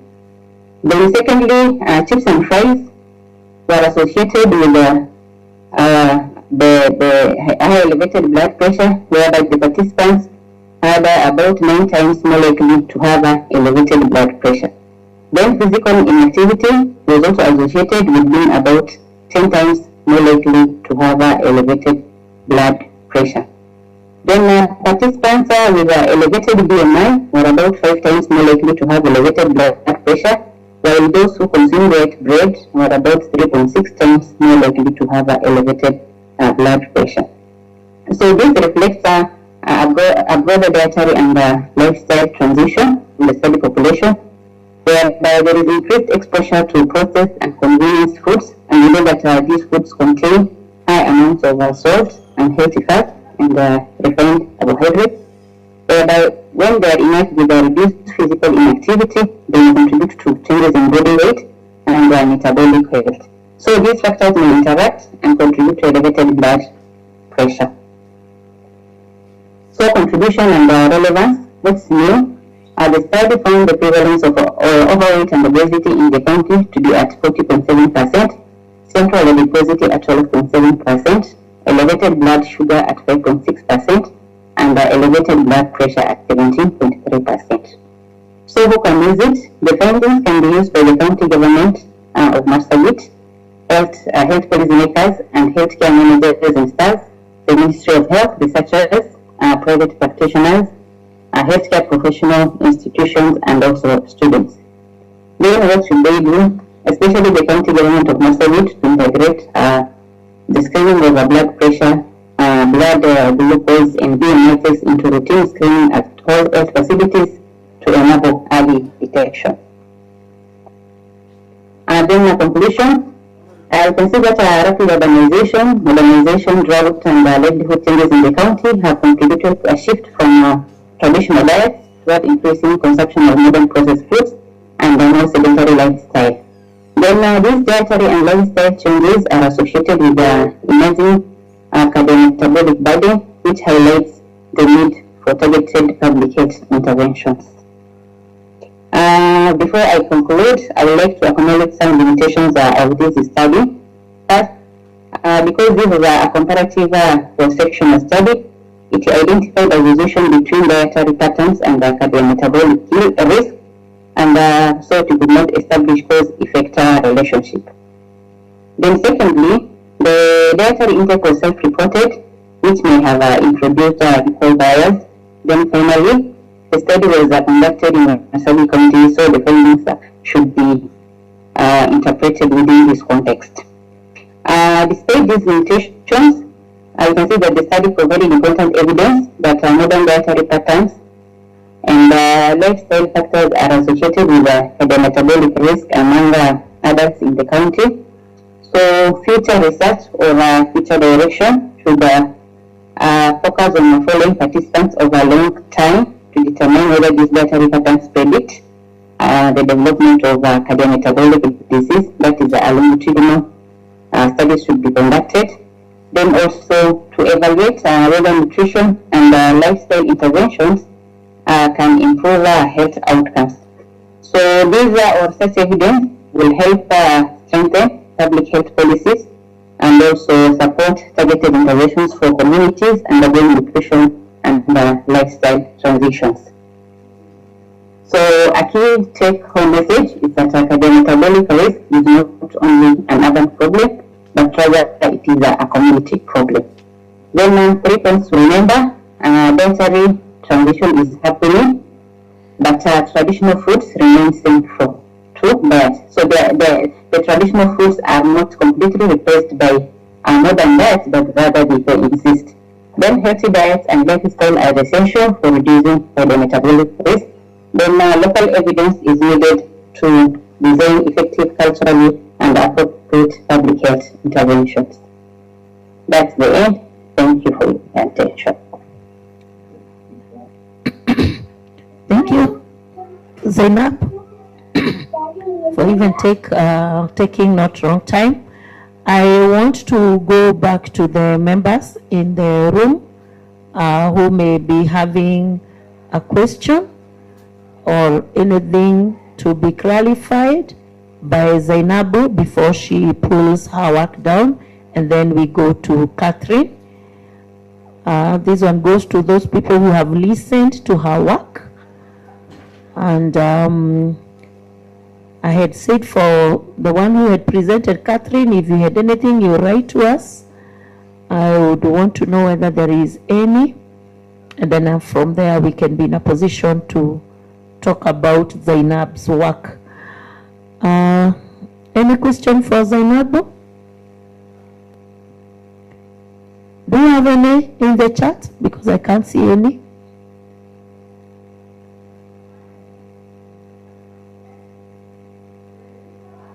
Okay. Any question for Catherine or any clarity you would want to have? Since we are the people who have listened to their work as they were presenting.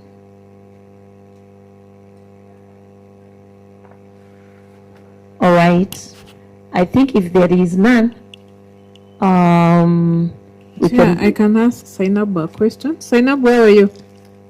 Zainab, be stood by. A question is coming from Dr. Kereni.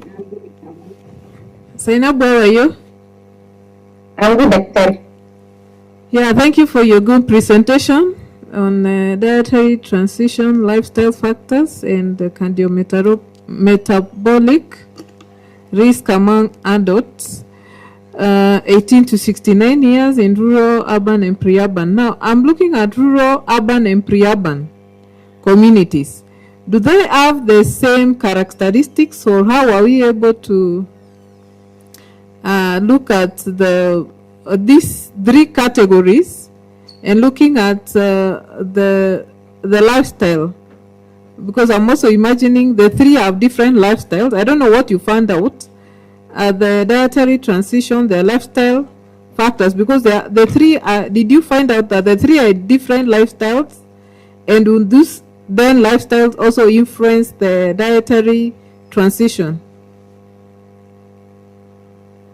Yes, Doctor. I was comparing these two populations because they're experiencing different food environments and different livelihoods. For instance, the urban population have more access to these modern foods in terms of availability, accessibility. And for the rural population, the access is somehow limited because of poor infrastructures,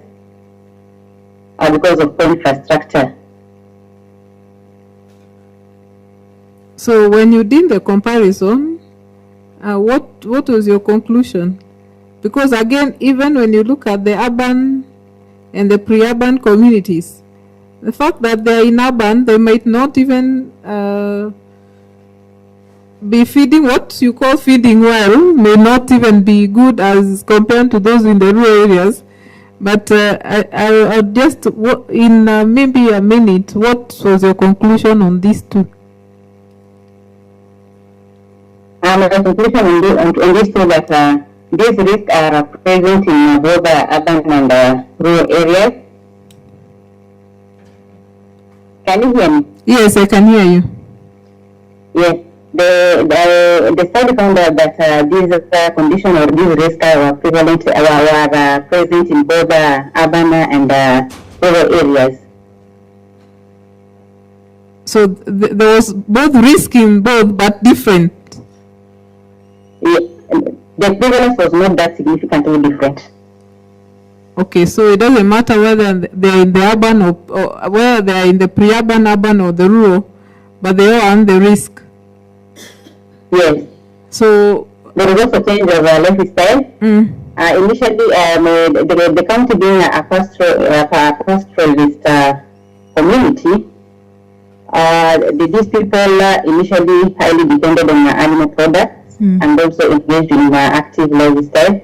But as a result of climatic change, so they've been moving away with these livestock from the rural settings. So the active lifestyle slowly progressed to sedentary lifestyle. So that's how now the urban also get the risk because of the lifestyle that has changed, and probably they're not really so much on the move. Yes. What about the rural? Okay, now that can explain that. What about the rural, the adults now in that age bracket in the rural areas? Is it that they have also reduced maybe even their movement? Because again, that also probably supports.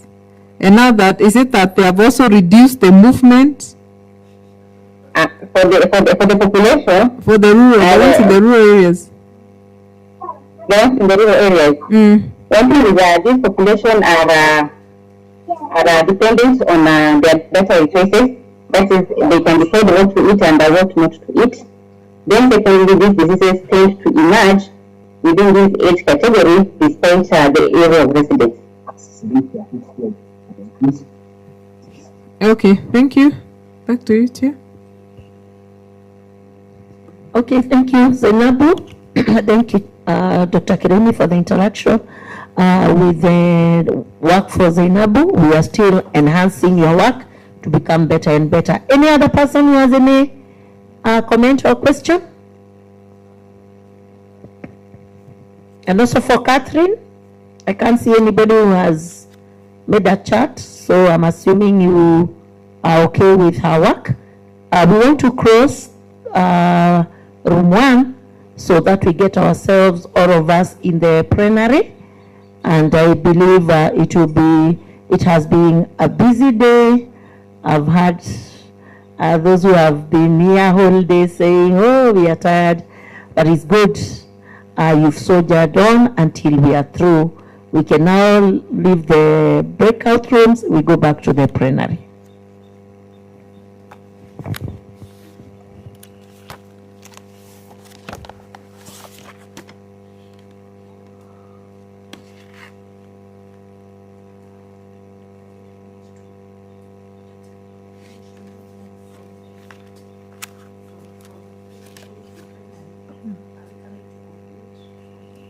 In professional and academic expertise. Enroll today and join programs in science and technology, education, health, business, economics and political science, computing and TVET programs. Call 0724-256-162. Kenya Methodist University. The future is here. Kenya Methodist University prides the strong desire to give every student, whether local and international, the opportunity to pursue their academic dreams. KEMU is striving to achieve cherished vision of raising a new generation of transformational leaders, well grounded in professional and academic expertise. Enroll today and join programs in science and technology, education, health, business, economics and political science, computing and TVET programs. Call 0724-256-162. Kenya Methodist University. The future is here. Kenya Methodist University prides the strong desire to give every student, whether local and international, the opportunity to pursue their academic dreams. KEMU is striving to achieve cherished vision of raising a new generation of transformational leaders, well grounded in professional and academic expertise. Enroll today and join programs in science and technology, education, health, business, economics and political science, computing and TVET programs. Call 0724-256-162. Kenya Methodist University. The future is here. Kenya Methodist University prides the strong desire to give every student, whether local and international, the opportunity to pursue their academic dreams. KEMU is striving to achieve cherished vision of raising a new generation of transformational leaders, well grounded in professional and academic expertise. Enroll today and join programs in science and technology, education, health, business, economics and political science, computing and TVET programs. Call 0724-256-162. Kenya Methodist University. The future is here. Kenya Methodist University prides the strong desire to give every student, whether local and international, the opportunity to pursue their academic dreams. KEMO is striving to achieve cherished vision of raising a new generation of transformational leaders, well grounded in professional and academic expertise. Enroll today and join programs in science and technology, education, health, business, economics and political science, computing and TVET programs. Call 0724-256-162. Kenya Methodist University. The future is here.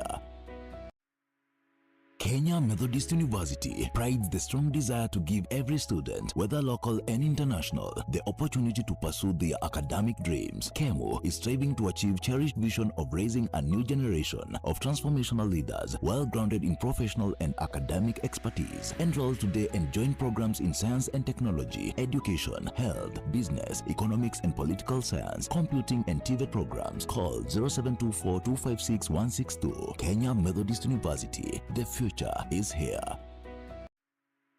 Kenya Methodist University prides the strong desire to give every student, whether local and international, the opportunity to pursue their academic dreams. KEMO is striving to achieve cherished vision of raising a new generation of transformational leaders, well grounded in professional and academic expertise. Enroll today and join programs in science and technology, education, health, business, economics and political science, computing and TVET programs. Call 0724-256-162. Kenya Methodist University. The future is here. Kenya Methodist University prides the strong desire to give every student, whether local and international, the opportunity to pursue their academic dreams. KEMO is striving to achieve cherished vision of raising a new generation of transformational leaders, well grounded in professional and academic expertise. Enroll today and join programs in science and technology, education, health, business, economics and political science, computing and TVET programs. Call 0724-256-162. Kenya Methodist University. The future is here. Kenya Methodist University prides the strong desire to give every student, whether local and international, the opportunity to pursue their academic dreams. KEMO is striving to achieve cherished vision of raising a new generation of transformational leaders, well grounded in professional and academic expertise. Enroll today and join programs in science and technology, education, health, business, economics and political science, computing and TVET programs. Call 0724-256-162. Kenya Methodist University. The future is here. Kenya Methodist University prides the strong desire to give every student, whether local and international, the opportunity to pursue their academic dreams. KEMO is striving to achieve cherished vision of raising a new generation of transformational leaders, well grounded in professional and academic expertise. Enroll today and join programs in science and technology, education, health, business, economics and political science, computing and TVET programs. Call 0724-256-162. Kenya Methodist University. The future is here. Kenya Methodist University prides the strong desire to give every student, whether local and international, the opportunity to pursue their academic dreams. KEMO is striving to achieve cherished vision of raising a new generation of transformational leaders, well grounded in professional and academic expertise. Enroll today and join programs in science and technology, education, health, business, economics and political science, computing and TVET programs. Call 0724-256-162. Kenya Methodist University. The future is here. Kenya Methodist University prides the strong desire to give every student, whether local and international, the opportunity to pursue their academic dreams. KEMO is striving to achieve cherished vision of raising a new generation of transformational leaders, well grounded in professional and academic expertise. Enroll today and join programs in science and technology, education, health, business, economics and political science, computing and TVET programs. Call 0724-256-162. Kenya Methodist University. The future is here. Kenya Methodist University prides the strong desire to give every student, whether local and international, the opportunity to pursue their academic dreams. KEMO is striving to achieve cherished vision of raising a new generation of transformational leaders, well grounded in professional and academic expertise. Enroll today and join programs in science and technology, education, health, business, economics and political science, computing and TVET programs. Call 0724-256-162. Kenya Methodist University. The future is here. Kenya Methodist University prides the strong desire to give every student, whether local and international, the opportunity to pursue their academic dreams. KEMO is striving to achieve cherished vision of raising a new generation of transformational leaders, well grounded in professional and academic expertise. Enroll today and join programs in science and technology, education, health, business, economics and political science, computing and TVET programs. Call 0724-256-162. Kenya Methodist University. The future is here. Kenya Methodist University prides the strong desire to give every student, whether local and international, the opportunity to pursue their academic dreams. KEMO is striving to achieve cherished vision of raising a new generation of transformational leaders, well grounded in professional and academic expertise. Enroll today and join programs in science and technology, education, health, business, economics and political science, computing and TVET programs. Call 0724-256-162. Kenya Methodist University. The future is here. Kenya Methodist University prides the strong desire to give every student, whether local and international, the opportunity to pursue their academic dreams. KEMO is striving to achieve cherished vision of raising a new generation of transformational leaders, well grounded in professional and academic expertise. Enroll today and join programs in science and technology, education, health, business, economics and political science, computing and TVET programs. Call 0724-256-162. Kenya Methodist University. The future is here. Kenya Methodist University prides the strong desire to give every student, whether local and international, the opportunity to pursue their academic dreams. KEMO is striving to achieve cherished vision of raising a new generation of transformational leaders, well grounded in professional and academic expertise. Enroll today and join programs in science and technology, education, health, business, economics and political science, computing and TVET programs. Call 0724-256-162. Kenya Methodist University. The future is here. Kenya Methodist University prides the strong desire to give every student, whether local and international, the opportunity to pursue their academic dreams. KEMO is striving to achieve cherished vision of raising a new generation of transformational leaders, well grounded in professional and academic expertise. Enroll today and join programs in science and technology, education, health, business, economics and political science, computing and TVET programs. Call 0724-256-162. Kenya Methodist University. The future is here. Kenya Methodist University prides the strong desire to give every student, whether local and international, the opportunity to pursue their academic dreams. KEMO is striving to achieve cherished vision of raising a new generation of transformational leaders, well grounded in professional and academic expertise. Enroll today and join programs in science and technology, education, health, business, economics and political science, computing and TVET programs. Call 0724-256-162. Kenya Methodist University. The future is here. Kenya Methodist University prides the strong desire to give every student, whether local and international, the opportunity to pursue their academic dreams. KEMO is striving to achieve cherished vision of raising a new generation of transformational leaders, well grounded in professional and academic expertise. Enroll today and join programs in science and technology, education, health, business, economics and political science, computing and TVET programs. Call 0724-256-162. Kenya Methodist University. The future is here. Kenya Methodist University prides the strong desire to give every student, whether local and international, the opportunity to pursue their academic dreams. KEMO is striving to achieve cherished vision of raising a new generation of transformational leaders, well grounded in professional and academic expertise. Enroll today and join programs in science and technology, education, health, business, economics and political science, computing and TVET programs. Call 0724-256-162. Kenya Methodist University. The future is here. Kenya Methodist University prides the strong desire to give every student, whether local and international, the opportunity to pursue their academic dreams. KEMO is striving to achieve cherished vision of raising a new generation of transformational leaders, well grounded in professional and academic expertise. Enroll today and join programs in science and technology, education, health, business, economics and political science, computing and TVET programs. Call 0724-256-162. Kenya Methodist University. The future is here. Kenya Methodist University prides the strong desire to give every student, whether local and international, the opportunity to pursue their academic dreams. KEMU is striving to achieve cherished vision of raising a new generation of transformational leaders, well grounded in professional and academic expertise. Enroll today and join programs in science and technology, education, health, business, economics and political science, computing and TVET programs. Call 0724-256-162. Kenya Methodist University. The future is here. Kenya Methodist University prides the strong desire to give every student, whether local and international, the opportunity to pursue their academic dreams. KEMU is striving to achieve cherished vision of raising a new generation of transformational leaders, well grounded in professional and academic expertise. Enroll today and join programs in science and technology, education, health, business, economics and political science, computing and TVET programs. Call 0724-256-162. Kenya Methodist University. The future is here.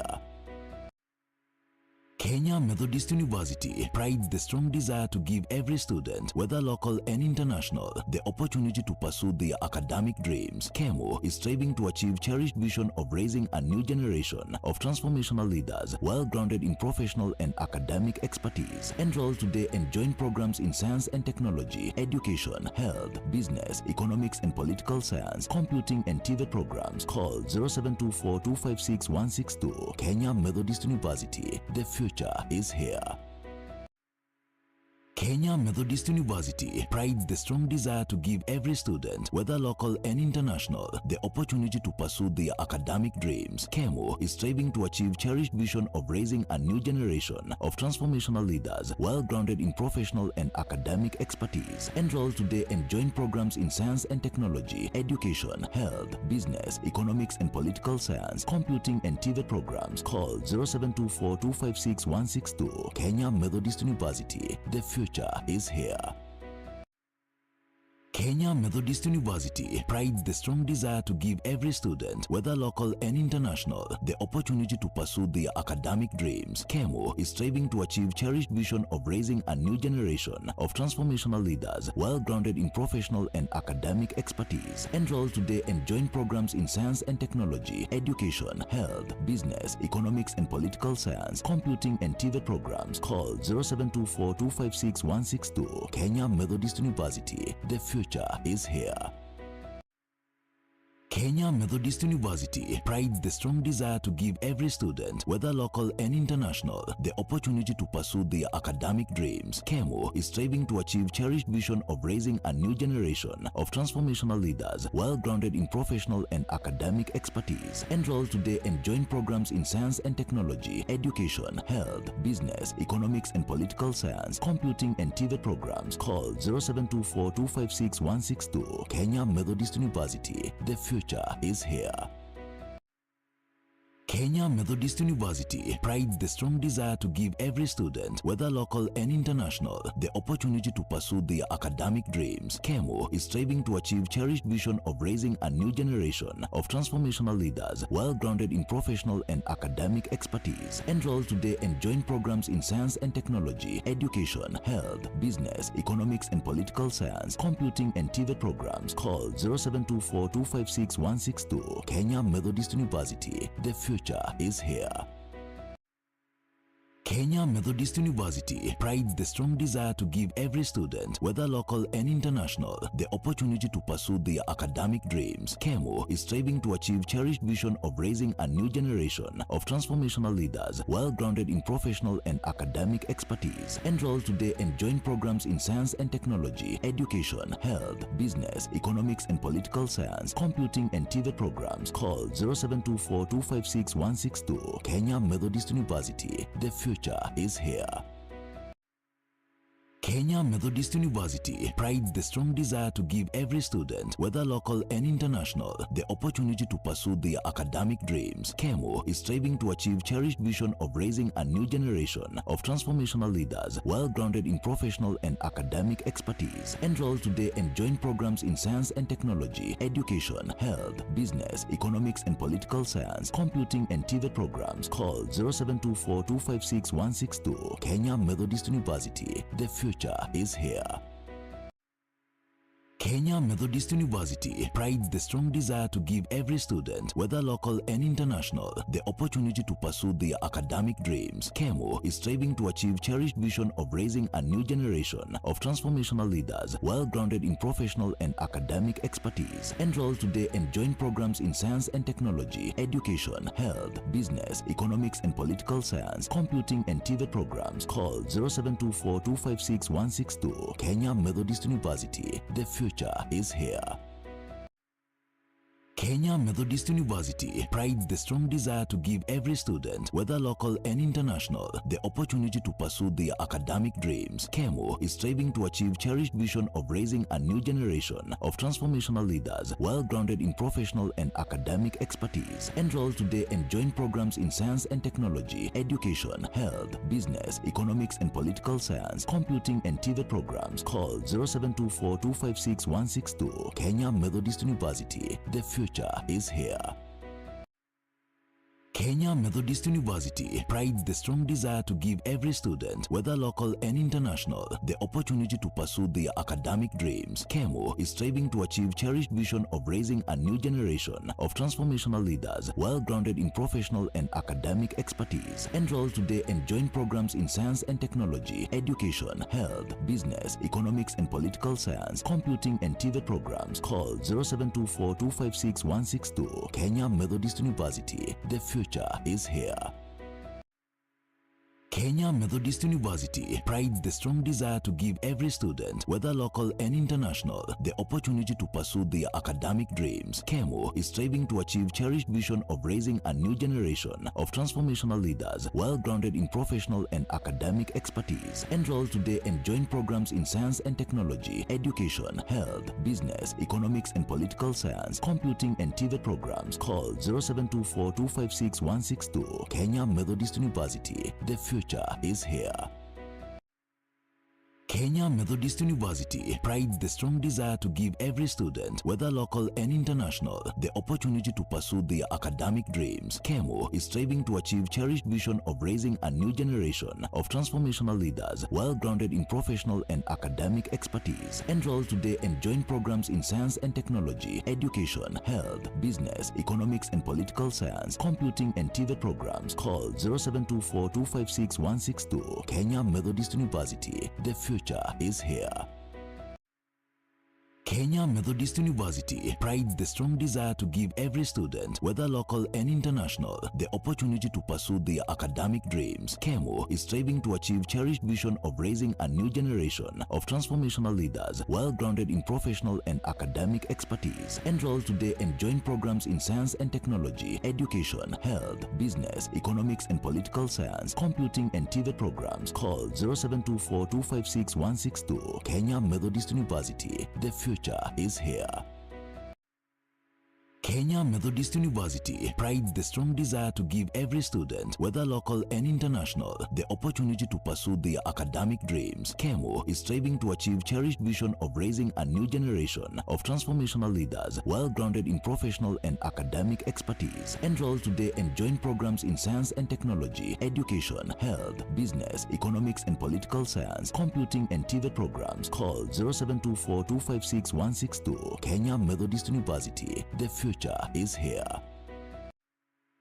Kenya Methodist University prides the strong desire to give every student, whether local and international, the opportunity to pursue their academic dreams. KEMO is striving to achieve cherished vision of raising a new generation of transformational leaders, well grounded in professional and academic expertise. Enroll today and join programs in science and technology, education, health, business, economics and political science, computing and TVET programs. Call 0724-256-162. Kenya Methodist University. The future is here. Kenya Methodist University prides the strong desire to give every student, whether local and international, the opportunity to pursue their academic dreams. KEMO is striving to achieve cherished vision of raising a new generation of transformational leaders, well grounded in professional and academic expertise. Enroll today and join programs in science and technology, education, health, business, economics and political science, computing and TVET programs. Call 0724-256-162. Kenya Methodist University. The future is here. Kenya Methodist University prides the strong desire to give every student, whether concluding the conference, and it's important to come to a close after having the 2 days of marathon and presentations. Congratulations to all the presenters for all that you have done. And I want to check who is going to give a vote of thanks, if there is one listed. If not, I will be calling the Director of Research Innovations, and then from there. Oh, Dr. Nina. Oh, sorry. That's what I was checking. Dr. Nina, please come so that you can give us a vote of thanks. I'm checking the program so that I don't miss out that. Then from there, we shall be able to get to this closing session. Thank you, members, for staying on. Those who are here with us, those who are online, congratulations all for making this a successful event. Now I give it to Dr. Nina, who is the Director of Marketing.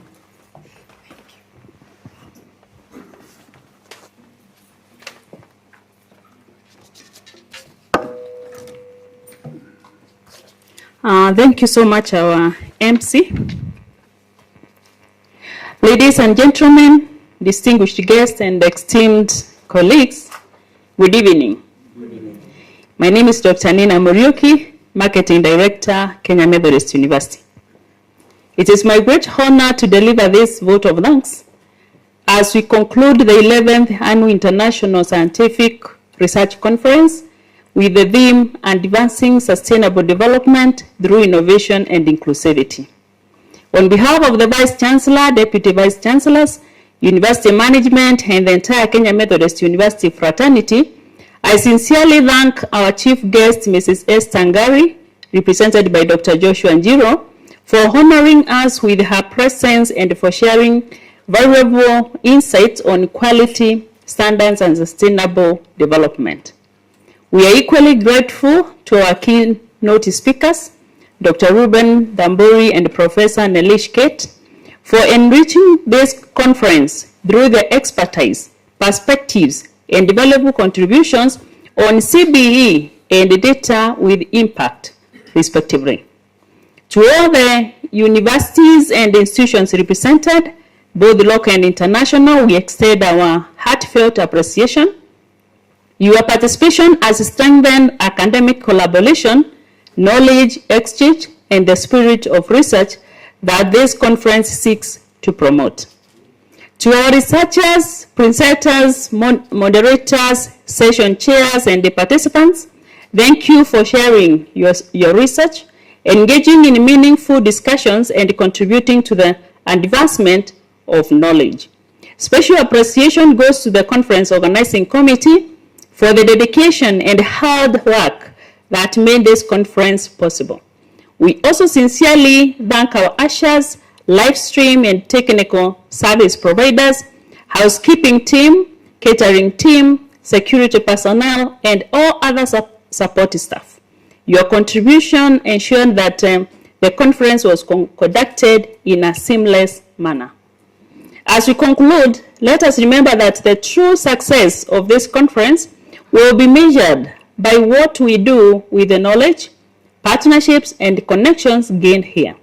May the ideas shared inspire new research, meaningful partnerships, innovation, and practical solutions for sustainable development.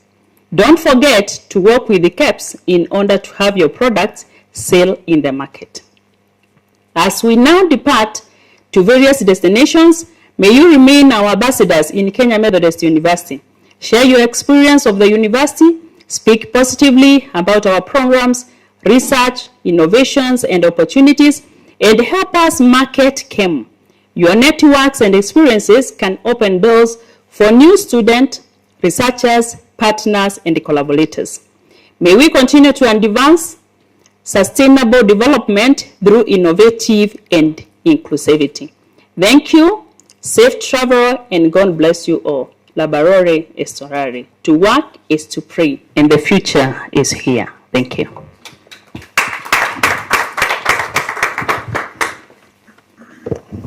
Thank you very much, Dr. Nina. I want to ask us to do 5 factorial because everybody who comes here should benefit from this. Why not? And why not give it to Dr. Nina, who has given us a photo of thanks. Please get ready. 5 factorial for Dr. Nina, please. 1, 2, go.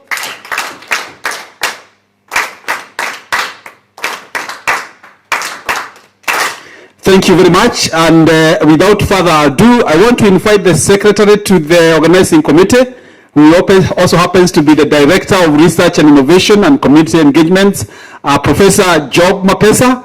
Professor Mapesa will then have a chance to ask the chair to say a word, and probably then invite the DVC who is awarding the certificates if they are being awarded. Here. Professor. All right, thanks. We have had a beautiful vote of thanks. I don't add anything.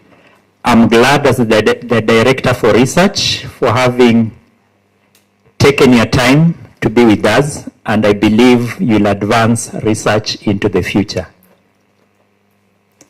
I want to take this opportunity to invite my chair, Dr. Sarah Mungai, to say 1 or 2 words, not a long Eliab Some to come and close for us, but we shall do at least 2 or 3 symbolic award of certificates for those ones who are here, and then the rest of the people will pick their certificates as we go. For those ones online, I think I had requested that you indicate in the registration form where you want to pick your certificate. So I think we shall pick that information from that form, and you can pick them either from here at the main campus or... Thank you, Prof. Good evening. Allow me to say I'm grateful because of the way we have conducted our conference. And since Dr. Nina has given us the very best of vote of thanks concerning this conference, let me not say much, but to invite our DVC APF to come and close this ceremony with award of the symbolic certificates to the 3 or 4 participants.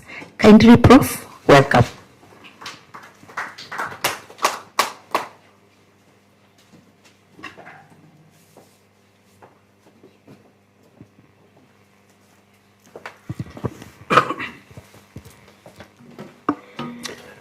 Good evening, everyone on face-to-face here and also online. Thank you very much for your participation. It is now my great honor to give certificates and those who will get them. This is going to be a testament that you actually participated. I will not take more time. I'll do that and then make some closing remark.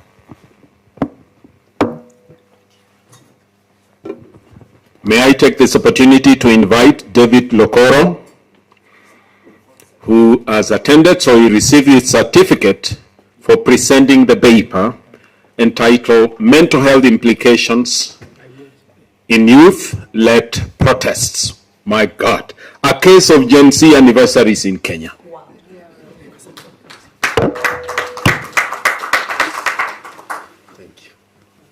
Congratulations. Thank you. Now we need to translate that to action. Sure. Yes. Thank you.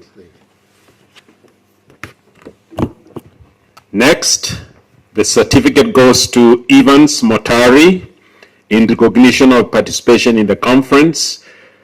Thank you very much. This conference has been an eye-opener to many of us.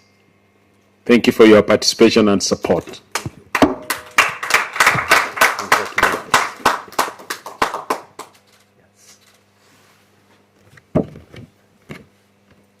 Next, we have Callisto Chabura. He presented a paper entitled A Voice, Biometric Data Science and Zero Trust Cybersecurity Framework for Inclusion Mobile Banking Conversational Interfaces. Wow. Thank you very much.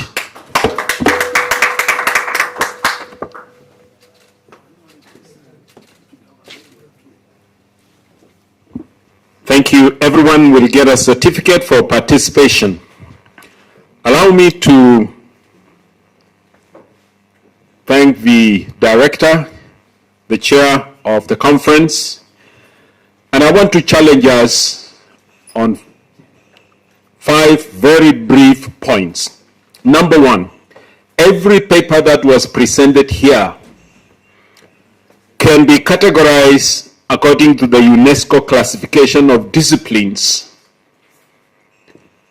and can be declared as situated in a body of knowledge. And so the conference builds to that body of knowledge and the classification of subjects and disciplines.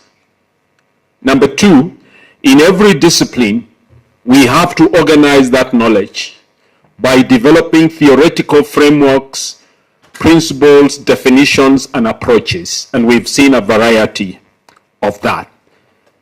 Every body of knowledge should be subjected to a theoretical review to see to it that it holds.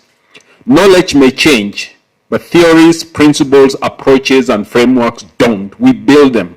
That is why we still have Colby's learning frameworks. Up to today, we still have the hierarchy of human needs because that is a framework and they don't change. Number 3, and the most important, is that every discipline has a social contract with society. It has to contribute and make a difference in society. It solves society problems, it solves society challenges, but more importantly, it meets aspirations and commitments and opportunities. Right now, the whole world has an opportunity of sustainable development goals, and it is a commitment. Africa has the Africa Union Vision 2063. It's an aspiration, it's a commitment, it's an opportunity. Kenya is concluding Vision 2030. That is also a commitment, that is also an aspiration, that is also an opportunity. The academia have a role in contributing to those aspirations and commitments. For example, we have challenges of climate change, far-reaching, and therefore all of us must contribute. Number 4, every field of study have established practitioners, people we can identify and say so-and-so contributed to this field. And I believe every presenter today have had their footprint in that field of study by the paper that you gave. Finally, every field of study has a code of ethics and conduct. We must practice what is safe.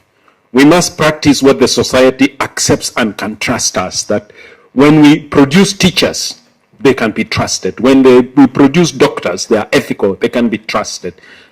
When farmers use the knowledge that we have generated, Gen Zs, they have knowledge that we've been able to capture, all that will help us. So as we conclude this conference, it is both a challenge asking us now to go out there and fulfill all those 5 aspects in every field of study that we have covered. Thank you very much, and may God bless all of us in our various fields of study and our areas of interest in research. Asanteni sana.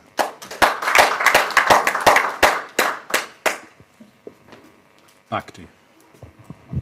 Thank you, Bona Divisi, for bringing that to us as we conclude this event. Let us take home some of that, what you are reminding us at the end of the day, that we may be counted as practitioners who are ethical and who aspire to become better and impact the world. I'm looking aloud to see whether I can see any of my bishops, because I want us to say the last prayer. If not, I convert one of you to be the bishop. Dr. Kiremi, you are now the bishop. Please come.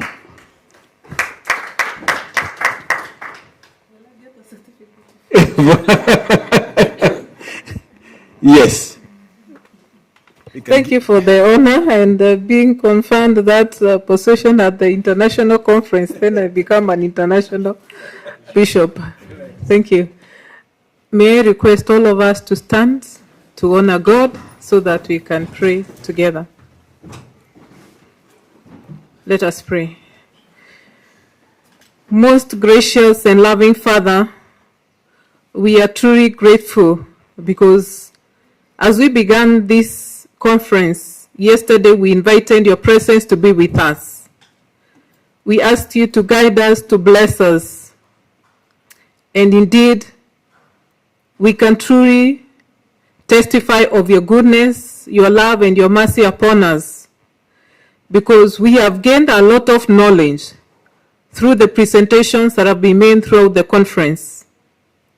And therefore, Father, now we ask for your blessings as we move out into the community and the society to implement what we have learned so that we can have an impact in the society. I pray that, Lord, for each and every person that listened through this conference and learned something, they will be able to implement it in wherever they are. We thank you for our guests that were able to give us key address during the conference. We want to ask for a special blessing upon them. We thank you for the university management that gave us a forum even to be able to hold this conference and give us the resources. We are truly grateful. We thank you for every presenter that took time to prepare a paper so that they can be able to come in and make a presentation. We want to ask for blessings upon each one of them. For those who participated in one way or another, those who listened through, those who chaired sessions, and participated in one way or another, we want to ask for blessings upon them. Thank you for Kenya Methodist University. Thank you for everyone that serves and works in this university. We want to ask for your blessings. Thank you for our partners, other institutions that teamed up with us.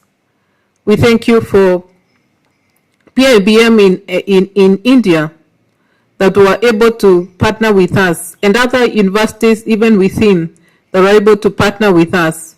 We want to pray that, Lord, you may enable us to work together, that you bind us with cords of love that cannot be broken by anyone, so that we can make an impact in the world, because we know together we can make it. And now, Father, it's a time for us to disperse. We want to ask for your blessings. Give us journey mercies as we get back to our various destinations. And when we arrive there, we shall be careful to thank you and to bless you. For this is our prayer of faith. In Jesus' name I pray.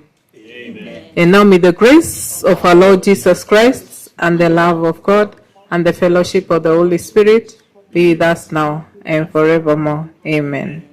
And now I officially close with the prayer. Thank you. As the bishop. Thank you.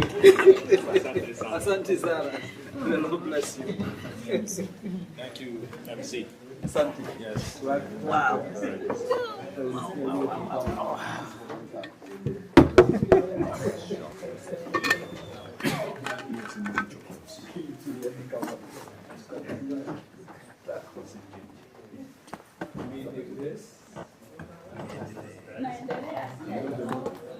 Call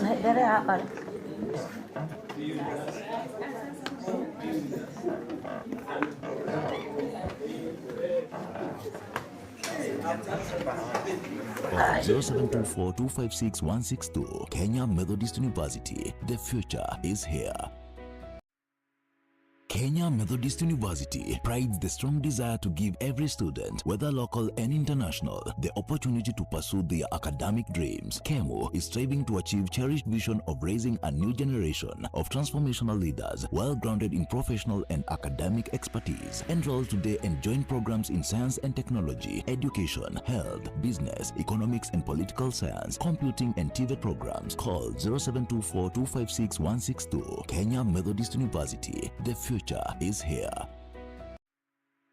Kenya Methodist University prides the strong desire to give every student, whether local and international, the opportunity to pursue their academic dreams. KEMU is striving to achieve cherished vision of raising a new generation of